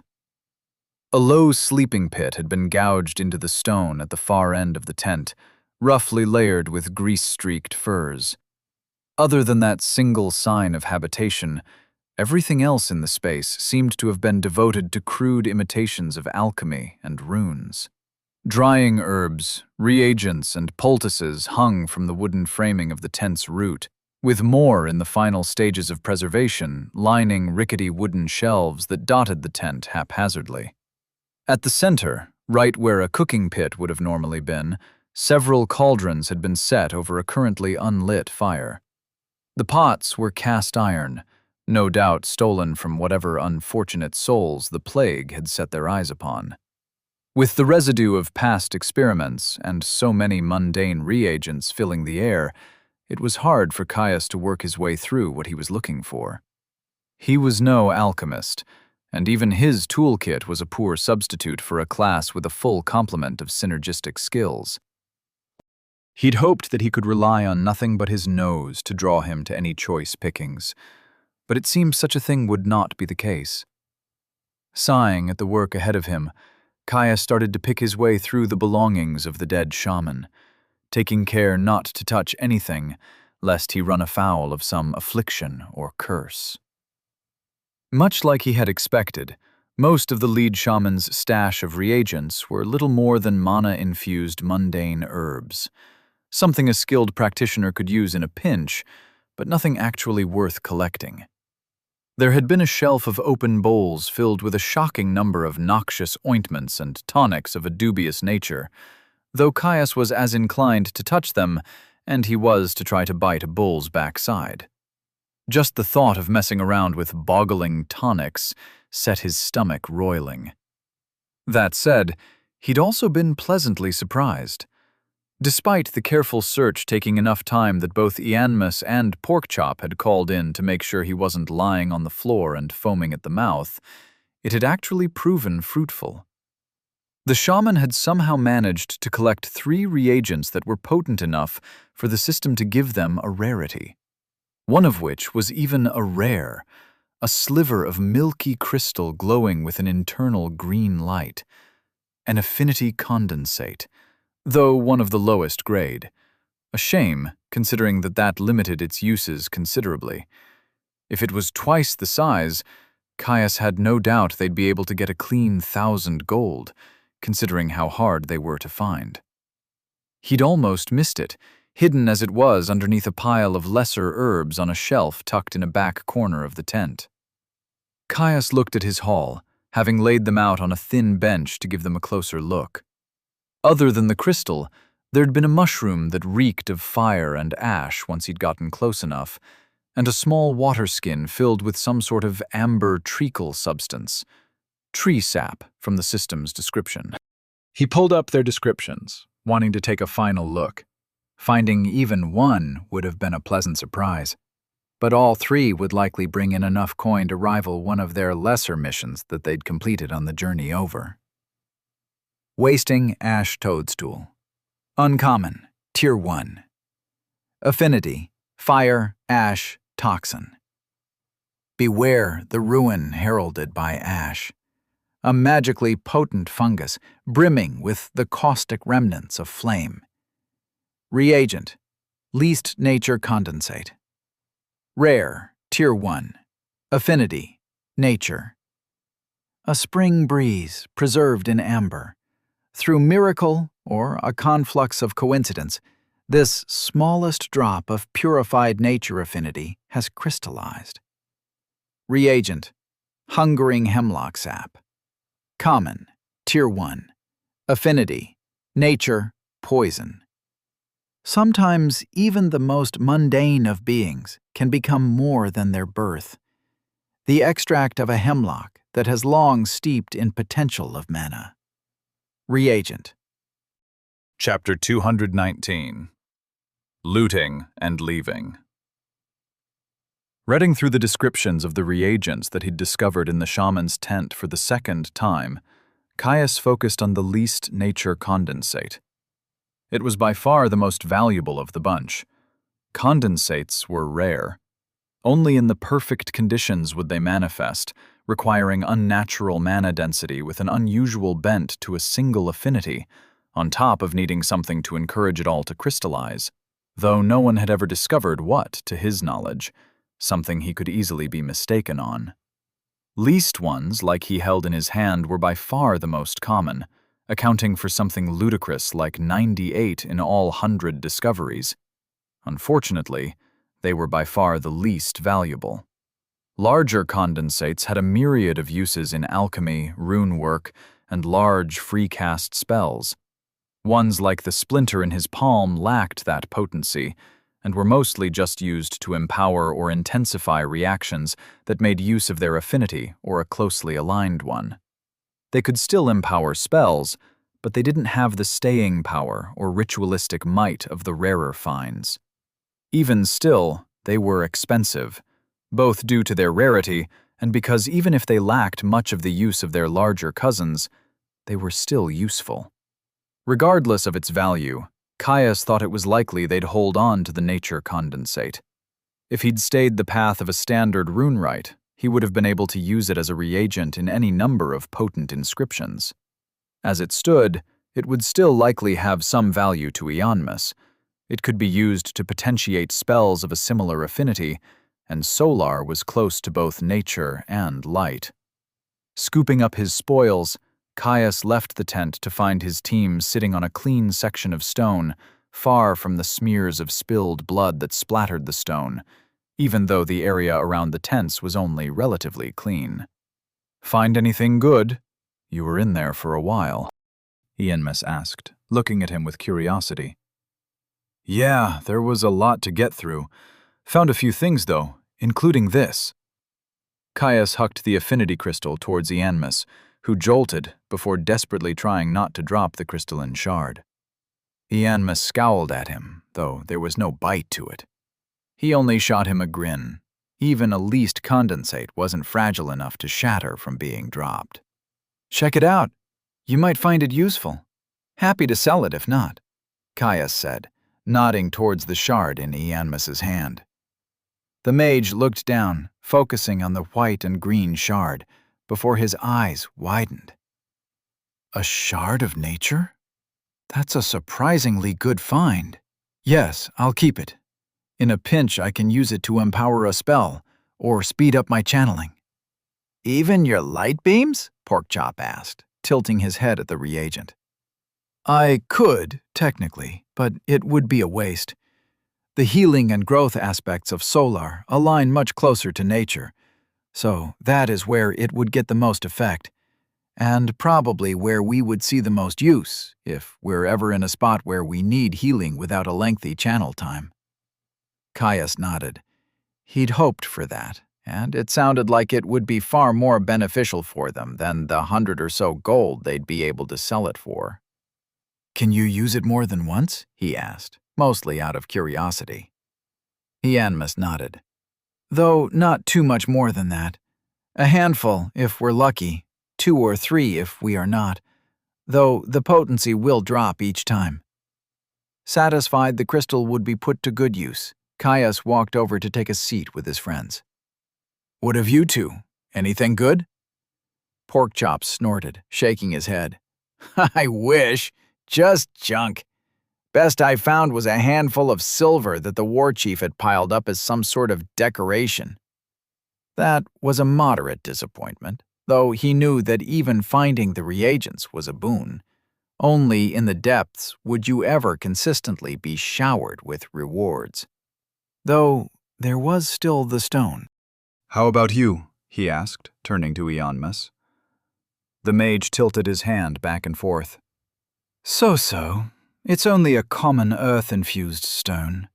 From the looks of it, it's quite the vein, though, so it could have some bulk value for fortifications." "People would lug blocks of stone from here to Deadacre?" Porkchop asked incredulously. "They probably would have a year ago. Now, with the beasts, the only ones who'll even be interested would be the local towns. A few days' journey could be worth material for fortifications made from infused stone." Ianmus replied with a shake of his head. "Well then, if we're done here, should we start making tracks? Dawn's approaching, and it would be nice to get away from the stench of offal," Caius suggested. He grinned when he got hurried nods in return, the whole team jumping to their feet. Deadacre and Reeker awaited. It'd be rude to dawdle. The stars were out, clear and bright. Caius sat reclined with his back against one of the small trees that dotted the plains of the frontier. Porkchop was next to him, lying on his back and staring up at the sky.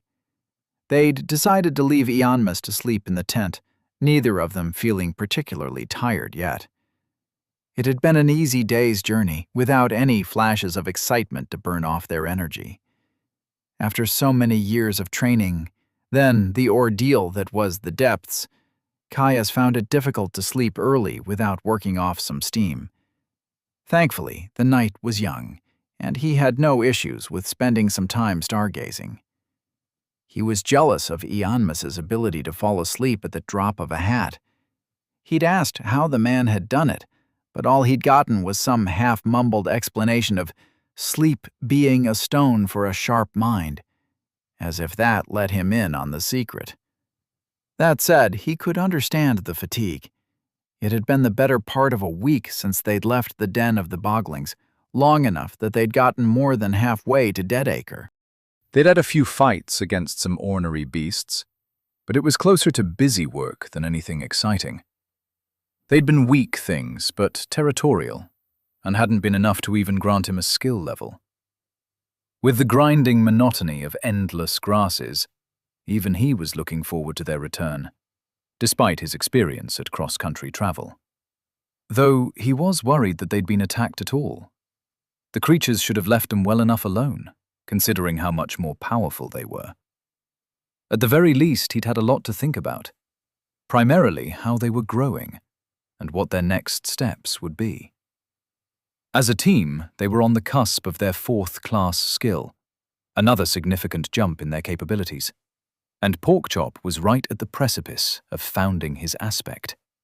Or so he insisted, though they hadn't gotten around to talking about his budding insights yet.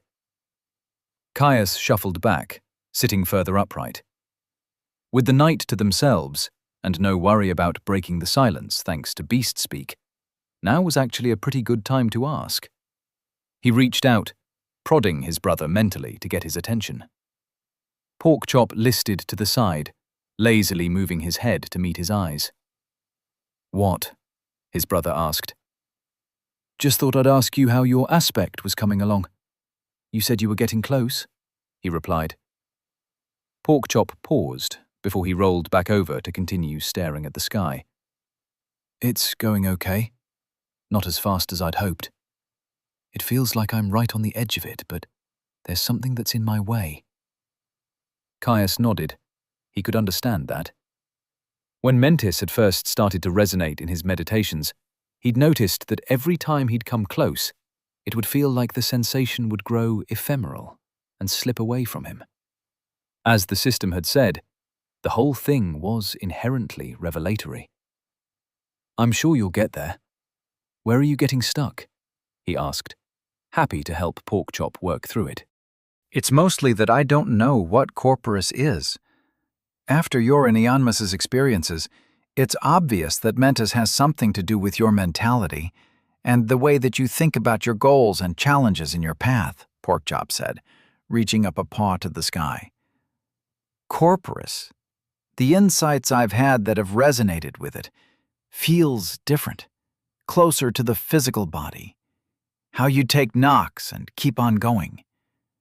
I don't think I can think my way towards it like you two did. I need to feel it here, he continued, tapping his chest. That caught Caius's attention. It had been obvious from what the system had told them that Corporus was the aspect of the body, but he'd been trying to wrap his head around exactly what it was tied to. His brother's insight that it felt like it was tied to the ability to endure was enlightening. Even if it was just relevant to Porkchop's personal understanding, it was still a puzzle piece that he could use as a starting point for his own exploration when the time came. He could understand Porkchop's frustration, though.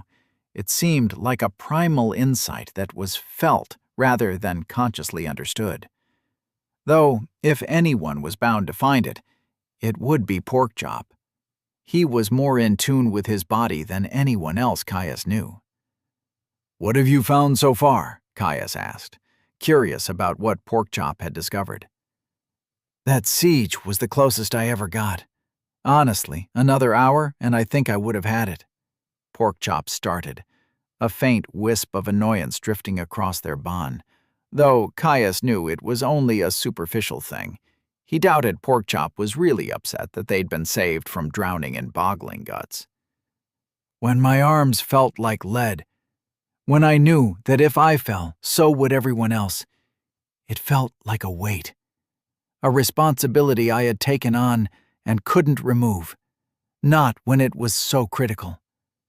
I knew then that I would keep standing. Even on stumps, I would endure. I always have. When I can't escape, I hold." When I can deal with something head-on, I act. Burdens are something to be carried, so why complain? Porkchop said, rolling over to face him. But like I said, I don't think I can think my way there. I know I'm close. Every time I think about it, Corporus howls up a bloody storm. But it feels like I need to prove it. Prove that I can keep going when my heart screams for rest and my muscles threaten to tear themselves in two. I can feel it in my bones. It's an aspect tied to action. Caius smiled at his brother. That really did sound like Porkchop, and if Corporus was really tied to action, he had no doubt that his brother would get there soon. After all, if there was anything they were good at, it was getting themselves into the kind of trouble that left them half dead at the end of it. If you just need that, I'm sure you'll get there with our next mission. No doubt we'll end up fighting something unreasonably tough. I doubt Reeker would go so far as to reinforce his point by making us fight a horde immediately again, Caius said, attempting to encourage him. Porkchop looked down, a decidable expression of uncertainty on his face. "I'm not sure if I have to," he said, scratching at the dirt. "Oh?" "I get the sense that it doesn't need to be in a fight. I just have to prove myself, to myself, if that makes sense. Waiting for the next mission could take too long. It's at least another few days to Deadacre. Then no doubt we'll get stuck in some training regime until Rika thinks we're suitably ready. And then it'll take even more time traveling to our next job. For all we know, I've only got a week or two to secure that honor, Porkchop said, a look of frustration on his face.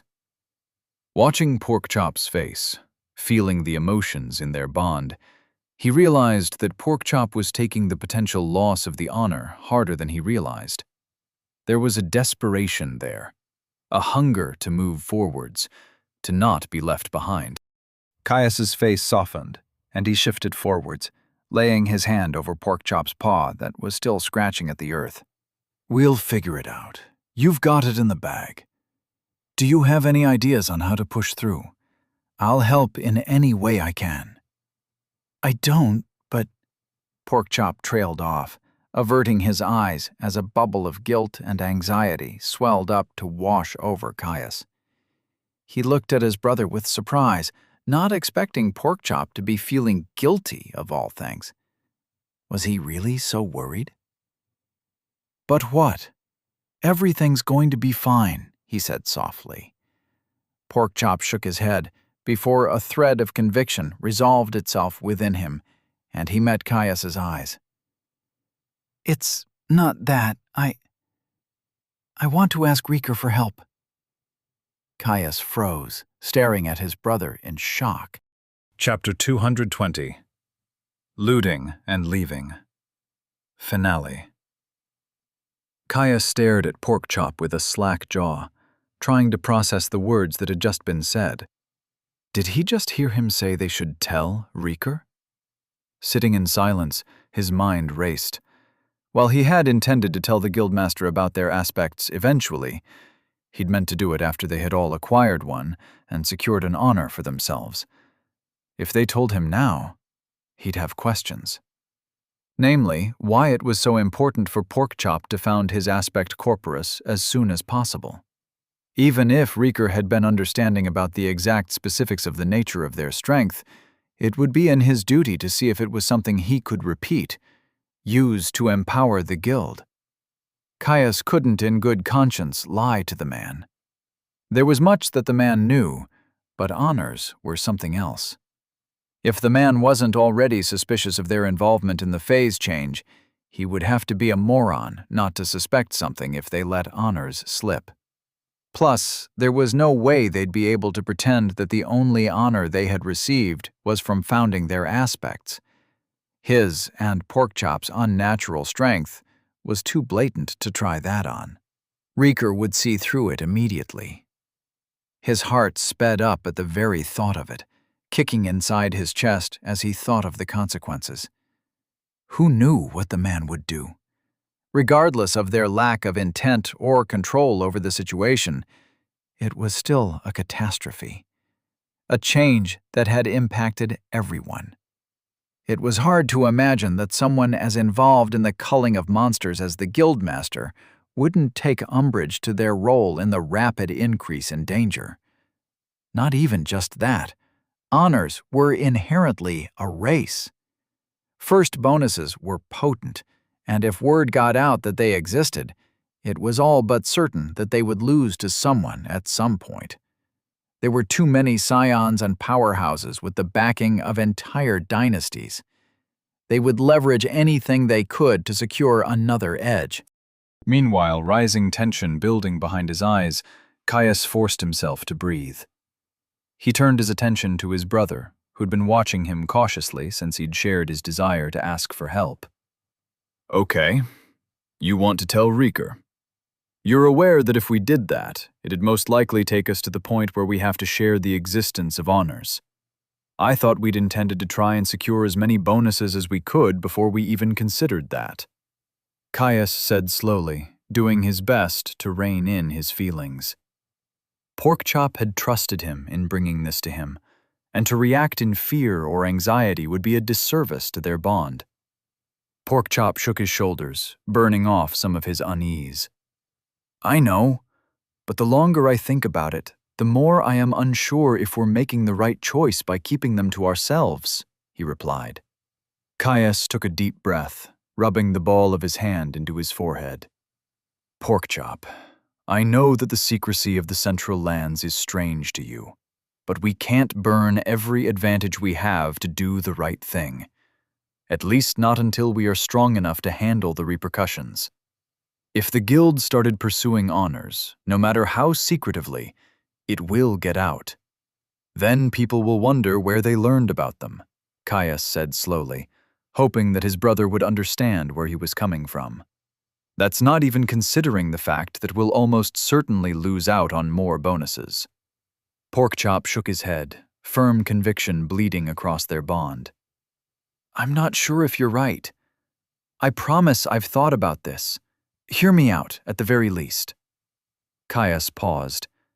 If this wasn't just Porkchop having a flight of fancy due to a worry that he might miss out on an honor, then he could do that at least. He gave his brother a nod, whose shoulders relaxed. Thank you. First, honors will get out anyway. We can't stop the others who are in the first 5 to complete an aspect from learning about them. Sure, there's a good chance they won't even be on Vastivar, and they might keep it to themselves or their dynasty. But people will learn. That means the competition already exists, and others will likely grow strong in much the same way we have. He supposed that was true, but it still didn't feel like enough justification to spread it widely, and make it obvious that they had discovered honors too.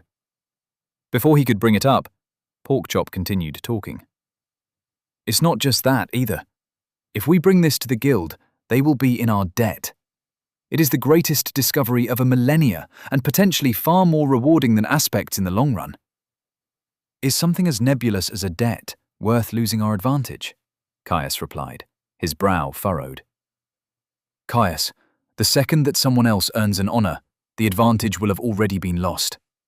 At least if we share with Rika, we will at least be helping to nurture powers that are supposed to be our allies. His jaw flexed, teeth grinding as he swallowed his frustration. It was hard to deny that they would be unable to keep honors entirely secret. He could admit that much. Yet he couldn't help but shake the deep-seated sense that to do so would be wrong. Even sharing their existence with Threefields, with people he trusted and loved, had been difficult to stomach. Doing the same with as large an organization as the Guild had him on the verge of panic. Because there would be no way that Rika would keep the existence of honors private. Sure, he would be oath-bound to hide their involvement, but all it would take would be one curious senior member to do a little bit of investigating to discover the man had a new team of protégés. I'm not sure, Porkchop. My gut says it's too risky. You said you're on the verge of your aspect already. Is it truly so important? There will be more honors in our future, even if you miss this one. Porkchop growled softly in frustration. Leaning forwards, he shoved Caius in the shoulder with a heavy paw, shaking him out of his thoughts. Caius, you dolt. I'm not that desperate. I think there are direct benefits to us as a team that you're not considering. Though I do think you're discounting the beneficial impact that a growing group of observed delvers would have on this shit show. Porkchop sighed, pulling back. Look, the guild is going to find out at some point. If not from this honor, then another of the new ones related to the phase change. Can you guarantee that we will be the first to kill a tyrant? Or deal with whatever a crucible is? Or be the first to finish all 3 aspects, or anything else we don't even know exists? You know all of those are likely to come with honors, he continued. Caius groaned, leaning back onto his hands. Porkchop was right, on that front at least, especially on the front of tyrants. No doubt they were strong, and the guild was the first contacted to deal with threats like that. Even if the first to kill one was massively higher level, he had no reason to think that it would disqualify them. His own honor for discovering glyph binding hadn't had any such limitations.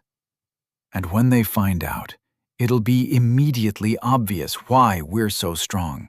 They'll know. Not just that we have honors, but that we have hidden them, Caius whispered, his eyes boring holes into the ground. Exactly, Porkchop nodded. We may as well leverage this to gain trust before our secrecy is discovered anyway. So that's just it then.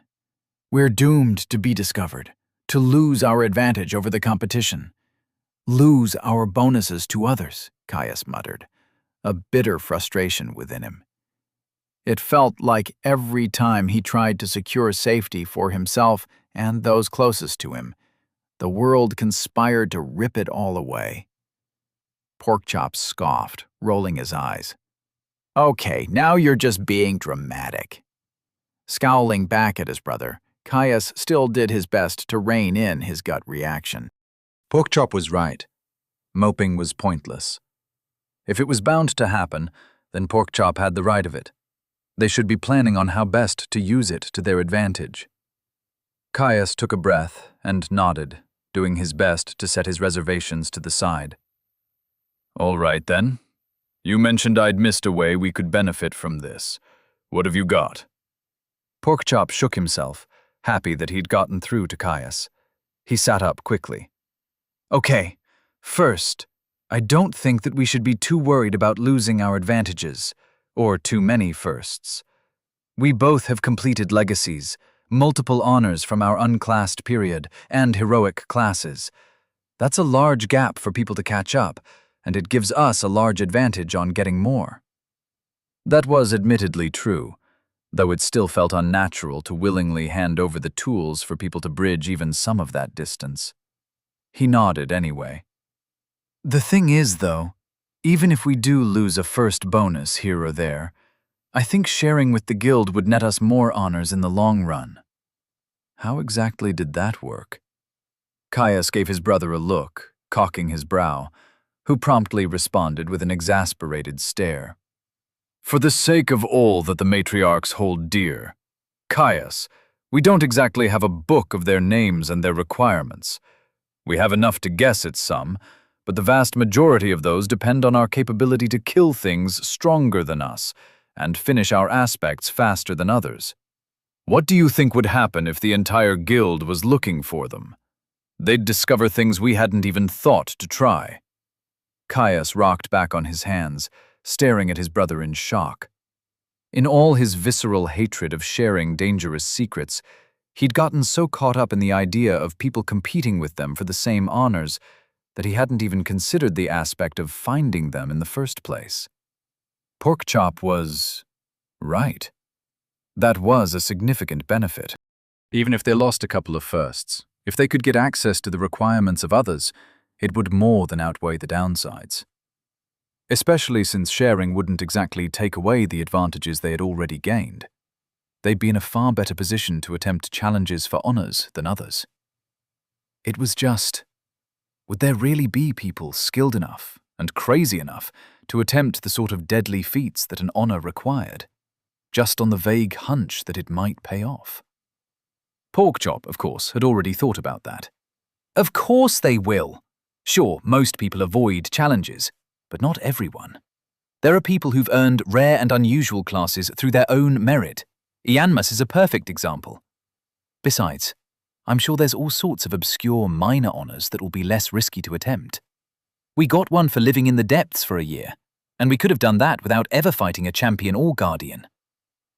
Caius drummed his hand against his knee, thinking.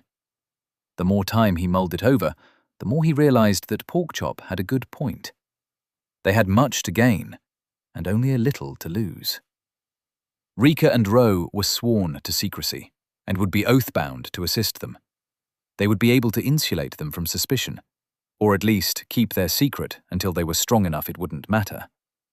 Beyond that, the most elite and promising guild members growing even more powerful would only benefit everyone, and creating a knowledge-sharing network would benefit them directly.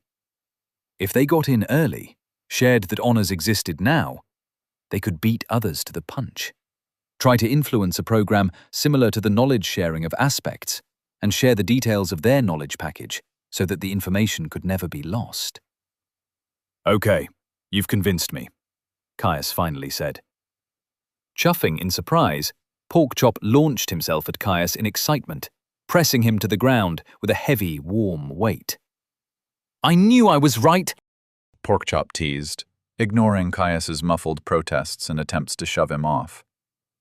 Caius resorted to ramming his thumb under one of his brother's ribs, digging it in painfully and causing Porkchop to yelp and leap off of him.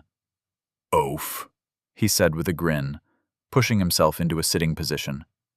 "Like I was saying, we still need to discuss it with Ianmus. It is as much his secret as it is our own. We're a team, and we can't decide something like this for him unilaterally." "Of course," Porkchop replied, unconcerned as he rolled onto his back and went back to staring at the night sky. "You said that people name groups of stars, right? What are those ones?" he continued, pointing at a cluster of bright lights in the heavens above. Caius shook his head, amazed at Porkchop's ability to change the subject. "The bottom half of the minor. Those are his boots," Caius replied, before Porkchop pointed at another, and then another, asking him to name the constellations father had taught him as a boy. Time flew by, and before Caius knew it, the tiredness that had eluded him earlier had him wrapped up tight. They retired, ready to continue their journey tomorrow, and ask Ianmus what he thought of Porkchop's plan. Chapter 221. Growing Problems. The morning sun was low on the horizon, shining brightly in their eyes as they made their final approach to Deadacre. With true sight fortifying his vision against the glare, Caius could comfortably see the smudge of brown that was the circle of cracked earth that surrounded the small frontier city's walls. The fortifications themselves were jutting over the horizon, standing out in a thin gray line. Whooping in excitement, Caius urged them forwards, happily sharing with his team that they were close. He'd never thought that he'd be one to enjoy spending some time in the city, but after another week of nothing but open plains and knee-high grasses, Caius was on the verge of letting a beast gnaw on his leg if it meant a change to the monotony. Settlements weren't perfect, but the flat, open plains of the frontier were just so damn boring. Even the continually growing aggression of the local monsters wasn't enough to change that. It had none of the dynamic vibrancy and changing scenery that he'd loved about the sea. The way you could walk a league and feel like you'd been transported somewhere entirely different. To his left, Ianmus perked up at the news that the city was only an hour or two away on foot. The mage was even more sick of their travel than he was. It wasn't so much that Ianmus was accustomed to the creature comforts of urban life, though he definitely was. No one could call the man a seasoned woodsman. In Caius's opinion, it was more likely even more extreme boredom than his own. Ianmus was used to having libraries, experimentation, and research to fill his time, something that was quite hard when you spend a dozen hours walking every day. Every time they went more than a few hours without there being some problem or novelty to occupy the man's attention, he started to make up his own time wasters, going glassy-eyed as his mind wandered on who knew what. At the very least, they'd kept him occupied for a full day with their discussion on asking for Reeker's help in founding Porkchop's aspect, and letting him in on the existence of honors. Ianmus had agreed wholeheartedly, immediately seeing the value in an expanded pool of front-running delvers, hunting for the kind of feats that would provide them as a reward. Plus, the guild had all manner of theorists and researchers, who he'd said would likely be able to piece together a wider picture of potential feats that could reward one. He'd let slip that he even had a few ideas of honors they could attempt for themselves. Right before they hit their 100th level, Ianmus wanted to cast a spell with his entire store of mana. It'd likely wipe him out for days with severe mana burn, but he hoped that there would be one for using a certain amount of mana in a single spell. Caius thought the idea had some merit, but if Ianmus failed, they'd have little way to tell if it was because it didn't exist, or if the man just didn't have enough intelligence. With nearly a full third of his stat points going towards it, it would unbalance him too much to invest more into the attribute. On the other hand, Caius had far less issues doing so. Sure, he'd started putting his spare point into vitality when he crossed level 50, and would continue to do so, but with his wealth of honors he was still far ahead of the curve. Ianmus had thought it would be worth trying to expend his mana as fast as possible, to see if there was an honor for spending mana in a short enough period of time, something glyph binding was uniquely suited for. He didn't see the harm in trying, since all it would cost him was a little time to reinscribe and regenerate his mana. Though he'd probably wait until the same level as Ianmus. If it existed, it would probably be before level 100, like Ruthless Underdog 2. Waiting would net him a greater chance of having enough in the tank to actually achieve that goal.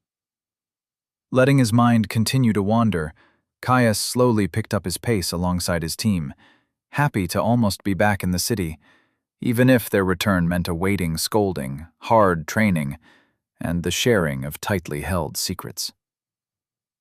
A plume of dust billowed from the base of Deadacre's walls, obscuring the gates and tying an anxious knot in the pit of Caius's belly. "You see that?" Caius murmured, nudging Porkchop. "Yeah," Porkchop replied. "What are the chances the guards are fighting?" "I'd say they're pretty high." "Think we should check it out?" "Absolutely." Caius looked to Ianmus at his left, who was frowning in the direction of the walls, his eyesight not as good as their own, even with the benefits of his elven lineage. "Yes, we'll take him." Porkchop interjected with a snort, reading him like an open book. "But only if you carry him when we're running there." Snapping back to Porkchop, Caius raised a brow at his brother. He wanted him to do what? "What? You're strong enough, aren't you? Or does it feel a little weird to carry a grown man?" Porkchop teased, giving him a grin that showed off entirely too many fangs.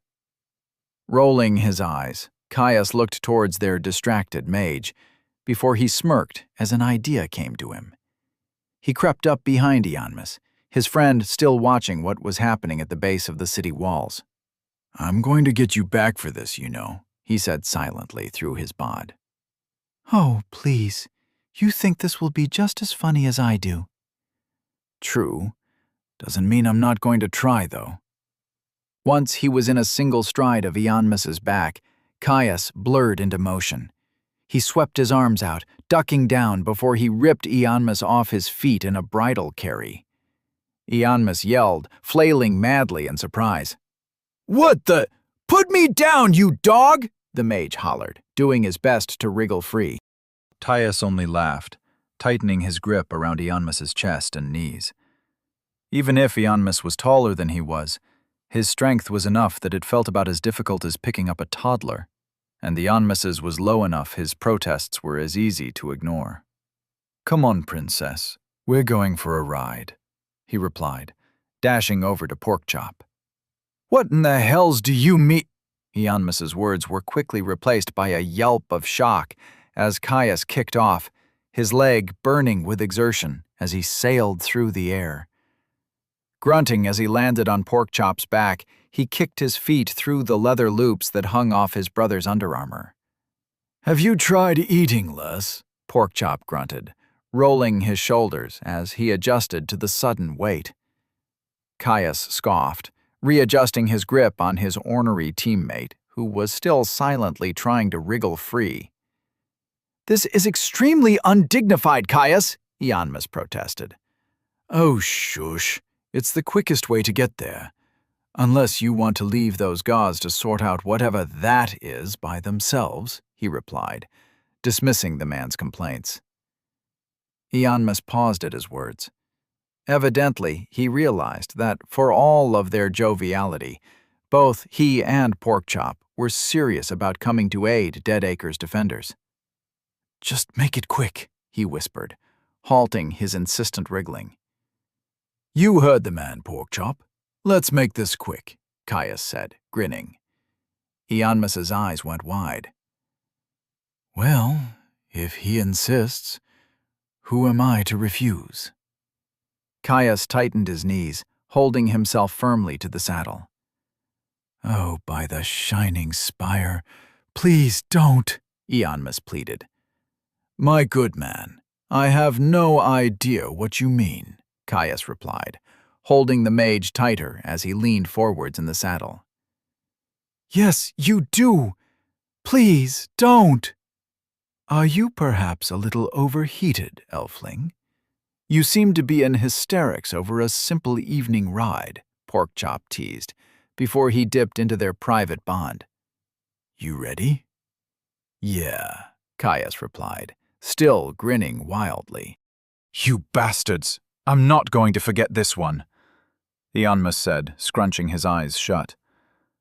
Caius laughed before he felt like he was yanked backwards by a mountain troll as Porkchop tapped into his amulet, accelerating to his full sprint in moments. Squeezing his legs for dear life, he let out a long holler of excitement as the air rushed through his hair. Porkchop's feet pounded a steady rhythm in the earth, each hastened bound kicking up clods of dirt and propelling them across the plains like he was a bounding hare. It was exhilarating, speeding across the open ground like this. Made him feel like he was an air elemental, soaring where he pleased. Ianmus, on the other hand, seemed to be enjoying it less intensely. His eyes were scrunched, alabaster complexion washed out further to a pallid gray. Caius could see the man's lips moving as he muttered a steady stream of words, but the speed of their approach ripped them away before they could reach his ears. No doubt the man was cursing ever having met them. Turning his attention to their destination, Caius found his view of the commotion at the gates quickly resolving. At the speed Porkchop was moving at, the strides practically melted before them, drawing them close enough that he could see small figures racing back and forth, a chaotic thrum of bodies.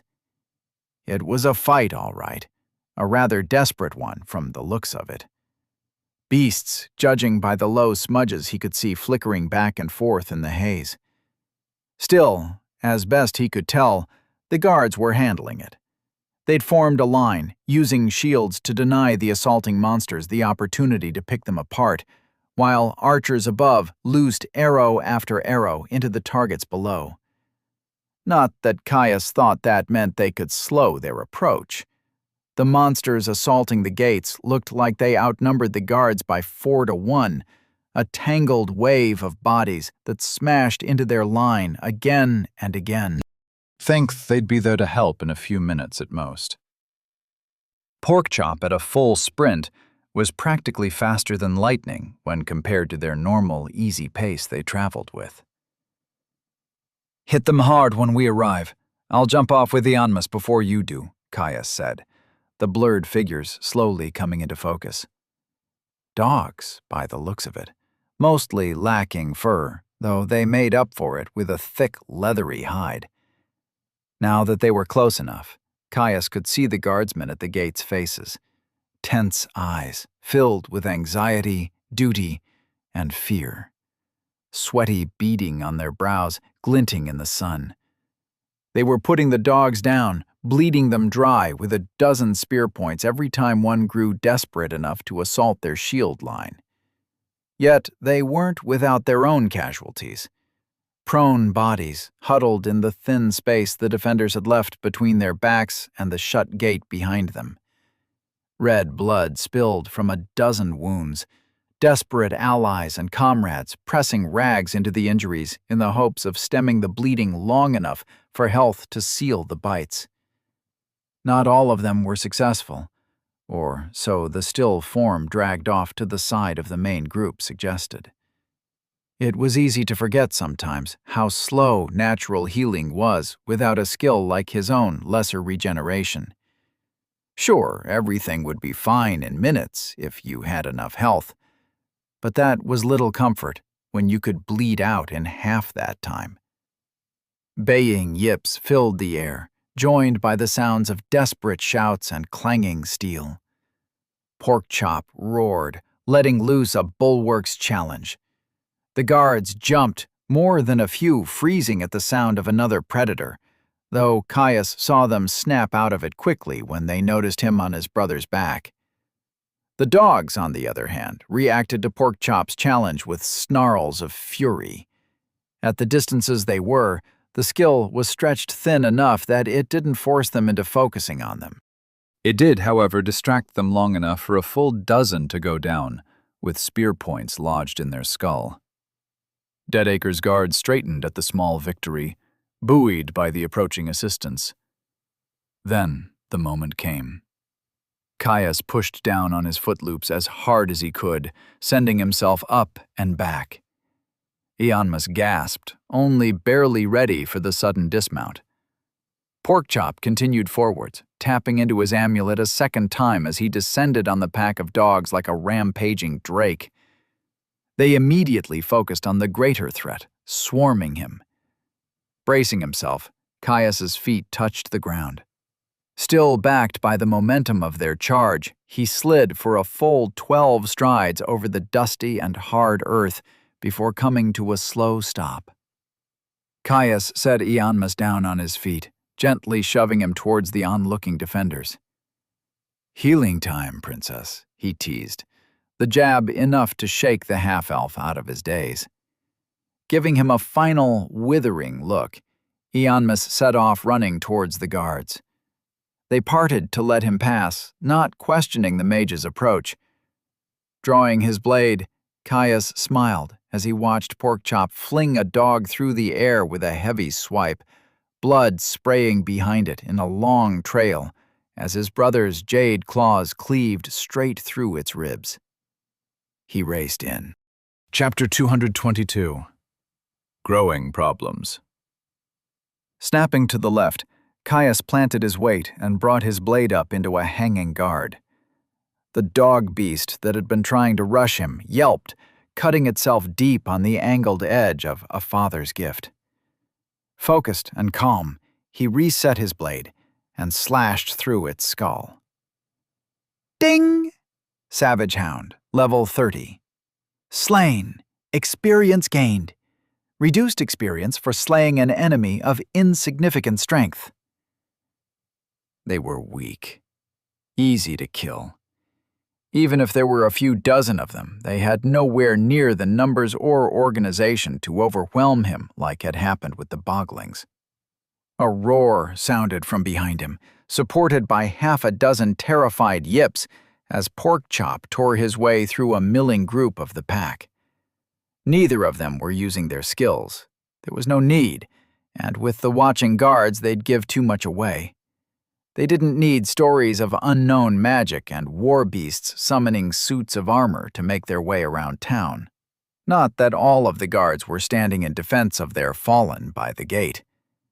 As Caius hacked his way through the handful of dogs that circled him warily, he spotted 2 tribunes, the lowest of common command ranks, leading their men into a charge. In groups of 4, the highest one could go before more intensive experience penalties set in. They raced into the fray with leveled spears and heavy tower shields. Curious at their sudden nerve, Caius identified one of the front-runners, hoping the rudeness would be forgiven in the current circumstances, if it was noticed at all. Human, level 38, Striker. Disciplined and focused, the men were silent in their approach, other than the rhythmic pounding of their heavy boots. Absorbed as the hounds were in the aggressive devastation that he and Porkchop wrought in their midst, they missed the charge right up until the first of them screamed in agony as a stride of steel and 3 of wood punched straight through the back of its waist. Caius moved, seizing the moment. A thrust punched through the ear of a hound to his front that had snapped its head over to the newest threat in surprise. Ding! Savage Hound, level 32. Slain. Experience gained. Reduced experience for slaying an enemy of insignificant strength. He stepped out of his lunge, a dragging slash severing the shoulder muscles of the hound to the left of the corpse, leaking blood from its ears. Movement caught his attention, heart pulsing to the rhythm of his blade. A carry-through chop cut through the spine of a hound that lunged in with a snarl. Ding! Liturgical blade form. Primus Ordo has reached level 64. With their bodies broken, both the hounds fell limp. Driving back their baying allies, Caius finished them off, bone crunching as his blade point slid effortlessly through their skulls. Ding!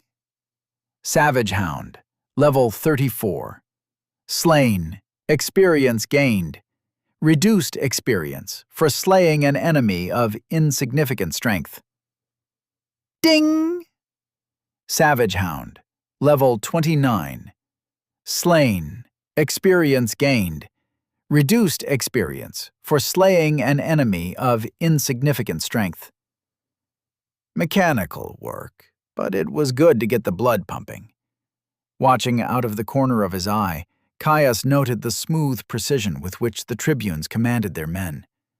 Curt shouts preceded practiced teamwork, spearmen charging forwards with their shields held out to drive the hounds back, while one of their companions separated one beast from the greater pack with a flurry of jabs.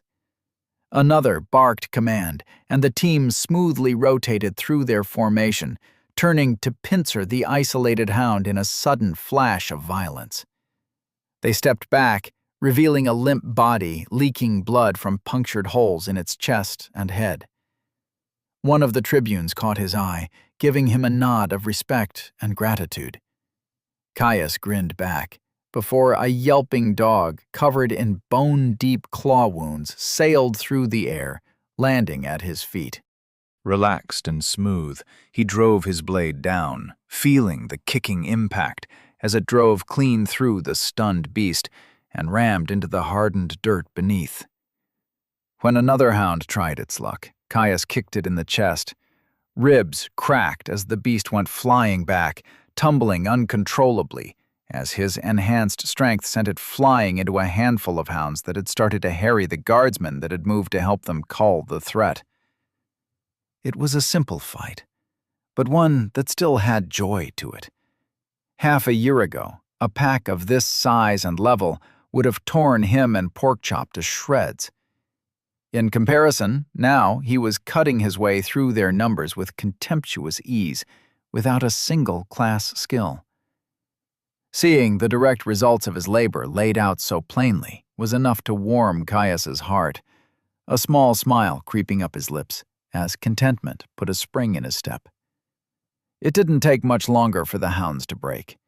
With half their number laying shattered and cold on the ground, it was obvious even to their simple minds that they were utterly outmatched now that Caius and Porkchop had joined the fray.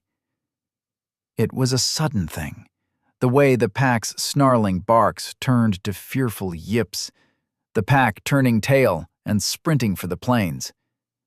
Porkchop tried to draw them back in with a bulwark's challenge, but it seemed, with their spirit thoroughly broken, there was too little aggression for the skill to inflame into madness. If anything, it made the problem worse, the hounds nearly falling over themselves in their haste to escape the apex predator who had roared at them in fury. Caius frowned as he watched them flee. Letting them escape felt wrong. The beasts had already proven themselves willing to assault men, and farms lay in every direction. No doubt they'd rally and start their hunt anew soon enough. Unfortunately, there was little he could do. Weak they may have been, the dogs were swift, quickly tearing away from Deadacre in a cloud of dust. Catching them was unlikely, and they'd no doubt scatter as soon as he set out in pursuit. Thankfully, the archers on the city walls had no compunctions about spending arrows like they were yesterday's bread. Bolt after bolt was loosed, blurred streaks enhanced by skills as they buried themselves in hound flesh with unerring accuracy. A third of the pack either dropped dead or stumbled and fell, dying shortly after as follow-up shots picked off the unmoving targets. There were at least a dozen more who managed to escape, however, and Caius could only hope that this disaster had beaten some fear into the beast's brains. As much as he tried, he couldn't quell all of his discomfort. None of them would have lived if he'd used his Stormlash. The threat could have been ended there and then. Unfortunately, both Reeker and Rowe had cautioned him on being liberal and open with his spellcasting until he was into the second tier. too much risk of the curiosity it would incite, leading to people asking questions that would make them suspicious of what else he was hiding. Checking in on Porkchop, he found his brother uninjured. He'd gotten a few nips and scratches on his forelimbs, but nothing that he hadn't been able to heal almost instantaneously. Most of the damage had been borne to his underarmor. The soft padding that it was, the hound's hard claws and skill-driven bites had torn the leather, a small price to pay for hiding Porkchop's armor skill, considering that he could see the rents repairing themselves when he looked closely. "That was fun. A little easy, though," Porkchop said. Caius simply smiled and clapped his brother on the shoulder, mindful of their audience. Confident that Porkchop was fine, Caius made his way towards the waiting guards that had regathered at the city gates. With the hounds driven off, Caius got his first good look at them. They looked haggard and exhausted, drained from their ordeal. Each guard was drenched in sweat, mingling with the ever-present dust into streaking grime that clung to their skin. Nearly all of them had blood soaked deep into their tabards and padded leggings. Caius doubted that all of it would have been from the hounds, especially since he could still see Ianmus hard at work, mana flowing around him in a constant stream, as he channeled healing spell after healing spell, triaging those most injured. It wasn't a pretty sight. Ianmus was bent over a man with their hamstring half ripped out, the muscle exposed to the air, while another guard pressed the wound closed, stopping torn arteries from bleeding the injured man dry. Those lying in wait had clods pressed tightly to wounds, staunching their own bleeds. That was the problem with health. It would heal almost anything, but until your vitality and endurance got high enough, it was still all too easy for a wound to kill faster than it closed. Not for the first time, he felt thankful for his lesser regeneration. Backed by his stats, it took far more than a little exposed muscle to put him down. He approached, giving the guardsmen a respectful wave. They nodded back before someone familiar stepped out of their ranks. The same sergeant who had interviewed them before they'd first entered Deadacre a few months prior. "Sergeant," he said, nodding his head respectfully. "Delver," the sergeant replied. "I remember you. Caius, right? I knew it was a good idea to bend the rules a little. Thanks for getting us out of the fire. Name's John. Not sure if I gave it last time." "Nothing to it." Caius waved off the man's thanks. "Anyone would be happy to help. Though, I must say, I'm surprised to see a group of that number assault the walls. Hells, for beasts to try a group of armed men at all. It seems a little out of character." The sergeant winced, scanning over his men. Caius followed his eyes, noting they settled on a limp form lying up against a wall, their eyes closed.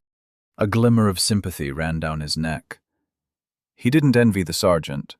Fatalities of those under your watch had to be painful, especially when you were duty-bound to send your charges into the thick of the danger regardless. "We're doing our best, but it's getting worse. Something about the mana. It's not just making them stronger, it's driving some of them to madness," the sergeant said as he looked sadly at the body, before steeling his expression and turning back to Caius. Caius had hoped that wasn't the case, but he couldn't deny it. They'd been noticing it more and more. While most of the creatures of the plains seemed more than happy enough to give Caius and his team a wide berth, a growing number had seemed to be crazed, chasing them down at the slightest opportunity. For them, it was little more than an annoyance. Even with their increasing strength, few of the beasts in the plains were truly strong, and it seemed most of the species were little more than common, empowered animals. They didn't have the power to prove truly dangerous in the face of honors and heroic classes. A small comfort for the everyman, stuck with common and uncommon classes, and less than a handful of skills. For that's what they were, Caius realized as he looked at the guards. Just men. Not soldiers, and definitely not warriors. People who'd taken a steady job, and apprenticed themselves to gain a class that would give them the opportunity to grow their strength a little in relative safety. No doubt before this year they'd never had to deal with anything worse than an unruly wagon-pulling beast, or common drunks. Now here they were, throwing themselves at 100 hounds and losing people for it. "Are you keeping up?" Caius asked. If the guards were falling behind the beasts in levels, things would only get worse. "We weren't. Not until the captain mandated my tribunes engage individually with their teams. Even now, it's only just," the sergeant muttered bitterly, taking in the dozens of dead hounds. "The good folk of Deadacre keep asking why we don't just shut the gates and let the archers handle it. They don't get it." Caius nodded. If they did that, when the time came when they had to have men defending the walls, or worse, beasts breached them, they would have been left far behind, becoming little more than fodder. "Is there anything I can do to help?" Caius asked genuinely. If there was something, he wanted to at least try. After all, he wouldn't exactly enjoy living in Deadacre if it was overrun by beasts. The sergeant barked out a forced laugh. No. You delvers are already doing what you can. The guild's got copper and bronze teams combing the city's surroundings to keep the beasts in check, but it's impossible to catch them all. No, strong men like you are better off focusing on the bigger threats my boys will never have a hope of handling. I appreciate the offer, but I'll get my boys through this. If I have my way, they'll be double in level by this time next year, at the least." The sergeant met his eyes, giving him a nod, before a loud creak echoed from the city gate drew his attention as it started to inch open. "Looks like the coast is clear. Thanks for the help. And thank your mage friend, too, for his healing. It saved lives." Caius nodded, clasping the sergeant on the shoulder, before he walked towards where Ianmus was waiting by the slowly opening gates. The guards parted as he approached, each one giving them a nod of gratitude and respect. Chapter 223. Growing Problems. Finale. The common folk were getting desperate, Caius realized. It wasn't so much their looks. Most seemed well enough fed and as clean as anyone could expect to stay in a city. No, it was the pervasive tension that seemed to seep from their very pores, suspicion and anxiety hanging over the city streets like a contagious miasma.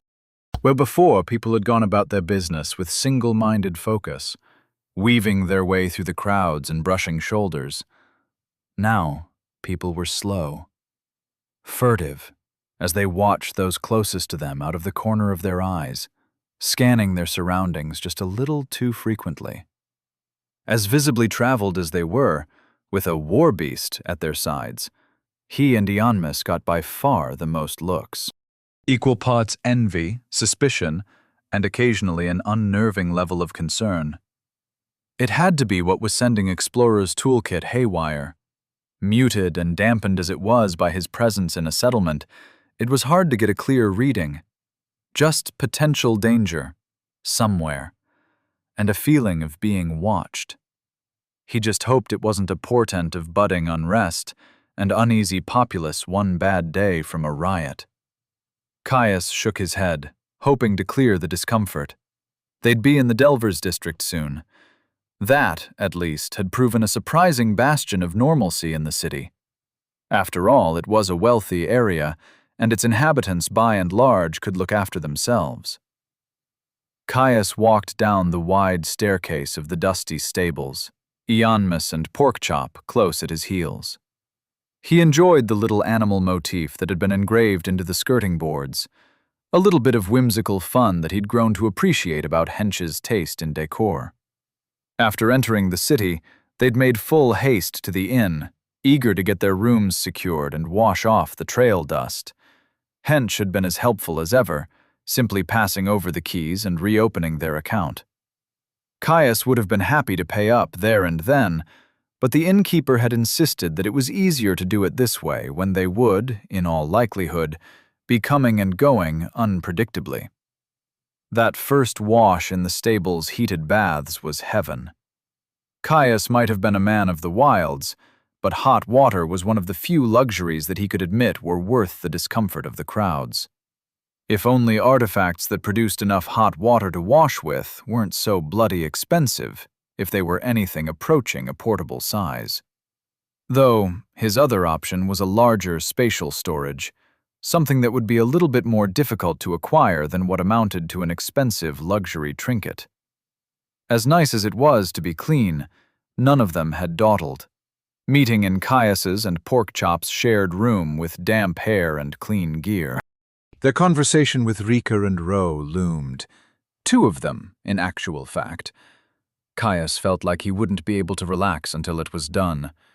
The inevitable dressing down and planning for their next mission was one thing, but now that they had decided the course of seeking Rika's help with Porkchop's aspect, and on sharing their knowledge of honors, the anticipation was gnawing at the back of his neck like a gnat. The sooner they could be done with it, the better. A board flexed as he stepped down onto the main floor of the inn. A couple of delving teams, scattered across the common room, looked up, before giving him a nod and turning back to their conversations. Hench, on the other hand, hurried out from behind his counter. He smiled at them, carrying 3 packages wrapped in brown paper.